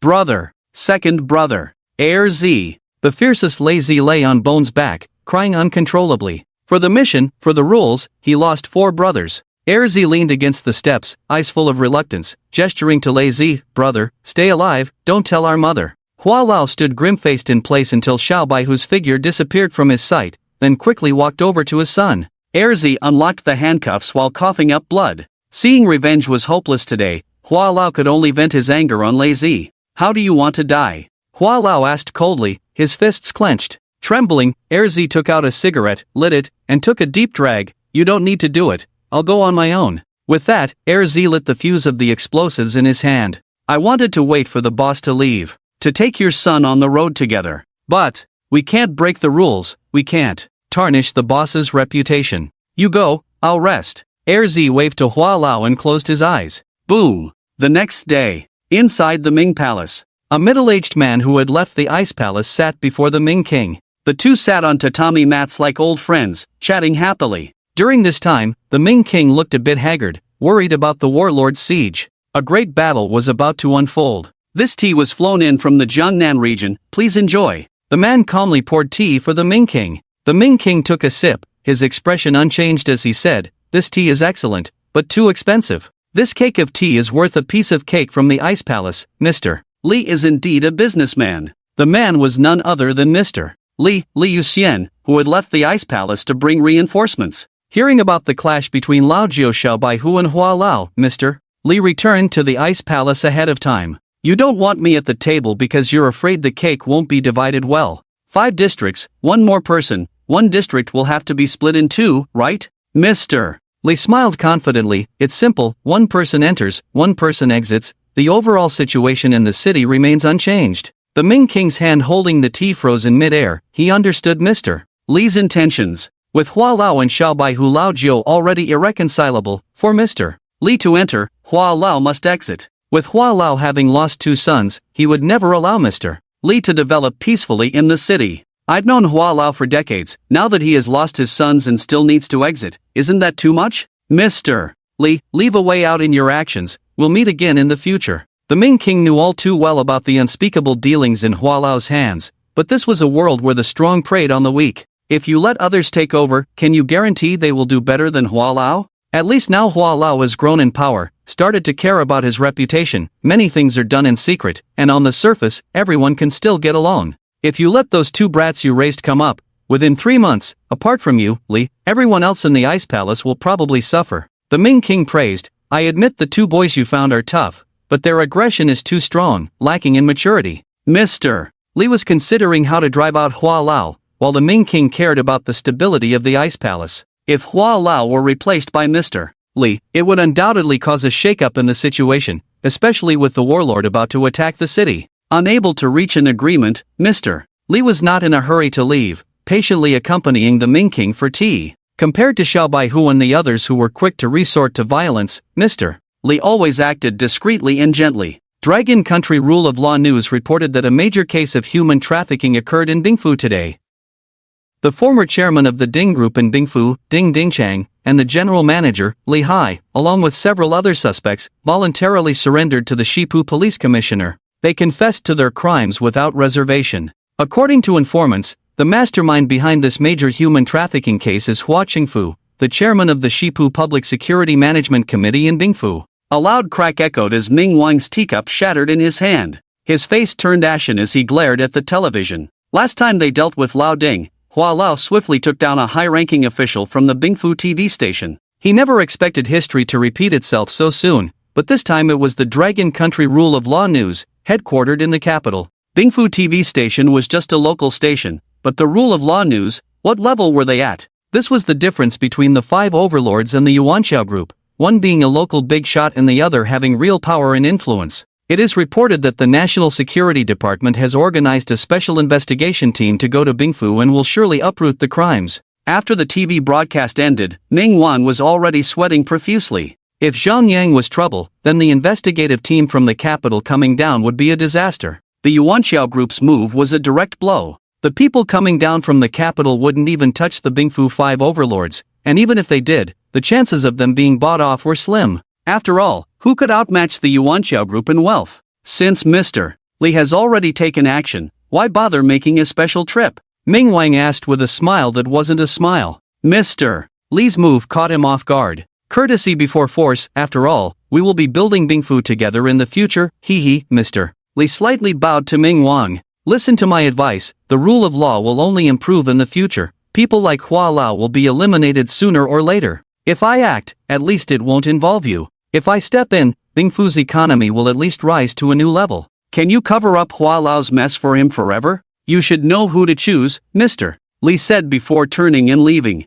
Ming Wang stared at his phone, several times wanting to call Hua Lao to discuss but held back each time. No one knew the extent and scope of the crackdown from the capital this time, and it wouldn't be worth it if it backfired. Inside the hospital, Xiao Baihu slowly woke up. Opening his eyes, he saw Mr. Li quietly sitting by his window, cutting fruits. Where is this? The hospital. Oh, damn. Xiao Baihu's hair stood on end. Quick, run, damn it, Hua Lao will definitely come for revenge. Sensing Xiao Baihu's panic, Mr. Li placed a hand on him. Rest assured. It's almost over. Focus on recovering. Dealing with the Huas is not like street fighting. Leave it to me. In less than half a month, the Huas will be no more in Bingfu. Seeing Xiao Baihu's disbelief, Mr. Li smiled faintly. In the eyes of the locals in Bingfu, Hua Lao was the local emperor, not someone easily toppled. Do you remember when I told you about the big tree providing good shade?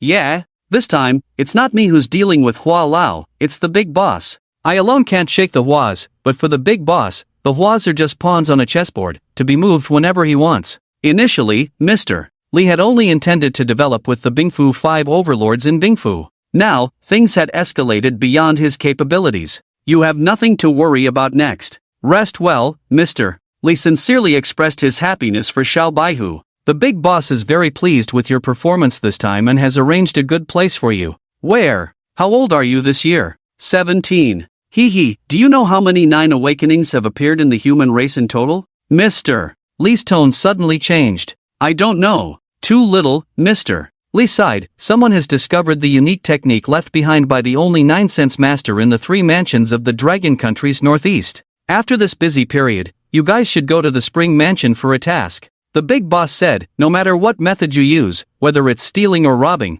get your hands on that technique. Mr. Li squinted at the young white tiger, his tone firm and not allowing any refusal. Just you guys, because the person who found the technique is from the top private high school in the Spring Mansion. They have privately contacted the Ma family to sell it. The information was bought at a high price by the big boss, so it must be reliable. You go find him and snatch it. The Ma family of the Northeast, one of the 4 great wealthy families in the world. The purple gold of the capital, the Gu family of Yu Mansion, the Ji family of the Magic City, and the Ma family of the Northeast. All the family forces in the Dragon Country look up to these 4 families. They are the kind of existence that, with just a stomp of their foot, would shake the world. Once this is done, the debt of the blood of the demon ancestor will be repaid, and you can act as you wish, Mr. Li patted the young white tiger's shoulder. Acting as you wish meant that if they failed, they couldn't betray the boss. They would have to bear all the consequences themselves. When do we leave? The young white tiger was reluctant inside. Just as the ice mansion was about to rise, they were being transferred. The sooner, the better, Mr. Li said in a deep voice. I'll leave after avenging Xiaofei. 1 week later, Hua Mansion. Hua Lao sat alone in his son's room. The familiar scene was now completely different. The once lively Hua Mansion now had only one son left. Even though Hua Lao was a dominant figure, he couldn't help but feel heartbroken. In just a few days, Hua Lao seemed to have aged 10 years, and his body was starting to stoop. Father, the only remaining son of Hua Lao rushed into the room. The investigation team has entered the ice mansion. Shouldn't we prepare? Father? The son of Hua Lao called out several times in a row before Hua Lao snapped out of his sadness. But his first words were, have you found those 2 kids? No. We haven't found them. Hua Lao's son shook his head. Li Yuxian hid them very well. I suspect he has already sent them out of the city. Shouldn't we deal with the investigation team first? Before his son could finish, Hua Lao slapped him across the face. Your brother's body isn't even cold yet. Seeking revenge for him is the priority. Hua Lao was already going mad. Closing his eyes, all he could see was the lively scene of his family in the past. He used to be the envy of everyone in the ice mansion, with 8 sons, each one outstanding. Hua Yusun covered his face and explained, I also want to avenge my brother, but I want to protect you more. They are after you. I don't want you to go in. Silly child, life is full of ups and downs. Your father has seen it all. You are not an awakener, you can't hold on to this family business. Retreating in the face of a strong current is the wise choice. Hua Lao sighed and looked indulgently at his only son. He knew that in this post-apocalyptic world, strength was the most important. If your personal strength was not enough, those below you wouldn't obey, and others would covet what you had. Faced with characters like the young white tiger, how long could Hua Yusun survive? 100 years later, when Hua Lao was gone, Hua Yusun would not only be unable to control the Hua family but would also attract fatal danger. Let the investigation team search. The Hua family has made too many enemies in the Ice Mansion. I am old, and I can't protect you for much longer. Seize this opportunity to let the Hua family gracefully exit the stage of the Ice Mansion. Hua Lao stood up slowly, solemnly patted his son. Child, the wealth I have left for you is enough for the Hua family to live in luxury for generations. Leave the Ice Mansion, become a wealthy idler, lie low for a generation, and when you have an awakener, come back to reclaim everything for the Hua family. I've figured it out during this time. I've worked hard for half a lifetime, all for my children. I can afford to lose the family business, but I can't afford to lose you brothers. Hua Lao may be a heinous villain, but to his family, he is a good father, a good patriarch, even an extraordinary overlord, a self-made strongman. Looking at his father with white hair, Hua Siyuan's eyes were filled with tears, wanting to speak but not knowing where to start. How did the investigation go? It was found out that on the night when my younger brother had an accident, someone bribed the city gate, and in the middle of the night left the city. It was Nayland Xiao from the Nayland family. A flash of killing intent passed through Hua Lao's eyes. He hated Nayland more than the little white tiger. It was Nayland who schemed step by step, pushing Hua Lao to the edge of the cliff. After a long time, Hua Lao let out a heavy sigh. Invite your uncle Nayland to visit, then invite Ming Wang, Li Yuxian, and the members of the investigation team to our house.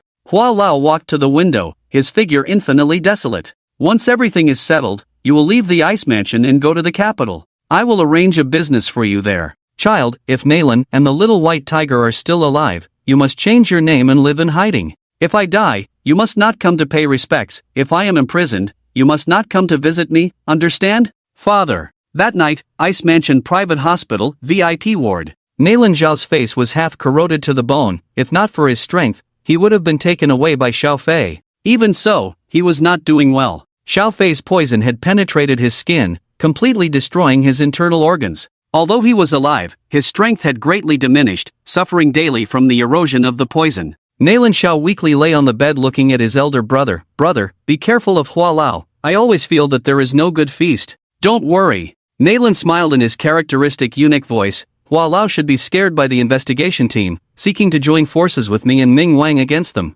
I'll be back soon, you rest well. After Nayland left, Nayland Xiao inexplicably felt a palpitation in his chest. Among the Ice Mansion's 5 overlords, the Nayland family was actually the most miserable. The others, except for Yuan, had sons and daughters, only the Nayland family. The next generation was exterminated by the smoke demon. Boom! Thunder suddenly appeared in the sky, illuminating the night. Winter was coming to an end, heavy rain pouring down from the sky, washing over the Ice Mansion. Unnoticed, in a dark alley across from the hospital, a dozen teenagers sat quietly smoking. Ding! The phone rang. The teenager huddled in his raincoat answered the call. Nayland has left. The voice on the other end of the phone was unexpectedly Hua Lao's. After a moment of silence, the teenager asked, "Why are you helping me?" "I am helping you find your way back. After it's done, our grudges will continue." Hua Lao hung up the phone. Nayland probably couldn't even guess that Hua Lao would contact the little white tiger to kill Nayland Xiao. Among the 5 overlords, they were all burying their own spies. Hua Lao wanted revenge, wanted to deceive Nayland, and could only use this group of unpredictable youngsters.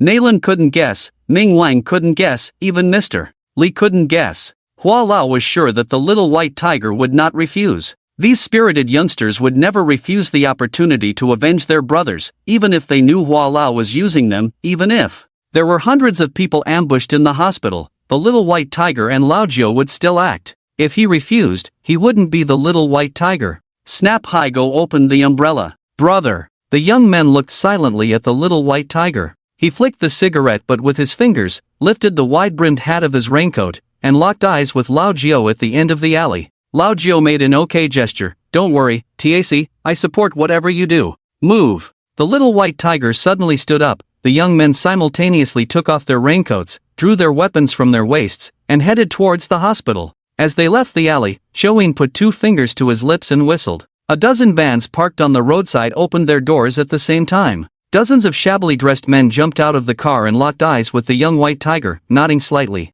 "Cover up a bit." The leader in the car threw a mask to the young white tiger, who casually tossed it on the ground. "For avenging our brothers, no need to hide." On the rainy night on the main road, dozens of people stood in the middle of the road, blocking the passing vehicles, which chose to wait in unspoken agreement. No one dared to honk their horns in front of this group of fierce-looking men. The rain poured down harder. The young white tiger and Old Nine stood side by side, facing the dozens of outsiders from Heishan Town. There was a flicker of fire in everyone's eyes, a sign of murderous intent. Everyone. Xiao Fei is watching from above. He died for us, died unjustly. Let Xiao Fei rest in peace with the blood of our enemies. For revenge, the townspeople of Heishan Town raised their weapons one after another. On a dark and windy night, it's a good time for killing. Old Nine dropped the umbrella in his hand, the rain wetting his hair. Under everyone's gaze, Old Nine tied up his hair and took the knife handed to him by Hegu. No more words. If our enemies don't die tonight, I won't sheathe my blade. After killing Nalan Xiao, we'll head straight to Nalan Mansion. Anyone who steps into Heishan Town tonight won't leave alive. Good lad. The old master of Heishan Town nodded in satisfaction, leaning on his cane. Get it done. The young white tiger took the lead towards the hospital. Inside the hospital, the security guards looked on in fear as the men poured in through the entrance. The figures moved swiftly through the rain curtain. In the quiet of the late-night hospital, only the sound of rain and footsteps could be heard. Boom, a thunderclap lit up the night sky. At that moment, the security guards could see who had arrived. The young white tiger strode forward with a fierce aura, a white cloth wrapped around the knife in his hand. Behind him, each person looked fierce and menacing, like demons from hell. Hey! Hey! Hey! The security guard quickly dialed the police station's number. Hello, a pleasant voice answered from the other end of the line. This is... Bang! The phone shattered. The security guard stood frozen in shock, while Haga stepped forward quickly, aiming his gun at the other's head. It's none of your business. You earn a few $100 a month. What are you risking your life for? Alright, bro, I almost forgot. It's time to clock out. You guys are busy. The security guard swiftly took off his uniform and dashed out of the hospital. In the hospital lobby, the receptionist, the on-duty doctor, and some waiting patients all turned to look at this group of fierce-looking men. Time seemed to stand still. The silence was eerie. Old Nine looked up. What are you looking at? Haven't seen a handsome guy before? All of you kneel down for me. Bang! Haga pulled the trigger again. Whoosh! Everyone in the lobby acted in unison, fearfully prostrating on the ground. Get it done. The young white tiger silently held up the knife and illuminated the elevator. In the hospital room, Nalan Xiao anxiously watched the rain outside the window. The corridor outside was filled with Nalan's henchmen. Second brother, don't worry. Who would dare touch Nalan in Bingfu City? Two awakened individuals sat beside Nalan Xiao, comforting him. Nalan Xiao's upper body was wrapped in bandages, weakly shaking his head. Is it hurting again? One of the awakened individuals asked with concern. I'll give you a painkiller pump. Ding! The elevator chimed. In the narrow corridor, the henchmen all turned to look at the elevator. The top floor of the hospital had been reserved by the Nalan family, so it was impossible for visitors at this time. The henchmen stood up one after another. The elevator doors opened. A young man with a curly hair walked into the corridor carrying a basket, smiling. Food delivery. The henchman closest to the elevator looked puzzled and turned to ask, who ordered food? They all shook their heads at each other. However, the henchman didn't pay much attention, thinking he must have made a mistake since he was just a young man. No one here ordered food, so please leave. The henchman gestured for him to leave. Instant Noodles smirked. Since you're here, and the takeout didn't arrive on time, Big Brother Tiger will blame me for not handling things properly. Come, let's eat and drink well. The youth opened the basket, filled with explosives. Boom! Instant Noodles lit the fuse and smashed the basket into the corridor. Damn, remember to give me a 5-star rating. With that, Haga chuckled and swiftly dashed into the safe passage.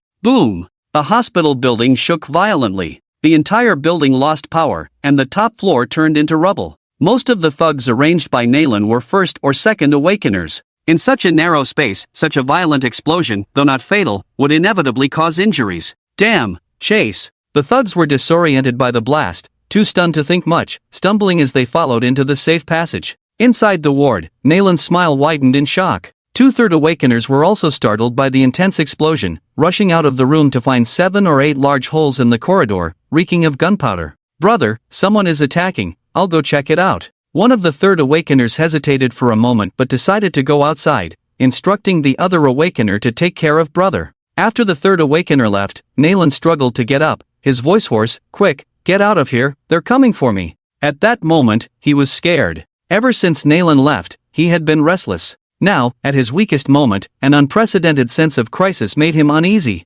Tap, tap, tap, came the steady footsteps from outside the door. Inside the room, amidst the anxious atmosphere, the door was pushed open. 7 or 8 youths orderly crowded into the room. Click, the lead youth lit a cigarette, illuminating the room. Little White Tiger. Nayland widened his eyes, expecting retaliation from Hualao after the incident. But he never imagined that the visitor would be Little White Tiger. At this time, Little White Tiger should be fighting with Hualao, so why did he suddenly come here? So you're Nayland Xiaoan? Lao Jiao flicked the dust off his nose. I thought you had 3 heads and 6 arms. What do you mean? Nayland Xiaoan stared warily at Lao Jiao. If it were Hualao or someone else, Nayland Xiaoan could handle it, but facing the current craziest Lao Jiao was a different story. Lao Jiao wouldn't negotiate with him, didn't care about the consequences, he was here to take his life. Nayland Xiaoan suddenly felt like a scholar facing soldiers. I don't have 3 heads and 6 arms, but dare you touch my brother Fei? Have you eaten dinosaur whip? Lao Jiao rubbed his nose. You broke my brother Fei's limbs, it's only fair. Lao Jiao left the room, and a few seconds later, the roar of a chainsaw came from outside. Boom, boom, boom. Lao Jiao returned to the room, holding the chainsaw with a wicked smile. Damn, diesel-powered, strong horsepower, don't worry, it won't hurt a bit. How about taking another painkiller? Madman, Nayland Xiaoan and the Third Awakener cursed silently in their hearts. The Ice Mansion had its share of crazies, but Lao Jiao's level of madness and brutality was rare. Seeing the other about to attack, Nayland Xiaoan suddenly flipped off the bed, kicking the hospital bed away. Stop them! Nayland Xiaoan didn't want to risk his life with them. Who could be more reckless than these reckless youngsters? Bang! Nayland Xiaoan forcefully leaped from the top floor. The other Awakener also moved, wielding a long knife to strike at Lao Jiao. A flash of silver, a cane intercepted the knife. The old man entered the room. I'm old and not as agile, you guys go after them, leave this to me. Lao Jiao excitedly leaned on the windowsill,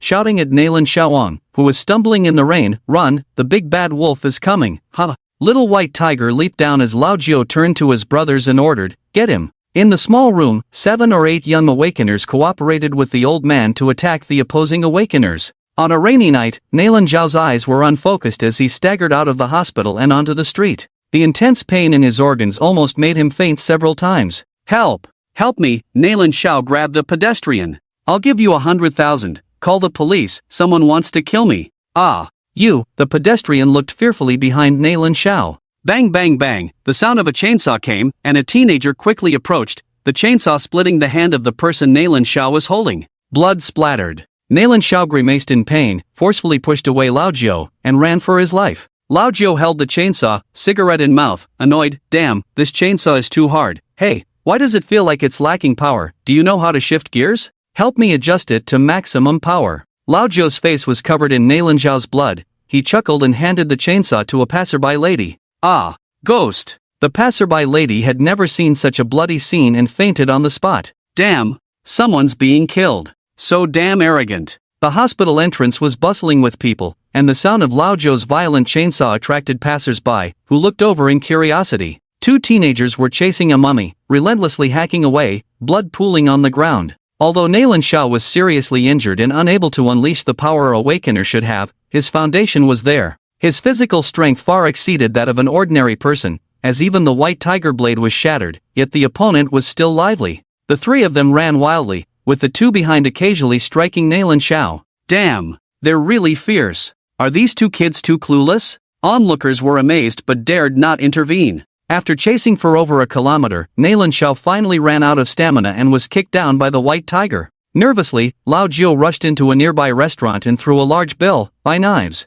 In a minute, Lao Jiao returned with a dozen bone-cutting knives and ran to the White Tiger. Damn, you're tough, huh? I'm going to chop you up today. The White Tiger grabbed Nayland Xiao's hair, facing outside the city. Kowtow to my brother Fei. Please, can we discuss this? Nayland felt aggrieved. If it weren't for Fei's poisonous smoke, how could he be chased and attacked by 2 young punks? A formidable 4th Awakener, defeated by 2 teenagers. The cruelty of the White Tiger and the madness of Lao Jiao left him deeply shocked. There's no need for discussion. Tell Fei for me, I will send his enemies down one by one to keep him company, so he shouldn't rush. Lao Jiao stepped on Nayland's back, and the chainsaw began tearing into his body. Ah! The once powerful figure of Ice Mansion City died at the hands of 2 teenagers, ensuring that new talents would always emerge. Hua Mansion. The top figures of Ice Mansion gathered. Hua, dressed in comfortable tang suit, stood at the door welcoming guests. Despite the sorrowful atmosphere in the Hua family courtyard, Hua was lively and cheerful with everyone.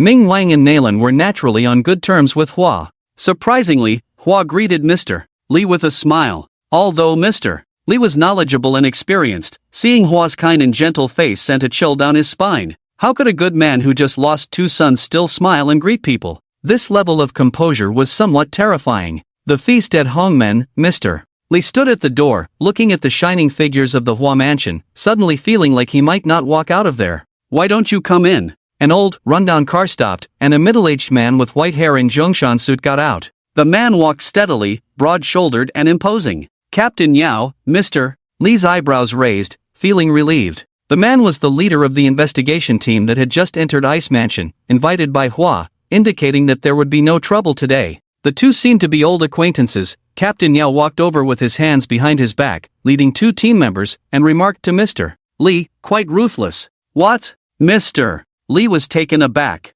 Captain Yao smiled as if he understood. You are still so cautious. Don't worry, this time we are here at the Ice Mansion to investigate human trafficking, regardless of your grievances with Nalan. Mr. Li was even more confused at the words. A strange chill rose from the depths of his heart. How did Nalan get involved again? Mr. Li was halfway through his sentence when he suddenly gasped, have those 2 kids done something out of line again? Captain Yao patted Mr. Li's hand, smiling slyly. It seems like you don't just want a district in the Ice Mansion, you want to swallow the whole Ice Mansion. Indeed. Mr. Li instantly understood the other party's meaning. It must be those 2 kids making a move again. In the entire Ice Mansion, only those 2 reckless youngsters dared to challenge both the Hualao and Nalan. Are they? Mr. Li swallowed hard. The latter mysteriously smiled, as if he had seen through Mr. Li's scheme. I understand it all. Let's go, your acting skills are getting more exquisite. When are you joining the entertainment industry? You would be perfect for playing a villain. Mr. Li was speechless. Even if the 2 of them revealed everything, he could only tough it out. In the eyes of outsiders, they were Mr. Li's blades. If they now turned against Nalan, who would believe it wasn't at Mr. Li's command? A team member following behind Captain Yao passed by Mr. Li and said with a smile, Mr. Li's blade is indeed sharp, slashing Nalan for over 1,000 meters on the pedestrian street. I heard he was left leaking air after being slashed, and both his arms were disarmed by Lao Jiu. As he spoke, the team member took out his phone and showed Mr. Li. The video of Xia Beihu and Lao Jiu attacking people had already spread on the Ice Mansion network. Videos from hundreds of different angles were circulating widely. Lao Jiu holding a chainsaw in one hand and a knife in the other, chasing Nalan's smile, was captured clearly. Mr. Li covered his face. I wonder why Huala was being so kind to me today. Using another's hand to kill. Which big shot sitting at the top of the Ice Mansion wasn't astute? Their control over human nature far exceeded that of ordinary people. This time, Hualao clearly intended to use another's hand to kill, and Xia Beihu had taken the bait. It wasn't you who instructed them, was it? Captain Yao, seeing Mr. Li's unfavorable expression, curiously asked, I heard these 2 kids are very unruly. Besides you, who else can command them? Mr. Li smiled bitterly, shook his head, gestured for the other party to go in first, and walked to the side to call Xia Beihu. Hello, where are you? Mr. Li said in a deep voice. At Nalan's doorstep. Xia Beihu replied honestly, aren't you sending me to Chun Mansion? I'll finish what needs to be done first. Xia Beihu was worried that if he went to Chun Mansion, he wouldn't have another chance for revenge. Hualao, Nalan, and Ming Wang were all targets for Xia Beihu. Even if he couldn't kill them, he wanted to leave a mark on them. Mr. Li scolded, breaking his composure. Do you have some kind of relationship with Nalan? Why are you going to his house? It's not a close relationship, just good friends, came Lao Jiu's lazy voice.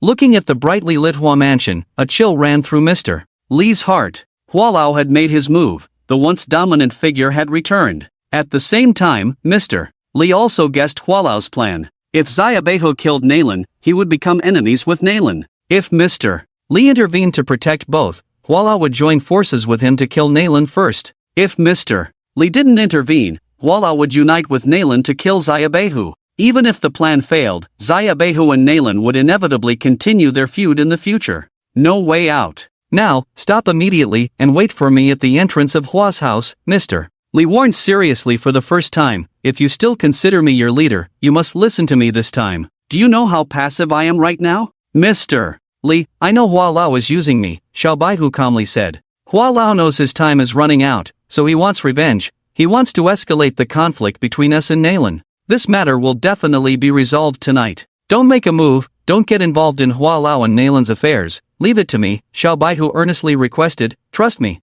Hanging up the phone, Mr. Li felt a mix of emotions. Xiao Baihu and Lao Jiu were the youths he valued the most, but both were hard to tame. Guiding them was not an easy task. Entering the Hua mansion, Hua Lao had already arranged a banquet. On the round table in the dining room, simple yet abundant home-cooked dishes looked delicious. The guests, however, tacitly did not touch their chopsticks, unsure of what Hua Lao was up to. As the host of the banquet, Hua Lao sat at the head, enthusiastically pouring wine for a few people. Captain Yao, your presence is truly unexpected. Thank you for honoring us. Hua Lao stood up to pour Captain Yao a glass of fragrant wine. Don't mention it, until we verify the evidence. You are just a suspect. There's no need to strain our relationship, Captain Yao said in an official tone, laughing. Everyone at the table knew that Captain Yao's visit today was to probe into Hua Lao's true intentions, aiming to capture him sooner. Hua Lao poured another glass of wine and smiled at Ming Wang. We've known each other for so many years. This glass, I toast to you. Ming Wang frowned. Hua Lao's strange and carefree demeanor today made him uneasy,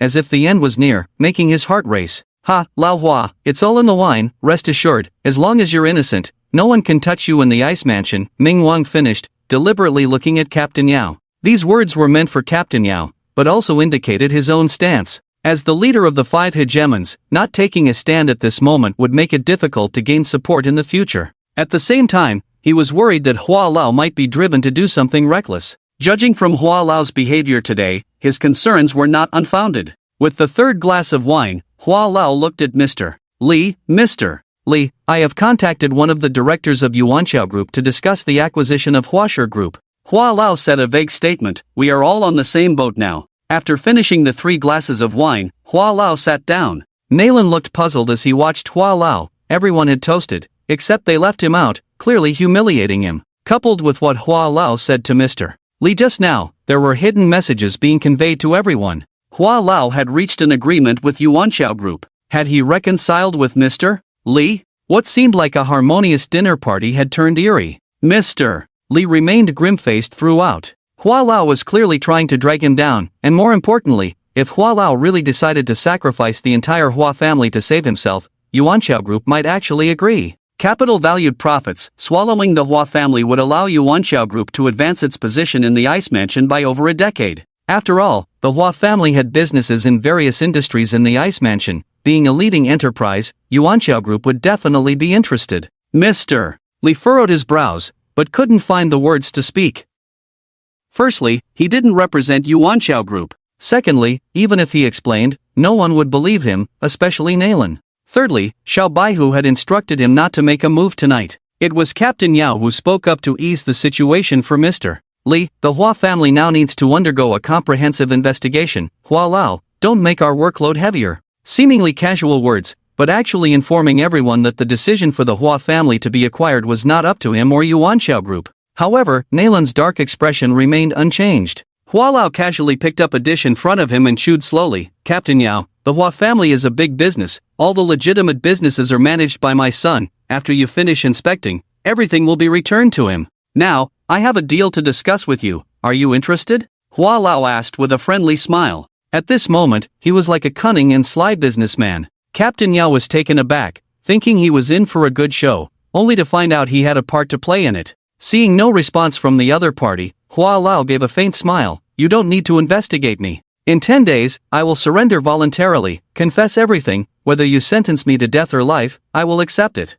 There's only one condition. In the next 10 days, your investigation team should not interfere in the internal affairs of the Ice Mansion, nor come to disturb me. Hua Lao finished, and Captain Yao fell silent. He originally thought bringing down this big tiger would be a prolonged battle, taking at least a year or more to defeat the opponent, but he didn't expect Hua Lao to give up so quickly. By getting involved personally, what do you seek? Captain Yao rhythmically tapped his fingers on the table. If Hua Lao wanted to run or use money to manipulate things, the investigation team would have no way to deal with him in the short term. What reason could make Hua Lao give up resistance, even implicating the entire Hua family? What is he after? I seek justice, a great justice. Although my 2 sons are unruly, they still have some discernment. They shouldn't have offended anyone present, right? Their deaths were unjust, Hua Lao said, casting a meaningful glance at Mr. Li. Mr. Li returned the look. Ming Wang sighed heavily. The last thing he wanted to see was happening. Internal strife. The internal strife of the city's big shots. Ming Wang discreetly grasped Hua Lao's arm, but the latter gently pushed Ming Wang aside, smiling. Ming Wang, you are a kind person. This matter. You should stay out of it. The eerie atmosphere became extremely oppressive. Everyone knew that Hua Lao had arranged this banquet today for revenge, and the deal with the investigation team was just to buy time for his revenge. Hua Lao leisurely poured himself a drink and looked at Mr. Li Xian. Far Bridge Group is acquiring the Hua family. I hope you can speak well of it? One of Captain Yao's team members lit up a phone under the table and showed it to the two. The phone displayed Hua Mansion's signal has been blocked. It had begun. Mr. Li thought to himself that it was not good. Hua Lao was starting to force him to take sides. If he refused, Hua Lao would unblock the signal blocker, letting Nalan know that his own younger brother had died at the hands of the little white tiger. Then, he would have to join forces with Nalan to hunt down the little white tiger. If Mr. Li wanted to protect someone, he would have to fight against both sides at the same time. Even Mr. Li, who was used to storms, had fine beads of sweat on his forehead. Hua Lao's methods were ruthless, one trap after another. Abandon the little white tiger and let Hua Lao join forces with Nalan to kill the little white tiger for revenge. Or cooperate with Hua Lao to kill Nalan and let Hua Lao avenge himself. A choice between the two. Nalan, as the main victim, was now eagerly watching the confrontation between Hua Lao and Mr. Li. The table of big shots fell silent. Outside the door, there were faint movements of people. Hongmen banquet. The few of them tacitly chose to turn a blind eye. As for who the Hongmen banquet was set for, it all depended on Mr. Li's next response. Damn, give me some multiple choice questions, Mr. Li wiped the sweat from his palms on his trouser leg, lit a cigarette to calm himself down. Hua Lao, feeling confident, stared at Mr. Li. Seeing Mr. Li hesitating to make a decision, Hua Lao turned to Nalan. Brother Nalan, you should understand the pain in my heart, right? Naturally, Nalan smirked, but my vengeance has been avenged. Hua, sometimes you need to relax a bit in your mindset. The three foxes began to play nice. Hua Lao intentionally approached Nalan to pressure Mr. Li. However, Nalan did not take the bait. Hua Lao was desperate now, but the Nalan family was as steady as a rock, and he didn't want to needlessly offend Mr. Li. Mr. Li firmly held his ground. I have no say in the group's affairs. Despite being a branch manager, I don't even know where the boardroom is. Is that so? Hua Lao squinted his eyes. Mr. Li is indeed a businessman, speaking very cautiously. But sometimes, wanting to stay out of trouble doesn't mean you can avoid it. Do you agree? Got it, go check on the dishes. Hua Lao signaled to his son, who understood and left. Moments later, the lights flickered. A hint of killing intent flashed in Hua Lao's eyes. Ding! At the same moment, Nalan's phone rang. Seeing nearly 100 missed calls on his phone, Nalan was puzzled. As soon as he entered, he was pulled into a conversation by Hua Lao,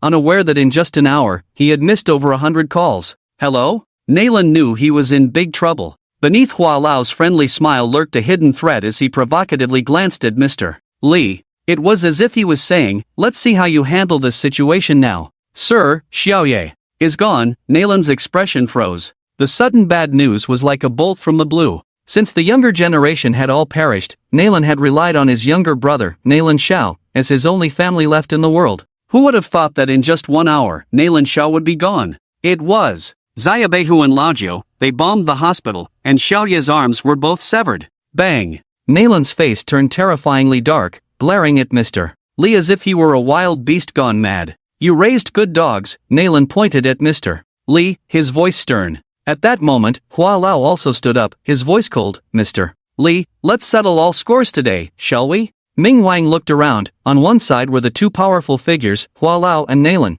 and on the other was Mr.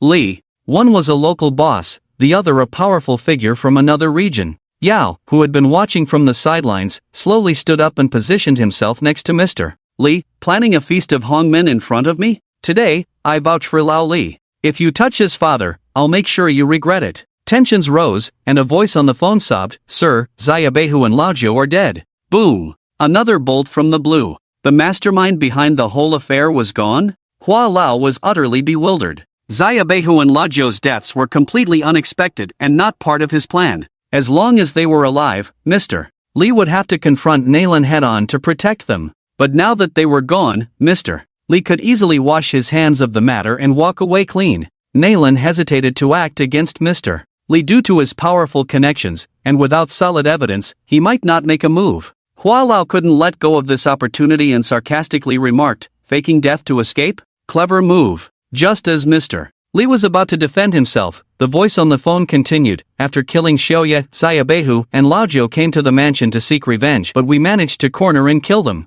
Hua Lao, Nayland, and Mr. Lee all swallowed hard. Hua Lao couldn't believe it, Nayland was puzzled, and Mr. Lee breathed a sigh of relief. Mr. Lee, I don't think I've offended you, have I? Nayland's hands danced with silver threads, his sharp voice sounding like it came from the depths of hell. You haven't, so I had no reason to send them to kill your brother. I had no knowledge of this matter. Xiaobehu was impulsive and loyal, as long as someone provided him with your brother's address and instigated him a little, then. Mr. Lee looked at Hua Lao with ill intentions. Hua Lao lost his composure as the situation had completely deviated from his plan due to Xiaobehu and Laojiu's deaths. His plan was to provoke a conflict between Mr. Lee and Nayland, siding with one and reaping the benefits, but now that Xiaobehu was dead, the plan had fallen apart. The voice on the phone continued, we found a phone on Xiaobehu, and inside, there's a recording of a conversation between him and a stranger. Crack! Hua Lao's wine glass shattered. To prevent leaving evidence, he had used a disposable SIM card and made only 2 calls.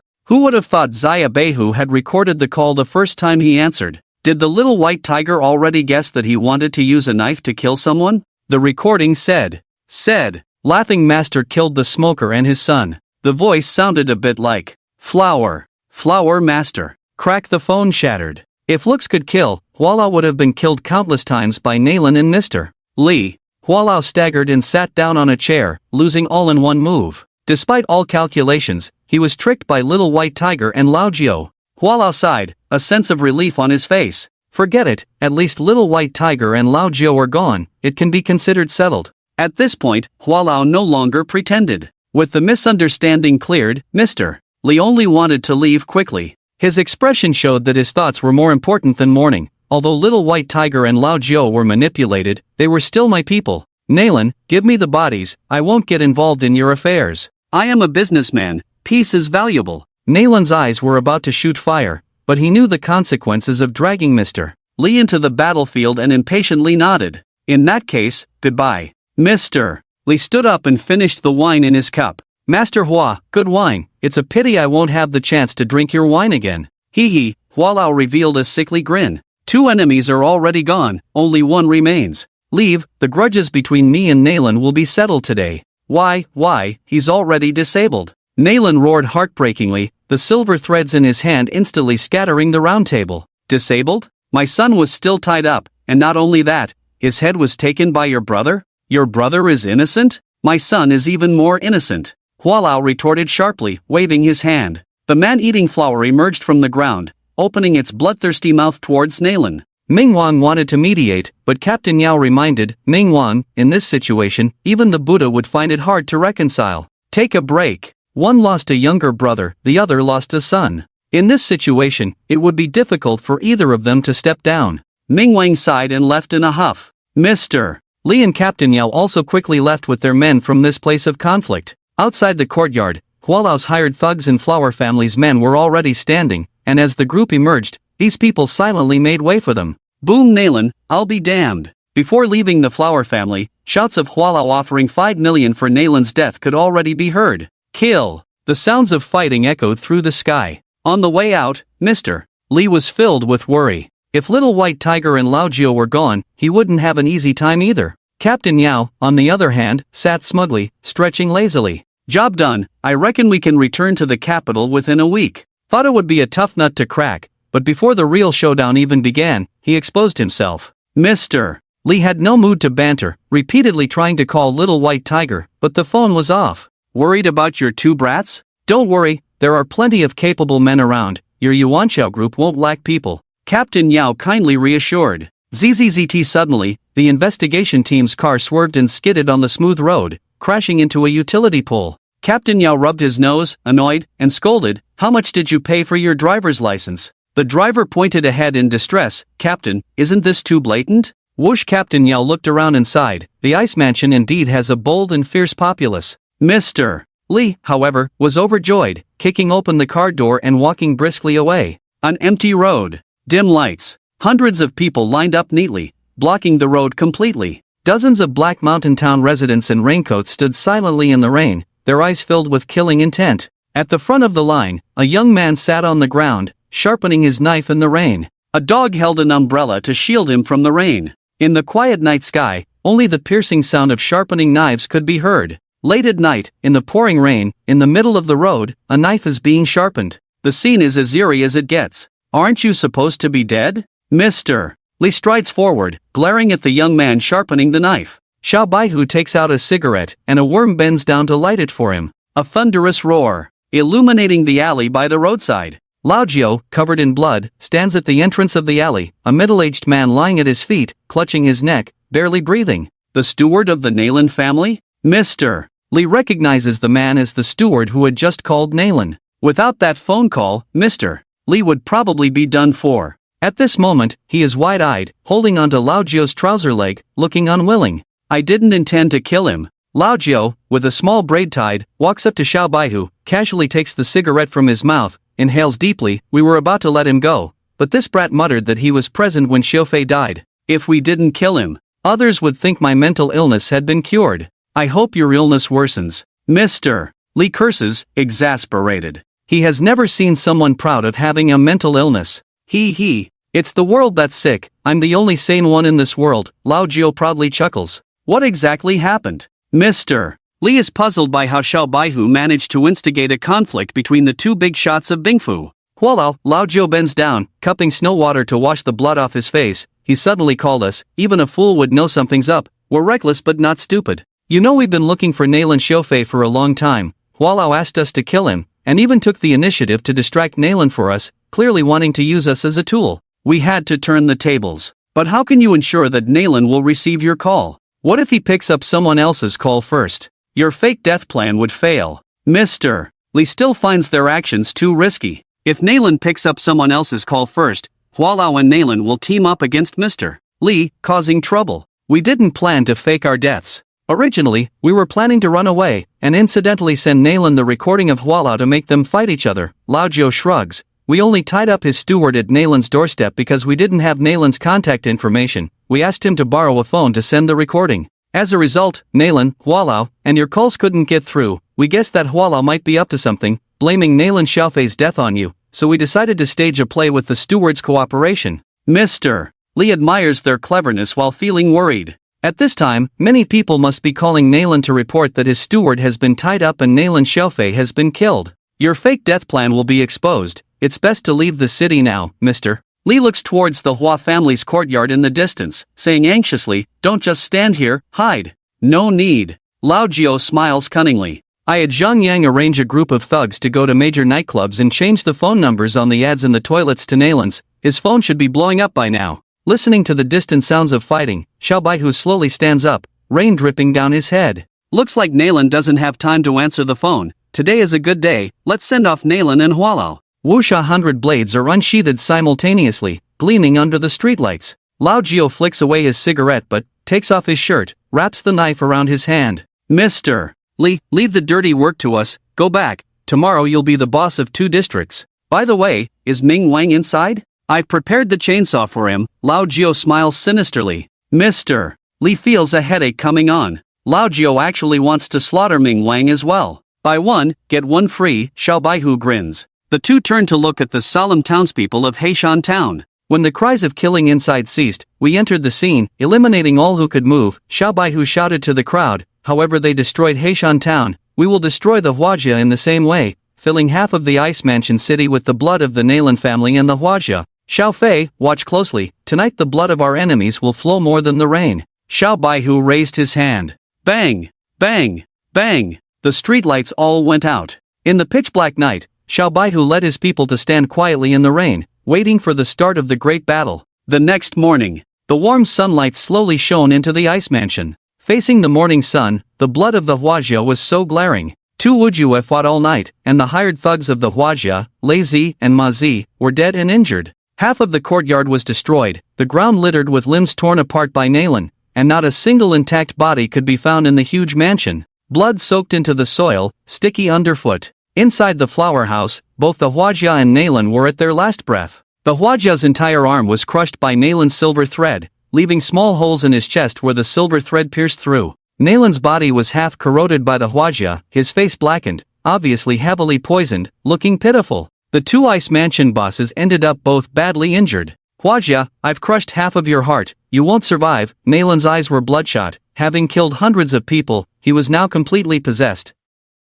The Huajia showed no fear, gripping the man-eating flower as a whip. Today, you won't walk out of the Huajia alive. Even if I die, someone will see to your end. This statement undoubtedly pierced Nalan's heart. The Nalan family was already thin in numbers, and with Nalan's death, the family would be completely scattered. The rise of a family requires the development of several generations, even a dozen generations. Therefore, in the apocalypse, only the 4 major wealthy families could rise to the top of the Dragon Kingdom. No more words needed. The two of them, barely holding on to their last strength, staggered towards each other. Meet your death. Go to hell. Both attacked at the same time. A ray of morning light pierced through the dark flower room from the crack in the door, shining between the two. As the door opened, the light grew brighter. The Huajia and Nalan both stopped, looking at the person outside the door. Sizzle. The person at the door had his back to the morning sun, shining in a golden light, appearing sacred. As the person slowly walked into the flower room, the Huajia's expression changed from fear to anger, and finally to laughter. Nalan's expression was equally dramatic, his face filled with disbelief. Good morning, two esteemed elders, are you exercising this morning? Lao Jiao strolled into the room leisurely, munching on a fried dough stick. The old folks nowadays are really hot-tempered, fighting all night. We were falling asleep outside. Lao Jiao picked up a stool from the ground, sat down, and leisurely inspected the Huajia's flower room. The flower room, cultivated in a greenhouse, remained warm as spring inside, even when the outside was frozen. Want something to eat? Finish eating and continue fighting. If you don't end up with dog heads today, I won't respect you. Lao Jiao swayed the soy milk in his hand. Xiao Baihu gave Lao Jiao a disdainful look and sarcastically said, Eat what? Can't you see my master is full of holes? If he drinks, how will it leak out? Spilling white liquid all over the floor, how will my master explain that? Did they fight all night or did they have a night of passion? Makes sense. Lao Jiao gulped down the soy milk in 3 or 2 sips. Nalan, sir, how about you? Can you still hold on? Hey, don't look at me like that. Your opponent is the Huajia. If you lose, the whole Ice Mansion will know that Nalan is no match for the Huajia. You can't even beat him in giving birth to a son, let alone in a fight. If you lose today, you must embrace death with him. Even if you die, I'll take care of your body, guaranteeing a grand funeral for you. We have a closer relationship. If the Huajia asks me, I won't even arrange a funeral for him. Fair enough? Lao Jiao licked the oil off his fingers, looking as if he was enjoying the show. Nalan and the Huajia exchanged a glance, feeling a sense of desolation in their hearts. Played with eagles all my life, only to be pecked in the eye by one. Lived on the ground all my life, only to be toyed around by 2 brats. The waves behind the Yangtze River push the waves ahead. I'm getting old. I'm getting old. Hualao panted heavily, collapsing to the ground as if deflated. The man-eating flower sensed Hualao's life fading and gently rubbed its flower bone against his face. The steward deceived me. Nalan, even in his foolishness, understood what was happening, glaring venomously at the white tiger. Are you here to mock us? At this moment, Hualao and Nalan wished to tear the two apart, but they were already severely injured. Let's stop. Hualao clutched his chest, lying weakly on the ground, his eyes starting to lose focus. If we switch Nalan, it will be considered settled. Even if I become a ghost, I won't let you off. Nalan stared defiantly at the white tiger. Put. Just as he finished speaking, black blood sprayed out. Nalan's face contorted as he collapsed to the ground, poisoned. Did we anger them to death? Lao Jiao curiously bent down to check. Just as he took 2 steps, Lao Jiao suddenly stopped. TSK, they died miserably. We still have breakfast to eat later, let's not watch, it'll ruin our appetite. Lao Jiao hugged the white tiger. Let's go out for something to eat first and then come back. As soon as the two stepped out of the room, Hualao and Nalan, who had lost their breath, simultaneously regained their heartbeats. They fought to the death, only to be taken advantage of by the white tiger. Who would be willing to accept this? So the two tacitly played dead, attempting to lure the white tiger closer for a fatal blow. Lao Jiao, are you crazy? Nalan propped himself up, looking resentful. Just 2 steps away. If Lao Jiao took 2 more steps, he would undoubtedly die. But Lao Jiao actually went to have breakfast? Is he playing around? They've been found out. Hualao shook his head with a bitter smile. Do you still see them as children? Our current situation is all thanks to them. Shall we cooperate? Nalan gritted his teeth. Even if it means death, I have to take you and the white tiger with me. The two doomed individuals now had one wish, to take the white tiger and Lao Jiao with them on their journey. Hee, fate plays tricks on us. Hua Lao sneered coldly. I never thought that facing death, I would have to cooperate with you. Father, save me. Suddenly, a man's voice came from outside the flower room.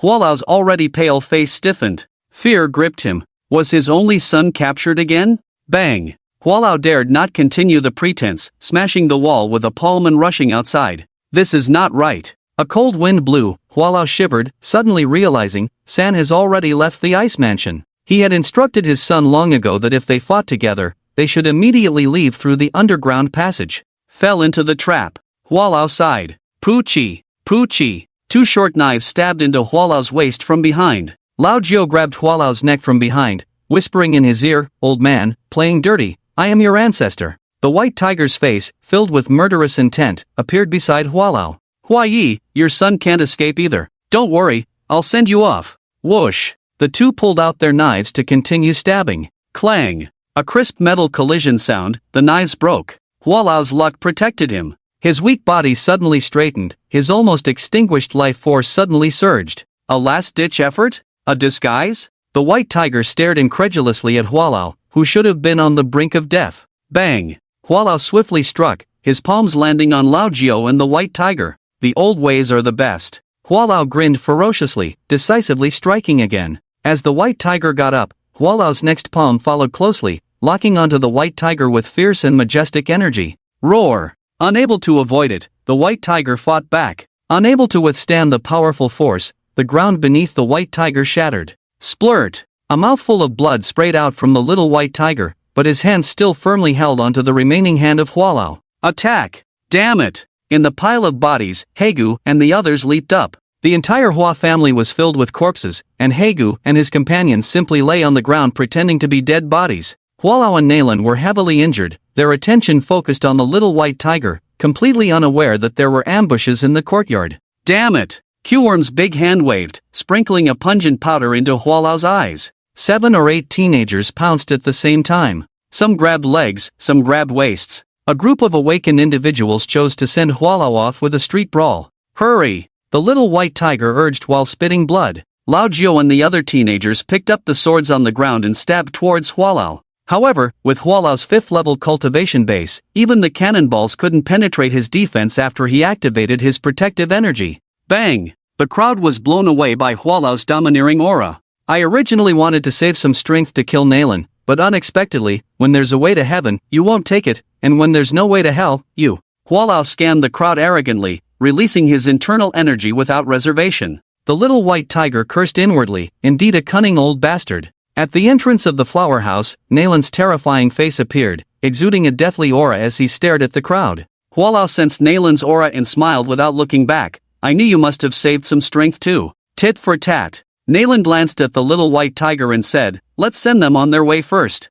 Run! The little white tiger shouted, and the brothers rushed towards the door as if they had gone mad. Although the two old men were heavily injured, they were determined to fight to the death. The little white tiger and his group couldn't withstand their attacks. Woo! Just as the little white tiger reached the gate, a demonic wind-carrying paper money blew onto his face. The ancient Swana sound, accompanied by soul-stirring mourning cries, disturbed everyone's minds. Lao Jiao stood still, dumbfounded, looking at the Black Mountain Town residents who should have been guarding outside the gate. Sanshu walked at the forefront, holding a photo of Xiao Fei. Lao Yi supported himself with a crutch, scattering paper money, while the residents of Black Mountain Town followed, dressed in mourning attire. Run! The little white tiger shouted in terror, run quickly! Most of these residents were ordinary people, no match for Hua Lao and Nalan. However, Lao Yi remained calm and shook his head. Child, if you don't eradicate the roots when cutting the grass, there will be endless troubles. Lao Ye's wrinkled face was filled with a determined expression. Black Mountain Town can survive by being ruthless, by seeking revenge for any grievances, by valuing blood ties. If we don't seek revenge today, the people of Black Mountain Town will never hold their heads up outside the city for the rest of their lives. Xiao Fei was your brother, but more importantly, he was our kin. To be honest with you, we never planned to leave once we entered the city. I watched Xiao Fei grow up. When the children in our family are killed, do I, as the head of the family, have the right not to fight back? Lao Ye's cane exploded, revealing a long sword in his hand. Ask these people who came with me, they are all Xiao Fei's elders. If I ask them to leave now, will they agree or not? The men following Lao Ye had determined eyes, their rough faces showing unwavering resolve. Faced with Hualao, no one took a step back. Instead, there was more of a daring spirit to fight to the death. Sanshu set up the memorial tablet, pulled out a short gun, and aimed it at Hualao. Hualao, watch my lips, your mother. Hualao, kneel down and apologize to my son. Lao Ye's long sword flickered, and an invisible sword energy burst out. Bang! Hualao dodged to the side, gritting his teeth. A tiger fallen in Pingyang is bullied by dogs. Lao Ye was at the third-level cultivation base, usually unable to even block a move from Hualao, but now he made Hualao focus solely on defense. Lao Jiao stood on the side, staring fixedly at Xiao Fei's memorial tablet, memories of pain flooding his mind.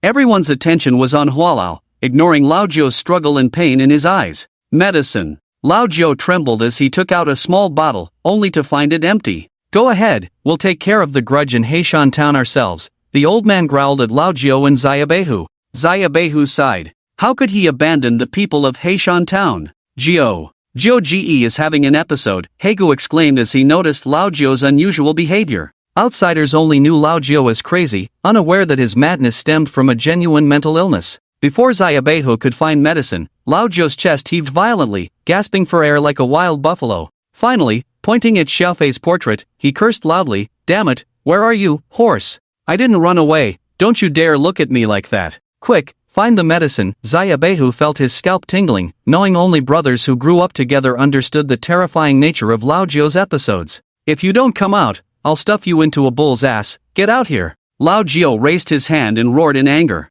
As if sensing Lao Jiao was capable of such disgusting acts, the evil dragon hidden within him finally burst out. The evil dragon, as thick as a child's thigh, had half its body inside Lao Jiao and the other half tightly wrapped around his right arm. Roaring, the evil dragon vented its dissatisfaction towards Lao Jiao. "RNM, Hualao, Nalan, who will die first?" Lao Jiao tore open his shirt, revealing a body covered in scars. "You guys think you're tough? Come on, try to kill me. If you can't, don't even think about it today." Xiaobehu, infected by Lao Jiao's madness, roared, "Erniu!" Roar! Erniu peeked out from behind Xiaobehu, then a semi-transparent phantom merged with him, gradually blending into his back. Hegu and Xiaoyin pressed their hands on Lao Jiao's back, channeling elemental power. "TZ, Jiao Ge is having an episode, stay away from him." Roar! After absorbing Hegu's flames and Xiaoyin's explosive energy, Lao Jiao's body began to sprout crimson scales. "CNM, Nalan, it's just you, come and kill me." Lao Jiao's body trembled, and he exploded countless stones under his feet,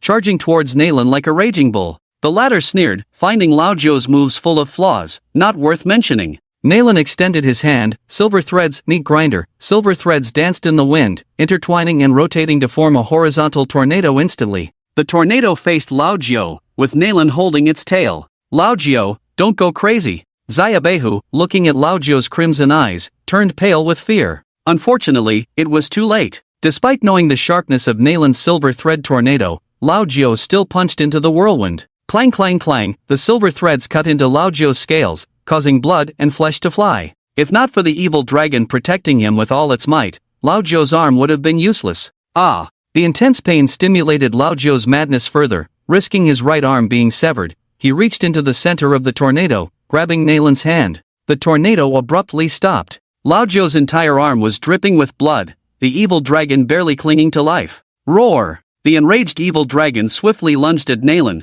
biting his neck. "Are you crazy?" Nalan couldn't believe he was being somewhat overpowered by Lao Jiao. In desperation, Nalan manipulated the silver threads to attack again. Lao Jiao wouldn't give his opponent a chance, headbutting Nalan in the face. Boom! Boom boom boom! Lao Jiao held onto Nalan's arm, preventing him from pulling away, repeatedly headbutting him. Each impact caused an explosion, as Lao Jiao had absorbed the explosive energy from Xiaoyin. In the blink of an eye, both were left bloodied and battered. Nalan shook his dizzy head, feeling a bit uncertain about life. Lao Jiao, blood oozing from his eyes and nose, oblivious to his injuries, wore a sickly smile that sent shivers down one's spine. "Feels good, isn't it? Exciting, isn't it? Where's the music?" Lao Jiao grinned excitedly, embracing Nalan tightly, then slammed his head into Nalan's face once more.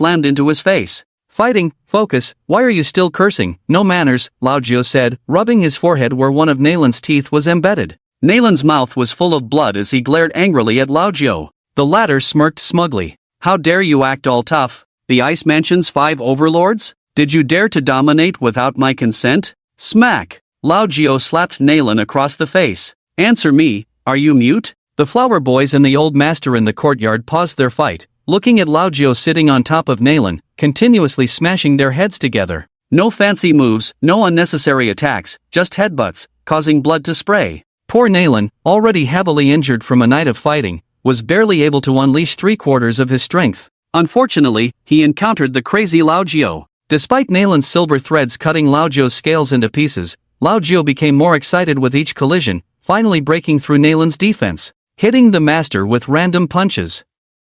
The old master couldn't find words to describe the fight between the two. Nalan's unpredictable abilities, if fully unleashed, would be impossible to defend against. However, Lao Jiao's continuous headbutts prevented Nalan from concentrating on controlling the silver threads. Coupled with Lao Jiao's extraordinary defense, Nalan began to hesitate. Their battle was a test of endurance. Whoever faltered first would lose. Smack, smack, smack. Unsatisfied with just headbutts, Lao Jiao stood up and slapped Nalan several times across the face. Use your full strength, damn it. Aren't you one of the 5 overlords? Damn it. When had Nalan, a respected figure, ever suffered such humiliation? He protected his palms with silver threads, turned them into claws, and grabbed Lao Jiao's chest. The claws pierced Lao Jiao's body, breaking his ribs. You still won't die. Nalan seethed with anger. But what Lao Jiao did next filled Nalan with fear from the core of his being. Lao Jiao grabbed a wicked serpent and wrapped it around Nalan's neck. In the desperate eyes of Nalan and the serpent, the creature's body kept elongating. Both Nalan and the serpent felt a strong sense of suffocation, their bodies trembling uncontrollably. Jiao. Jiao, your serpent is being torn apart, Haidog whispered softly. Useless, Lao Jiao disdainfully let go of the serpent, then lifted Nalan's head with both hands. Crack! Lao Jiao raised Nalan's head high and smashed it down violently. Nalan's facial bones shattered completely, distorting his features. One of Lao Jiao's eyeballs fell out of its socket as he grinned at the onlookers. How tough are the 5 overlords now? Take the child to the hospital when you have time, Captain Yao, from a distant hill in the flower mansion, looked at Mr. Li with a complex expression. In a way, Lao Jiao's actions have exceeded human limits, a member of the investigation team whispered. Mr. Li gave them a cold look, took out his phone, and showed them Lao Jiao's medical records. Split personality, mania, delusions, depression. What depression? Captain Yao couldn't help but curse. He's so depressed that he knocked his own eyeballs out.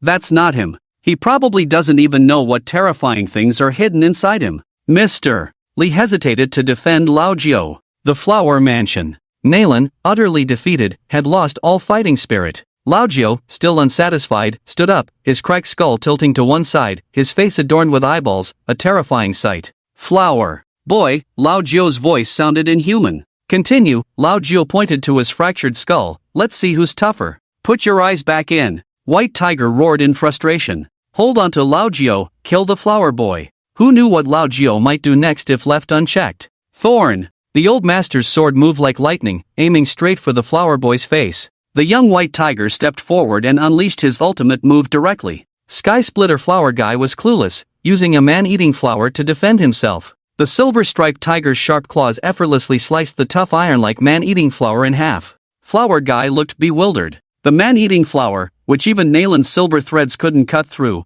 was split open by the young white tiger with a single swipe. Be careful, the old man, quick to react, kicked the young white tiger away. The severed part of the man-eating flower unexpectedly sprouted new flowers, spraying corrosive liquid towards the young white tiger. This is his last gasp. He won't last long. Hang in there, he's about to give in, the old man reminded the young white tiger. Flower Guy, sensing his imminent demise with his broken body, made a resolute decision. Let me show you my true trump card. To avenge his son and survive, Flower Guy revealed the trump card he had hidden all his life. Sacrifice. As Flower Guy pressed his hand to the ground, blood crazily flowed into the earth. The flowers in the flower house began to grow wildly. The withered trees, originally 1 to 2 meters tall, instantly grew to block out the sky, bringing a burst of life to the flower mansion. He embraced death. Before Flower Guy could finish his words, he was suddenly sent flying several meters away. Lao Jiu appeared behind Flower Guy, dragging Hai Dog's thigh in his hand. Hai Dog held his head in pain, gritting his teeth and tears streaming down his face.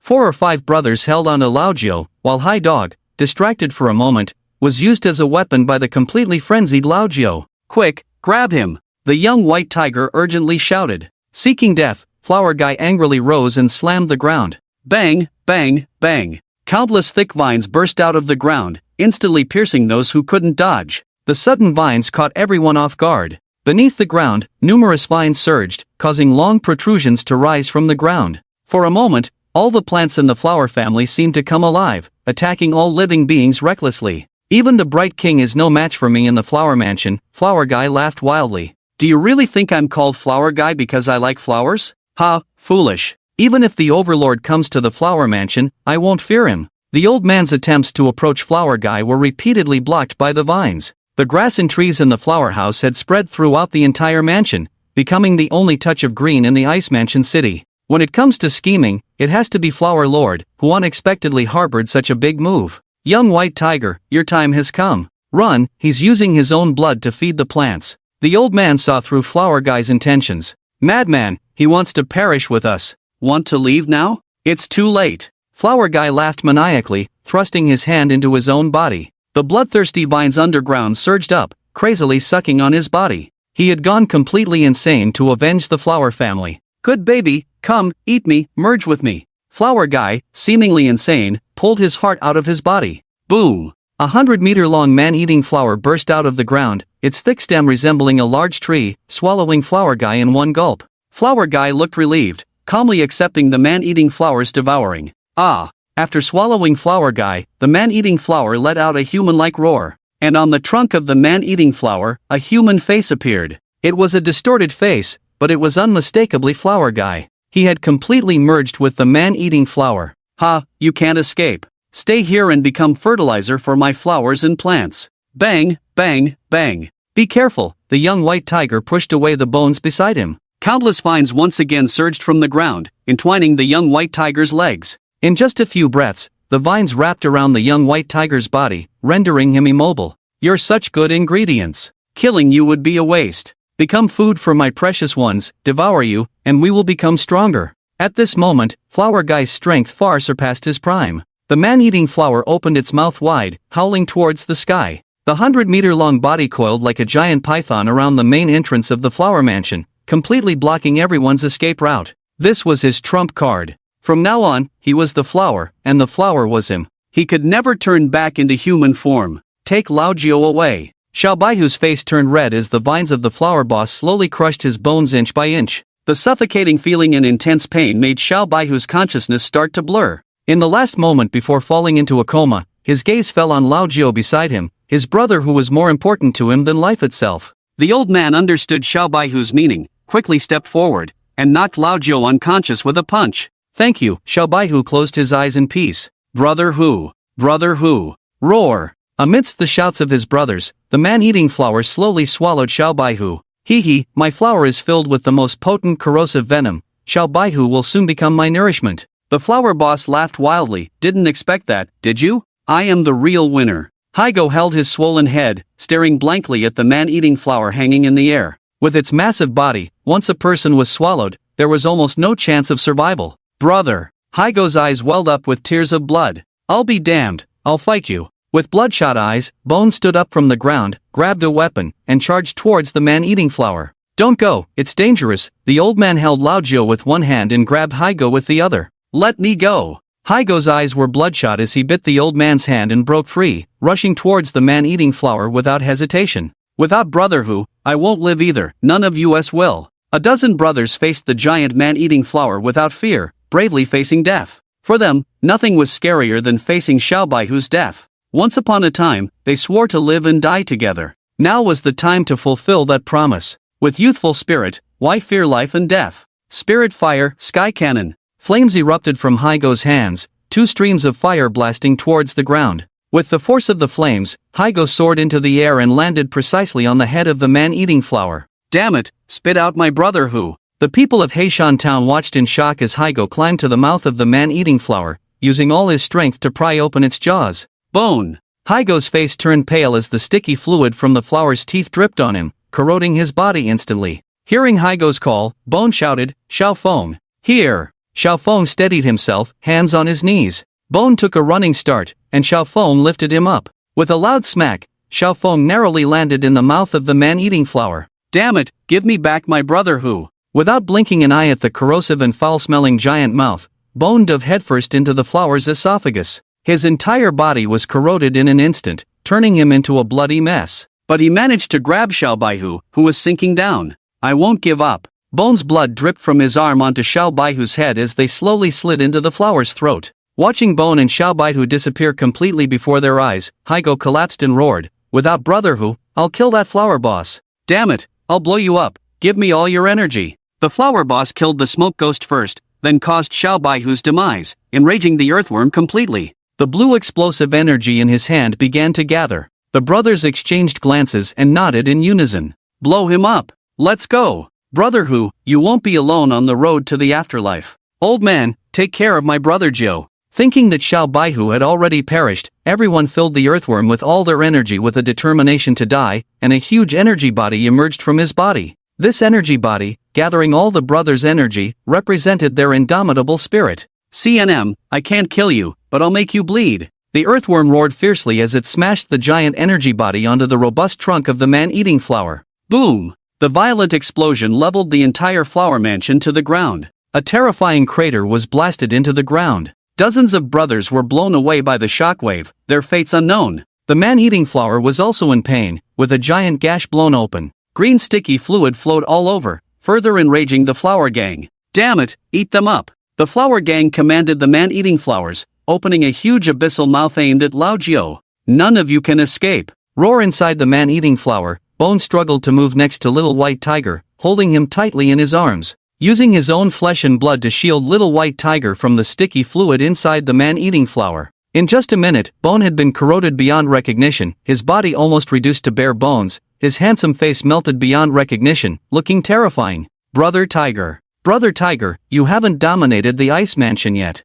You can't die yet. Brother, please, let me die for you, please get out. Weak calls, mournful cries pierced through space, entering Little White Tiger's consciousness. Bone, enduring the pain of his decaying bones, murmured softly. At this moment, Little White Tiger in his consciousness slowly opened his eyes. It was just like the first time he saw the silver-striped tiger in the cave. Ernyo was lying in front of him, looking helpless. I can only ensure your soul's survival this way. After merging with the flower gang, it has gained intelligence. If you don't stay here, even your soul will be devoured by them. At the brink of death, Ernyo forcibly pulled his soul into the consciousness left by the demon ancestor to ensure his soul's survival. Brother, may God bless me. I'll die for my brother, even if it means going to the 18th level of hell after death. I'm doomed, please, don't let my brother die, sob, sob, sob. Those sorrowful cries continued to echo in Little White Tiger's ears. Bone's dying whispers repeatedly struck Little White Tiger's heart. My brother is calling me.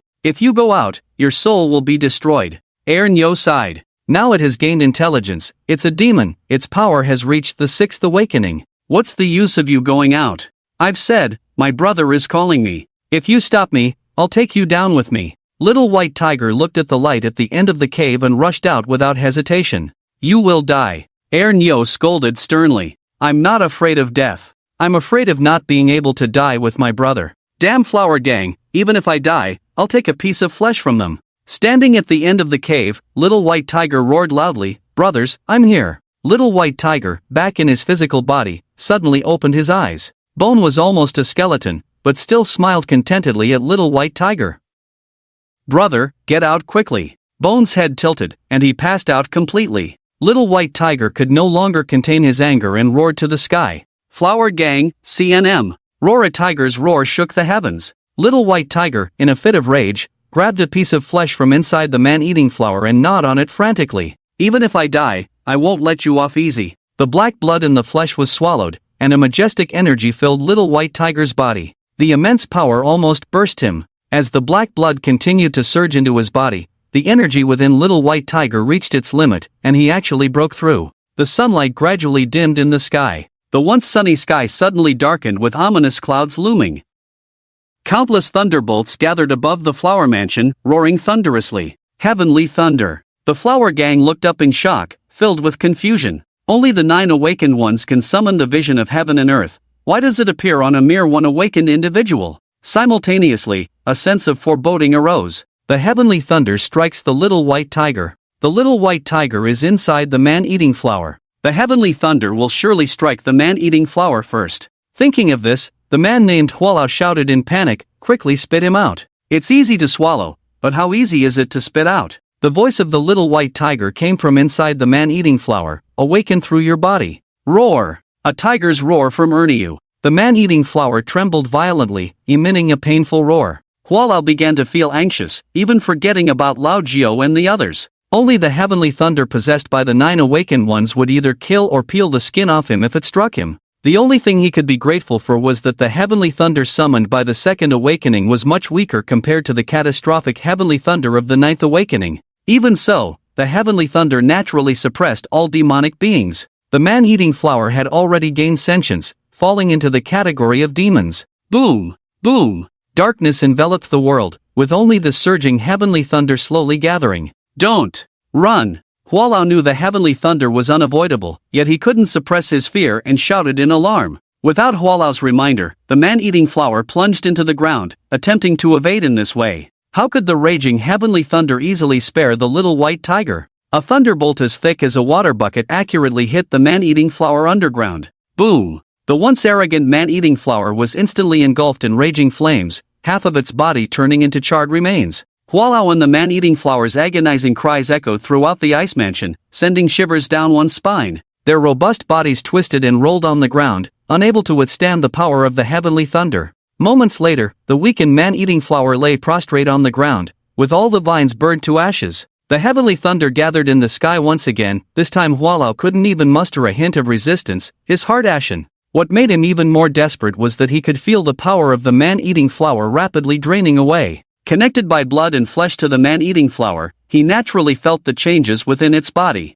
The Little White Tiger was voraciously gnawing on the flesh of the man-eating flower. "Eat quickly, this is a demon pill, a rare encounter in 1,000 years, swallowing it will greatly benefit me," urged Erniu loudly. The Little White Tiger was so focused on eating that he didn't notice the liquid flowing out after the demon pill was torn apart was repairing his and the bones' bodies. "I can't. It's too damn disgusting to eat," the Little White Tiger complained while hugging the meatball larger than his body. This was the demon's essence blood protecting the demon pill. The real demon pill was inside. "Take it out." Boom! Boom! Boom! The heavenly thunder gathered once again. Purple heavenly thunder surged down. This thunder was more than 100 times stronger than the previous one, accompanied by flashes of lightning and thunder echoing through the ice mansion. Hualao's face was ashen, roaring in despair. "Heavens are unjust. Why strike me? Strike him instead." Roar! The man-eating flower still wanted to continue burrowing underground to escape, but suddenly felt a sharp pain in its body, followed by the complete disappearance of its power. Its demon pill was swallowed by the Little White Tiger. Boom! A loud noise. Only dust remained in the world. The Flower Mansion turned into a 100-meter deep pit, the violent tremors causing the entire ice mansion to shake. The heavenly thunder dissipated. The heavenly light dispersed the dark clouds, shining into the ice mansion once again. The massive body of the man-eating flower withered like a twig. It and Hualao had completely lost their vitality. A generation of leaders perished for revenge. The Little White Tiger struggled to climb out of the man-eating flower, covered in black blood. What a pity, Erniu glanced sadly at the corpse of the man-eating flower. If it hadn't gained sentience, the second heavenly thunder wouldn't have suddenly increased by tens of times. The first heavenly thunder struck the Little White Tiger. The second one was aimed directly at Hualao. "Apart from the 4 great demon ancestors, you are the first demon I've seen," Erniu sympathized. "It's not easy for demons to gain sentience. What a pity." Bang! Bang! Bang! Several figures landed. Mr. Li led Chief Yao into the scene. Just in time, the White Tiger smirked. Mr. Li awkwardly touched his nose. They should have arrived earlier, but the second thunderous might kept them at bay. The White Tiger didn't bother and signaled Mr. Li to dig out his brothers. These young men were first blown away by the energy of the earthworms, then affected by the thunder, each one's fate uncertain. The white tiger dragged out the huge meatball from the man-eating flower's body, tore it apart, and stuffed it into the mouths of his brothers. "You seem different, Mr. Lee," carefully observed the white tiger. Apart from a more robust new body, the white tiger had grown dual pupils and a changed demeanor. He became sinister and eerie. "Did I become handsome?" The white tiger sarcastically glanced at him. "This kid's physical strength is already comparable to the peak of the Third Awakening strengthening system. "What kind of monster is this?" He hasn't even started practicing martial arts and already has such a domineering body." Chief Yao's eyes revealed greed for the first time. "Give him to me.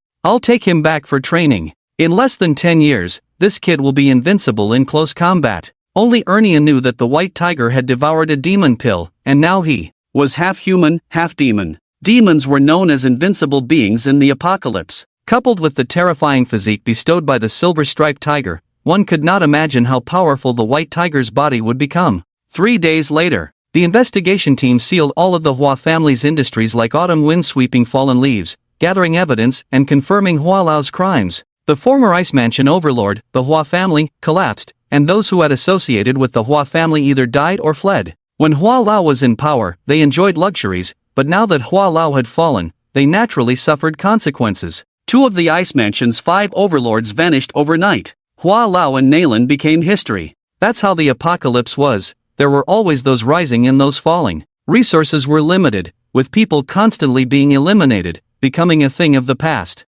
And Mr. Lee successfully became the new overlord. The key figure in this matter, the white tiger and his group, slept in the hospital for 3 days before waking up. "Awake, awake!" In the VIP ward, a handsome caregiver excitedly exclaimed. "Oh, back in the hospital again." Old Joe on another bed woke up groggily, one eye covered in gauze, both hands in casts, looking pitiful. "Lord Tiger, Lord Jiao." The door was pushed open, and a group of well-dressed successful individuals rushed into the ward. They all carried valuable gifts, wearing pleasing expressions on their faces. "You've finally woken up, Lord Tiger." "Lord Jiao, you look even more handsome with one eye." "Lord Tiger, your charisma is extraordinary. No wonder you could kill Hua Lao." Lord Jiao single-handedly defeated the Nalan brothers. "This is unprecedented." The group surrounded old Jiao and the white tiger, showering them with praises, leaving the two bewildered. Judging by their attire, each of these individuals had considerable wealth and were once dismissive of the two. In just 3 days, everything had changed.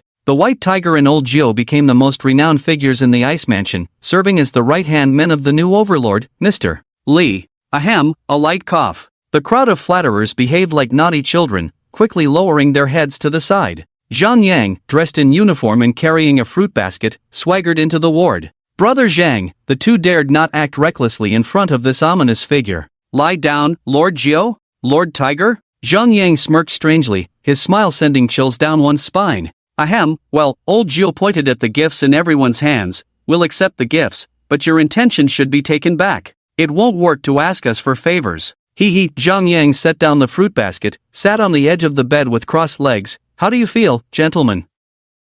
"Feels great to be big shots, right?" "Not bad," the white tiger smirked. "Ice Mansion is now the hottest spot, the youngest big shot in town, but don't get too cocky." "Do you know who those people outside are? And you dare accept gifts?" Zhang Yang kindly reminded. "They all follow Flower Boss for a living, many are being watched by the investigation team, and you dare accept these gifts?" Flower Boss fell, and chaos ensued. These people's companies are intricately linked to the Flower family, with many companies even having shares owned by the Flower family. In order to avoid being targeted by the investigation team and Zhang Yang, they are now trying to flatter little white tiger, attempting to escape trouble in this way. "Damn, give me the phone." Lao Jiao pointed at Zhang Yang's phone. "I'll have my guys take care of them all. The gift givers die, the gifts count as loot taken by me, not bribery, right?" "What the hell is wrong with your brain?" Zhang Yang couldn't help but laugh and cry. Lao Jiao's way of thinking was beyond ordinary comprehension. "Let's talk business first. I've been busy lately, not here to chat with you guys." Zhang Yang sat up straight, his face serious as he said, "Li Yuxian has negotiated with Ming Wang. He wants Beipu. Beipu, the territory of the Nalan family." Mr. Li initially had his eye on Shipu, but due to Little White Tiger and Lao Jiao's actions, 2 of the 5 overlords were directly killed. This resulted in Beipu and Shipu being vacated. Mr. Li had the option to choose, and ultimately decided to establish his company in Beipu. "Do you know why?" Zhang Yang stared at the two with a smile that wasn't a smile. Little White Tiger glanced at Zhang Yang thoughtfully. "Because of you." Zhang Yang's cooperation with Mr. Li was to deal with Flower Boss. Now that Flower Boss was gone, knowing Zhang Yang's temperament, if Mr. Li were to develop in Shipu, conflicts were bound to arise. After all, in this post-apocalyptic world, businessmen are all shady characters, and Zhang Yang is not one to tolerate any nonsense. Pa! Zhang Yang silently lit a cigarette. So, who do you think can take over Shipu? Little White Tiger was taken aback. He hadn't considered this question. For the sake of so-called balance, Ming Wang would definitely not allow other overlords to control two districts simultaneously. In the end, Shipu might end up in chaos, with various grassroots leaders causing trouble everywhere. This was not what Zhang Yang wanted, as it would lead to complete chaos in Shipu. You're not thinking of us two brothers taking over, are you? We are just Mr. Li's lackeys, we. Before Lao Jiao could finish, Zhang Yang interrupted. The butt decides the head. Perhaps you don't even know your own potential. Outside the city, you have Black Mountain Town to support you. The Overlord might even take you as disciples, acting in his name. If the other big shots want to mess with you, they have to think twice. In the city, you have Li Yuxian and me. The leadership of Shipu must be under my supervision. So, the choice of the Shipu big shot must have my approval, or else I'll take them down. Zhang Yang squinted, like an old fox staring at the two, making their hair stand on end. You killed Flower Boss and Nalan. In Ice Mansion, you are already legendary figures. As long as you step out and show your presence, you can gather a large number of followers in minutes. With Hai Dog and his gang backing you up, what are you afraid of? Short of money? Li Yuxian won't hesitate to invest in you. At worst, those people at the door will only fear you not accepting their money. In this era, do people with abilities still lack money? After Zhang Yang's analysis, Little White Tiger fell into silence. They didn't realize how powerful they had become. These brothers, who grew up in the garbage dump, originally just wanted to have enough to eat, but now found themselves in the spotlight. However, neither Little White Tiger nor Lao Jiao let this joy cloud their judgment. No, thanks, Zhang Gu, but we are always Mr. Li's men. The 3-year agreement cannot be changed. Seeing Little White Tiger's refusal, Lao Jiao shrugged in support. What's the point of saying all this? My boss has spoken. Little White Tiger was loyal. He didn't want to betray Mr. Li. Zhang Yang had long anticipated this situation, and instead of getting angry, he was even more appreciative. Do not forget your original intentions. That's good, Zhang Yang nodded. However, the biggest beneficiary in Shipu is Lao Li. People's thoughts can change. Doesn't the current Lao Li want to control 2 districts? I can talk to you guys, but does Li Yuxian have no idea? He is a businessman. The bigger your influence, the more stable his position. Zhang Yang did not allow the two to refuse. Once you become the kings of Shipu, Li Yuxian will be the emperor above all. He won't refuse. It's simpler with Ming Wang. He is more worried about the Overlord than you. As long as you formally pledge allegiance to the Overlord, you might convince him to give up attacking the city. That's your bargaining chip. Living in the end times is not easy. You have to learn to use everything as leverage. Even if you refuse, I will still put you on the table. Shipu cannot have another Hualao. Zhang Yang had already made a choice for the two. In the Jianhu, one's life is not always in one's own hands. Many times, it's not up to the two to refuse. The hidden hands behind them will push them to where they need to go. Whether it's Mr. Li or Zhang Yang, they are both using them, which precisely shows their value. Before you leave the hospital, I will negotiate with Li Yuxian and Ming Wang on your behalf. Those people outside. To be the kings of Shipu, you will need their support. I will spare them and not target them. Zhang Yang deliberately said loudly to those outside the door. Xiao Baihu forced a bitter smile. No choice, right? No, once you kill Hualao and Nalan, you are destined to not be able to leave this game. Either move up or die. Zhang Yang patted Xiao Baihu with a heavy tone. It was more of a notification than a discussion when he came to talk to Xiao Baihu. After Zhang Yang left, the crowd outside the door rushed into the ward again. Zhe, this is the key to my villa in Xishan. Please accept it as a token of my appreciation. Huge, I heard the brothers still don't have vehicles. My company just got a new batch of luxury cars. How about using them as transportation? Ming Wang's mansion. Mr. Li Yuan and Zhang Yang arrived at Ming Wang's mansion one after another. An empty district was a huge temptation for any big shot, but to swallow this district, one must have Ming Wang's approval. In Bing Mansion, with Ming Wang's prestige and power, anyone wanting to achieve something significant must have his approval. Sit. The 4 old foxes sat around the fireplace, appearing harmonious on the surface. Everyone is here, let's talk business. Ming Wang got straight to the point. The deaths of Hualao and Nalan made him somewhat sentimental. He sat in the main seat, wearing a white shirt untidily. Mr. Li glanced at Xiao Yuan and gestured for her to speak. Xiao Yuan then shifted her gaze to Zhang Yang. They all guessed each other's intentions and pretended to be modest. Finally, Zhang Yang, who was straightforward, couldn't stand it anymore and asked, "How do you plan to deal with the Shipu district? Do you have any ideas? Not playing the role of a good cop in law enforcement anymore?" Mr. Li picked up the hot tea and drank it in one gulp. "Who said I want Shipu? I'm here to claim this position on behalf of Xiao Baihu," Zhang Yang snorted. "You, as the leader, don't care about them, but you won't let me manage it?" Bang! Mr. Li gently placed the teacup down, his expression turning grim. Xiao Baihu was his man, and Zhang Yang's actions were undoubtedly overstepping. Is this his own idea? Ming Wang frowned and asked. Just after killing Hualao and Nalan, now Zhang Yang was claiming territory.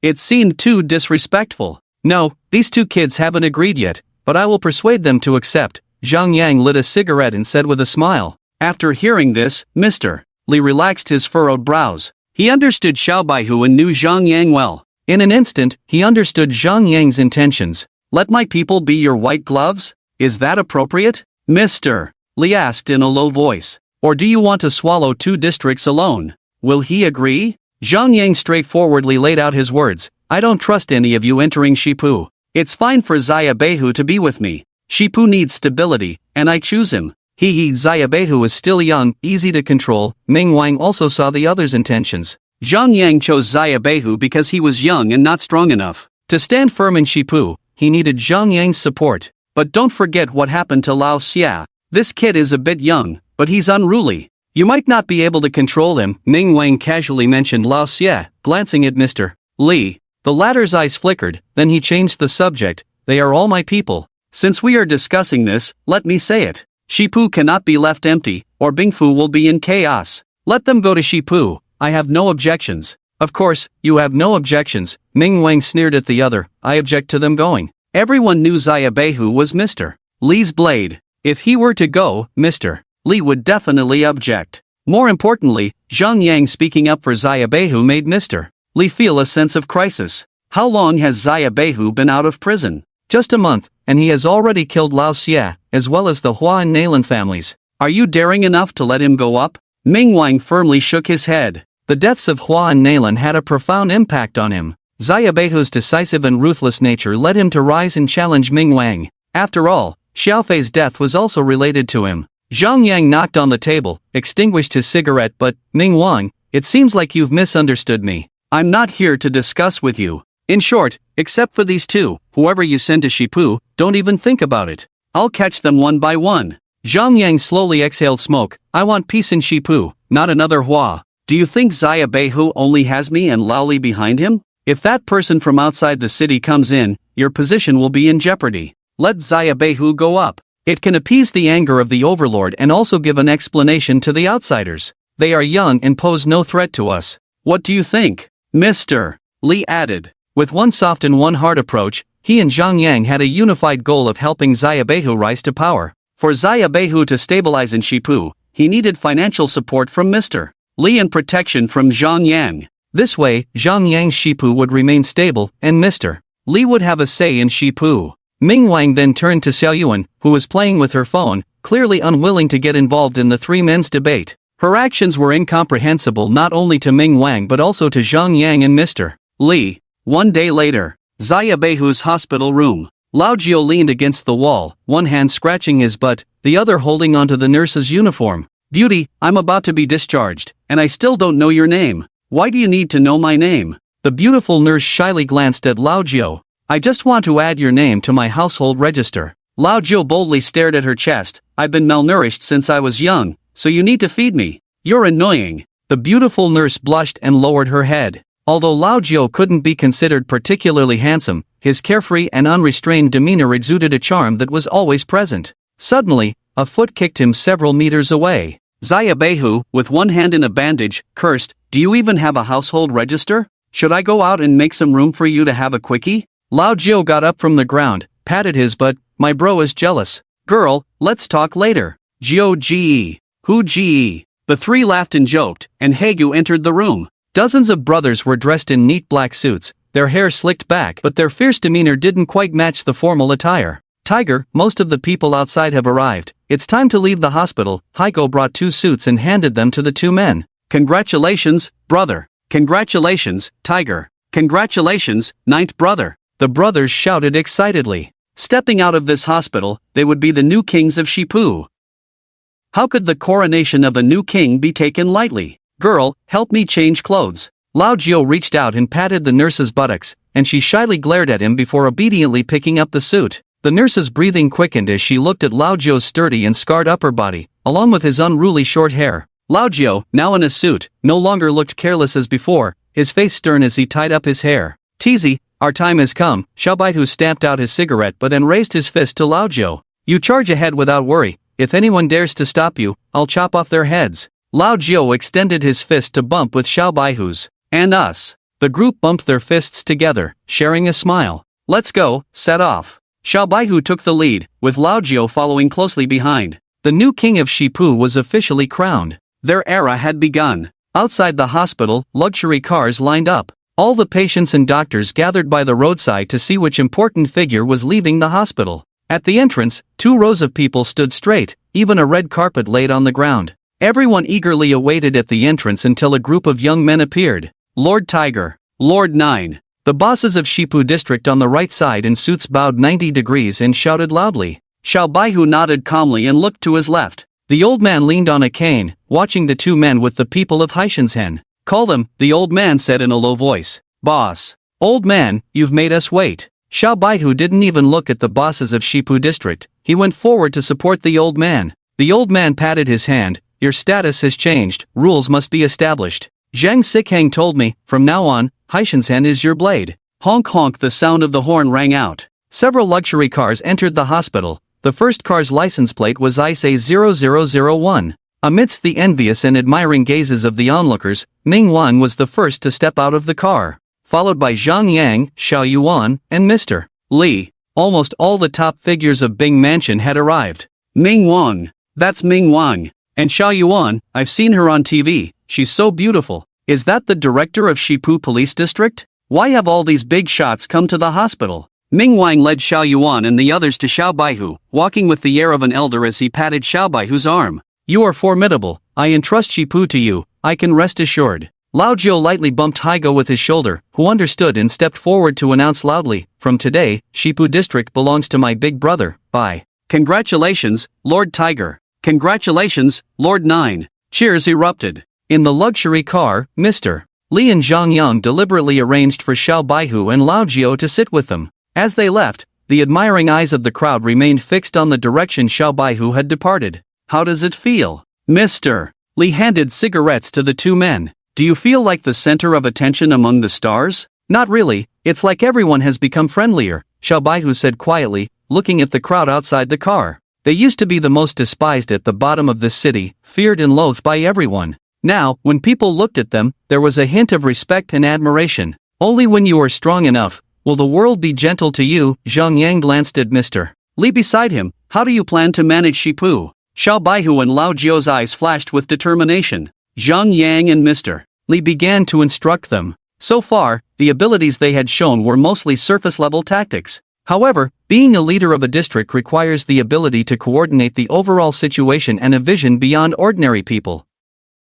I plan to have the old man from Heishan Town in charge of ground affairs. As for the business on the surface, of course, it should follow Mr. Li's arrangements. Xia Beihu stood up straight, looking gratefully at Mr. Li. Without Mr. Li, the 2 of us wouldn't be where we are today. Mr. Li exchanged a glance with Zhang Yang, a satisfied look in his eyes. Stay humble, have a plan in advance. Xia Beihu kept his position low, not thinking he could sit on an equal footing with Mr. Li just because he held Shipu. The smart way for smart people, all the big shots on the ground who have made a name for themselves will clean themselves up, now taking themselves out will benefit you. Zhang Yang nodded in agreement, don't have an empty mind. Having the old man from Heishan Town in charge of ground business was for Xiaofei's sake, and also because the old man was mature and steady, able to stabilize the situation, and knew what to do and what not to do. Not understanding how to be a boss is okay, a ship needs to sail far, the captain just needs to point the way for the people below, put useful people where they need to be.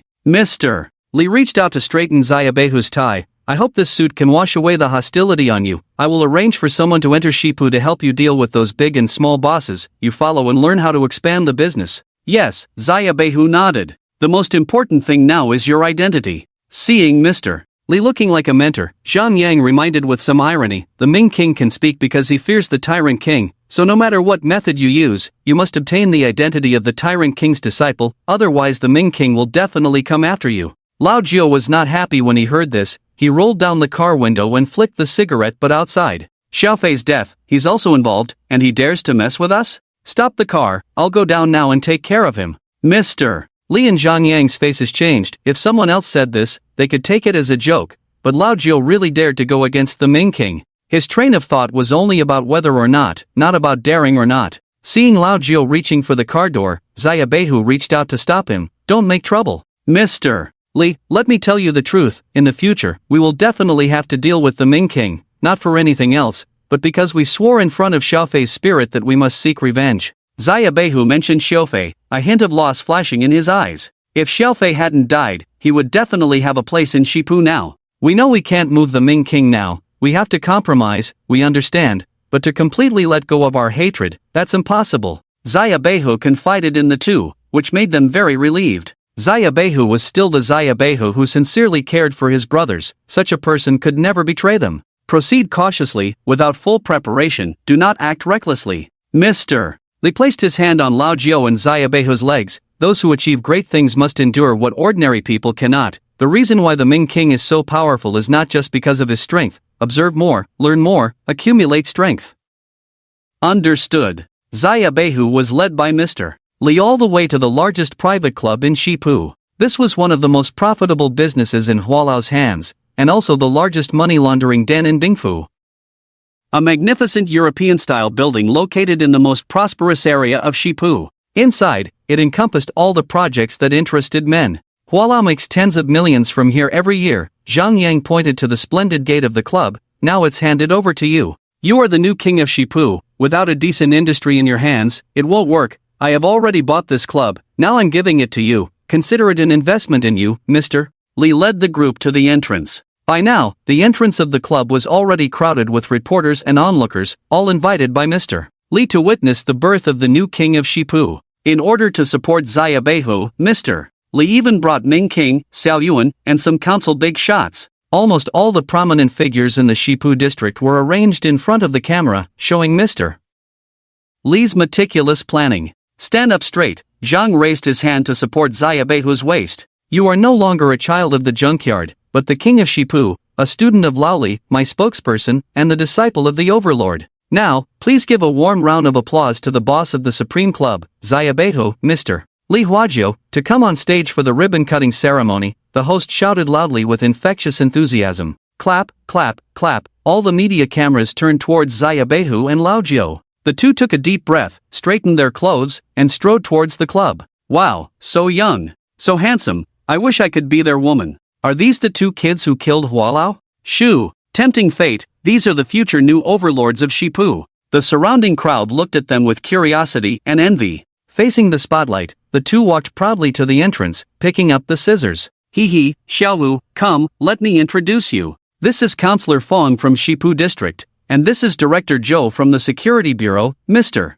Li smoothly introduced Xia Beihu to the dignitaries standing at the entrance. "In the future, you will have to move around Shipu District more often. Today, just get to know people. Later, I will personally take these two kids to visit, and I hope everyone will take care of them in the future, Mr. Li added. Originally worried that Xia Beihu would be nervous, the two kids quickly adapted to the environment. Sometimes, lack of fear is also a good thing, Mr. Li thought as he watched Xia Beihu quickly adjust and chat with these big shots. "Come on, everyone, line up for a photo," a reporter suggested. Everyone lined up, with Xia Beihu in the middle, followed by Lao Jiu, Mr. Li, Ming Wang, and others. Xia Beihu standing in the center naturally became the focus of everyone. This photo would make headlines across the prefecture tomorrow, solidifying Xia Beihu's position in Shipu. "Ah!" Suddenly, the photographers taking the picture exclaimed. The crowd parted violently as a black imported sedan arrogantly drove through at full speed, heading straight for the people at the ribbon cutting. Screech, screech, screech. The car made an emergency stop just inches away from Xia Beihu. If it had been a second later, Xia Beihu would have been hit. A man in a black shirt, curly hair, and a burly figure with a smirk jumped out of the car, provocatively scanning the crowd. "Ha, what a lively scene! Congratulations to Boss Bai, Boss Joe, congratulations! Oh, this old car almost hit someone, didn't scare you, Boss Bai?" The man in the floral shirt sneered with feigned concern. "Ma Honying, what are you doing here?" Zhang's face turned cold as he questioned sharply. "Oh, isn't this Director Zhang? What, do you have shares in this club? You won't arrest me, will you? I am a law-abiding citizen, you can at most charge me with reckless driving, but that's not your concern, right?" Ma Honying arrogantly flicked his bangs with a finger. "Boss Bai, my boss sent me to congratulate you. Such a nice club. TSK doesn't suit your style, I think Mr. Li should send you to a junkyard, that's more fitting for you, haha." Whoosh, whoosh, whoosh. The crowd surged, and with a glance from the old man, the people from Black Mountain Town instantly surrounded them. Even a fool could see that trouble was brewing. Without holding back, the man immediately brought up Xia Beihu's past of growing up in a junkyard. Everyone knew he was raised there, but bringing it up at his most glorious moment was a direct insult to Xia Beihu. Sorry, Ma Honying exaggeratedly slapped himself twice. "I misspoke, let my true feelings slip out, sorry, don't mind, Boss Bai." This is Ma Honying from Zhengpu District, his boss is the second largest power in Zhengpu. Originally, the Ming King intended to let them take over Shipu, but you snatched it away. The newcomer is not good. Xiao Yuanjie stood beside Xiao Baihu, squinting her eyes and whispering. "Handle it well, everyone is watching." The old man reminded Xiao Baihu in a low voice by his ear, "If we show weakness today or let him steal the limelight, we won't be able to control the situation on the ground. The other party is coming aggressively, and if it is not resolved properly today, it will make others doubt whether Xiao Baihu can hold Shipu.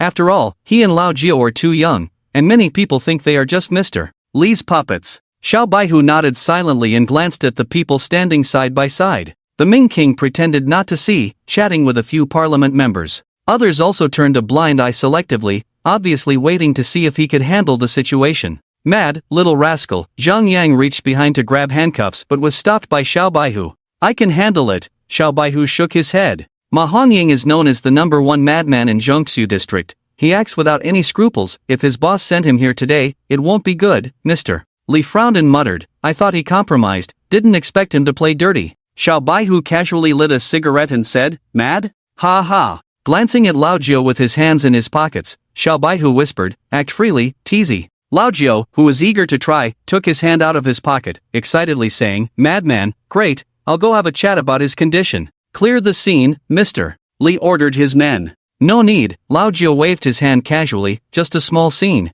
While they were talking, Ma Honying took out a gift box from the trunk. "My boss specially prepared this gift for Boss Bai, please accept it." Seeing Xiao Baihu hesitating, Ma Honying thought he had intimidated him and became even more audacious. Opening the gift box, a timed explosive bomb made of high explosives was placed in the middle. There was a candle inserted on top. "Oh, look at me, I brought the wrong gift." Ma Honying proudly handed the bomb to Xiao Baihu. "What should we do? Boss Bai, can you defuse it? It's a bomb. A bomb." The crowd that was originally watching the excitement scattered in an instant, keeping a safe distance. Even those who were about to cut the ribbon ran away, and the club staff all hid inside the club. For a moment, panic spread, leaving only Xiao Baihu and a few others at the club entrance. Seeing the horrified expressions of the crowd, Ma Honying grinned widely, enjoying the fear in their eyes. Xiao Baihu calmly glanced at the bomb, then turned and patted Lao Jiao. "I'm going to take a leak." "Boss Bai, leaving?" "Duh," the response was not from Xiao Baihu.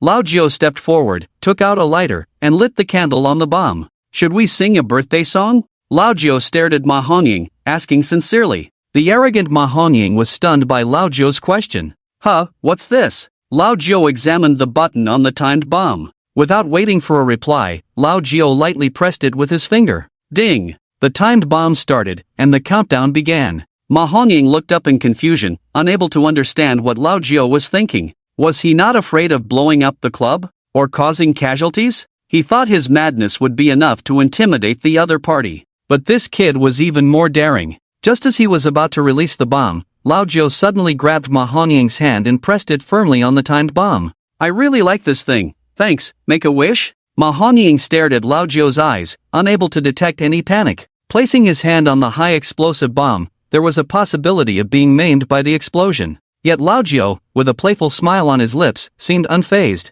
Playing dumb with me? Ma Hongying put away his smile and asked coldly. Weren't you the one playing first? Can't handle it, old man? Old Nine blows out the candle. Heard you're quite crazy? Well, so am I. We're standing here, whoever makes a move is in trouble. Give and take, it's only fair. You give me a toy, I give you a bomb. Old Nine glanced back at the yawning little white tiger by the door. Bring me 2 more. To liven up the show for Ma Go, 1 bomb isn't loud enough. Ma Honying's expression finally changed. Tick, tick, tick, the countdown timer's sound made the onlookers' hearts race. Many closed their eyes, afraid to witness the impending horror. Beep. A minute passed quickly, the countdown ended. The bomb went out. No explosion. Ma Honying only wanted to scare little white tiger, to show dominance to the new king. He never expected old Nine to actually trigger it. Because a bomb not exploding is one thing. If it did, it would mean war. Ma Honying's boss wouldn't easily start a fight with little white tiger.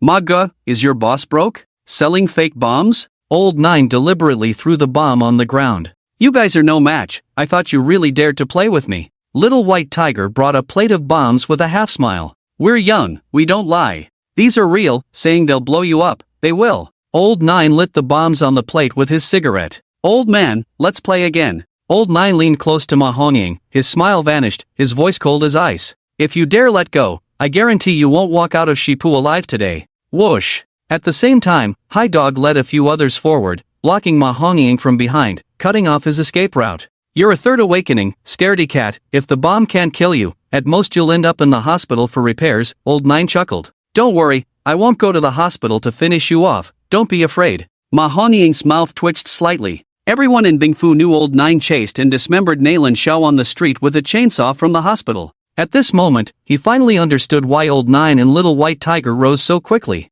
The rising tide pushes the former, he's crazy, but Old Nine is crazier, more ruthless. Old man, help me blow the fuse, it's burning too slow. Old Nine exaggeratedly blew on the fuse. Damn it, my brother Nine asked you to blow, don't like it? Then kneel down and blow for me? Hai Dog's knife pressed against Ma Honying's waist. Today, you won't leave Shipu, I said. Just you few first and second awakenings? Ma Honying steadied himself, a fourth awakening, how could he be intimidated by a group of kids? Then take a deep breath. Chiu Yin sneered. Like bullying the weak? Go, send a few men to pick up my Ma Ji's kid from school, Old Nine shouted to the man cracking melon seeds nearby. The man nodded, then left. You dare. Ma Honying didn't expect these kids to be so rude, bringing up his family before the fight even started. Smack. Old Nine slapped him across the face. Damn it, go ask Hua Lao and Nalan, is there anything I, Old Nine, wouldn't dare to do? Today, you won't leave without kneeling, asking for death. Ma Honying raised his fist, instantly several terrifying auras enveloped him.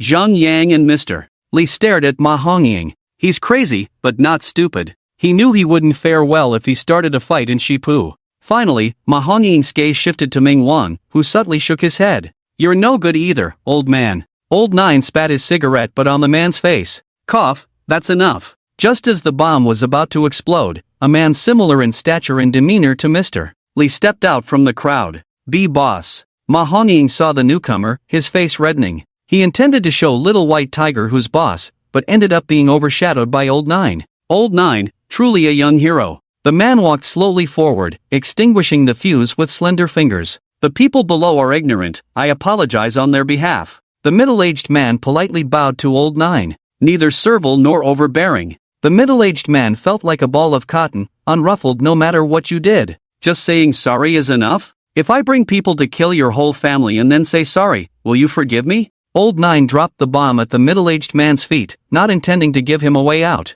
You have no face here, don't act like a big shot. If I give you face, you're the boss, if I don't, you're nothing. We're all in this together, if you can handle it, go ahead, if not, don't pretend. Little White Tiger leaned against the door, looking like he was about to fall asleep. The middle-aged man frowned. From the beginning, he had been observing Little White Tiger and Old Nine's reactions in the crowd. Throughout, Little White Tiger remained calm, even starting to doze off. It was evident that Little White Tiger had absolute confidence in Old Nine's ability to suppress Ma Honying. Helplessly, the middle-aged man turned his gaze to Mr. Li. Ma Honying's bomb was fake, so they had already lost their confidence. If you dare not really detonate it, why pretend? General Yang, nice to meet you, Mr. Li nodded with a smile. General Li, nice to see you again, Boss Yang warmly approached Mr. Li and shook his hand. My men were out of line and caused you trouble. It's nothing. It's a big deal. Before Mr. Li could finish, Old Nine interrupted with a stiff neck. Bringing a fake bomb to make a scene, can't afford a real one? Here, give Ma Go $100. Let him buy some firecrackers to set off at home. At least it'll make some noise. Whoosh. Hago took out $100 and threw it on the ground. Your brother is really tough, Xiao Yuan whispered to Little White Tiger, who was yawning nonstop. Aren't you afraid he'll really fight Ma Hongying? Let him fight. Why be afraid of a fight when you're out in the world? Little White Tiger shrugged. Today, they wouldn't let the other side off easily, so that in the future, no one would dare to act arrogantly in front of them. Old Nine seemed reckless, but he was actually putting on a show for everyone, making everyone think twice about the consequences of provoking them. Mr. Li, aren't you going to do anything? Boss Yang's face darkened as he asked Mr. Li. The latter helplessly smiled. As you saw, they've grown wings, I can't control them either. Does this mean war? Boss Yang stared at Mr. Li. Little White Tiger had just risen to power and he was sure the other side's forces were not enough to contend with his own. Hualao and Nalan are both down. What are you? Little White Tiger signaled to Old Nine, who then turned and picked up a champagne bottle arranged in a tower shape next to him, ready to act. That's enough. At a critical moment, Ming Wang spoke up to stop them. Enough is enough. Mr. Li and Zhang Yang exchanged a glance, both revealing a mysterious smile involuntarily. Ming Wang's intervention indicated his siding with Boss Yang, but whether he was behind the scenes was hard to say. By not allowing the conflict to escalate, what did it mean? It meant he feared the consequences of war, or rather, he feared the overlord. Old Nine lowered his head, scratched his ear, and chuckled. Ming Wang, if you keep intervening like this, I'll have to curse you. Let's do it. Little White Tiger nodded at Old Nine. The latter shouted, and hundreds of people from Haigo Town rushed forward to surround Boss Yang. Do you think you can hold us back? Ma Hongying, already full of anger, pushed Old Nine aside to protect his boss. Ming Wang's face darkened to the point of almost dripping water, as Old Nine and Little White Tiger showed him no respect. Boss Bai, do you really want to hold us back? Think it over, can you handle a fight now? Boss Yang pushed Ma Hongying to the side, hands behind his back, facing the hundreds of people with a light smile. You've given face, I'll take this fall today, let's call it a day. Everyone, let's stop here, shall we? Mr. Yang took out a check and handed it to Lao Jiao. Now no one dares to underestimate you, he said, casually glancing at Ming Wang. The latter cleared his throat calmly. There shall be no more civil wars within the Ice Mansion City. Anyone who dares to stir up trouble should first ask if the old man agrees. The two of them harmonized, calming the conflict. Ming Wang's words were grand, but if it weren't for Mr. Yang's approval, Xiao Baihu would definitely not believe it. You're the troublemaker and the one catching troublemakers, Xiao Baihu's voice rang out, reaching everyone's ears precisely. Ming Wang's face darkened even more. Others clicked their tongues in amazement, surprised that Xiao Baihu dared to confront Ming Wang. Youth is indeed bold, Mr. Li smiled at Zhang Yang. The inexperienced are not afraid of the experienced. The two of them knew that a fight wouldn't break out today, so they let Xiao Baihu have his way. What? My words don't count? Ming Wang's cold gaze swept over the two men, a terrifying aura enveloping them. Old Yang went too far. I'll host another day and make him apologize to you. Is that acceptable? Mr. Yang maintained a calm demeanor on the surface, but he was cursing in his heart. Ming Wang's words sounded fair and impartial, but don't forget, he and Ming Wang were in cahoots. He was only concerned about his own face and reputation, leaving Mr. Yang to bear the consequences. Ha, it's all a misunderstanding. Let's forget about it. Guests are here, Mr. Li said as things settled down, addressing Mr. Yang with a smile. Everyone watched closely to see who would come out on top in this situation. Mr. Li decided to end it here, not letting things escalate further. Ming Wang is upset. Old Li and Zhang Yang forced him to compromise like a tyrant. He's feeling unbalanced, Xiao Yuan said enthusiastically, holding a handful of melon seeds. That's enough. He's saved face now. If a real fight breaks out, you might not come out on top. Xiao Baihu, feeling displeased, chose to temporarily compromise. The immediate priority was to secure Shipu, and more importantly, he needed to leave the Ice Mansion soon and avoid a prolonged conflict. He was no longer the troublemaker who would escalate things at the first sign of trouble. Lao Jiao received a glance from Xiao Baihu and shrugged. Fine, you're the boss. We're just a bunch of small fries. Can't mess with the big shots, can we? Sorry to bother you, mister. Yang nodded slightly as Lao Jiao stepped aside. Thank you. Back in the car, Ma Hongying glared unkindly at Lao Jiao and cursed. Ming Wang is a bastard. using us and not taking responsibility when things go wrong, only caring about his own image. If you choose to be a knife, you must be prepared to be used as one, Mr. Yang calmly took out a cigar from his bag and placed it in his mouth. We underestimated these two kids and Li Yuxian. Should I go back and take care of them? Being a knife once is enough. I can afford to lose face once. Ming Wang wants to kill two birds with one stone, but I won't fall for it. Mr. Yang rolled down the car window, waves to Mr. Li, and bid farewell politely. Ming Wang is getting more confused as he ages. He wants us to restrain Xiao Baihu but is afraid of causing trouble with the tyrant. He's reaping all the benefits. Let's go back. After the incident, the cheerful atmosphere dissipated following Ma Honying's outburst. Even if they were to hold a ribbon-cutting ceremony again, it would be meaningless. The journalists took a few symbolic photos and were ready to leave. Ming Wang, having been confronted by Xiao Baihu and Lao Jiu, felt uneasy and hastily left after the photos were taken. Before he could reach his own car, a sudden explosion left everyone bewildered. Ming Wang stared in shock as his ICE 0001 vehicle was lifted several meters high by the blast and crashed heavily to the ground. In the midst of the flames, Lao Jiu casually lit a cigarette as he approached the burning luxury car. How did the security handle this? They dared to blow up Ming Wang's vehicle. Quickly investigate who set off the explosion. Lao Jiu sarcastically kicked a guard, who grinned and mockingly saluted, "Yes, sir." Old Ming Wang, sorry about this, we have too many enemies, so we might as well consider your ride as ours. Old Nine took out a steel coin from his pocket and threw it on the ground. "Please take the bus back by yourself, no need for further escort." Ming Wang clenched his fists tightly. His eyes reflected the flickering lights of cars, locking onto the fake eye squatting nearby smoking. He was the only one who passed by Ming Wang's ride just now. If it wasn't him, then who else?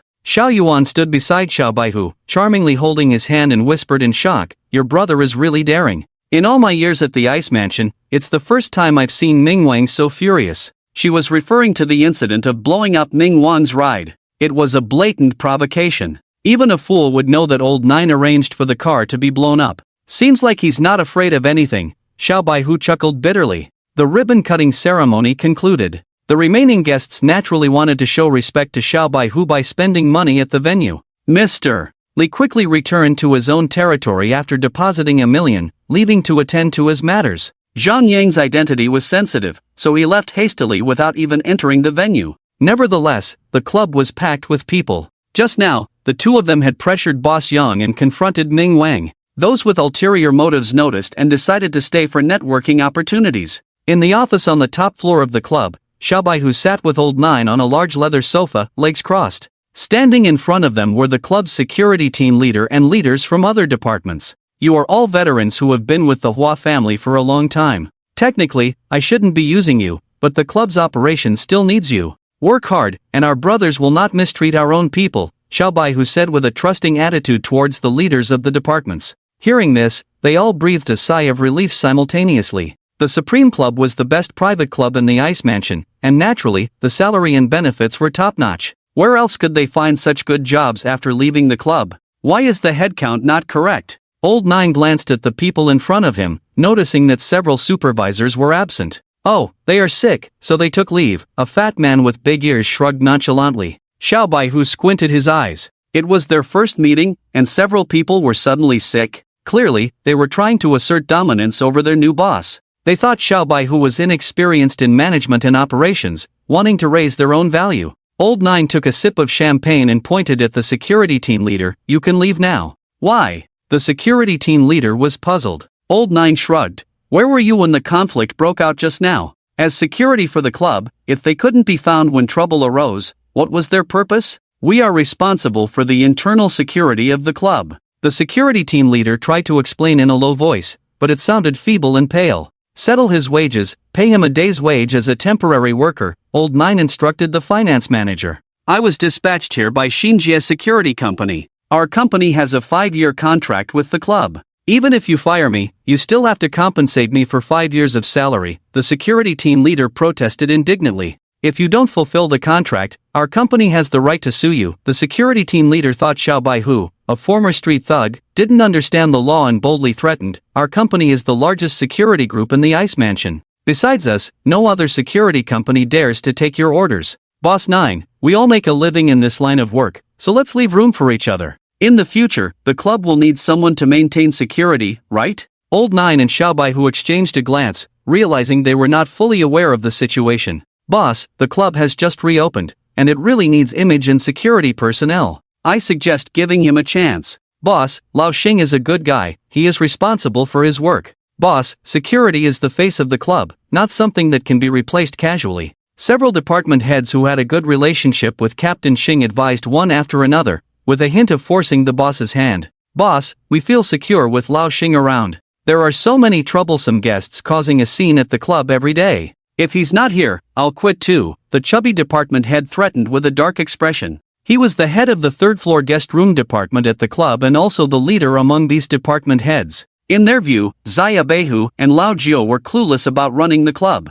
They believed that the club couldn't operate without them and felt invincible. Boss, we were hired by Mr. Li at a high cost. To put it bluntly, we stayed here out of affection. If you decide to let go of us old-timers, we can easily find another place to work, the guest room department head said smugly, knowing that Xia Beihu wouldn't let them go.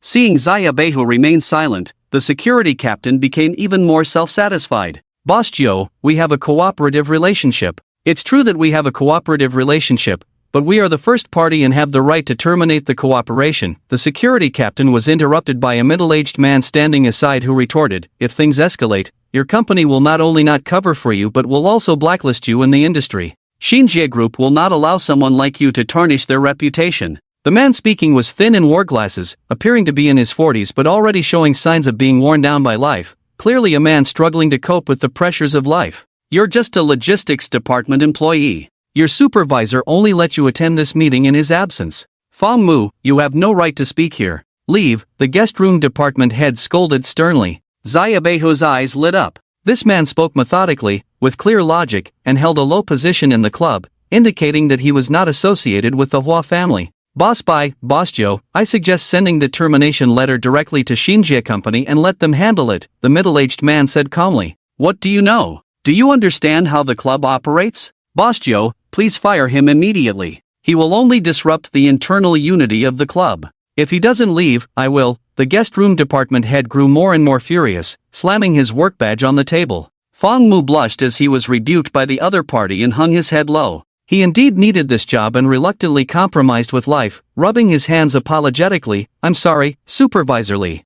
Supervisor Li didn't even spare a glance at Xia Beihu, arrogantly giving orders. From now on, you must follow the rules when handling things. With that, Supervisor Li reached for the work badge on the table, but Lao Jiu was quicker and grabbed it first. Do you understand the guest room department? Xia Beihu stared at Fang Mu with interest. The latter cautiously glanced at Supervisor Li and remained silent. How long have you been here? Lao Jiu asked with a sidelong glance. Almost 5 years, Fang Mu replied nervously. If the guest room department is handed over to you, can you manage it well? Xia Beihu continued to inquire. Supervisor Li was displeased by this. Boss Bai, what do you mean? Are you going to kick me out just because I speak the truth? I'll be here when the club opens. No one knows it better than me. Before he could finish, a hard wooden bench smashed down on Supervisor Li's head, causing blood to flow instantly. Xia Beihu finished everything calmly, returned to his seat, took out his phone, and continued playing games. Have you forgotten our identities?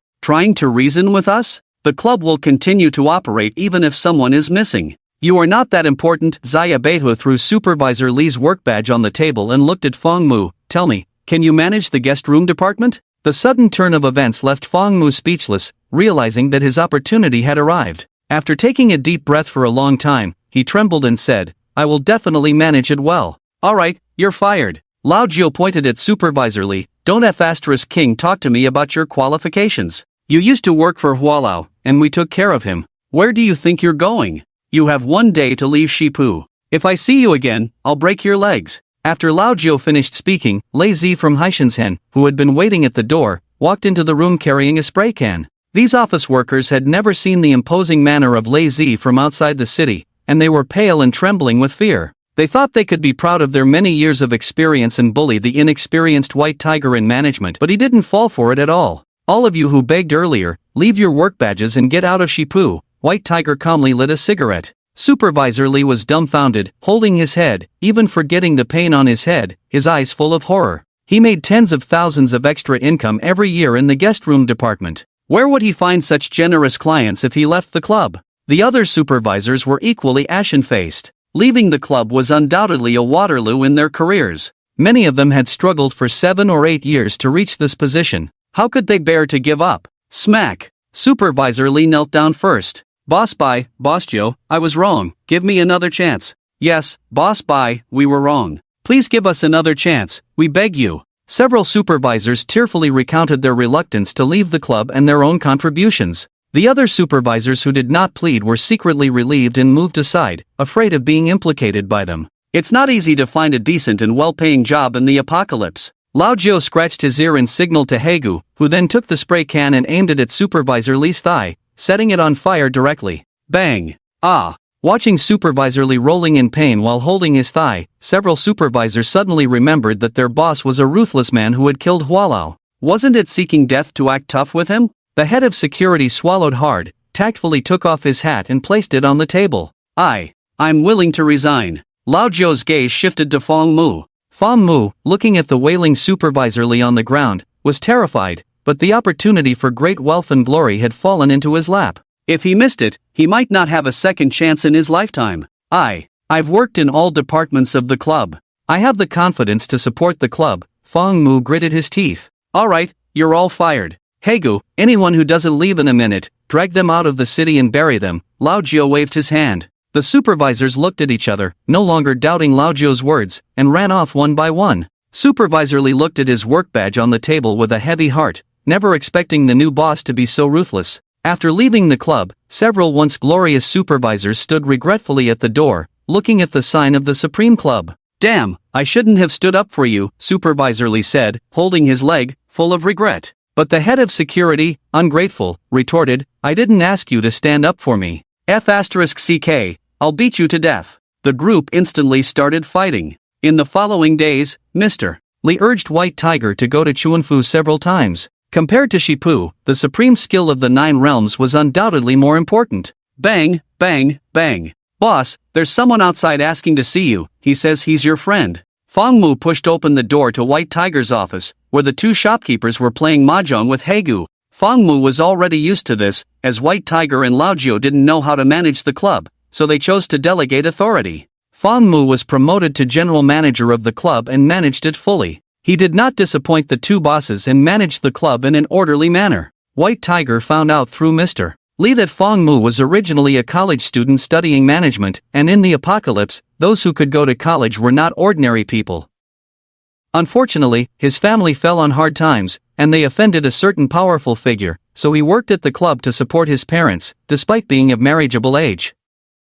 For the trust and support from Xiao Baihu and Lao Jiu, Fong Mu, who has experienced many hardships, would be lying if he said he wasn't moved, so he took his work very seriously. Boss, the people outside seem to be. From outside the city, Fong Mu knew Xiao Baihu liked to play on the ground, and he must have many enemies, so he reminded in a low voice. Bring him in. Lao Jiu didn't mind. People from outside the city are not fools. If they dare to make a move here, they must have a plan, right? Soon, Fong Mu led a young man in thin clothes into the room. Xiao Baihu saw the newcomer looking confused, rubbed his eyes, and exclaimed, What the hell? What the hell? The other person was equally confused, hands trembling inside the sleeves. It's you! You're Xiao Baihu? The young man looked malnourished, staring at Xiao Baihu in shock, my former cellmate. The newcomer was the man who always asked Xiao Baihu for cigarettes on the 3rd underground floor. Chatty. Having spent time in the same prison cell, Xiao Baihu greeted the man happily, have a seat. Get me a cigarette and some food.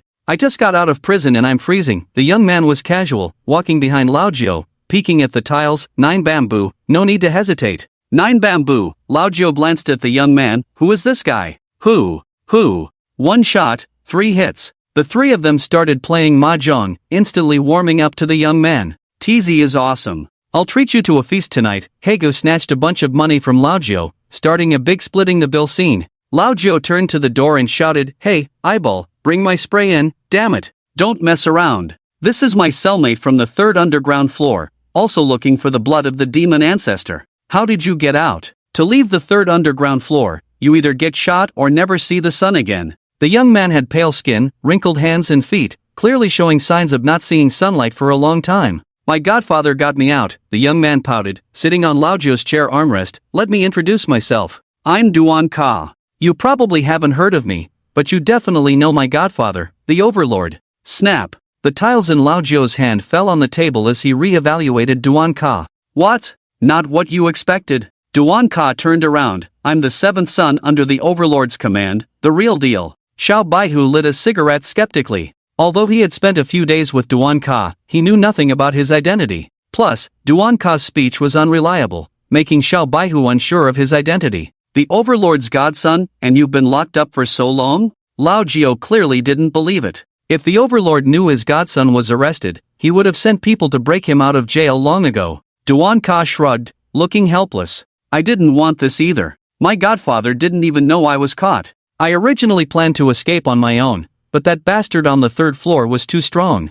I tried to escape 3 times and got caught every time. Duan Ka recalled the captain of the Awakeners who always dozed off with his legs on the table. In the end, I had to ask someone to deliver a message to my godfather. I came to find you on my godfather's behalf. I heard you want to join my godfather's ranks? Duan Ka curiously observed Xiao Baihu and Lao Jio. The fact that the Overlord sent him specifically indicated his interest in these two. However, considering Xiao Baihu and Lao Jio's record of defeating the Flower Gang's Nalan, the Overlord's interest in them was quite normal. 2 Fifth Awakening big shots died at the hands of 2 Second Awakening teenagers. It was simply unbelievable. My godfather returned to the Ice Mansion early. I'm here to take you out of the city to meet him, Duan Ka complained, holding his stomach. Get some food ready. Damn it, I've been eating cockroaches in prison every day. I'm growing wings. Wait here. Haegu, knowing the other's identity, didn't dare to delay and quickly left the room. Duan Ka casually sat in Haigo's seat, skillfully opened the drawer of the mahjong table, and stuffed the money he won from Haigo into his pocket. Come on, I'll play for him. Don't look at me like that. Do you want to be under my godfather's wing? If you do, then butter me up nicely, and later I'll arrange for you to ride a few thoroughbreds. I think you look like a thoroughbred, Xiao Baihu grumbled irritably. I'm still doubting your identity. If he was deceived by an opponent to leave the city and be killed outside, that wouldn't be out of the question. Duan Ka opened his shirt, revealing a tattoo on his body. Recognize this? The opponent's tattoo was quite strange, resembling runes with red, blue, and black skulls tattooed around them. 3 colored skulls, Xiao Baihu frowned, surprised that Duan Ka was actually a member of the Overlord's faction. The 3 colored skulls were well known in Bingfu and even in several neighboring mansions because it was the exclusive tattoo of the Overlord. Only the most core members under the Overlord's command were qualified to have it. Someone once secretly got it, pretending to be one of the Overlord's men, and their whole family disappeared within 2 days. Judging by the colors of Duan Ka's tattoo, it seemed to have some history.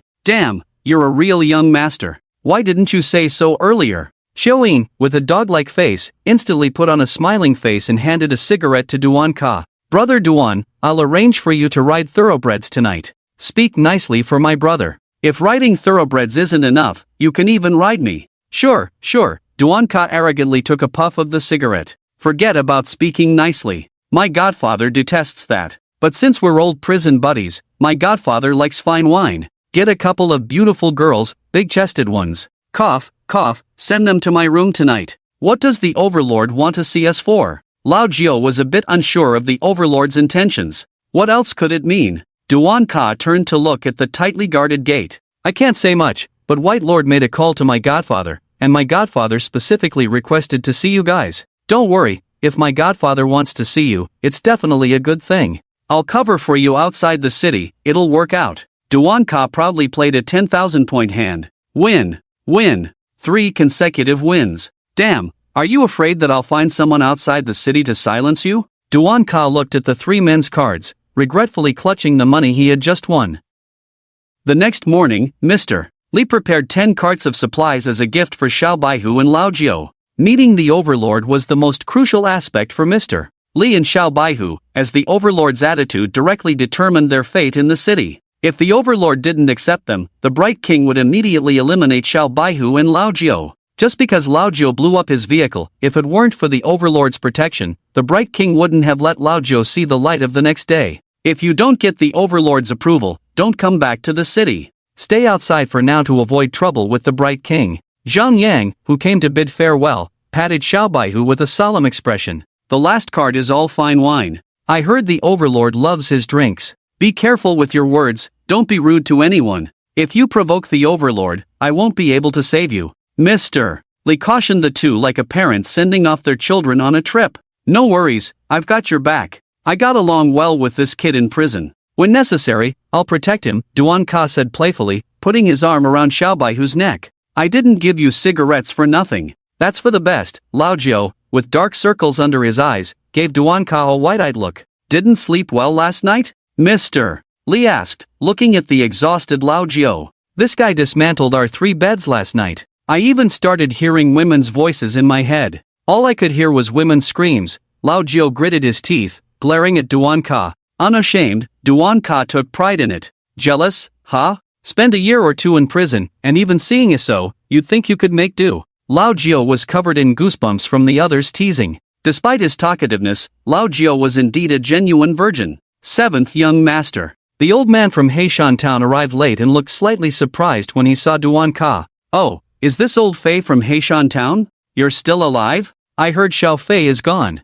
TSK, back then when Godfather took him in, all he had to do was nod, and now he's our family's youngest. Duan Ka greeted the old man warmly. If anyone else dared to speak to the old man like this, the thugs in Heishan town would have erupted long ago. But the reputation of the 7th young master still held sway outside the city. Who's the 7th young master? Hegu asked in confusion. The Tyrant King's 7 godsons. The first is fierce, the second is wicked, the third and 4th are scoundrels, the 5th is dead, the 6th is defeated, leaving only the 7th to inherit the stronghold, appointed by the damn Tyrant King himself. Both Xia Beihu and Lao Jiao twitched their mouths simultaneously.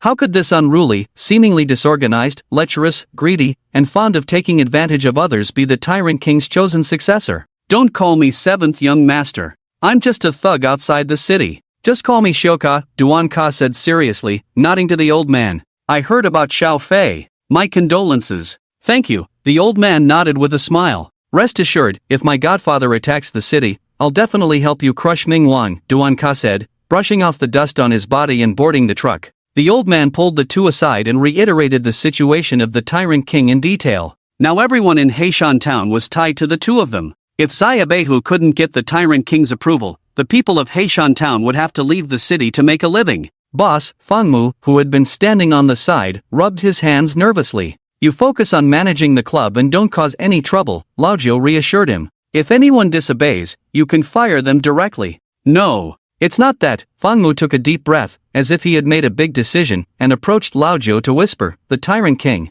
What? Lao Jiao turned around in confusion. How did this dull scholar Fangmu understand the affairs on the ground? Fangmu, like a child who had done something wrong, lowered his head. I'm sorry, boss. I know I shouldn't speak out of turn, but you've been very kind to me, and I. Go on, Lao Jiao waved his hand nonchalantly. I've been checking the old accounts recently and found. Before the club was investigated, a large sum of money went missing. Fangmu glanced at the people loading goods and pulled Lao Jiao aside. My college classmate works at the bank, so I asked him to check. He said this money was transferred through a special channel to someone named Zhuoju. Zhuoju. Fangmu leaned in closer to Lao Jiao's ear. The 4th adopted son under the Tyrant King. Be careful. If Hualao bribed the other party to deal with the Tyrant King, it's fine. But I'm afraid. Lao Jiao trailed off, worried that Hualao might be acting on Ming Wang's orders, bribing Zhuoju to disrupt this apprenticeship. What about the date? Lao Jiao keenly grasped the key point. It was on the 3rd day after the rumor spread in the city that the Tyrant King wanted to take you as his disciple, Fangmu said respectfully before bowing and quickly leaving. The journey out of the city went smoothly. No one would be foolish enough to rob the Tyrant King's goods outside the city. After a swift journey, they finally arrived at the village where the Tyrant King resided. 9 Turns Mountain, Duan Ka stuck his head out, inhaling the familiar air deeply. This mountain is called 9 Turns, with rugged and difficult roads, treacherous terrain, easy to defend and hard to attack. Our village has been passed down for generations. Whether enemies or converts, no force has ever attacked the mountaintop. Duan Ka pointed to the towering mountain, introducing it to the others with a smile. Despite the arrival of the apocalypse and the withering of vegetation, this bare mountain still exuded a majestic aura. There was only a narrow mountain road leading up from the mountainside, with a checkpoint every few hundred meters. All the checkpoints were manned by awakened individuals, indicating that there were plenty of awakened under the Tyrant King's command, or else why would they do this?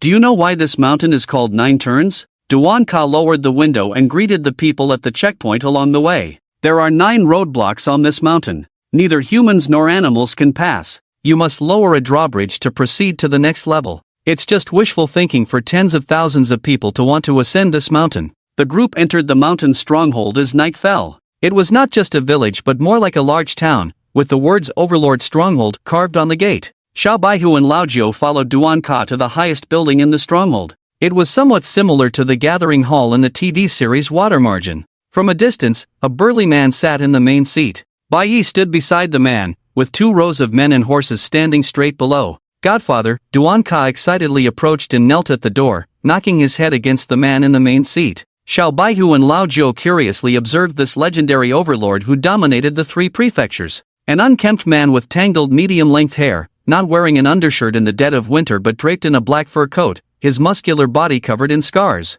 The first impression the 2 had of the overlord was his boldness. Sitting at over 2 meters tall, he gave off an aura of heaviness and unattainable height like a towering mountain. Announce your family background, Bai Yi reminded loudly. Xiao Baihu's gaze swept over the people in the hall, with at least 30 men, all of whom were at least 3rd awakening level. The overlord's strength was something Xiao Baihu couldn't fathom. I am Xiao Baihu, paying respects to the overlord. I am Lao Jiu, paying respects to the overlord. The 2 bowed respectfully. Please accept us as your disciples, overlord. Xiao Baihu and Lao Jiu tried to appear sincere, bowing respectfully to the overlord. Now even ghosts dare to come and seek apprenticeship? Let me see what you're made of. A man standing on the overlord's left, who looked to weigh at least 200 to 300 caddies, spoke first. First, I'll teach you the rules of the stronghold. When you see the overlord, you must kneel. The man shouted loudly and stomped his fat foot. Boom! The ground trembled, and the force of his stomp caused countless dust to fall in the hall. A crack several meters deep extended from under the man's foot to where Xiao Baihu and Lao Jiu stood. Boom! Gravity shifted, as if millions of pounds of force pressed down on the 2, forcing Xiao Baihu and Lao Jiu to their knees. Kid, if you want to be my godson, you need strength. Do you have what it takes? The man sneered and patted his fat belly. Kneel properly. You guys might be fine playing house in the city, but once you step out, your strength won't be enough for self-preservation. Other men in the hall chimed in, seemingly enjoying the spectacle. Beads of sweat as big as soybeans dripped from Xiao Baihu's forehead, a warning from the overlord. Ka, ka, ka. The overlord suddenly looked up, slightly surprised, at the 2. The sound of bones cracking echoed. Despite being forced to kneel like dead dogs, Xiao Baihu and Lao Jiu gritted their teeth and stood up against the gravity altered by the fat man. Flames of anger burned in Xiao Baihu's eyes, and every movement he made emitted bone-cracking sounds. Lao Jiu's mouth oozed blood from the pressure, struggling to stand up. My brother and I have leg problems and can't kneel, Lao Jiu said with difficulty. The fat man widened his eyes, incredulously watching the 2 standing up again. Second brother has already reached the 5th awakening, right? How can these 2 withstand his gravity ability? Second brother's gravity ability should have instantly turned them into meat patties. Second brother, are you going easy on them? Other people in the hall cast doubtful glances at the fat man, who looked embarrassed and somewhat unwillingly turned to Xiao Baihu and Lao Jiu. Under the terrifying gravity, the slabs beneath the 2's feet shattered as they stood. Second brother, seeing the fat man about to act again, Duan Ka quickly stepped forward and held him back, whispering, these 2 have taken care of me. Show mercy. Get out of my way. The fat man pushed Duan Ka away, looking displeased. Seeing the look of pain on little white tiger's face, Duan Ka pointed at the fat man and cursed loudly, you dare to harm them, I'll take my wife to the woman you keep at the foot of the mountain tomorrow, damn it. The fat man, suspended in midair, with a face full of fat, showed a hint of fear. How the hell do you know? Your mistress's sister is my mistress, we are brothers, isn't this getting closer? Duan Ka, sticking to the fat man, patted his belly to please him, saying, these 2 kids have a temper with me, I plan to keep them as younger brothers. If you don't let me take them as brothers, I'll go to my wife tonight and urge her to give me a nephew to play with. The fat man's face trembled at the thought of his wife's fierce appearance. Has my wife successfully lost weight? Is she down to 300 pounds now? Duan Ka threatened maliciously, completely dispelling the fat man's intention to continue. Thinking of his 300 pounds of tigress at home, the fat man backed down. You've got guts. The fat man glared fiercely at Duan Ka and returned to his position. Little White Tiger and the other person supported each other as they staggered into the hall. The fat man's ability was too overbearing, almost breaking the leg bones of the 2. Other awakened individuals simply used their chi to suppress their opponents, but the fat man could use his ability to alter gravity. Before the 2 could reach the overlord, another person stepped out of the group. Duan Ka, who had just been relieved to deal with the fat man, had a drastic change in expression. Because the person who came out was the most ferocious subordinate of the overlord. Big brother, Duenka quickly spoke up, if you lay a hand on them, I'll go fight my nephew Wong. Don't worry about him, the little brat is too naughty, I've already broken his leg, the man said aggressively as he walked up to Little White Tiger. A shadow loomed over Little White Tiger. Little White Tiger and Old Nine were tall, but they seemed like children in front of this man. This man wore a black suit, with both arms bound by iron chains, a circle of skulls hanging from his waist, a scar running from his eye to his mouth, clearly a tough character. Brother! Duenka tried to step forward to stop him, but the man casually slapped him several meters away. Who the hell are you guys? The scarred man bent down, his fierce gaze just centimeters away from Little White Tiger. The strong killing intent and the unpleasant smell of blood emanating from him would easily intimidate an ordinary person. Little White Tiger took a deep breath. He's my brother, if you have a problem with him, come at me, I'll take it all. Say it again. The chains on the scarred man's arms suddenly came alive, hovering in the air like spirit snakes, the sharp blades at the end of the chains slowly approaching Little White Tiger's eyes. Teasy, are your ears not working? Old Nine pushed away the man's chains. Damn it, Xiaofei is our brother. Overlord, if you don't want to take us both in, we'll leave now, don't play these tricks. Old Nine, thinking the Overlord was deliberately making things difficult, pulled up Little White Tiger. Let's go, damn it, I don't believe we can't survive without the Overlord. Bang! The silent Overlord slammed the table. In an instant, he was standing in front of the two, his figure like a ghost, his pitch-black eyes fixed on Little White Tiger. A terrifying aura enveloped them. Bang bang bang. All the glowing objects in the world went out, even the blood moon in the sky disappeared behind the canopy. In the hall, there was silence, only the darkness where one couldn't see their own hand. The burly figure of the Overlord stood like a god in front of the two. The two, who had always been fearless, felt fear for the first time. Raising his hand to cover the blood moon, making it impossible for anyone to muster the courage to resist. Godfather! Godfather! Duenka and the chained man stood in front of the Overlord at the same time. Please calm down, Godfather, the chained man spoke first. Duenka could understand pleading for Little White Tiger, but the behavior of the chained man left the two puzzled for a moment. He is the brother of a smoker, and I am also the brother of a smoker. Please don't be angry. The man in chains bowed his head and knelt before the Overlord. The darkness in the Overlord's eyes disappeared, and a smile slowly crept up his lips. Courageous. The Overlord, seeing the two men unmoved, nodded in approval. Aren't you afraid I will kill you? If you want to kill us, it's just a word away. Why bother making us come up the mountain? The White Tiger pretended to be calm, but he had been so intimidated by the Overlord that he dared not move a muscle just now. Facing the Bright King, they dared to resist, but at the moment the Overlord landed, the White Tiger didn't even dare to think about running away. It was an absolute feeling of being crushed by dominance. Why do you want to be my disciple? The Overlord continued to ask. To kill the Bright King, Old Nine and the White Tiger supported each other and honestly replied. I will personally kill him on the day of the siege. If that's what you're here for, you can leave now. The Overlord turned around, his cloak flying in the wind, exuding unparalleled dominance. Old Nine and the White Tiger exchanged a glance, seeing reluctance in each other's eyes. If being forced to worship the Overlord was a necessity before, now feeling the terrifying power of the other party, they sincerely wanted to learn from him.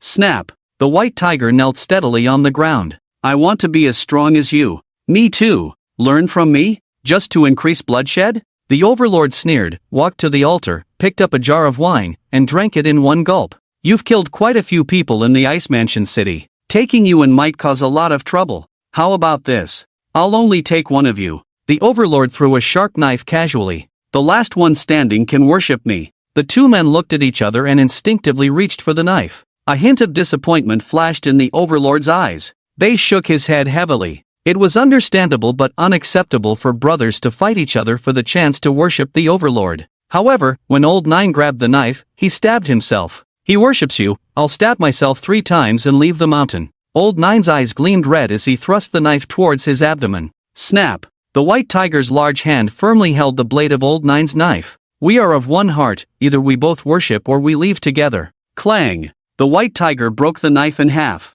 Are you crazy? Old Nine anxiously whispered. Worshipping the Overlord was a rare opportunity, but the White Tiger was willing to give it up so easily. We share a cigarette, we share a steamed bun, I won't leave you behind. The White Tiger dropped the knife, bowed deeply to the Overlord. We are not fortunate enough, we will leave now. With that, the two supported each other and walked out of the hall. Watching the somewhat desolate figures of the two, everyone was moved. In the apocalypse, brothers fighting each other was common, but these two could maintain their original intentions under great temptation. The overlord put down the wine jar and asked seriously, "You really won't worship me? I'm very powerful." "No, I won't." The white tiger left without looking back. "You stubborn brat, quite a temper, I like that." The overlord grinned. "The rumors in the city are true, these two really value loyalty more than life." Bei fanned himself, a smile playing on his lips. Such an opportunity might only come once in a lifetime. If they gave up, they would have to struggle for decades and face the Bright King's execution when they returned to the city. "Please, Godfather, take them in." The man in chains waved his hand, and two black iron chains wrapped around the two, pulling the white tiger and old nine back into the hall. "Godfather, please take them in." Duan Ka kowtowed heavily. "It's more fun to be brothers with them." "Damn, I never said I wouldn't take them in." The overlord crossed his legs contentedly. "They have courage, determination, intelligence, and their temper suits me. I like them." Ha! The sudden change caught the white tiger and old nine off guard. Duan Ka reminded from the side, "Godfather was just testing you earlier. But, taking us in will cause you trouble. Didn't you say we are bloodthirsty?" Lao Jiao was puzzled. "Ha ha ha. These two kids are interesting." Lao Jiao's words caused everyone to burst into laughter. The overbearing laughter of the tyrant shook the hall. "I have 7 sons, and each one loves to cause trouble. If I feared trouble, I wouldn't stay outside the city." The tyrant stood up, waving his hand arrogantly. "What's wrong with having a killer instinct? Killing one makes you a thief,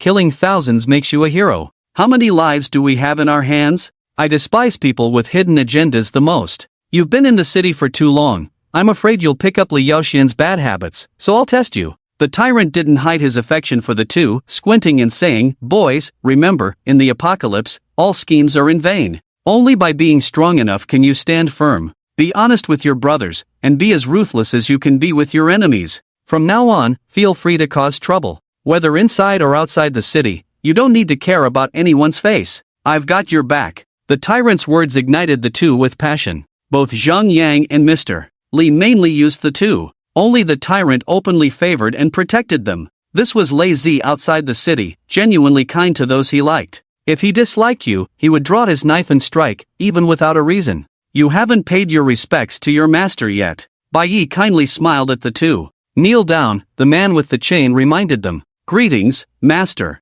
Lao Jiao pays respects to master. "Call me Godfather." The tyrant's fierce face bore a smile. "I have no children in my life. My disciples are my sons. You must see me off. As long as I'm alive, no one can bully you. Godfather, Godfather." The two joyfully knelt down and kowtowed. The tyrant's wrinkles gathered as he smiled widely, his mouth stretching to his ears. "This is your eldest brother, my eldest son, Hudo." The tyrant stepped forward to help the two up, patting the shoulder of the man with the chain. Although he looked fierce, he still managed a kind smile. "Yan Gue saved my life. His brother is my brother. If anyone dares to bully you in the future, I will slaughter their entire family." Hudo, the tyrant's eldest son. The first son was fierce, the second son was bad, the third and fourth sons were scoundrels. Hudo lived up to his fierce reputation, not one for many words. The tyrant embraced the two and walked grandly to the fat man. The fat man blushed, feeling a bit embarrassed, a stark contrast to his previous arrogance.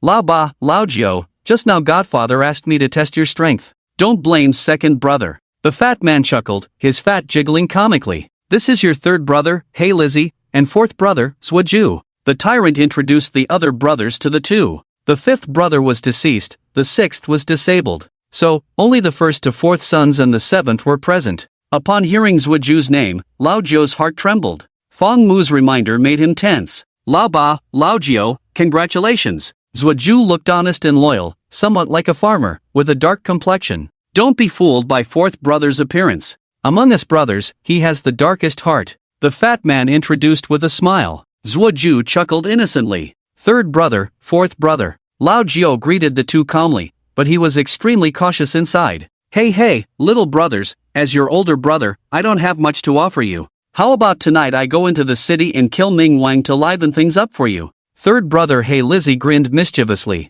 Little Bai whose mouth twitched slightly. Killing Ming Wang was as simple as eating and drinking for them. Seeing the two's concerns, the fat man explained with a smile, "Godfather doesn't want to deal with the officials in the city, otherwise, we could enter the city in no time. Don't be fooled by Ming Wang's popularity in the city. Any of us brothers could easily kill him with just a few people." Mentioning Ming Wang, Little Bai who remembered Mr. Lee's advice, Godfather, we have a request. Speak up, who do you want to take down? While it's not completely dark yet, move fast, and by tomorrow morning, you'll have the other person's head brought back to you. The warlord waved his hand casually. That's power for you. No need to ask who the opponent is, anyway, they are not his opponents, exuding dominance. No need to make it so complicated. Aren't there still 3 overlords left in the city? If second brother and I enter the city, we can sweep them all in one night, and present the Ice Mansion to 8th and 9th as a gift. Tiger spoke in a low, menacing voice. I've been itching to enter the city and avenge the smoke ghost. All right.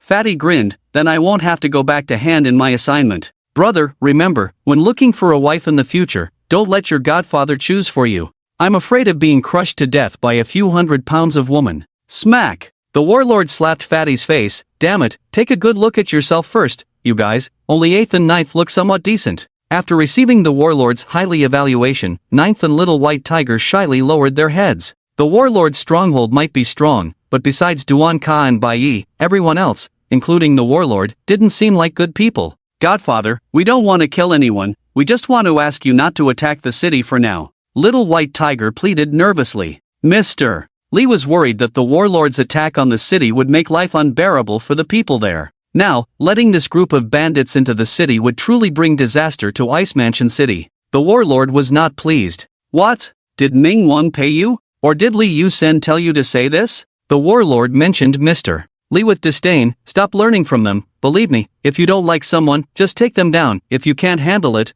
I'll personally stand up for you. No, it's not like that. 9th dared not defy the warlord, and cautiously explained, it's what we decided on our own. Why? Fatty was puzzled. We want to avenge Xiaofei ourselves, and if you guys join, we're afraid you'll massacre the city. With the income from Shipu district in hand, Little White Tiger also began to think about expanding his influence and becoming stronger. While the warlord could kill Ming Wang by entering the city, how would the people in the city view this? How many people would die if outsiders attacked the city? The warlord could control the people in the stronghold, but he couldn't control the outsiders causing chaos in the city. The people in the city would blame them for everything. To keep Ice Mansion in their hands, they couldn't stand against the city residents. So Ming Wang could die, but not at the hands of outsiders. Godfather, 3 months, we will definitely kill Ming Wang. Seeing the warlord's expression change slightly, Little White Tiger quickly added, if we can't kill him in 3 months, we'll lead the attack. That's acceptable. These 2 kids have ambitions in the city.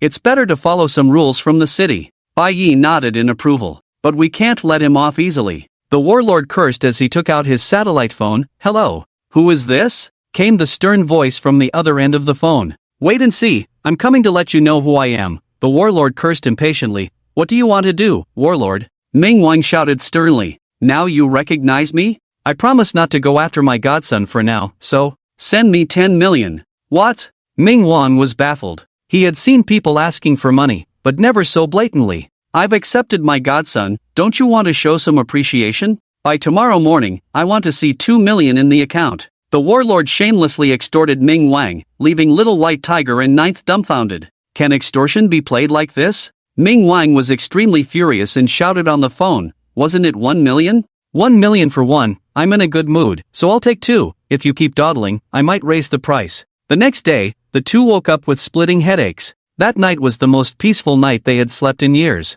Although the people in the stronghold were not good characters, they truly cared for their own people. After the overlord accepted them, the leaders in the stronghold treated the 2 as their own juniors. Several older brothers personally hosted a banquet for the 2 to celebrate their acceptance under the overlord. That night, the 2 vomited all the bitter gall water they drank. Awake? The door was pushed open. Duan Ka held a bowl of noodles, eating and smiling. Next time, eat something before drinking to cushion it. Lao Jiao gave the other a white glance. Didn't they want to eat? Several brothers took turns pouring wine, 1 bowl every minute on average. It was a miracle they didn't drink someone to death. Godfather is waiting for you. Duan Ka pursed his lips, gesturing for the 2 to follow him. The 3 walked to the edge of a cliff in the back mountain, where the overlord stood bare-chested, holding a massive boulder weighing thousands of caddies with one hand, practicing vigorously. Godfather, the 3 bowed respectfully. The overlord grinned, here you are. The boulder fell to the ground with a thud, shaking the earth. I heard from Shao Qi that you're going to the Spring Mansion? The overlord picked up a wine jar and took a sip. Yes, we will be leaving soon, Godfather. We will come back to accompany you after we finish our business. The unique skill of the Ninth Awakener, Little White Tiger, was determined to obtain it. Not only for cultivating the unique skill but also to repay the debt owed to the demon ancestor. He was not an ungrateful person. For the unique skill of the Sun King? The Overlord sneered, seeing through the two's intentions. Li Yuxian really doesn't do losing business. Sun King? Little White Tiger and Lao Jiao looked at the Overlord in confusion. It was the first time they had heard this name. Awakeners who reach the Ninth Awakening can obtain the title of king. For example, the proud Star King guarding Xiang Mansion, the White-Clothed King, the God of Slaughter in the Fourth War Zone. The Sun King is our only Ninth Awakener. It is said that his sun skill can harness sunlight for his own use, and he is also known as the Undying Sun. As long as there is the sun, he has an endless supply of energy, immortal and indestructible. When he died, I was still as young as you too. The Overlord's eyes revealed longing, a divine-like figure. Godfather is also interested? Then let's go and snatch it for you. Lao Jiao rubbed his hands, eager to try. Who wouldn't be tempted by the unique skills left by such strong individuals? The Overlord waved his hand. My ability is of the dark element, I can't learn his divine powers. I called you here to remind you that the Spring Mansion is not like the Ice Mansion. There is an influx of foreign races in the Spring Mansion now. What do you mean? Lao Jiao widened his eyes. Foreign races? The group from Ko Island has reached the Spring Mansion. The Overlord cursed. The son-in-law of the Spring Mansion's mayor is a mixed blood of the Dragon Country and Ko Island. This kid, under the guise of attracting investment, has let the wolves into the house. Now the foreign races in the Spring Mansion are rampant and arrogant. We will be careful, Little White Tiger said softly. The Overlord kicked Little White Tiger in the butt upon hearing this. Careful my ass, I'm telling you, when you encounter these foreign races, don't be afraid, fight to the death, I'll back you up. The Overlord gave the two a stern look. The Spring Mansion is our territory, only we can plunder. If those damn foreign races dare to reach out, I'll slaughter all the foreign races in the city. If these little smashers aren't scared to death, they will dare to come. Understood, Godfather. We will definitely kill them. The Overlord liked the fearless nature of the two, smiling in satisfaction. You both look capable. The rule in our stronghold is not to plunder the poor, women, or the elderly. But when it comes to foreign races, you don't need to follow the rules, fight them to the death. If you provoke me, I'll cross the sea to plunder them. All right. The Overlord glanced at Duan Ka. The latter scratched his butt, yawned as an excuse, and left. Only 3 people remained on the cliff, and the Overlord finally spoke. I called you here for the second matter. Since you have accepted me as your master, I must teach you some self-defense techniques. The Overlord stood on the cliff, his expression serious, his gaze scanning back and forth between Little White Tiger and Lao Jiao. Xiaoba, your extraordinary abilities encompass both offense and defense. I will teach you the Overlord's armor-breaking fist. This move consists of only 7 punches, but each punch increases in power several times compared to the previous one. The final punch can unleash an attack 100 times stronger. With your physical strength comparable to the peak of the Third Awakening, no one below the Fourth Awakening can withstand the 5th punch, the Overlord boasted somewhat arrogantly. My Overlord's 9 techniques can only be learned one move at a time by each disciple, not because I am keeping secrets from you, but because the required chi and blood are too vast. If you can't handle it, you might explode and die at any moment. Shao Jiao, the things inside you. I will teach you the Overlord's life-ending move. This is a move I risk my life with. When this move is used, it's either you die or I perish, the Overlord cautiously advised. Do not use it lightly unless you are in a desperate situation. The more severe your injuries, the more terrifying the power that will burst forth. It can be said that it unleashes all the potential within you through injuries. Come, practice with me. Inside the city, at the Ming Palace, the middle-aged Ming King was accustomed to going to bed early and changing into his nightclothes before 10 o'clock. Clang, bang. Sounds came from downstairs. The Ming King furrowed his brow. Perhaps due to the deaths of Hua Lao and Nalan, or perhaps because of the Overlord, he had been sleeping lightly lately, and after 10 o'clock, not a sound could be made in the house. What's going on? The Ming King took a bottle of medicine from the bedside, swallowed 2 pills, and walked to the door to inquire. Outside the room, there were still faint noises in the living room. The Ming King's brow furrowed tightly, a sense of unease rising in his heart, because he could smell cheap tobacco and a strong scent of blood. Sizzle. The door cracked open a bit, and the Ming King looked downstairs through the opening. 4 fierce-looking men sat on the living room sofa, watching a movie on TV. Damn, watching movies on this big TV is so exciting. I'm getting excited. The fat man in the oversized suit slouched on the sofa, lewdly scratching his crotch. This Ming King guy is something, so much good wine. A scruffy man held the Ming King's precious collection in his hand. Too bad there's no snack to go with it. I said not to kill them all, are you stupid? The fat man complained. Go wake up the Ming King and have him make us some snacks. Have some manners, why don't you ask him to do a striptease for you? The man with the chain around his back turned abruptly, locking eyes with the Ming King in the room. Didn't we disturb your sleep, did we? The man waved at the Ming King. Seeing that the other party had noticed him, the Ming King no longer hid and walked straight downstairs. Dozens of security guards lay scattered in the living room, some of them awakened. To sneak into the Ming King's house without a sound showed that these people had extraordinary strength. Your security guards are tough to kill, they've worn me out. Please go get some snacks for us. The fat man pointed playfully at the good wine on the table. The Ming King did not reply, casting a sidelong glance at his steward. The steward, a fourth awakening powerhouse, was pinned to the wall by a long spear, staring at the Ming King's room with unblinking eyes. What are you doing in the city? The Ming King's aura of the fifth awakening expanded, displaying a fighting spirit ready for a battle to the death.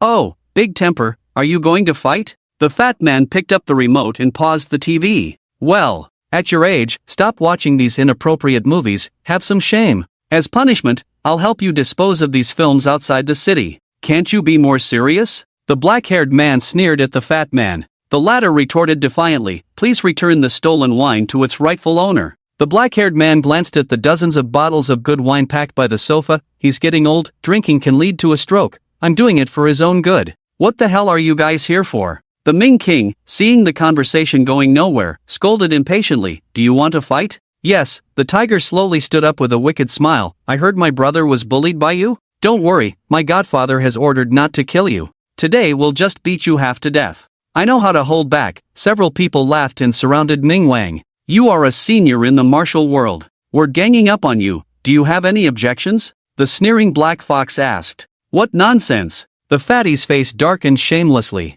This one is the overlord of the city. Not ganging up on him would be disrespectful. Old man, have you never seen such a scene before? Old man, to avoid being seen as bullying the weak in front of others, why don't you let us have a go with just one hand? Are you crazy? Ha! Speak up. The next day, the two who were still in a deep sleep were awakened by Mr. Li's phone call. Lao Jiao looked puzzled. What's going on? Mr. Li scolded him over the phone, leaving him bewildered. Ming Wang has been hospitalized. Wasn't it those idiots from Tiger Gang you sent? Mr. Li's roaring voice almost lifted the roof. Lao Jiao moved the phone away and scratched his ear. What's the situation? Xiao Baihu looked puzzled. They had been practicing in the mountains with the overlord, and they knew nothing about Ming Wang's situation. Tiger Gang, with Air Pang, Black Fox, and Zhuoju, entered the city. Ming Wang had 4 ribs broken and they even broke into Ming Wang's safe. Mr. Li said in one breath, even he was confused. Rushing into the city just to beat up Ming Wang? Were the overlord's disciples just full of hot air? In Mr. Li's mind, this was completely meaningless, even if they had really killed Ming Wang. Awake? As they spoke, the fatty's obese body entered the room. Xiao Baihu immediately noticed the bruise under the fatty's left eye and the arm hanging around his neck. What happened to you? Lao Jiao asked knowingly. The fatty's appearance clearly showed that he had been injured in a fight with Ming Wang yesterday. But the fatty was stubborn, proudly saying, nothing, got into a fight, broke my arm. Impressive, ergue, Xiao Baihu gave a thumbs up. Ignore his nonsense. We had a fight with Ming Wang in the city yesterday. That old man has some skills. It took 4 of us to barely beat him. Tiger Gang kicked the fatties but from behind. Tiger Gang, the fatty, Black Fox, and Zhuoju squeezed into the room. The eldest and second brother had broken hands. The third and fourth brothers looked pale, obviously suffering from internal injuries, looking pitiful. Tiger Gang spat out blood in disbelief. Damn it, we agreed to spar, but that old man went all out. I told you, stop pretending. Just knock him out while he's asleep, no need to put on a show. Black Fox took out a bottle of wine he had stolen from Ming Wang's house and drank from it, cursing, all the wine I packed got smashed. The 4 of them complained to each other, completely indifferent to their own injuries. Why did you guys go after him?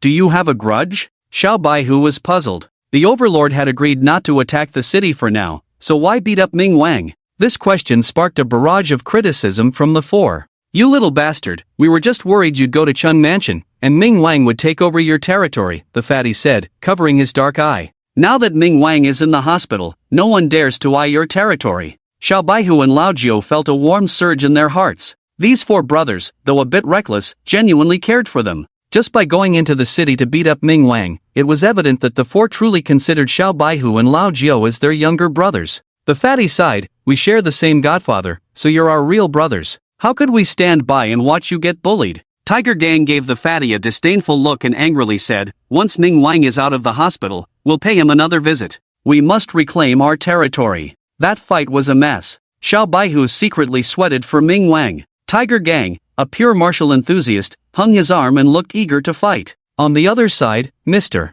Li listened to their conversation in silence and hung up the phone. He had no idea how to describe this group of lunatics anymore. No wonder the big shots in the city don't want to mess with the overlord. Just these few henchmen are enough to give them a headache. It's about time. Godfather has arranged a car for you. It's time to go to Chun Mansion. Left Horse glanced at his watch and reminded. It would take at least 5 or 6 days to travel from Ice Mansion to Chun Mansion, even without encountering any transmuters. The two of them wasted 2 days in the village. If they didn't leave soon, they might not even get a sip of soup. Arriving at the village gate, the overlord's arranged vehicle was already in place. A heavy truck loaded with goods. Only this kind of high-powered vehicle dared to run in the wilderness. This is Lao Sun, who runs transportation in Ice Mansion, specializing in trips from Ice Mansion to Chun Mansion. You guys ride in his car. The overlord, draped in clothes, swaggered out of the village and introduced the driver to the two. The latter grinned foolishly. 8th young master, 9th young master. Take good care of my little brother. If anything happens to them, I'll have people raid your company's vehicles every day. The chubby man chuckled and threw a backpack to the two. This is a bit of gold borrowed from the Ming family. Use it on your way. Chun Mansion is more chaotic than Ice Mansion. Be careful there. If you encounter something you can't handle, don't be reckless. If I'm not dead, you don't need to risk your lives. The overlord patted Little White Tiger's shoulder with a solemn tone. Go on. Men don't need to say much to each other. Sometimes a glance is enough. Several of Tiger's companions watched as the two left, full of concern for their little brother. Call if you need help. Got it. The driver was a man in his 40s, not one for many words. After getting in the car, the driver handed cigarettes to the two very respectfully, showing that he was wary of the overlord's group. For transporters, the worst thing is to encounter road bandits. Master, how does Chun Mansion compare to Ice Mansion? Is it more prosperous than Ice Mansion? Little White Tiger and 9th young master, who had never traveled far, chatted eagerly with the driver. Firstly, the journey was too boring without conversation. Secondly, they wanted to learn more about Chun Mansion. The driver gripped the steering wheel with both hands, a cigarette dangling from his mouth, one eye tearing up from the smoke. They're both about the same in terms of prosperity, but Chun Mansion is a bit more chaotic. The whole city has been under martial law recently. Why? Did the transmuters attack the city? 9th young master sat cross-legged on a small bed in the back of the driver's cabin. Haven't you guys been following the news? The driver looked at the two in surprise. It's been all over the place these days. The bank opened by the Sanmu Group in Chun Mansion was robbed. They not only stole over 20 million but also went to the Sanmu Group and killed dozens of foreigners. Those bastards deserved to be killed. They cheated everyone in Chun Mansion into buying their funds, and even the council members supported them. What do those ordinary folks know? They just follow along if they're told they can make money, and as a result, many families were ruined. The driver sighed. These foreigners only know how to swindle our money. They deserve to be killed. Little White Tiger and 9th young master listened in shock. In the post-apocalyptic world, there were many bank robberies, but it was rare to see someone bold enough to rob a bank and then go kill people. Who did it? Little White Tiger asked curiously. I heard the mastermind was a college student. His family is a small middle-class family in Chun Mansion. After listening to the Sanmu Group's nonsense, he invested all his family's assets, and in the end, the bank said it was all lost, not returning a penny. His whole family jumped off a building, the driver said as he became more familiar with the two. This kid was born to be a troublemaker. He did this job very meticulously. The driver pulled out a newspaper from under his seat and handed it to the two. It was a newspaper from 3 days ago, with a headline showing 5 masked men firing guns. Little White Tiger noticed carefully that one of the men had only 4 fingers. 6 days later, on a desolate road near the uninhabited area, Little White Tiger and 9th young master squinted and huddled in the driver's cabin, the rugged road almost shaking them out of their wits. Chun Mansion was getting closer, but the two's condition was deteriorating. Keep going, almost reaching the town where I usually take a break. Can have a warm meal there, the driver said, patting his pocket and realizing he had smoked his last cigarette, so he had to step on the gas. The truck with full horsepower suddenly slammed on the brakes. Xiao Baihu almost flew out of the car. What's going on? Damn, luck is really bad. Ran into a roadblock. The driver, a seasoned person, remained calm upon encountering the roadblock. He took out a stack of cash from the drawer and shouted to the people outside the window, "Brothers, thank you for your hard work. Please move aside, here's some money for you to buy cigarettes." "We're not robbers," Old Nine keenly observed that the other party was not a bandit. The fiercest bandits were from the tyrant's lair, but Old Nine had seen people from there, and they were completely different from the group in front of him. 7 men were scattered on both sides of the road. However, Old Nine and Xiao Baihu could sense that their positions were strategic, although they couldn't pinpoint exactly why. Moreover, these 7 men were clearly not from the city outskirts. The rough-skinned thugs outside the city could be mistaken for gauze,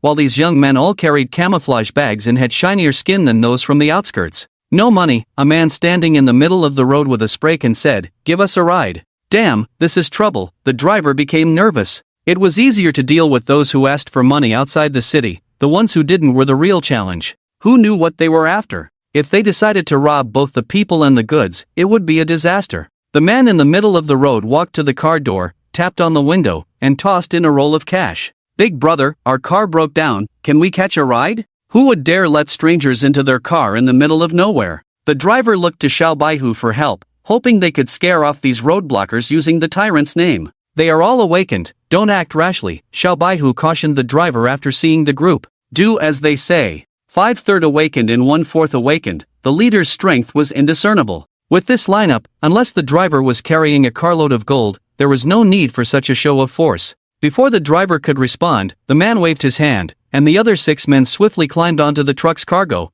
while the leader opened the door and got in. "Young man, please make some room." The man hung the spray can on his waist and nodded at the two. In the light of the cabin, the two could see the man clearly. He looked to be in his 40s, with a crew cut, sharp eyes, and a righteous demeanor that set him apart from the others on the ground. "Thank you." The man climbed into the bunk bed, took out a cigarette, and handed it to the 3 to reassure them. "Don't be afraid, just taking a ride, we'll cover the fare, won't cause you any trouble." "Thanks, Kang Beishan." "Good choice." The driver recognized the brand of cigarettes. The middle-aged man smiled and nodded, not saying much, just smoking quietly. After traveling a distance, Xiao Baihu and Old Nine finally relaxed their guard. It seemed that these people had no ill intentions towards them. If they were robbers, they wouldn't be riding alone. "Young man, are you also going to Chuanfu?" After squinting for a moment, the middle-aged man, perhaps feeling the atmosphere was a bit awkward, struck up a conversation with Xiao Baihu and Old Nine. Seeing that Xiao Baihu and Old Nine looked like young men, the middle-aged man lowered his guard a bit.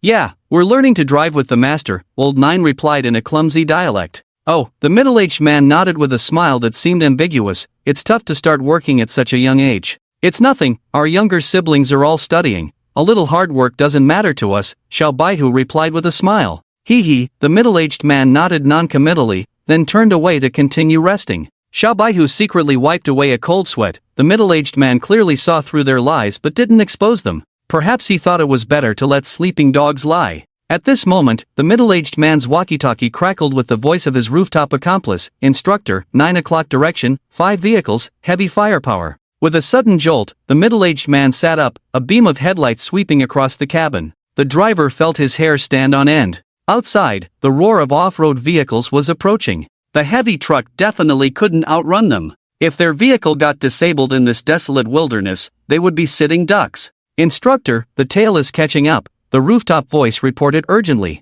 The middle-aged man climbed into the driver's seat, effortlessly tossing the driver to the back like a chicken. "Enemy vehicles within firing range, repeat, enemy vehicles within firing range," the man's accomplice reported loudly over the walkie-talkie. Unfazed by the danger, the middle-aged man steered the vehicle while shouting to the other two, "Buckle up." The driver and the young man named Xiao Baihu looked puzzled. They were inexplicably dragged into the enemy's battle. Looking out the window, the approaching threat was palpable, with gunshots becoming faintly audible. Bang! The window shattered, glass shards flying. "Be careful," the middle-aged man warned, as Xiao Baihu and Lao Jiu pretended to cower in fear. In the shadows, Xiao Baihu touched his cheek grazed by glass shards, a hint of hostility flashing in his eyes. "Brother driver, sorry about this, your vehicle is going to be scrapped today. I have some money in my bag, take it for now. I'll compensate you once we're in the city." The middle-aged man opened the window, gesturing to the people on the rooftop in a way Xiao Baihu couldn't understand. "Hold on tight." The driver accelerated with full force, causing the cargo on the truck to fly out several meters. Xiao Baihu widened his eyes, witnessing a truck drifting for the first time. One side of the heavy truck's wheels lifted off the ground, leaving a long skid mark before coming to a heavy stop. The middle-aged man kicked open the car door and shouted, "Open fire!" Rat-a-tat-tat. Gunfire erupted from both sides. The middle-aged man's group fired in bursts or single shots, while the enemy vehicles unleashed continuous gunfire. They are soldiers.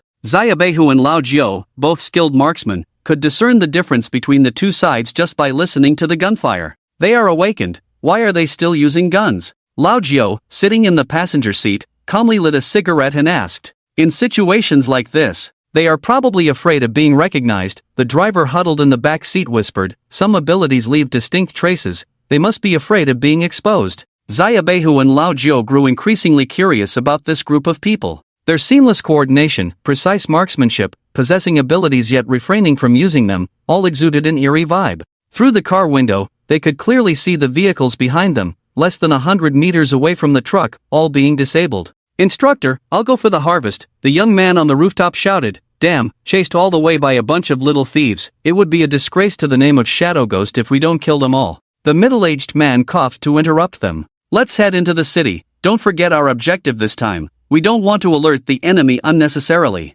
With that, the middle-aged man restarted the car. Due to the unexpected arrival of these unwelcome guests, their plan to rest for a night in Lifetown was abruptly cancelled. The middle-aged man drove the car swiftly, finally arriving at Xuanfu before daybreak. Xuanfu's urban area was much larger than Bingfu, with walls towering 2 to 3 stories high, and glimpses of skyscrapers under construction visible through the walls. Xuanfu seems to be doing well. Lao Jiao pointed to a skyscraper towering above the city walls. Such tall buildings, Bingfu doesn't have them. Humph, the driver scoffed, those Ko-Island people always come and do some face projects.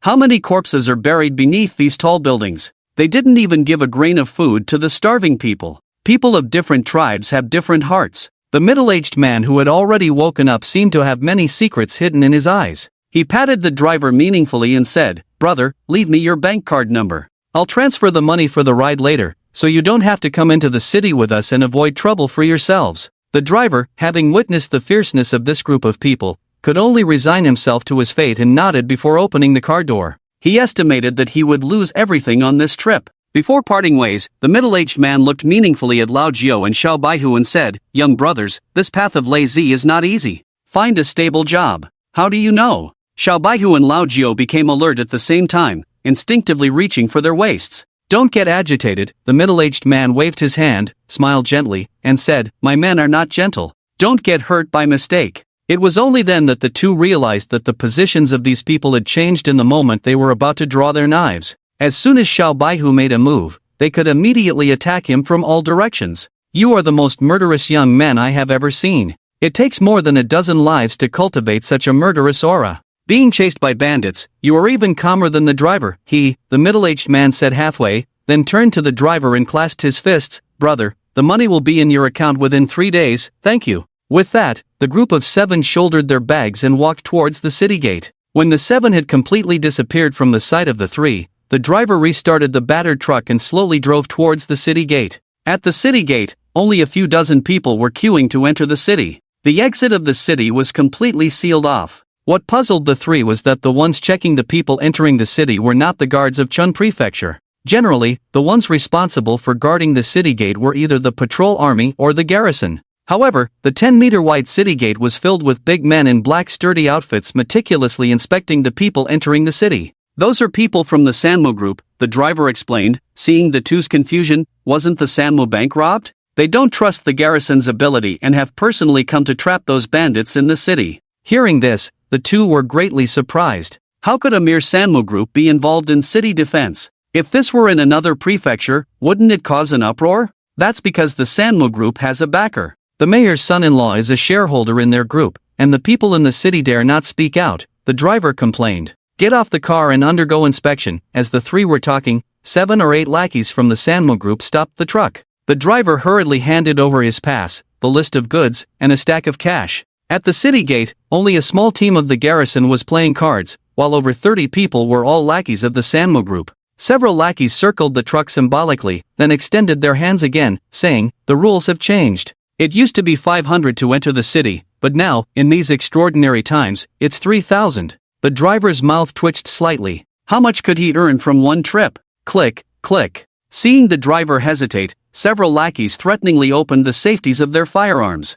Ah, help! While the situation was deadlocked, a woman's scream suddenly came from the passage where pedestrians entered the city. Four men dressed in Ko-Island attire were jokingly grabbing a woman covered in dirt but with a voluptuous figure. "You don't have a resident card, we suspect you are lazy. Come with us to the room for questioning."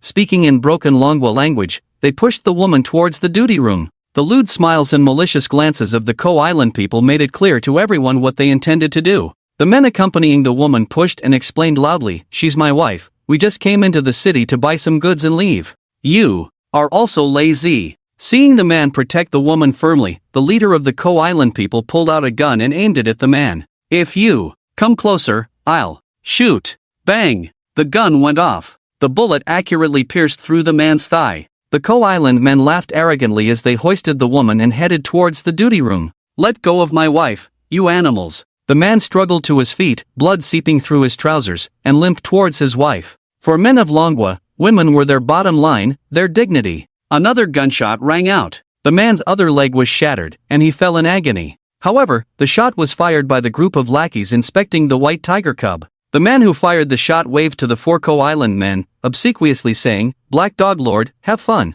You're lucky this time. We have important matters to attend to, so scram." The lackeys surrounding the white tiger were eager to flatter and no longer harass them. They ran up to the man who was shot, sneering, "Damn, it's your honor as a Ko-Islander that they fancy your wife. Don't worry, they'll pay after having fun, consider it earning extra money." The man clutched his leg, his eyes almost spewing hatred. "You will face retribution."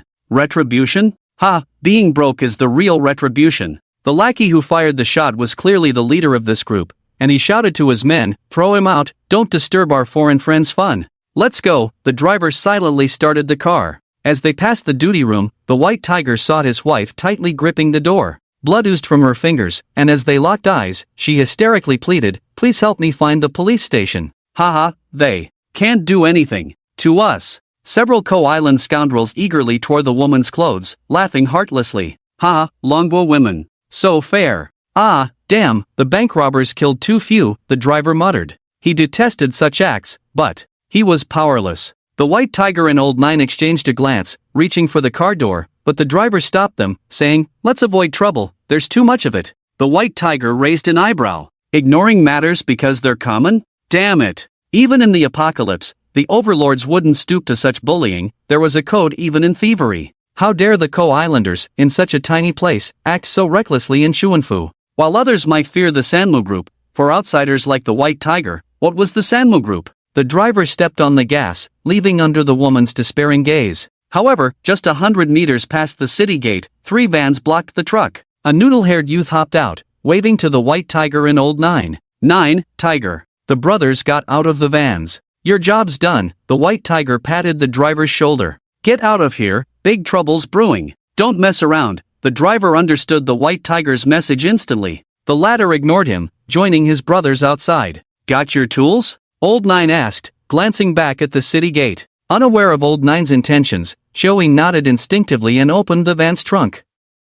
Dozens of tools were neatly arranged inside. The driver's eyes nearly popped out. "Are you attacking the city?" he growled. "None of your business. We're the Lyses, Longwa's Lyses. Today, they'll know how it feels to be bullied." Old Nine stepped forward, pulling out a spray can from the trunk. Haigo and Xiaoyin exchanged a glance, no more words needed. The brothers surrounded the van. Xiaofeng jumped in and pried open a large wooden crate with a shovel. A variety of firearms were neatly arranged inside. "I had I brother buy these on the black market. Fake I brother is also in Chuanfu, waiting for us at the residence," Xiaofeng explained. This time, when heading to Chuanfu, Mr. Li had sent almost all the capable men with the white tiger for safety. "Been living too peacefully, huh? Let's find some excitement." The white tiger picked up an automatic rifle, smoothly cocking the bolt. "I just took a glance, and damn it, there are 2 awakened among that group of island bandits. Me and Old Nine will deal with them. Others, don't use your abilities," cautioned Little White Tiger vigilantly. After all, they were in the enemy's territory. Using abilities too much could easily reveal clues.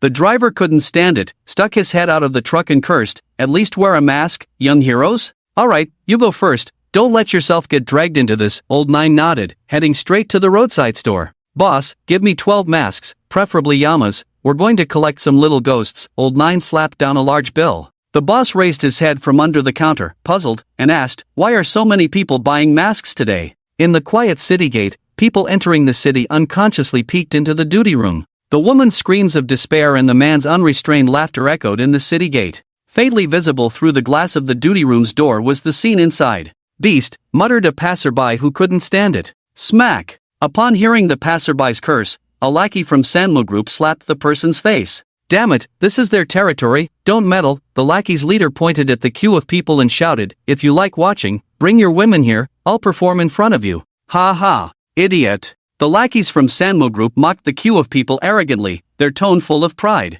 The lackey leader raised his head even higher, pointing to the gun in his hand. "If you're not convinced, come forward and argue with me, I'll treat you to some bullets." "They are still your compatriots," someone in the crowd shouted. "Nonsense, I'm not one of you lowly people." The lackey leader's words choked in his throat, his pupils dilating. At the exit, 12 youths stood in a row, the first 2 wearing Yama masks, and the remaining 10 wearing Monkey King masks. A breeze blew gently across the lackeys' faces, sending a shiver down everyone's spine. Step by step, in the dim city gate, the 12 moved slowly, like death come to claim souls. Over 30 lackeys aimed their guns at the youths simultaneously. "Stop, you brothers, which way are you from?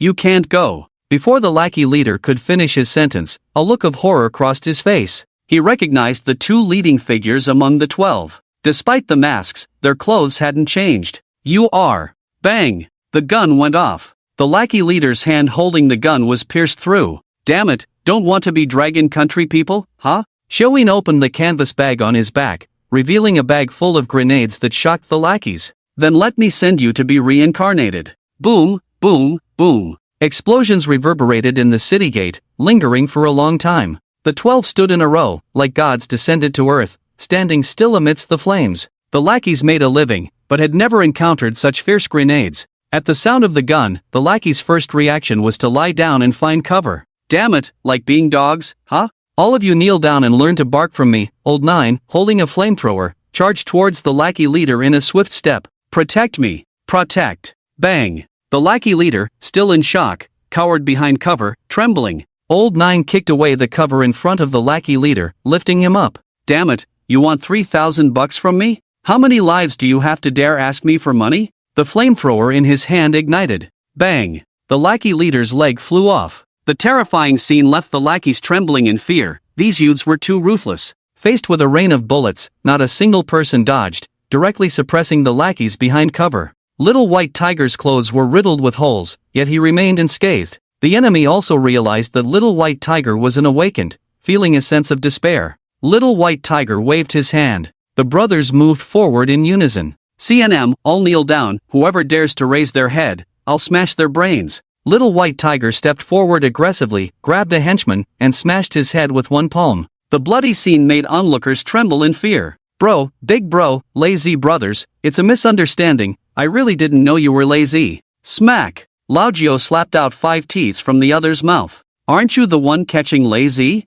Lao Jio sneered, pressing a gun against the henchman's forehead. "Let me ask you, where are you from?" Being a leader, the other was not stupid and instantly understood why Lao Jio's group was there. It was just a slip of the tongue. I am from Longwa." "All right." Lao Jio nodded upon hearing the reply and released the henchman. Before the other could breathe a sigh of relief, Lao Jio opened his hand, a bullet placed in front of the henchman. "Like offering bullets to others? I'll treat you to one as well." Lao Jio lovingly placed the bullet in front of the henchman's mouth. "Either I shoot it into your belly, or you swallow it yourself. The thick bullet, if swallowed, would cost half a life." The henchman leader pleaded, "Bro, spare me, please." "Seems like you need my help." Lao Jio cocked the gun. The latter shuddered in fear, hurriedly swallowing the bullet. The long bullet almost choked him to death. "Bro, is it enough?" The henchman leader, with a strong will to survive, gasped for air and cautiously asked, "Can I go now?" Lao Jio smirked, "Is it tasty?" Smack!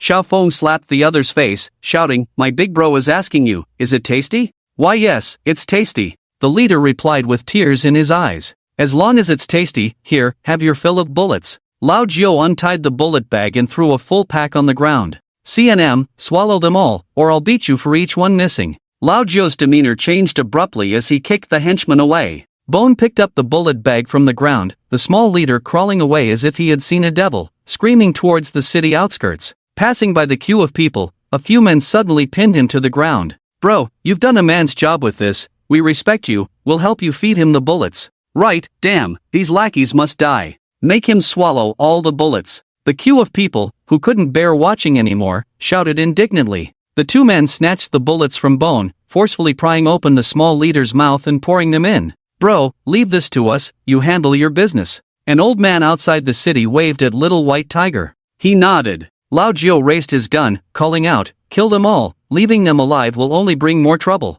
Rat-a-tat-tat. The brothers opened fire again. The intense gunfire lasted for a full 5 minutes. Over 30 terrified henchmen were shot to pieces. These people were just small-time thugs in the city, recruited by the Sanmo Group, thinking they could rise to the top in one go. In reality, they could only bully some unarmed poor folks in the city. When faced with wild lazy from outside the city, they didn't even have the courage to hold a gun. If they accuse you of being lazy, you better be lazy. Thanks, bro. The queue of people dispersed, knowing that they would be caught if they entered the city now after so many killings. At the city gate, the henchman leader widened his eyes, his mouth stuffed with bullets, his throat bulging from the bullets, and he choked to death. After the crowd dispersed, Lao Gio removed his mask. Do we still need to wear masks?" Bone asked in confusion. "I have to let these island rats know who killed them, so they'll never dare to come to Longwa again in their next life." Saying this, the brothers removed their masks and walked towards the duty room. Hello, this is the East Gate City Guard.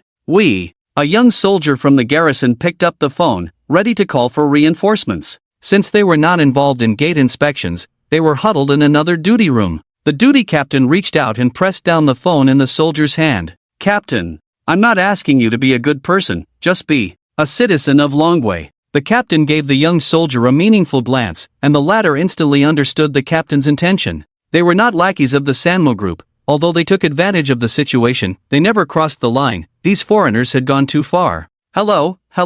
Excited voices came from the other end of the phone. "What's the situation?" The young soldier remained silent for a moment before speaking. "Report, today our entire squad got food poisoning, requesting leave for all members." "What? No more words, our captain has collapsed. We're heading to the hospital now." The young soldier hung up the phone. The captain nodded in satisfaction, leading his team swaggeringly out of the duty room, coincidentally meeting Lao Gio. They stood about 10 meters apart, both sides raising their guns. The young captain reached out and lowered his team member's gun barrel, muttering, "Damn, we should have been given glasses ages ago, everything looks blurry." "Ah, yes, Captain, I think dust got into my eyes, I can't see anything." "Ha!" A team member with glasses disdainfully looked at his teammates' poor acting, throwing his glasses on the ground and crushing them. "I'm the one who really can't see clearly." Lao Gio smirked, shook his head at the young captain, and leisurely walked towards the duty room of Ko Island. The woman's screams had stopped, and there was silence in the duty room. Presumably, the Ko Island group had also heard the commotion outside. Thud, thud, thud. Lao Gio knocked on the duty room door. "May I come in and deal with you guys?" He looked through the glass on the duty room door. The woman was curled up on the bed trembling, but her fingers inadvertently pointed to the side of the door, clearly warning Lao Gio of an ambush. Boom! A large hand smashed through the wall, a fist sending the Ko Island person hiding beside the door flying several meters away. Lao Gio withdrew his hand, shook off the dust, and cursed, "Are you talking to a bunch of animals? Do they understand human language?" "Oh." Lao Gio slapped his head, "I forgot, animals don't understand human language." Chomp, chomp, chomp. Lao Gio knocked on the door while making teasing dog sounds. Perhaps unable to bear Lao Gio's mockery or having decided to fight to the end, two other Ko Island people hiding behind the door suddenly appeared, their swords piercing through the wooden door of the duty room towards Lao Gio. Clang! The sword stabbed into Lao Gio's chest, shattering inch by inch. Your Ko Island swords are as fragile as humans, they break at a touch. Lao Gio, with a sickly smile, thrust his gun through the wooden door,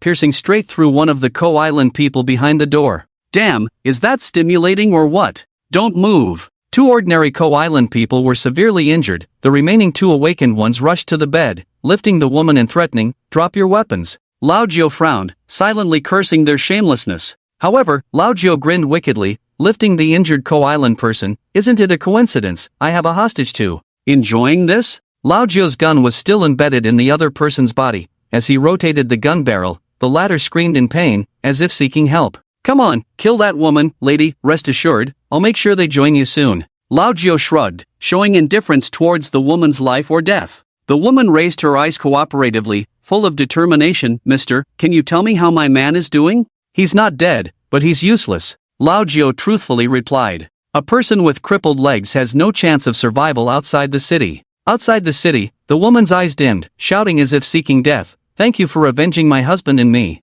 I must go to be with my man. Escort me and don't let me die in the hands of these thugs." Lao Jiao pulled out his spray gun and aimed at the crotch of the co-islander in his hand. "Damn it, can't even control your own pants. Let me help you. Yummy itty." Bang. Ah. Two co-island awakeners looked at their comrade's bloody crotch, shuddering. "What kind of butterfly is Yumiiti? Is it a specialty of co-island?" Lao Jiao released his grip, and the severely injured co-islander ceased breathing. "Baga." The two co-island awakeners, infuriated, raised their knives and slashed at the woman. "Damn it!" Lao Jiao and Xiao Baihu acted simultaneously, rushing towards the co-island awakeners. Just two awakeners dare to seek death. "Hey Quan, stop them." The two co-island awakeners, both at the third awakening level, naturally looked down on Xiao Baihu and Lao Jiao. Seeing the machete about to strike the woman, He Quan intercepted Xiao Baihu and Lao Jiao. "Iato, draw and cut. Cut the crap." The dazzling blade light split the ground, and the translucent blade energy turned into a crescent, rushing towards Xiao Baihu.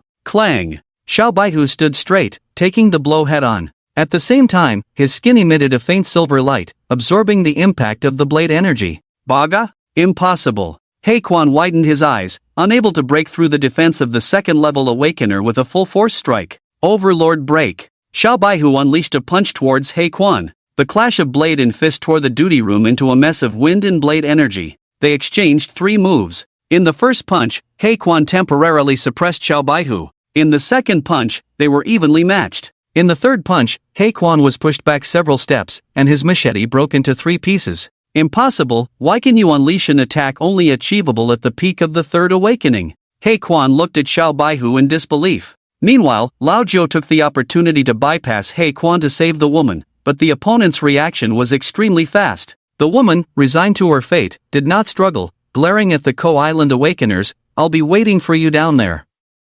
Bang! Blood splattered. He Quan and Xiao Baihu both stopped their actions, shocked by the scene before them. Dead. But it was the co-island's third-level awakener who died. His head exploded like a watermelon. 3 seconds later, the sound of a gunshot rang from a distance. The bullet arrived first, with the sound following 3 seconds later, terrifyingly delayed. Firearm awakener. He Quan trembled all over, crouching down as if seeing a ghost, afraid of being shot in the head. A kilometer away, a shot killed the third-level awakener. He Quan had no idea who the shooter was or where they were. Everyone in the duty room felt as if death was watching them, their hair standing on end. Firearm awakeners, a unique existence among summoners, possessed the ability to decapitate people from miles away. The bullets they fired were condensed with chi, making them quite powerful. If one couldn't locate their position, they would be at the mercy of the shooter. Who fired the shot? Xiao Baihu and He Quan exchanged a glance, trying to read something from each other's eyes. A kilometer away, in a high-rise building under construction, a masked man lay quietly on the ground, while the walkie-talkie beside him transmitted the voice of an instructor. "Well done." Reporting to the instructor, "The target has been eliminated." Requesting permission to shoot another awakener, the sniper replied calmly. "No need," the instructor replied in a low voice, "don't scare the kid. These two have some potential." "You actually have firearm awakeners?" He Quan was already considering retreat but didn't dare to rush out of the duty room, fearing a headshot the moment he stepped out. Xiao Baihu and Lao Jiao were also puzzled. They were unfamiliar with the area around Xuanfu. Who was this mysterious figure? Who are you people after all? The black dog stared vigilantly at the white tiger and Lao Jiao. Ordinary small teams cannot cultivate elite gun awakeners. The one who wants your life. Lao Jiao doesn't care if the sniper is enemy or friend. He helped the woman on the bed and handed her over to Xiao Feng. "Girl, go back and live well. Your man should not be dead. Go to another mansion and find a hospital for treatment," Lao Jiao said as he reached into his pocket, finding it empty. He then turned his gaze to the black dog. "Do you have money?" "Ha?" The black dog couldn't understand where Lao Jiao got the courage to ask him for money. "Damn, you're about to die, and you care about this little money?" "I'm accumulating merit for you," Lao Jiao said disdainfully. "Girl, go outside and wait. I'll help you get some medical expenses." "Baga. Bonnie horse." Lao Jiao's figure flashed and appeared behind the black dog. The latter was startled and swung his knife. With a bang, the broken wall was cut down by the black dog, leaving a horizontal cut on Lao Jiao's waist, blood seeping out. Overestimating yourself. The black dog coldly snorted as he saw Lao Jiao being cut in half by himself. But at that moment, a sinister voice came from behind him. Enjoying your fantasies? Looking at Lao Jiao's figure, swaying like a projection, the real Lao Jiao was holding a chair picked up from the ground, smashing it directly on the other's head. Illusion. The black dog looked bewildered at the fading figure of Lao Jiao. Are you an enhancement type or a mental type? Dead people don't need so much nonsense. With one in front and one behind, the black dog was sandwiched between the white tiger and Lao Jiao. He swallowed hard. The two teenagers in front had the power of a second awakening but could unleash the peak power of a third awakening. One had a body of enhancement type but could still use illusions. The black dog couldn't match the white tiger head-on and couldn't outplay Lao Jiao in cunning. Thinking of this, the black dog threatened, "You wait." With that, the black dog waved his broken knife, sending wind blades towards the brothers watching at the door. He thought Lao Jiao and the white tiger would be distracted to save them, giving him a chance to escape. But to his surprise, the people outside were extremely fast, disappearing in the blink of an eye at the door. Art of smoke. Failing in his plan, the black dog threw a black sphere, releasing a foul-smelling smoke that instantly filled a radius of 10 meters. Seizing the opportunity, the black dog leaped out more than 10 meters. That dog wants to escape. The white tiger took the lead in chasing. He saw our faces, we can't let him escape. Put on masks and kill him in public, Lao Jiao decided quickly. Yes. The brothers no longer hid their strength, donning masks and chasing after the black dog. After running hundreds of meters, the black dog thought he had escaped, as no one dared to kill a resident of Ko Island on the main street. I must kill all these Longhua people. With a bang, before the black dog could finish his words, an explosion occurred beside him. The intense explosion even injured his third awakening. Two teenagers wearing Sun Wukong masks rushed onto the street, one of them continuously throwing out blue energy bodies. Boom, boom, boom. Explosions resounded on the street.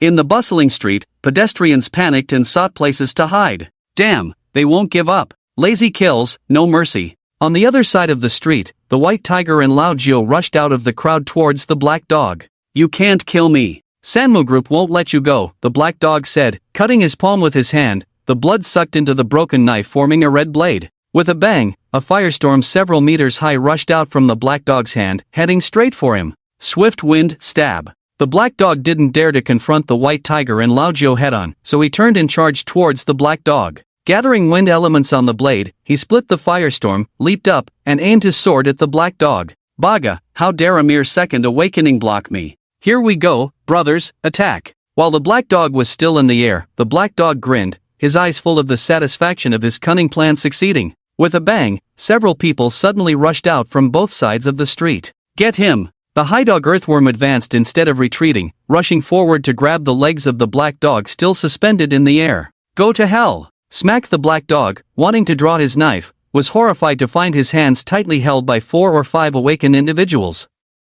Tug clang. The black dog was lifted in a crucifixion pose by High Dog and 10 other brothers. Despite his fierce resistance, High Dog and his companions had undergone celestial body tempering, making them stronger than ordinary awakened individuals of the same level. Gritting his teeth, temporarily restraining a third-level awakening was not impossible. The brothers struggled to restrain the black dog. Baga, I am Haekwon River from Sanmu Group. You dare to kill me. You will have no place to be buried. The black dog roared sternly. On the bustling street, passers-by watched in shock at this group of masked youths. In recent years, the people of Kodo had been committing many evils in Chuanfu. Although some had tried to assassinate them in secret, no one had dared to kill them openly in broad daylight. Why not dare? The killer of the black dog. Yao Long, the killer of the black dog. Xia Hu, Lao Jiao and Xiaobai, who walked side by side in the middle of the street. Under the gaze of hundreds of eyes, the two slowly drew their short knives from their waists. Those who harm my compatriots, Lao Jiao, holding the knife,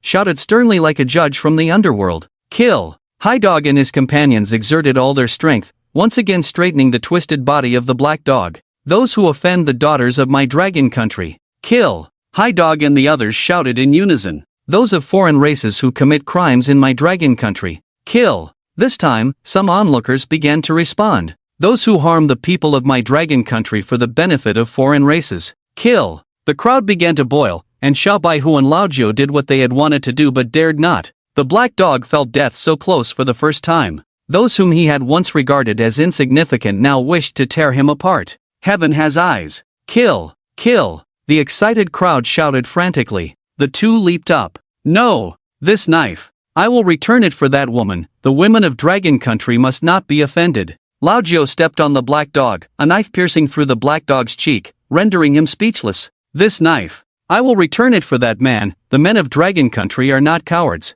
Xiao Baihu stabbed the black dog in the crotch with a knife. More knives! Lao Jiao stood on the black dog, shouting loudly. Men, keep them coming! In the shops on both sides of the street, knives and daggers were thrown towards Lao Jiao like rain. Damn it, throw all the knives, I'll foot the bill. A white-collar worker in a suit, his face red with anger, took out a stack of cash and threw it into the air. Men, bring on the knives. Lao Jiao held the knife in both hands. This knife is for the people of Chuanfu. Sobbing, the black dog could not speak, shaking his head frantically. Lao Jiao's eyes were filled with red light, a cruel smile as he stabbed the opponent's body repeatedly, like being torn apart by 1,000 knives. 10 minutes later, dozens of steel knives were stuck in the 1.6-meter body of the black dog, like a hedgehog.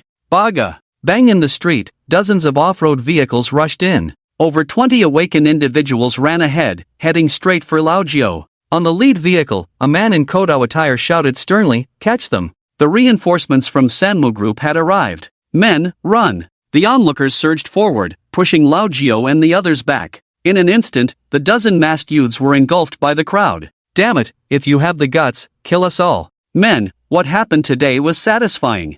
You go first, we'll hold them off for you. Cheers erupted from the crowd. The man leading Sanmu Group drew his sword and shouted to the driver, "Run them over, kill these scum. No mercy for those who block the way." Clang! The guards of Sanmu Group and the car raised their guns. Baga, I love slaughtering the people of Dragon Country the most. The awakened individual at the forefront grinned, revealing his fangs. Stop them! The crowd, long oppressed by the island bandits, held hands, their eyes ablaze, facing the approaching bandits with a look of determination. Damn, the men of Dragon Country don't back down, come on! Bang! A gunshot rang out. The head of the leading awakened from the Sanmu Group exploded. White and red fluids splattered. The gun-wielding awakened from the bandits struck again. Boom! Boom! Boom! The Sanmu Group convoy suddenly exploded, with off-road vehicles being lifted into the air. Countless casualties. Lao Jiao and Xiao Baihu stared blankly at the Sanmu Group team falling in disarray. Who's the god making a move again? The killer. Instructor. Boom! A man wearing a Yama mask descended from the sky, landing heavily in front of the Dragon Country people. Two awakened from the bandits charged straight at the instructor. The middle-aged man who had been friendly to Xiao Baihu and Lao Jiao seemed like a different person. He opened his large hand and easily grabbed the heads of the two awakened. Smack! The heads of the two bandit awakens exploded. Or rather, they were crushed by the instructor. The killer. Ishio. Bang! Another awaken's head exploded. The sniper under the instructor held a sniper rifle on a low building by the road, his eyes contemptuous. You call yourselves Sanmu? Anyone capable, raise your hand. The killer. Gorilla. Boom! Boom! Boom! The vehicles at the rear of the convoy that had luckily not been blown up were sent flying by the impact. A 4-meter-tall gorilla with bulging muscles rampaged through, swinging its powerful arms to send a dozen people flying with a single swipe. Roar! The arrogant gorilla stood among the bandits, pounding its chest with fists. The 100-strong convoy, just moments ago full of vigor, crumbled under the attacks of the instructor and his group in a single round. 20-odd bandit awakens huddled together, watching the instructor intently. The instructor spat, loudly declaring, "Anyone speaking the bandits' language, kill them all. Dare to blockade the city and trap my brothers, I'll personally come in and subdue you all." With that, the ground beneath the instructor's feet exploded as he charged towards the bandit awakens. The leading bandit awakened drew his long knife and shouted, "Charge!" The 20-odd awakens unleashed their ultimate moves, countless elements crashing towards the instructor. As he sprinted forward, a thin protective shield absorbed all elements that came near him in an instant. 3 strikes slash. Hurricane slash. Slash you, damn. The instructor's figure flashed, diving into the awakened group. A slap directly sent the head of the awakened in front of him flying. Yes, even after having his head sent flying, the awakened still maintained an attacking posture. Xiao Baihu and Lao Jiao watched in horror. They couldn't imagine that the man who had shared a car with them was so terrifying. The instructor effortlessly tore off an awaken's head, then smashed another awaken's head. His methods were beyond bloody, simply cruel. Do you know the consequences of offending the Sanmu Group? The leading awakened from the Sanmu Group kept retreating in fear, trying to intimidate the other side with the Sanmu Group's reputation. I'm here to deal with the Sanmu Group. Surrounded by a dozen Awakens, the instructor calmly lit a cigarette, the ironic smile on his Yama mask evident. We are the Sanmu Group. The words of the Sanmu Group's leader abruptly stopped. The instructor's palm was already on his head. I don't want to hear it. I want to see you kneel. The instructor extinguished his cigarette on the other's face. Although a cigarette but was not enough to harm the Awakened, the humiliation far outweighed killing him. The Awakened tilted his head back. Just kill me, my compatriots will avenge me. Crack! The instructor kicked the other's shin into an L shape. I said, kneel. A voice like the Grim Reaper's echoed from under the Yama mask. Faced with the instructor's overwhelming strength, even 5 Awakens might not fare well. The leading Awakened felt hopeless, clenching his fists tightly. Gaga, the warriors of the bandits will not surrender. Good, don't give in, good. The instructor slowly raised his right hand. Smack, wow, awesome, ugh. Various exclamations came from the crowd. Lao Jiao and Little White Tiger couldn't believe their eyes. Siju's head spun like a top, slapped by the instructor's hand. This was Siju, a dominant figure in the Ice Mansion City. In the hands of the instructor, he was defeated in 1 round. Jiao, I've seen the climax. Zhou clenched his fists. I want to go up and kill a few more. Me too. Haegu eagerly looked at Little White Tiger. Bro, give the order, let's charge again. Lao Jiao and Little White Tiger were filled with excitement. Damn, this is what a man does, let's charge again. Lao Jiao straightened his body, ready to charge again. Suddenly, a big hand grabbed their clothes. Stop playing, let's go, the Sanmu Group's main force is on the way. The person was one of the instructor's subordinates, Cun2, wearing a gold earring and a smirk on his face. The instructor said to retreat. They will retreat after the fight too, can't be caught in a trap.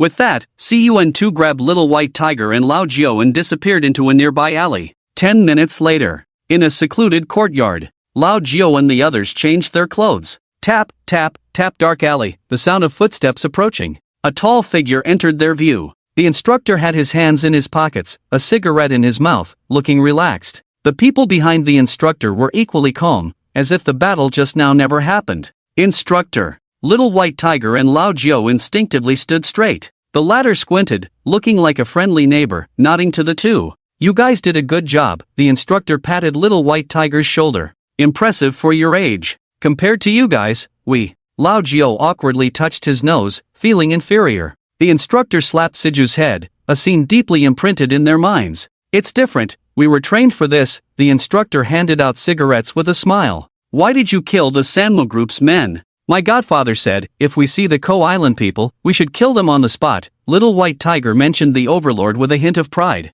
But he didn't know who was stronger between the instructor and the Overlord. And you? Why did you help us? Lao Jiao thought the instructor intervened to save them and asked somewhat embarrassedly. The instructor's face showed a hint of playfulness. We didn't help you to save you. We once swore to defend the Dragon Kingdom to the death. It's our duty and belief engraved in our bones. You wouldn't understand, young man. It's nice to meet you. The instructor slowly reached out his hand. I thank you on behalf of that couple. After shaking hands, the instructor put on a serious expression and reminded, keep a low profile during this time, stay apart, or you might blow your cover. Got it. Well, we might meet again if we don't die. The instructor glanced meaningfully at the two. Stay alive. Watching the instructor and his group gradually walk away, Lao Jiao felt inexplicably uneasy. Their shadows stretched long in the sunlight, like rebels. There was a feeling of a lone hero going against thousands of enemies. Where are you going? Lao Jiao couldn't help but shout. As soon as he said it, Lao Jiao regretted it, because it was a big taboo in the martial world. The man carrying a sniper rifle named Ishio turned around, happily waved to Lao Jiao, we're going to take down this city. Sir, Little White Tiger and Lao Jiao have landed in Chuanfu. Ice Mansion, Mr. Li's office. The secretary reported Little White Tiger's whereabouts to Li Yuxian in a low voice. As long as they've arrived, have their files been prepared? Put the transfer students into the school, Mr. Li said with his head down, focusing on handling documents as he casually instructed. The secretary hesitated for a while before speaking up. Sir, I think you should reconsider. Xiaobehu and Lao Jiao are too dangerous. If they are brought into the school, I'm afraid they might blow it up. The secretary was genuinely afraid of provoking these two killing gods who lacked restraint. If they were to go on a killing spree at the school, it would be a disaster. Xiaobehu and Lao Jiao would completely overwhelm those privileged young men who grew up sheltered in a greenhouse. No, Xiaobehu still has some sense of propriety, Mr. Li picked up his teacup and blew on it, reassuring in a calm manner. Ah, sir. Yesterday, Xia Beihu and Lao Jiu caused a commotion at the Chuanfu city gate and even killed dozens of Ko Island people. The secretary felt her blood pressure rising, and it seems like they are involved with the shadow ghost. Put. Li Yuxian sprayed out a mouthful of tea. Li Yuxian didn't care about killing a few Ko Island people or blowing up the city gate. However, the shadow ghost. It was a taboo throughout the entire Dragon Kingdom. Shadow ghost. Are you sure? Mad, how did these two kids get involved with the shadow ghost? Mr. Li stood up excitedly and slammed the table. Who else knows about this? At the moment, not many people are aware. The secretary frowned. Mr. Li no longer had his usual calm demeanor, pacing back and forth anxiously, and ordered, "The shadow ghost is a big taboo now. Whoever gets involved will die. We must keep this information under wraps." Chuanfu, Tianhe Private High School. Chuanfu was the top private school, only admitting the wealthy and privileged. Mr. Li spent tens of thousands to ensure Xia Beihu and the others could enroll smoothly. At the entrance of Tianhe High School at this moment, luxury cars lined up, and even many students had bodyguards. Compared to these wealthy children, Xia Beihu and Lao Jiu appeared shabby. Although they were all wearing school uniforms, the innate aura of wealth and privilege couldn't be cultivated in a short time. Lao Jiu squatted at the school gate, a cigarette dangling from his mouth, trembling all over, completely lacking the demeanor of a noble. Passing students cast disdainful glances at them. "Students Bai and Li, your enrollment is complete, please follow me." A well-dressed reception teacher approached the two, her eyes widening. At the luxurious school gate where people came and went with grace, only Lao Jiu and his group formed a circle, each with a cigarette in their mouths, clearly resembling street ruffians. Ahem. The reception teacher cleared her throat and pointed at the cigarette in Lao Jiu's mouth, gesturing for him to throw it away. Misunderstanding, Lao Jiu took out another cigarette and offered it to her. "Do you want one too? I'll bring you one later. We are the best school in the city." "Don't smoke at the school gate,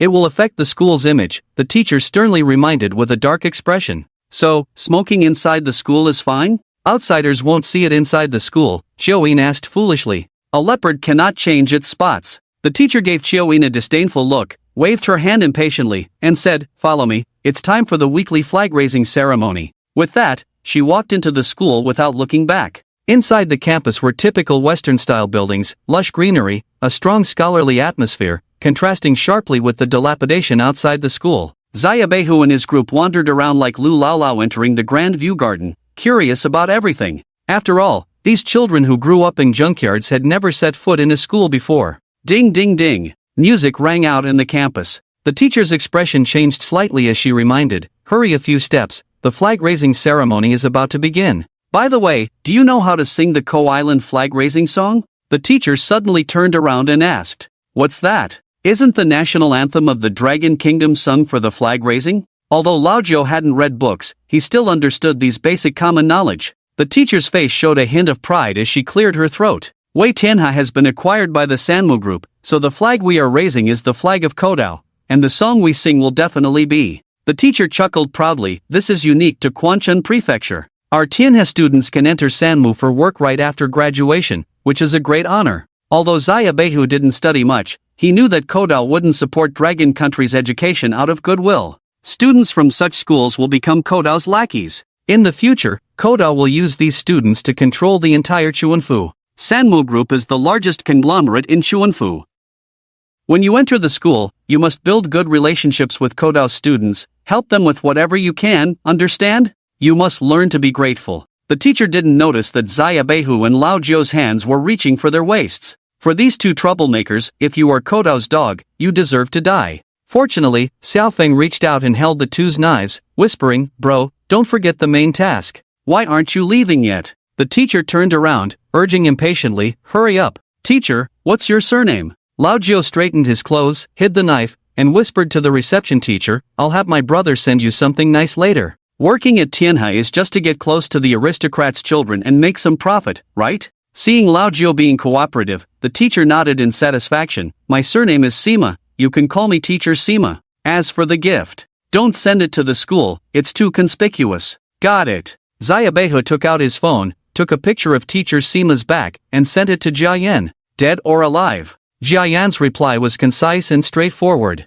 For a troublemaker, when the boss gives a task, they get it done, no matter the reason. Just make him remember his ancestors. If he can't recall, send him to meet his ancestors. We'll handle it tonight. The chat ended. Seema still didn't know that Zaya Behu had already arranged his fate. If he compromised due to life's pressures, Zaya Behu could understand, but if he took pride in it, that wouldn't go well for him. The group soon arrived at the playground, a super large one that could accommodate thousands of people, even with grass covering the ground. Over 1,000 students stood neatly on the playground, looking up solemnly at the Koda flag on the platform. If you don't know the song, learn it now. This is the first lesson of enrollment. Seema smiled a bit more when he knew Zaya Behu was going to give him a gift. The reception teacher placed them at the end of a certain class's lineup. This is your transfer class, Wuka, class 5 of grade 12. In the post-apocalyptic high school, students were generally divided into Wuka, martial arts, and Wenk, literature. Awakened students studied Wuka, while non-awakened students studied Wenk. Zaya Behu stood in the lineup, feeling out of place among the other students. Ultimately, it was because they all exuded a bandit-like, murderous, domineering aura, lacking the scholarly air. Also standing out of place were a group of people at the end of the adjacent class's lineup. Bro. Haegu lightly nudged Lao Jio's elbow, gesturing with his eyes towards the people at the end of the other lineup. A real leather sofa was placed at the very end. A handsome young man with a neat, big back-combed hairstyle was playing games on a tablet. Arrogant. Everyone was standing, but he was sitting with his legs crossed, thoroughly enjoying himself. Dear students, before today's flag-raising ceremony, please allow me to share some sad news with you. The flag-raising ceremony began, with the principal walking up to the platform with a short man in a black suit. Yesterday, a group of vicious bandits stormed into Chuanfu. In order to maintain peace in the city, the Sanmu group bravely fought against the enemies, but sadly, the Sanmu group lost several heroes, which is regrettable. Now, let us mourn for them with heavy hearts. The principal's speech was emotional, tears welling up in his eyes. The short man beside him even took off his glasses, facing the Koda flag with deep bows of sorrow. Silence begins. Led by the principal, the entire school bowed 90 degrees towards the Ko Island flag. A sense of sorrow permeated the campus. Of course, there were exceptions. Zaya Behu and his group held their heads high, hands in pockets, watching the principal's performance. Bro, is he talking about those little punks we and the instructor took care of yesterday? Haegu leaned in to ask Laojio with a smile. Who cares, as long as they're Ko Island people. Laojio turned to Choin and shouted, after school, let's buy some firecrackers to ward off bad luck. He. The teenager who had been playing on his tablet suddenly laughed, his peach blossom eyes forming crescents, looking very charming. Zaya Behu then noticed that this teenager hadn't stood up for the moment of silence either. They're making a big deal out of a few Ko Island lackeys as if their emperor had died. Exaggerating, the teenager on the sofa winked at Zaya Behu. What are you doing? Everyone is observing a moment of silence. What are you doing? This is disrespecting the heroes. Get up on the platform. A big, black, fat guy stood on the platform and noticed Zaya Behu and his friends standing stiffly in place, shouting in displeasure. At the same time, the fat guy's voice also caught the attention of the entire school. Some Ko Island students even wanted to come forward to teach Zaya Behu a lesson. Come up here, the fat guy scolded, then bowed to the short man next to the principal. Haimu, sorry, our education is lacking. We will immediately remove these troublemakers. Oh, education. Takes time, Haimu nodded, staring at Zaya Behu with a dark expression. Zaya Behu and Laojio exchanged a glance, looking helpless. They had originally planned to quietly learn the 9 awakening technique and leave, but it seemed like trouble always followed them. Even raising a flag seemed to invite trouble. What should we do? Laojio sighed. Let's go, if he provokes us, we'll deal with him. Zaya Behu sneered and walked towards the platform. For Zaya Behu and his group, who grew up in the streets, fighting was the least of their fears. A mere teacher couldn't intimidate them. And you, the one in the white shirt, come up here too, the fat guy pointed out a few students who hadn't observed the moment of silence. The teenager on the sofa was also called out and stood up in displeasure. Suddenly, 4 or 5 teenagers rushed out from his class, standing respectfully behind him.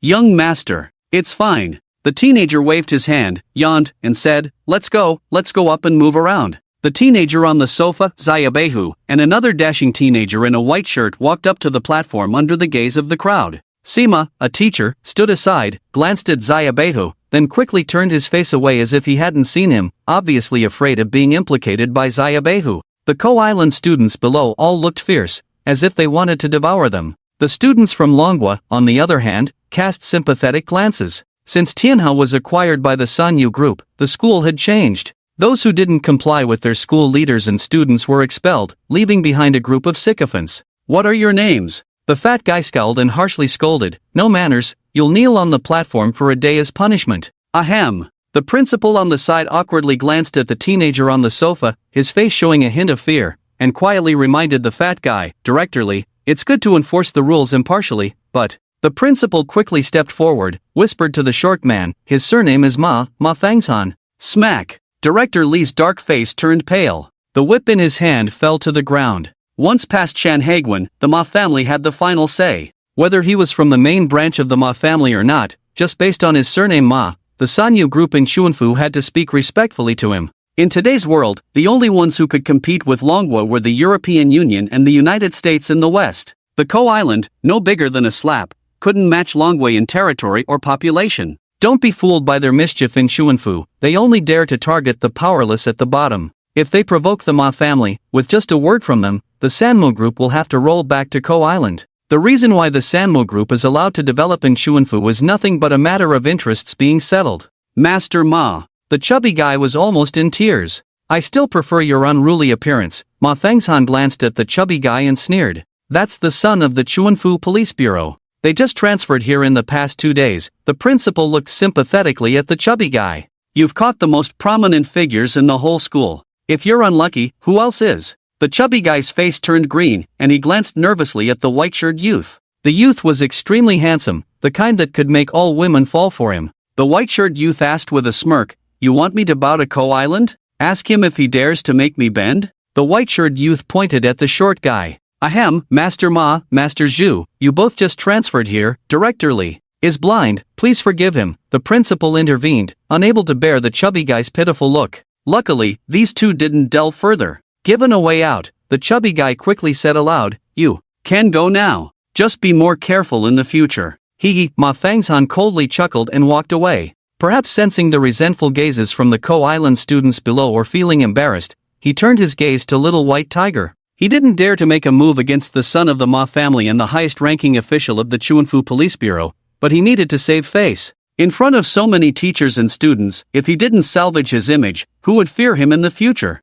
"Did I tell you to leave?" Seeing Little White Tiger also wanting to leave, the chubby guy suddenly became aggressive and shouted, "What? Afraid of the tough guys?" Lao Jiao turned his head disdainfully and smiled. "Nonsense, they just transferred, it's understandable. Did no one teach you before you enrolled?" The chubby guy gave Sima a look, and the latter quickly agreed, I've already told them all the rules." "So you're willfully breaking the rules, kneel at the rostrum for 3 days." The chubby guy saw that Little White Tiger and the others didn't seem like rich kids, so he grew bolder. He couldn't run into tough situations every time. "Come here," the chubby guy sternly ordered. Little White Tiger and Lao Jiao exchanged a smile. Background? Who didn't have some background? Without a word, the two walked up to the rostrum and took off their shirts. The 3-color skull on their chests shimmered in the sunlight. "We're not city nobles." "Director Lee, you can punish us as you please." Little White Tiger pointed to the 3-color skull on his chest. The 3-color skull was a unique tattoo of the core members of the Overlord's lair, representing the Overlord's approval.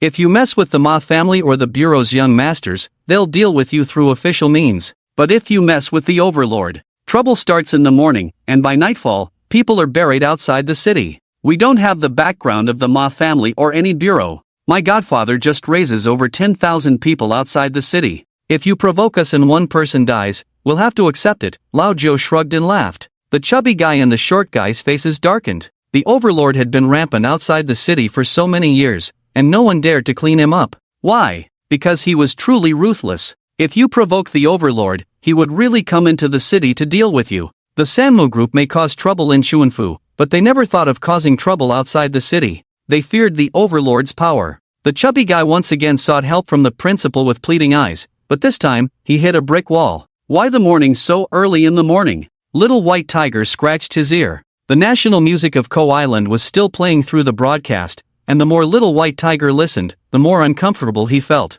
The earthworm understood, pulled out a spray can from his canvas bag, and aimed it at the broadcast. Bang! Silence fell. The scene fell silent. The broadcast was shattered by a spray. The school leaders stared in disbelief at the weapon in the hands of Chiu Yin. Who would bring a spray gun to school? Quite interesting, truly the child of a tyrant. Below the podium, Ma Fangshan curiously watched Xiao Baihu and Lao Jiao. "Tyrant?" Ma Fangshan's younger brother asked in surprise. "These bandits also go to school?" In the eyes of the city dwellers, the tyrant was a bandit, a powerful one at that. Letting these outsiders study? Isn't that a joke? The newly appointed overlord of the Bingfu Shipu district, the 8th and 9th adopted sons of the tyrant's lair, if we don't have the backing of our families, compared to them, we are not worth mentioning. Ma Fangzhan praised both Xiao Baihu and Lao Jiu in his words. His followers behind him were shocked. The young master of the Ma family, who always looked down on others, actually regarded these two young rascals highly.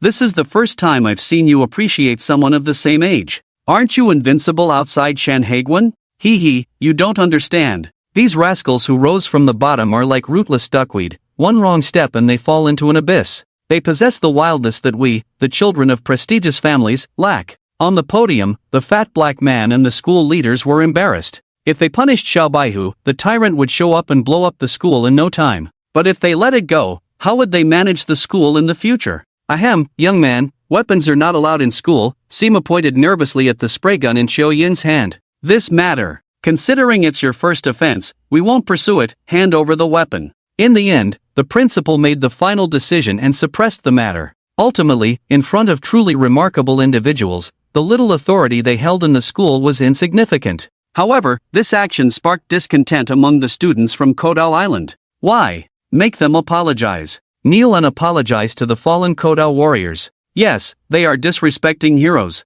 The noise from below grew louder, with the Kodao students accusing Xiao Baihu in unison. Using a spray gun to interrupt their national music, not bowing, not mourning, made these arrogant youths from Chuanfu extremely dissatisfied. The principal, in a dilemma, whispered to the short man, "The tyrant has been rampant outside for many years, it's best not to offend him. No, he must apologize for today's events." A student dressed in traditional Kodao attire jumped onto the podium. Clang, the sword was unsheathed. The blade pointed at Xiao Baihu, full of provocation. Whoosh! Join raised his gun, Haigo drew his dagger. Tension escalated instantly. Xiao Baihu smirked disdainfully, hands in his pockets. Ready for a fight? Kill this Dragon Nation dog. Kill him, just pay for killing a Dragon Nation person. Even Ma Fangzhan couldn't bear the commotion below, his face darkening. With hands behind his back, he clenched them slowly. Lao Jiu's eyes flashed red, his blood-red tongue licking his lips. If you lose, no crying aloud. Lao Jiu pushed Haigo and Xiaoyin aside and stepped forward.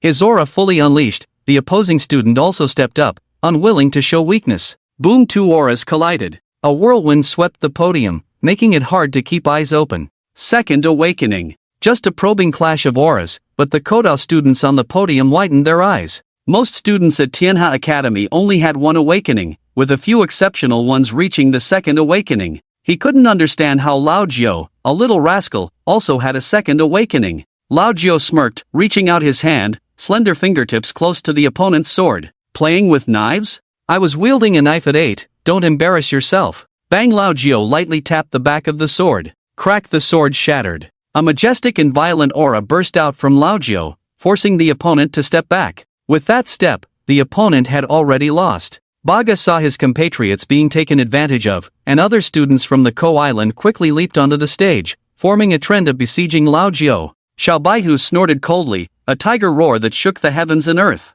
With a sudden punch, he sent 2 Ko Island students who had just jumped onto the stage flying. The battle was about to begin. Ma Fangzhan and the short Ko Island man spoke up at the same time. Nakata Shinichi, just because you are developing in Chun Mansion doesn't mean Chun Mansion is your territory, understand? Ma Fangzhan stood below the stage, speaking lightly to the short man. The latter's face turned serious. Words carry different weight when spoken by different people. Even the Ma family's strength had to yield to the Sanmo group. Hey! Nakata Shinichi's face turned grim as he bowed to Ma Fangzhan. The latter nodded in satisfaction, then winked at Xiao Baihu. Lord Nakata, the student who had been forced back by Lao Jiu, looked defiantly at the short man. Hey Quan Jian, I know you were angry because your brother was killed yesterday, but don't forget our purpose in Longhua. Do not offend the Ma family. Nakata Shinichi shook his head discreetly at He Quan. The latter was filled with discontent but could only swallow his pride. Among the 4 major noble families of Longhua, each had the strength to wage war against neighboring tribes on their own. Moreover, this was on Ma family's territory. Xiao Baihu and Lao Jiu, seeing that a fight was not going to happen, turned and left. He Quan unwillingly shouted, "Stop." "What? You're not done?" Xiao Baihu impatiently shouted, "If you're not satisfied, come out of the city with me for a walk. RNM, whether it's one-on-one or a group fight, I'll follow your lead. Today, I'll make you submit. With a swish, Xiao opened a canvas bag. The brothers pulled out various tools from the bag. He Quan frowned, suppressing his anger. Since young Master Ma has called it off, I naturally won't trouble you. But, will you dare to participate in the exchange competition between Longhua and Ko Island students organized by the school in a week? He Quan straightened his neck and declared loudly, I will openly defeat you. The exchange competition is a match to promote relations between students of the two countries, but you can also see it as a show of muscle orchestrated by the Ko Island people. The man in the white shirt standing aside explained softly to Xiao Baihu. Xiao Baihu glanced gratefully at him, and the man smiled slightly. In a week, I'll make you submit. Xiao Baihu pointed at all the Ko Island students below the stage, provocatively saying, as I said, one-on-one or a group fight, I'll follow your lead. Xiao Baihu and Lao Zhou's unruly behavior filled the Ko Island students below with indignation. But Nakata Shinichi's gaze held them back. Wait and see, Lao Zhou yawned, walking back to his own class alongside Xiao Baihu. Lord Nakata, I will definitely kill them on the field and cleanse the souls of our martyrs with the blood of the Longhua people, He Quan said sternly. Nakata Shinichi patted him on the shoulder reassuringly, He Quan, be patient. The board has already started preparing to deal with the tyrant. Once the tyrant falls, they are nothing to fear. Inform the other students not to provoke them for now, especially Ma Fangzhan. During the exchange competition, I have a plan that will surely make the tyrant's child die in the match, Nakata Shinichi comforted. Back in the group, Ma Fangzhan lounged on the sofa, took out a handful of melon seeds from his pocket, and patted the empty space on the sofa in front of him. Sit, Ma Fangzhan beckoned to Xiao Baihu. Although Xiao Baihu was puzzled, he sat next to him out of gratitude for his help earlier. Here for the Jueji of Yuri? Ma Fangzhan leaned closer to Xiao Baihu and asked directly. What Jueji? Xiao Baihu widened his eyes, asking innocently, this broken school has special skills?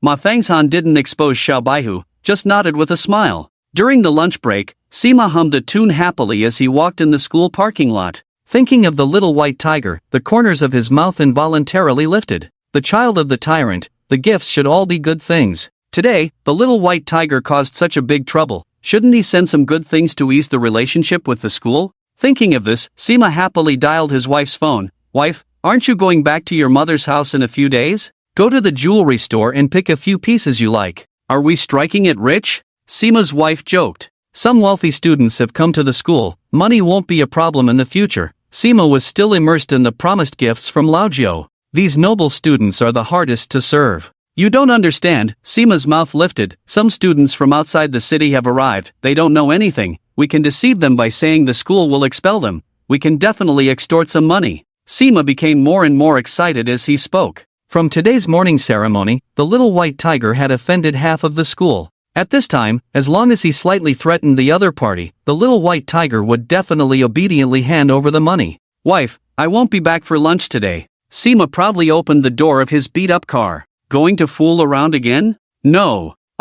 Sima's words abruptly stopped. Through the reflection on the car window, 3 men wearing woolen hats were standing behind him. The leader of the men had one eye without luster. You. Who are you? Sima swallowed hard, seeing the shiny knife in the other's hand. He threatened, this is the entrance of Tianhe School. I'll shout and the school security will be here immediately. Don't mess around. Ignoring the threat from the false eye, he carefully compared something on his phone in front of Sima. Sima immediately broke out in a cold sweat. He wanted to call for help but found that there was no one in the parking lot. Bro, it's him, no mistake, the new member with the false eye glanced at Sima, confirming decisively. Who are you people? It's him, no mistake, let's do it. The false eye confirmed the target, put away his phone, and nodded to the people beside him. Suddenly, Lei Zi made a move, grabbing Sima's neck with one hand and stabbing the knife into his thigh. Lei Zi turned the handle of the knife stabbed into Sima's thigh, sternly asking, do you remember whose seed you are? Help! Help me! Sima painfully covered his thigh, but dared not resist. He was just an ordinary person, with no strength to resist these fierce Lei Zi. The strong will to survive made him think over his enemies, trying to figure out who wanted to kill him. The last terrifying figure appeared in his mind. Are you here to kill me and silence me? I've said. I won't betray the old master. I took your money. I won't disclose your secrets, trust me, please. A yellow liquid flowed from his pants. Sima cried, saying, please tell the old master, I don't want the money, I'll give it back to you, I promise not to betray you. The false eye was stunned. As a longtime Lei Zi, he could tell at a glance that the other party was not lying. This guy actually knew the inside story of the secrets? I'll give you back the money, is that okay? Seema knelt on the ground, pleading with folded hands. The false eye's orders were to teach Seema a lesson, but it seemed they had stumbled upon an incredible secret. What the hell are you saying? The false eye quickly stopped his subordinate. Only dead men can keep secrets. The false eye squinted, leaning close to Seema. How am I supposed to explain this to the boss? Even if you gave me 10 times the courage, I wouldn't dare meddle in your selling of unique skills. I'm just an ordinary person looking to make some money. I really didn't mean to eavesdrop on your conversation. Besides, I've been paid to keep quiet, so I definitely won't spill the beans, Seema said nervously, reaching into his wallet. I haven't touched your money. Please, give me a way out, he pleaded, his fear palpable. The man with the fake eye remained silent for a moment, then stepped aside to make a call to Xiao Baihu. 5 minutes later, the man with the fake eye, holding a knife menacingly, stood in front of Seema. The boss says he'll give you one chance to forget about your conversation with him forever. Yes, I will definitely forget about my conversation with the boss, Seema stammered. With a swift motion, the man with the fake eye slapped Seema across the face. Are you close to the boss? Can you call him old man? Seema, trembling, quickly corrected himself. Mr. Wu, I will forget about my conversation with Mr. Wu. Hearing the name, the man with the fake eye grinned, revealing a set of white teeth. Opening the trunk of a beat-up car, the man with the fake eye gestured for Seema to get in. Seema's head shook like a rattle drum. You said you would let me go? Seema asked pitifully. I have family to care for. My boss wants to see you. The man with the fake eye pointed to the trunk. Don't worry, I won't kill you, brother. Another thug looked at the man with the fake eye in confusion. Lighting a cigarette, the man with the fake eye said, the boss can't be reached now. We'll wait until he's done with his business. What? You're actually an NPC in hiding? Another thug chuckled, patting Seema's head. We were going to break your legs, but congratulations, your legs are safe now. But whether you keep your life depends on your performance. Seema realized that these men were not associated with Mr. Wu. Enraged at being deceived, Seema exclaimed, You're not Mr. Wu's men, you tricked me. The man with the fake eye didn't bother hiding anymore. He removed his mask and adjusted his fake eye. You're quite clever. Now get in there yourself, he said, lightly tapping Seema's chubby face with the knife, causing him to shrink back in fear. Even though Seema knew the man with the fake eye wasn't Mr. Wu's associate, what good was that knowledge? His life was still in their hands. 3 minutes later, Seema was shoved into the trunk, and the beat-up car drove off into the distance. At Tianhe School, in a luxurious office, an elderly but sharp-looking man with white hair sat at his desk, reviewing documents. The phone on the desk rang. Hello? Mr. Wu, we don't want the money anymore. Please, let my husband go. We'll leave Spring Mansion immediately, okay? Seema's wife pleaded over the phone. Mr. Wu felt a sense of foreboding as he listened to her, puzzled. When Seema was surrounded by the thugs, his wife hadn't hung up the phone immediately, so she had heard everything clearly. What happened to Seema? Mr. Wu asked quietly, glancing outside the door. Isn't he the one you had tied up? It's over, Mr. Wu slumped into his chair. Mr. Wu, shut up, Mr. Wu snapped. I should have silenced you all long ago. Leave Spring Mansion now. I'll handle Seema's situation. After ending the call, Mr.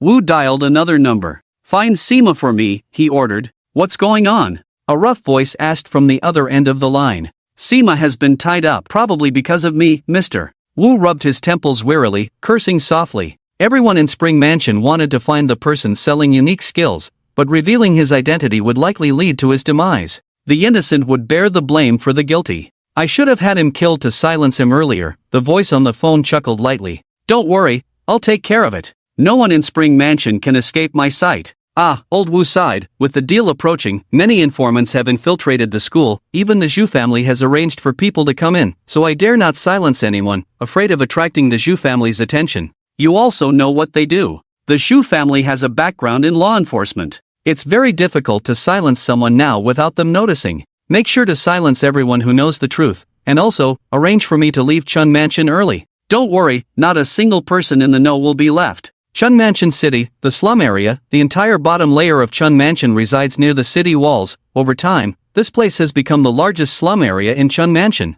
This is a breeding ground for evil and also the most mixed place in Chun Mansion. In a small inn with only a dozen rooms, Boss Little White Tiger and Old Nine walked into the room wearing masks and fisherman hats. The fake eye with the new recruit, Lazy, stood up to greet them. Seema was gagged and blindfolded, tied up and thrown on the bed. What's going on? Old 9 glanced at the fat man on the bed. The fake eye is a professional lazy, he wouldn't go against the boss's orders easily, so there must be a problem if Seema is tied up. He knows the seller of the day of the week technique. The fake eye gave a signal to his men. Two lazis understood and went out of the inn to stand guard. Little White Tiger raised an eyebrow. A task lead so soon, he hadn't expected that. Originally, Little White Tiger had planned to get useful information by getting close to Ma Thangsan. He hadn't expected Seema to come to them. He said the seller is Director Wu, here is the information. The fake eye handed over a document. I got this from a colleague in Chun Mansion. Director Wu is a well-known figure in Chun Mansion.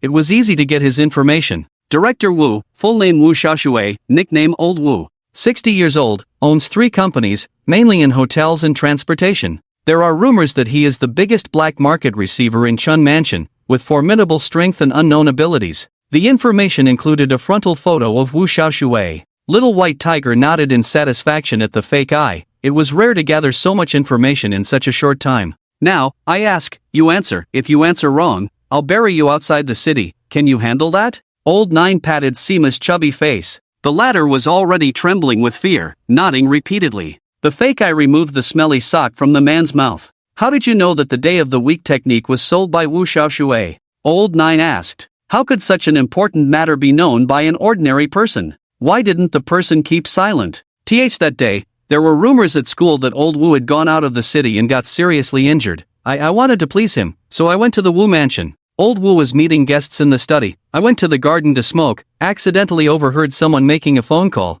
They happened to mention the name of the day of the week king, and said Old Wu was raising the price. At first, I didn't know what they were talking about, but later news came out that someone in our school was going to sell the day of the week technique. That's when I realized. Seema spoke everything he knew, fearing being silenced. Little White Tiger and Old 9 didn't doubt him, because in the eyes of big shots, someone like Seema was nothing. He couldn't possibly become a guest of a major power, so he had no reason to put himself in danger for others. Why weren't you silenced? Little White Tiger continued to ask. Because. The person on the phone had no idea that I overheard what he said, and later, I went straight to Old Wu to confess, hoping to seize the opportunity to board the Wu family's ship. Seema recalled intermittently, Wu Lao gave me some money and promised to make me the head of education in the future. As for why he didn't kill me, it's probably because he saw that I genuinely wanted to join him. Jia Yin sneered. For the upper-class figures, only dead men can keep secrets. Even if Seema truly wanted to join, what value could someone like him have? So the question remains why he is still alive. Despite Seema's scattered explanations, he failed to clarify why Wu Xiaoshui didn't silence him. Is it possible that they were worried killing him would raise suspicions among others? Xiao Baihu frowned, sharing his thoughts. It's possible. After Wu Lao promised me, I mentioned to my wife and some friends that I would soon be promoted. Seema pleaded, brother, let me go, I only know this much. The two asked more questions, but Seema remained clueless. Obviously, he hadn't been exposed to much information about the ultimate skills, but it was enough. With a target in sight, they could act. How should we deal with him? After asking, Jia Yan glanced at Seema on the bed. Lao Jiao squinted, up to you. Alright, Jia Yan nodded with a cold smile. I'll see you off. Jia Yan gestured for them to leave. This place is full of dangers, contact us directly if you need anything, try to come here as little as possible. In the dim alley, Jia Yan followed behind the two, kindly reminding them. Last time, they kidnapped Hua Lao's son, and Xiao Baihu had no obligation to save him, but he still took him away. For Jia Yan, this favor needed to be repaid. So, afterwards, Jia Yan stayed in Chun Mansion only taking tasks assigned by Xiao Baihu. Although he hadn't formally joined Xiao Baihu's faction, he was practically part of it. The three walked out of the slums. Lao Jiao took out a cigarette and handed it to Jia Yan. Eyeball, Lazy's line of work isn't bad. Are you interested in joining us? Xiao Baihu also nodded. This was something they had considered for a long time. Jia Yan had lost 4 brothers for the two, and after spending time together, they already considered him one of their own. This time in Chun Mansion, they operated in the light while Jia Yan worked in the shadows. Their cooperation was seamless. Recruit me, huh? Jia Yan was surprised that Lao Jiao suddenly brought this up. Why not? Your brothers are gone, why not be our brother from now on? After this task, you and the old man can help us manage the ice mansion's surface, and when we kill Ming Wang, we'll give you a district to run on your own. Xiao Baihu began painting a rosy picture. Jia Yan's heart fluttered slightly. If it were someone else saying this, he might not believe it, but Xiao Baihu and Lao Jiao were different. They were genuine towards their brothers, and their combined power could truly achieve something. Don't worry, the money will definitely not be lacking, Lao Jiao reassured Jia Yin. The latter remained silent, taking a drag of his cigarette. I'm used to freedom, I'll consider it. Jia Yin stamped out the cigarette, but a hint of sadness in his eyes. He had made it ashore, but his 4 brothers hadn't. Without forcing the issue, the two turned and left. As they were about to get into the car, Lao Jiao turned to Jia Yin with a smile. Eyeball, whether you're lazy or with us, we consider you a brother. Damn, you're making me all emotional. If I were a woman, I'd have been swayed by your words. Jia Yin laughed and scolded. Go on, it's dangerous here at night with all sorts of creatures, be careful. You too, be careful. Finish up and leave the city, we'll return to the ice mansion together after we're done. Xiao Baihu smiled, handing him a cigarette from the car. Young master, he's coming out. In a black 7-seater parked by the roadside, a stubbled man rubbed his nose, put on a mask, and drew a short knife from his waist. What's going on? Ma Fengshan, lying on the seat, put down his handheld game,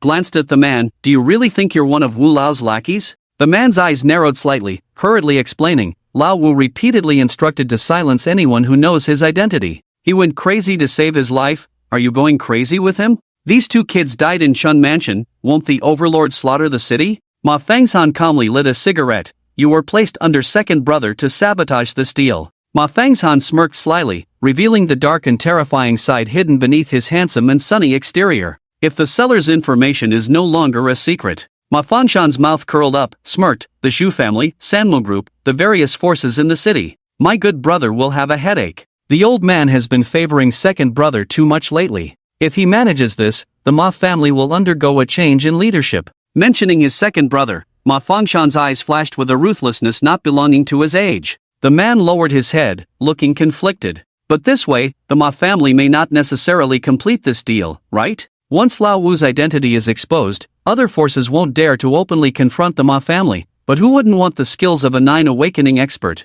There will definitely be underhanded tactics. This will greatly increase the difficulty for the Ma family to complete the deal. We haven't found what Lao Wu wants yet. What if other forces beat us to it? The reason why Wu Xiaoshui hasn't traded yet is that the Ma family hasn't found what he wants. Lao Wu wants to exchange his life-extending elixir for a special skill to extend his life. Since he values his life so much, he shouldn't die in vain for a special skill, right? Ma Fengshan opened the window, chin resting on his hand. His deep, pitch-black eyes stared in the direction where the little white tiger had gone, lost in thought. Once Lao Wu's identity is exposed, surrounded by wolves, the forces in Chun Mansion will tear him apart to obtain the special skill. When he's on the brink of death, I'll step in to save him. I'll take the special skill, and he'll have to thank me. My second brother, he's just too rigid. Ma Fengshan leaned in close to the man's ear and quietly revealed his plan, causing the latter to break out in a cold sweat. Huff, huff, huff. In the small hotel room without air conditioning, 4 Thunder members sat around a charcoal stove, eating hot pot. Sima had his blindfold removed, squatting on the ground with a pale face. Sit down, have some food. The fake eye acted hospitably, bringing a small stool for Sima. The latter, pale and trembling, asked in a quivering voice, Am I going to die? He wasn't stupid. The Thunder members not only released him but also showed their true faces. There was only one possibility, they were going to silence him. The fake eye didn't hide it either. Brother, life is fleeting. I'll tell you the truth, today we only intend to teach you a lesson. Sometimes, don't be too scheming, it might help you live a little longer. The Thunder members ate their hot pot without sympathy. This was a world where people preyed on each other. Can I leave Chun Mansion? Sima pleaded in a trembling voice. I'm just a small fry, there's no need to kill me. No, the fake eye placed a bowl and chopsticks in front of Sima, smiling sincerely. Wu Xiaoshui thinks you're insignificant, so you sold him out. My boss has been here. Even though you were blindfolded, if you remember their voices. We can't let the boss take risks, right? The fake eye comforted Sima by picking up a piece of meat for him. Doing business with money has its rules. As Thunder members, we solve problems for the boss, not create trouble for the boss. It's not just you. If I make a mistake, I'll take care of it myself, not leaving any loose ends for the boss, understand? The fake eye ate his meal with an indifferent attitude towards life and death. Sima never imagined that what he thought was a step to success would ultimately lead to his downfall. If you don't have enough strength, don't meddle in the games of big shots. Otherwise, the moment you become a discarded piece, you won't even know how you'll die. Tap, tap, tap. In the corridor outside, slow and steady footsteps could be heard. The 4 Thunder members simultaneously stopped their actions. The days of licking blood off their blades kept them on high alert at all times. As the footsteps drew closer, the false eye signaled to the others. One Thunder member ran to the window to check for any ambush downstairs. Two others hid behind the door, ready to strike with their weapons. Sizzle! The door was pushed open. In the dim light at the entrance, a man with a katana at his waist and a black cloth tied over his forehead appeared. "Hello," the man from the Ko Island greeted the false eye at the table solemnly. "I apologize for coming uninvited and disturbing you. Hungry? Smell something good?" The false eye took out a cigarette, pretending to light it, and turned his head. The Thunder member by the window shook his head, indicating no ambush downstairs. "No need to look. Have the two behind the door come out? I came alone today." Tap, tap, tap. The Ko Island man, dressed in samurai attire, walked into the room wearing wooden clogs. His gaze was arrogant, not even bothering to look at anyone other than the false eye. "Ho, you're quite tall for someone from Ko Island, aren't you?" The false eye tried to provoke, already planning how to take him down. At this time, at this place, it was a visitor from Ko Island. It was clear trouble was brewing. The man slowly drew his katana, wiping it with a white cloth from his pocket. "Please continue your meal. I'm just here to ask a few questions." The samurai smiled at the false eye, showing no concern that they might escape. Or perhaps he was absolutely confident they wouldn't. The two Thunder members behind the door slowly closed in. The false eye squinted, cautiously reaching under the table to grip a dagger. "Are you the teacher from Tianha?" The samurai's gaze lingered on Sima. "Do you know the identity of the seller of the day of the week's ultimate skill?" The samurai's second question sparked Sima's previously deadened mind. The false eye and the others looked serious. It was clear the man was after the seller, but how had he found them in such a short time? Glancing at the other Thunder members, the false eye dismissed the idea of a traitor. The Thunder members were personally selected by Mr. Lee and theoretically wouldn't betray the White Tiger. "Yes, I know, please save me, they want to kill me," Sima pleaded, disregarding the man's identity, solely focused on survival. Whoosh! At the same time, all four Thunder members made their move. The two Thunder members behind the door gathered green elemental energy in their hands, striking at the samurai. The false eye and the Thunder member by the window attacked the samurai head-on. Their angles of attack were cunning, their speed incredible. The samurai raised his head slightly, the katana in his hand gleaming with a green light. Swish bang, the blade cut through the air with a sharp, eerie sound, the tip turning into a thin green light that encircled the samurai, lingering for a while. The four Thunder members were sent flying backward. The sharp blade energy dispersed. Boom! The entire room was cut in half and collapsed with a crash. 5 senses. The false eye frowned, the dagger in his hand broken in two. A very fine wound on his chest, yet no blood seeped out. "Do not move, my blade is swift. If you move, the wound will split open, and you will die instantly," the samurai proudly declared. "After I finish questioning you, then you can die." The Ice Mansion's 5 overlords were only at 5 senses. The false eye was only at 3 senses, no match for the samurai at 5 senses. "Please, don't kill me," Sima pleaded, relieved to find himself unharmed as he searched his body. "I'll tell you. The seller is Wu Xiaoshui. You." Two Thunder members clutched the red lines on their bodies, glaring at Sima. The false eye raised his hand, signaling the others not to act rashly. Each of them had a bloodline mark from the blade.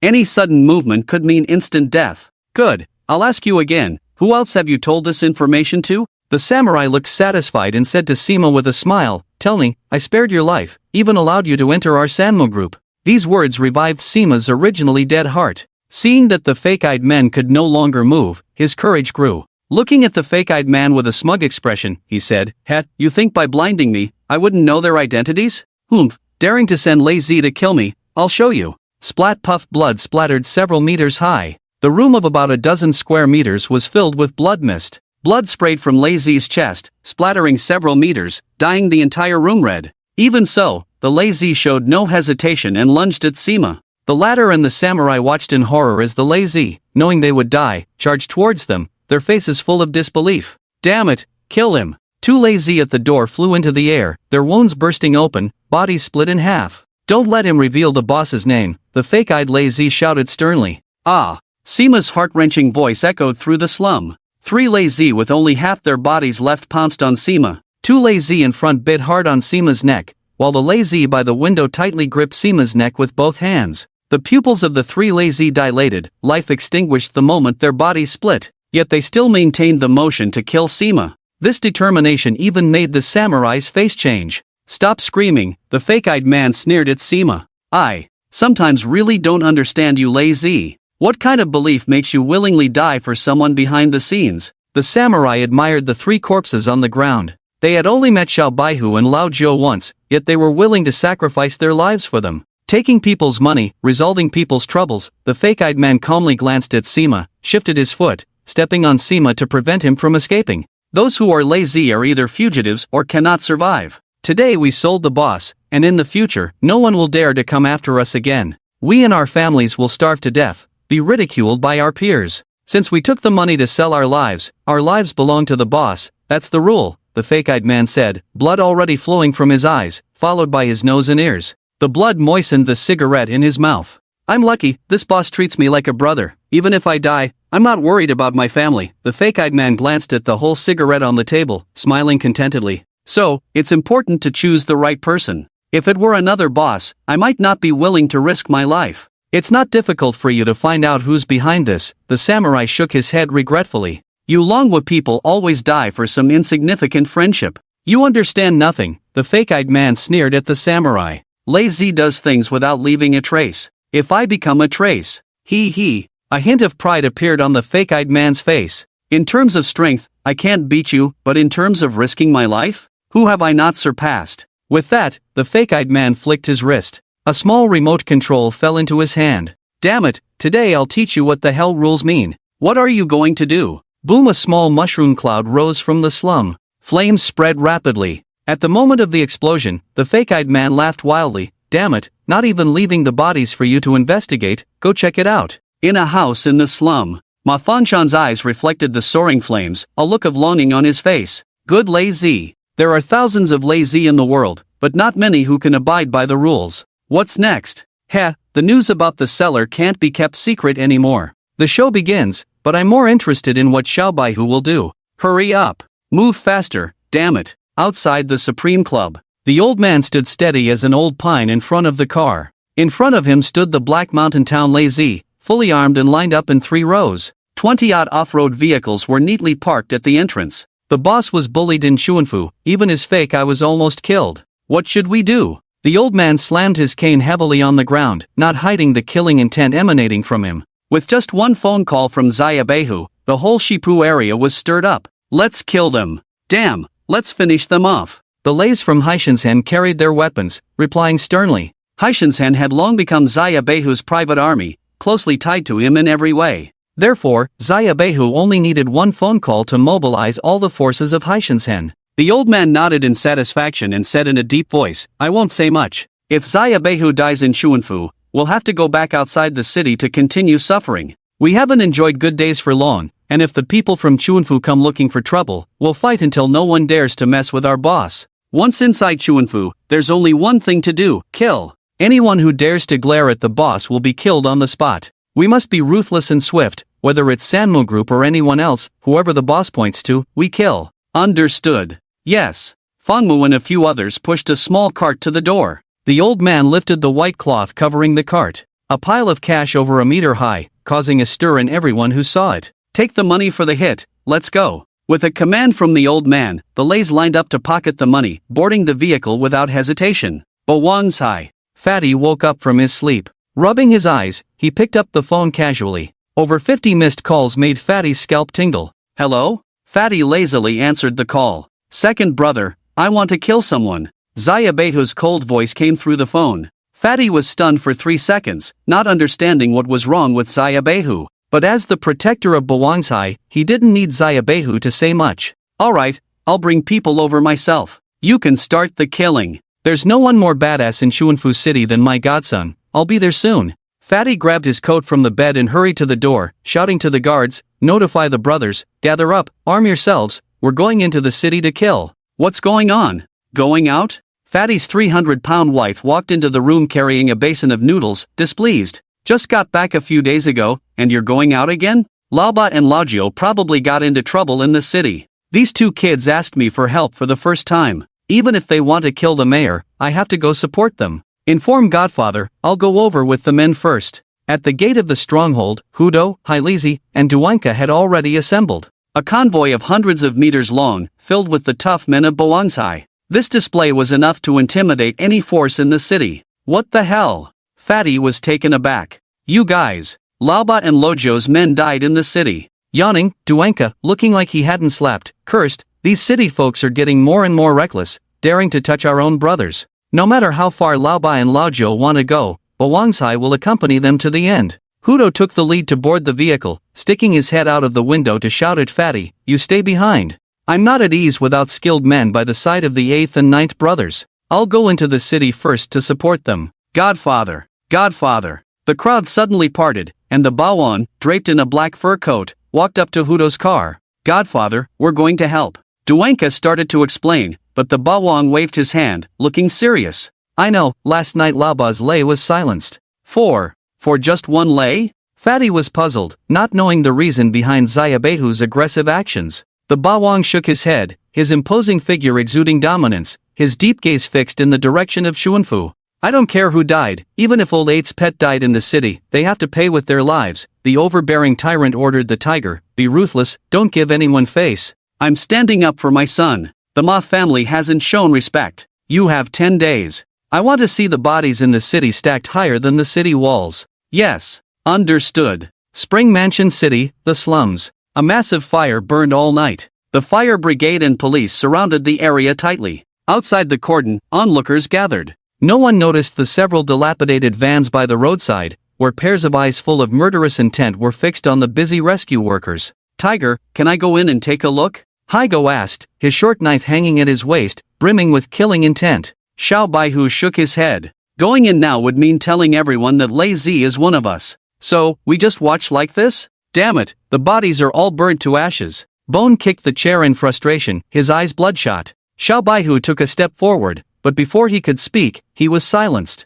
It was obvious they were targeted. The prime suspect was Wu Laowai trying to silence them. "I can't swallow this anger. Eyeball's 5 brothers are all gone. No matter what, we must find the one behind this." Lao Jiu pushed open the car door, lit 3 cigarettes, and stood on the ground. The red glow in his eyes intensified, his mind starting to blur. Just recruited, and now this? The more Lao Jiu thought, the angrier he got, the red glow gradually filling his eyes. Seeing Lao Jiu about to lose control, Xiao Baihu quickly got out of the car and carried him back inside. "Hi go." Lao Jiu trembled all over, taking deep breaths. "Yes? Inform the overlord's lair to surround Spring Mansion. If the murderer isn't found within a day, no one is allowed to leave the city. I'll take down each force in the city one by one until we find the culprit." Lao Jiu shouted sternly. "Yes. Worm. Yes. Leave the city, find me a group of lazy, 3 or more, ask Fengmu for money, let him figure it out." "Yes." Worm didn't hesitate, pushed open the car door, and walked out.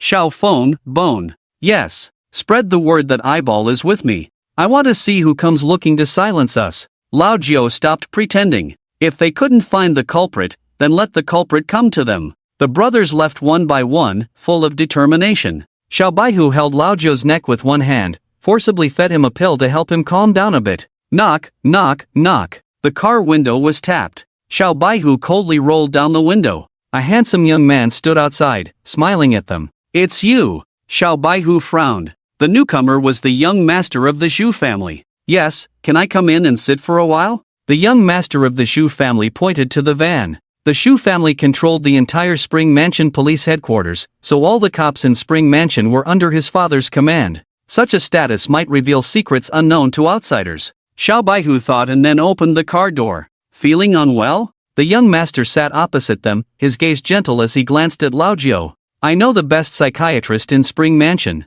"Do you need a referral?" "I'm not sick," Lao Jiu gasped. "Just let it out if you have something to say." "Crude." The young master frowned slightly, a hint of displeasure on his handsome face. "This fire, is it related to you?" "Yes, we started the fire." "Are you here to arrest us?" Xiao Baihu retorted, thinking the young master might have useful information, only to find out he was there to apprehend them. "Don't misunderstand.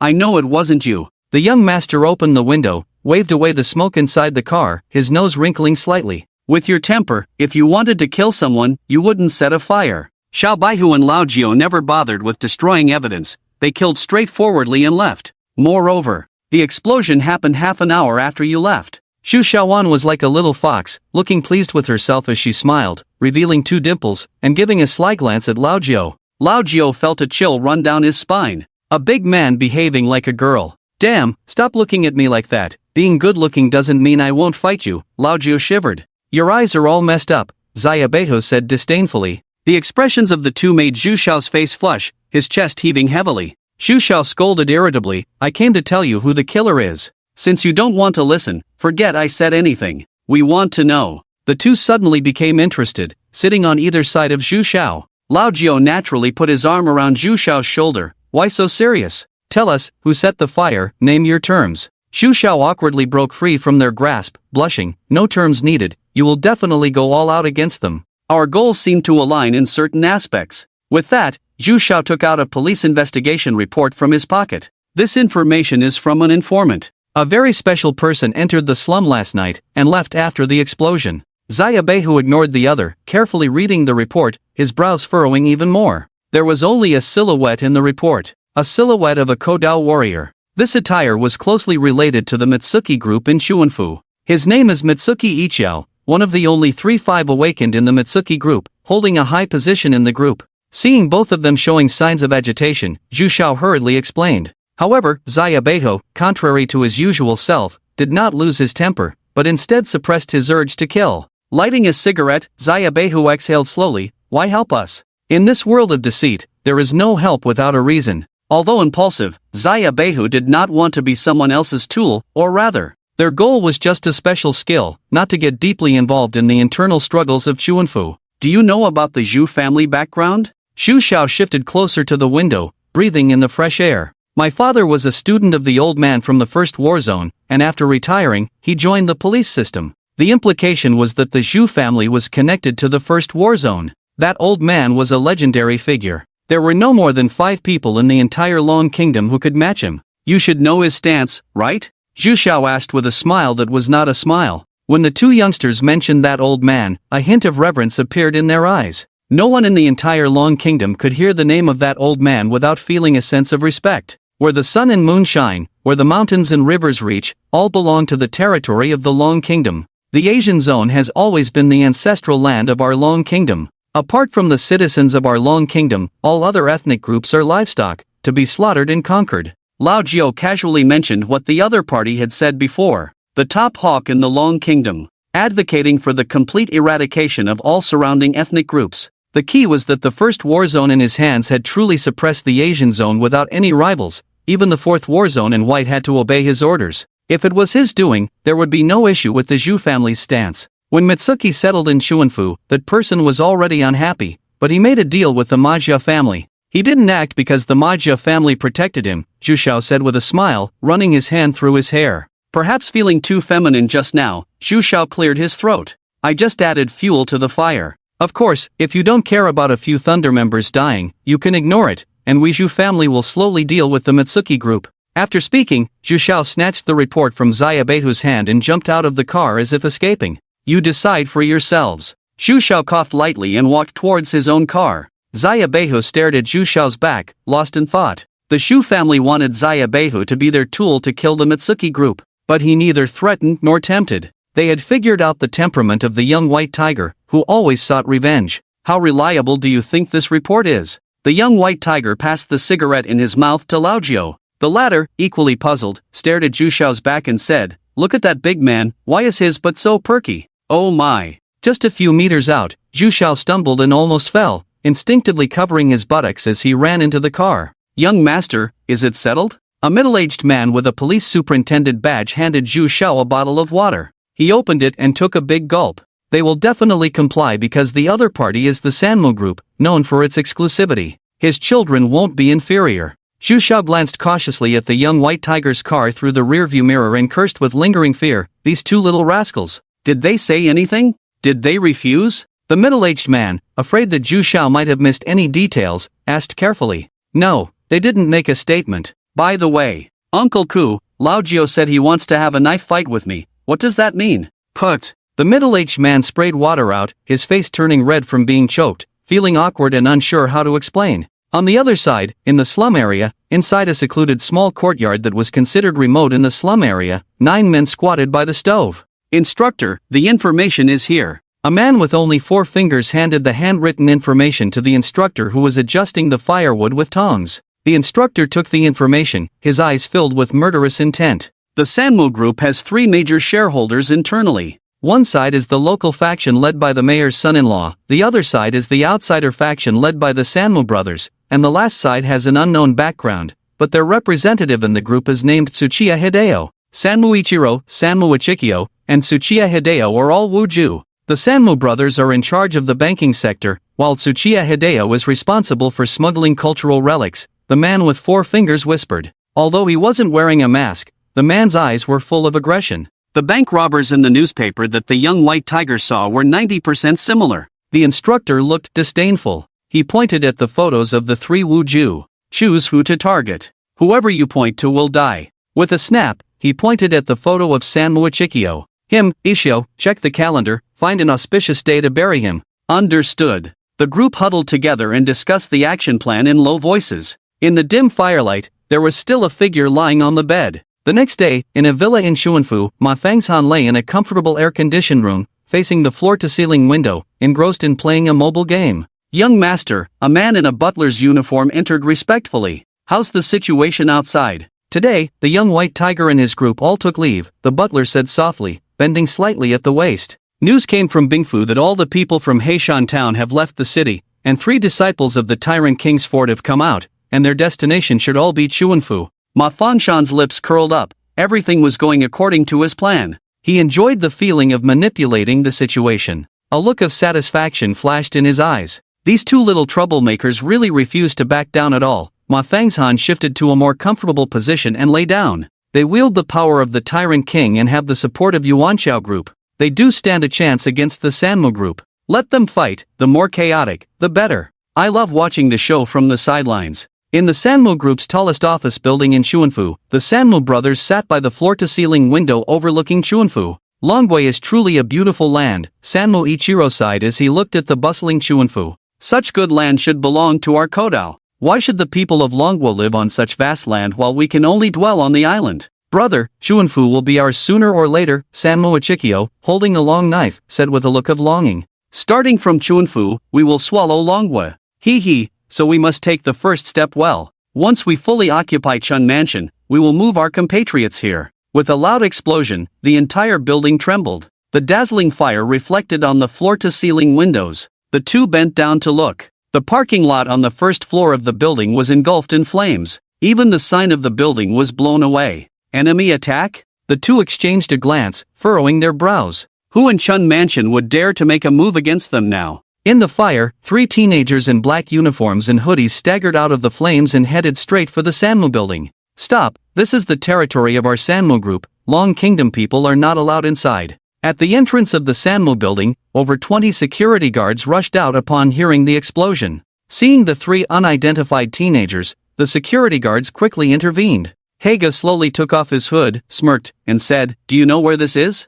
"This is the Sanmu group." "Wrong," Haga smiled and lit a cigarette, "this is our Long Kingdom's land." "Do you believe I'll blow up your building and turn it into a toilet?" Baga. Whoosh. Over 20 awakened individuals surrounded Hagu and his 2 companions. The leading security guard waved the weapon in his hand, grinning menacingly, "This is our Ko-Island's territory. Soon, all you Long Kingdom people will have to leave Chun Mansion, only women can stay." Ha, Long Kingdom women. Impressive. The security guard captain pressed the long knife against Hagu's chest, threatening, "Crawl out like a dog. Every Long Kingdom person who trespasses into the Sanmu building, I will make them crawl out." Hagu raised an eyebrow, beckoning the security guard captain with his finger. Thinking he had the upper hand with 3 teenagers, the security guard captain confidently approached. Hagu leaned in and whispered in his ear, "Aleph *** your mother." Baga. Who? A spray shot out from behind Hagu, straight into the security guard captain's mouth. The security guard captain widened his eyes in horror. Bones standing behind Hagu exaggeratedly waved at him, "Hello there." Bang! Teeth mixed with blood splattered as the security guard captain painfully covered his mouth. His mouth was completely split in half, no flesh on his cheeks, looking particularly terrifying with bare bones. Even awakened individuals would suffer severe injuries if sprayed in the mouth and ignited. Bone held up the spray with one hand, quickly pulled the trigger, aiming at the security guard captain's eyes. "Damn, like to smile?" Bang! After a shot, the captain fell silent. "Captain. Dead. He's dead. Kill him. Don't let them escape." Only then did the other awakened individuals react, drawing their weapons, ready to hack the 3 to death. Hago calmly took out a remote control. "Damn, Come, give me a try. Bombs. Not very harmful to awakened individuals. The Ko-Island awakened individuals were not intimidated by Haegu. With preparation, even with explosives, it was difficult for them to cause fatal harm. Haegu and his companions smiled nonchalantly. He pressed the remote control. Boom! Another loud explosion rang out. The security guards instinctively protected their heads. But the explosion didn't come from nearby. 3 blocks away from the Sanmu building, a building under construction for the Sanmu Group office collapsed with a bang. This time, the security guards were no longer calm. Seeing Haegu's finger move to another button, everyone stopped their actions. The cost of constructing this building was not low. If all these buildings were blown up, how much money would the Sanmu Group lose? For a moment, the security guards dared not act rashly. Xiaofeng laughed and cursed. I thought you guys were tough, but you're scared after one building explosion? Damn, I even bought health insurance, and you're not doing it? These animals only know how to bully the weak and fear the strong. Come here. Bone pointed the spray at a security guard. Kneel down, light a cigarette for me. 3 teenagers swaggered in front of the Sanmu building, but none of the awakened Ko-Islanders dared to make a move. Bone picked up a cigarette, walked up to the nearest security guard, and said, light it up. Do you understand? My brother wants you to kneel down, light it up. Don't you understand?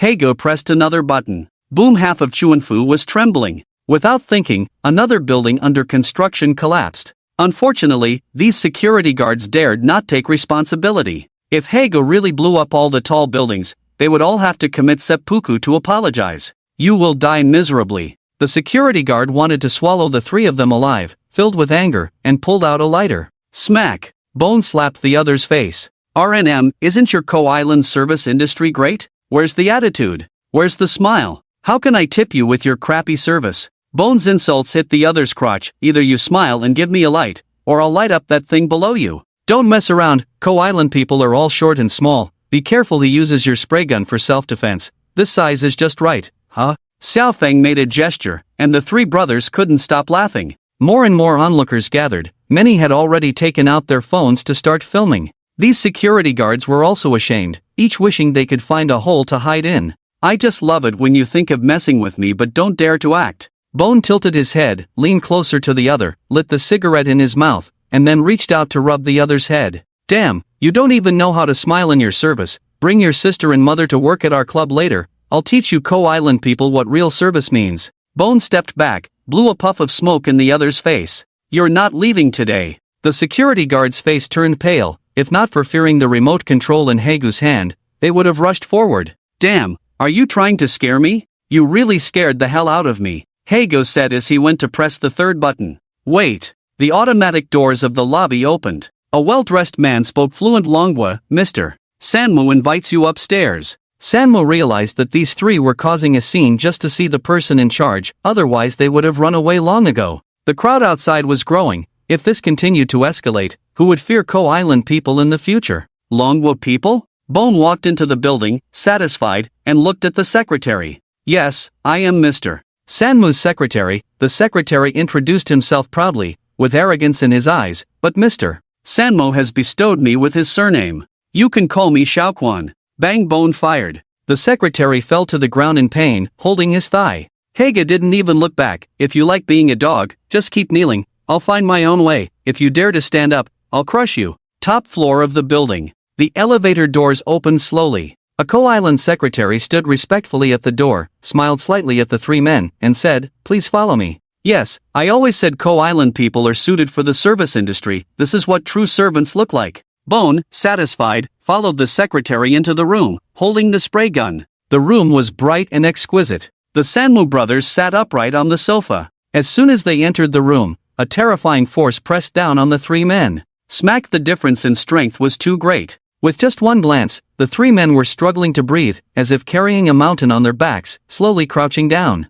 They managed to lie on the ground, but did not kneel. Sanmu Ichiro stepped forward with an unfriendly expression, easily took the remote control from Haegu's hand, and played with it. Threatening me with this thing? Are you tired of living? Soon his expression changed. The remote control was fake. In other words, the explosion just now was not triggered by the remote control. Haegu lifted his head with difficulty and sneered, damn, playing mind games with us? Go to the window and take a look. Sanmu Ichiro looked down. Lao Jio was squatting on the roadside smoking a cigarette. The moment he saw Sanmu, he raised his middle finger. If you don't come to the window in 3 minutes, all the buildings and factories in Chuanfu will be blown up. In the past, the two brothers would never have believed Higu's words. But now, with 2 buildings already blown up, they couldn't afford to take any chances. These industries were barely revived by the Sanmu Group, and if they were blown up, the Sanmu brothers' plans would be ruined. Higu and his men felt the pressure ease off as Sanmu calmed down. The 3 men got up from the ground, dusted themselves off without changing their expressions. What are you going to do? Sanmu Ichiao asked sternly. Higa took a deep breath and walked straight up to them. Which one of you is Sanmu Ichiao? I am. Sanmu Ichiao sneered, stood up and mocked. Do you think you can threaten us with a few buildings? Smack! Sanmu Ichiao held his face, eyes wide in disbelief. Sanmu Ichiro even gasped, forgetting to exhale the smoke in his lungs. A teenager who had only experienced 1 awakening had challenged 5 awakened experts? When had these experts ever suffered such humiliation? The 5 awakened are tough, thick-skinned. My hand hurts from hitting him. Higa shook his hand, sat back on the sofa, legs arrogantly propped up on the table. Joga said, upon meeting you, there's no need for discussion, just a slap in the face first. Hey, that secretary, go find me some Kodao girls. I've seen your Kodao movies. There's VIP service during meetings. I want to experience it too. Bone turned around, completely disregarding himself as an outsider. Xiaofeng was so excited he rubbed his hands. You guys know how to have fun, I want in too. Damn it, Higu cursed impatiently, let's get down to business. Can we be serious for once? Clang! The sword was unsheathed. Sanmu Ichiao was physically slapped in the face, a great humiliation for someone as proud as him. Enraged, he even forgot about the Sanmu Group's industries and swung his sword at the 3 men. The 3 were powerless against the attacks of the 5 awakened, so they simply gave up resisting and sat on the sofa, staring fixedly at each other. Clang! The sword stopped an inch from Higu's forehead. Another red sword blocked Sanmu Ichiao's attack, wielded by Sanmu Ichiro. Endure, Sanmu Ichiro sternly reprimanded, don't forget our purpose in coming to Chuanfu. Bang! The sofa under the 3 men shattered. Higu instinctively touched his head. There was no blood. At the last moment, the other party had held back.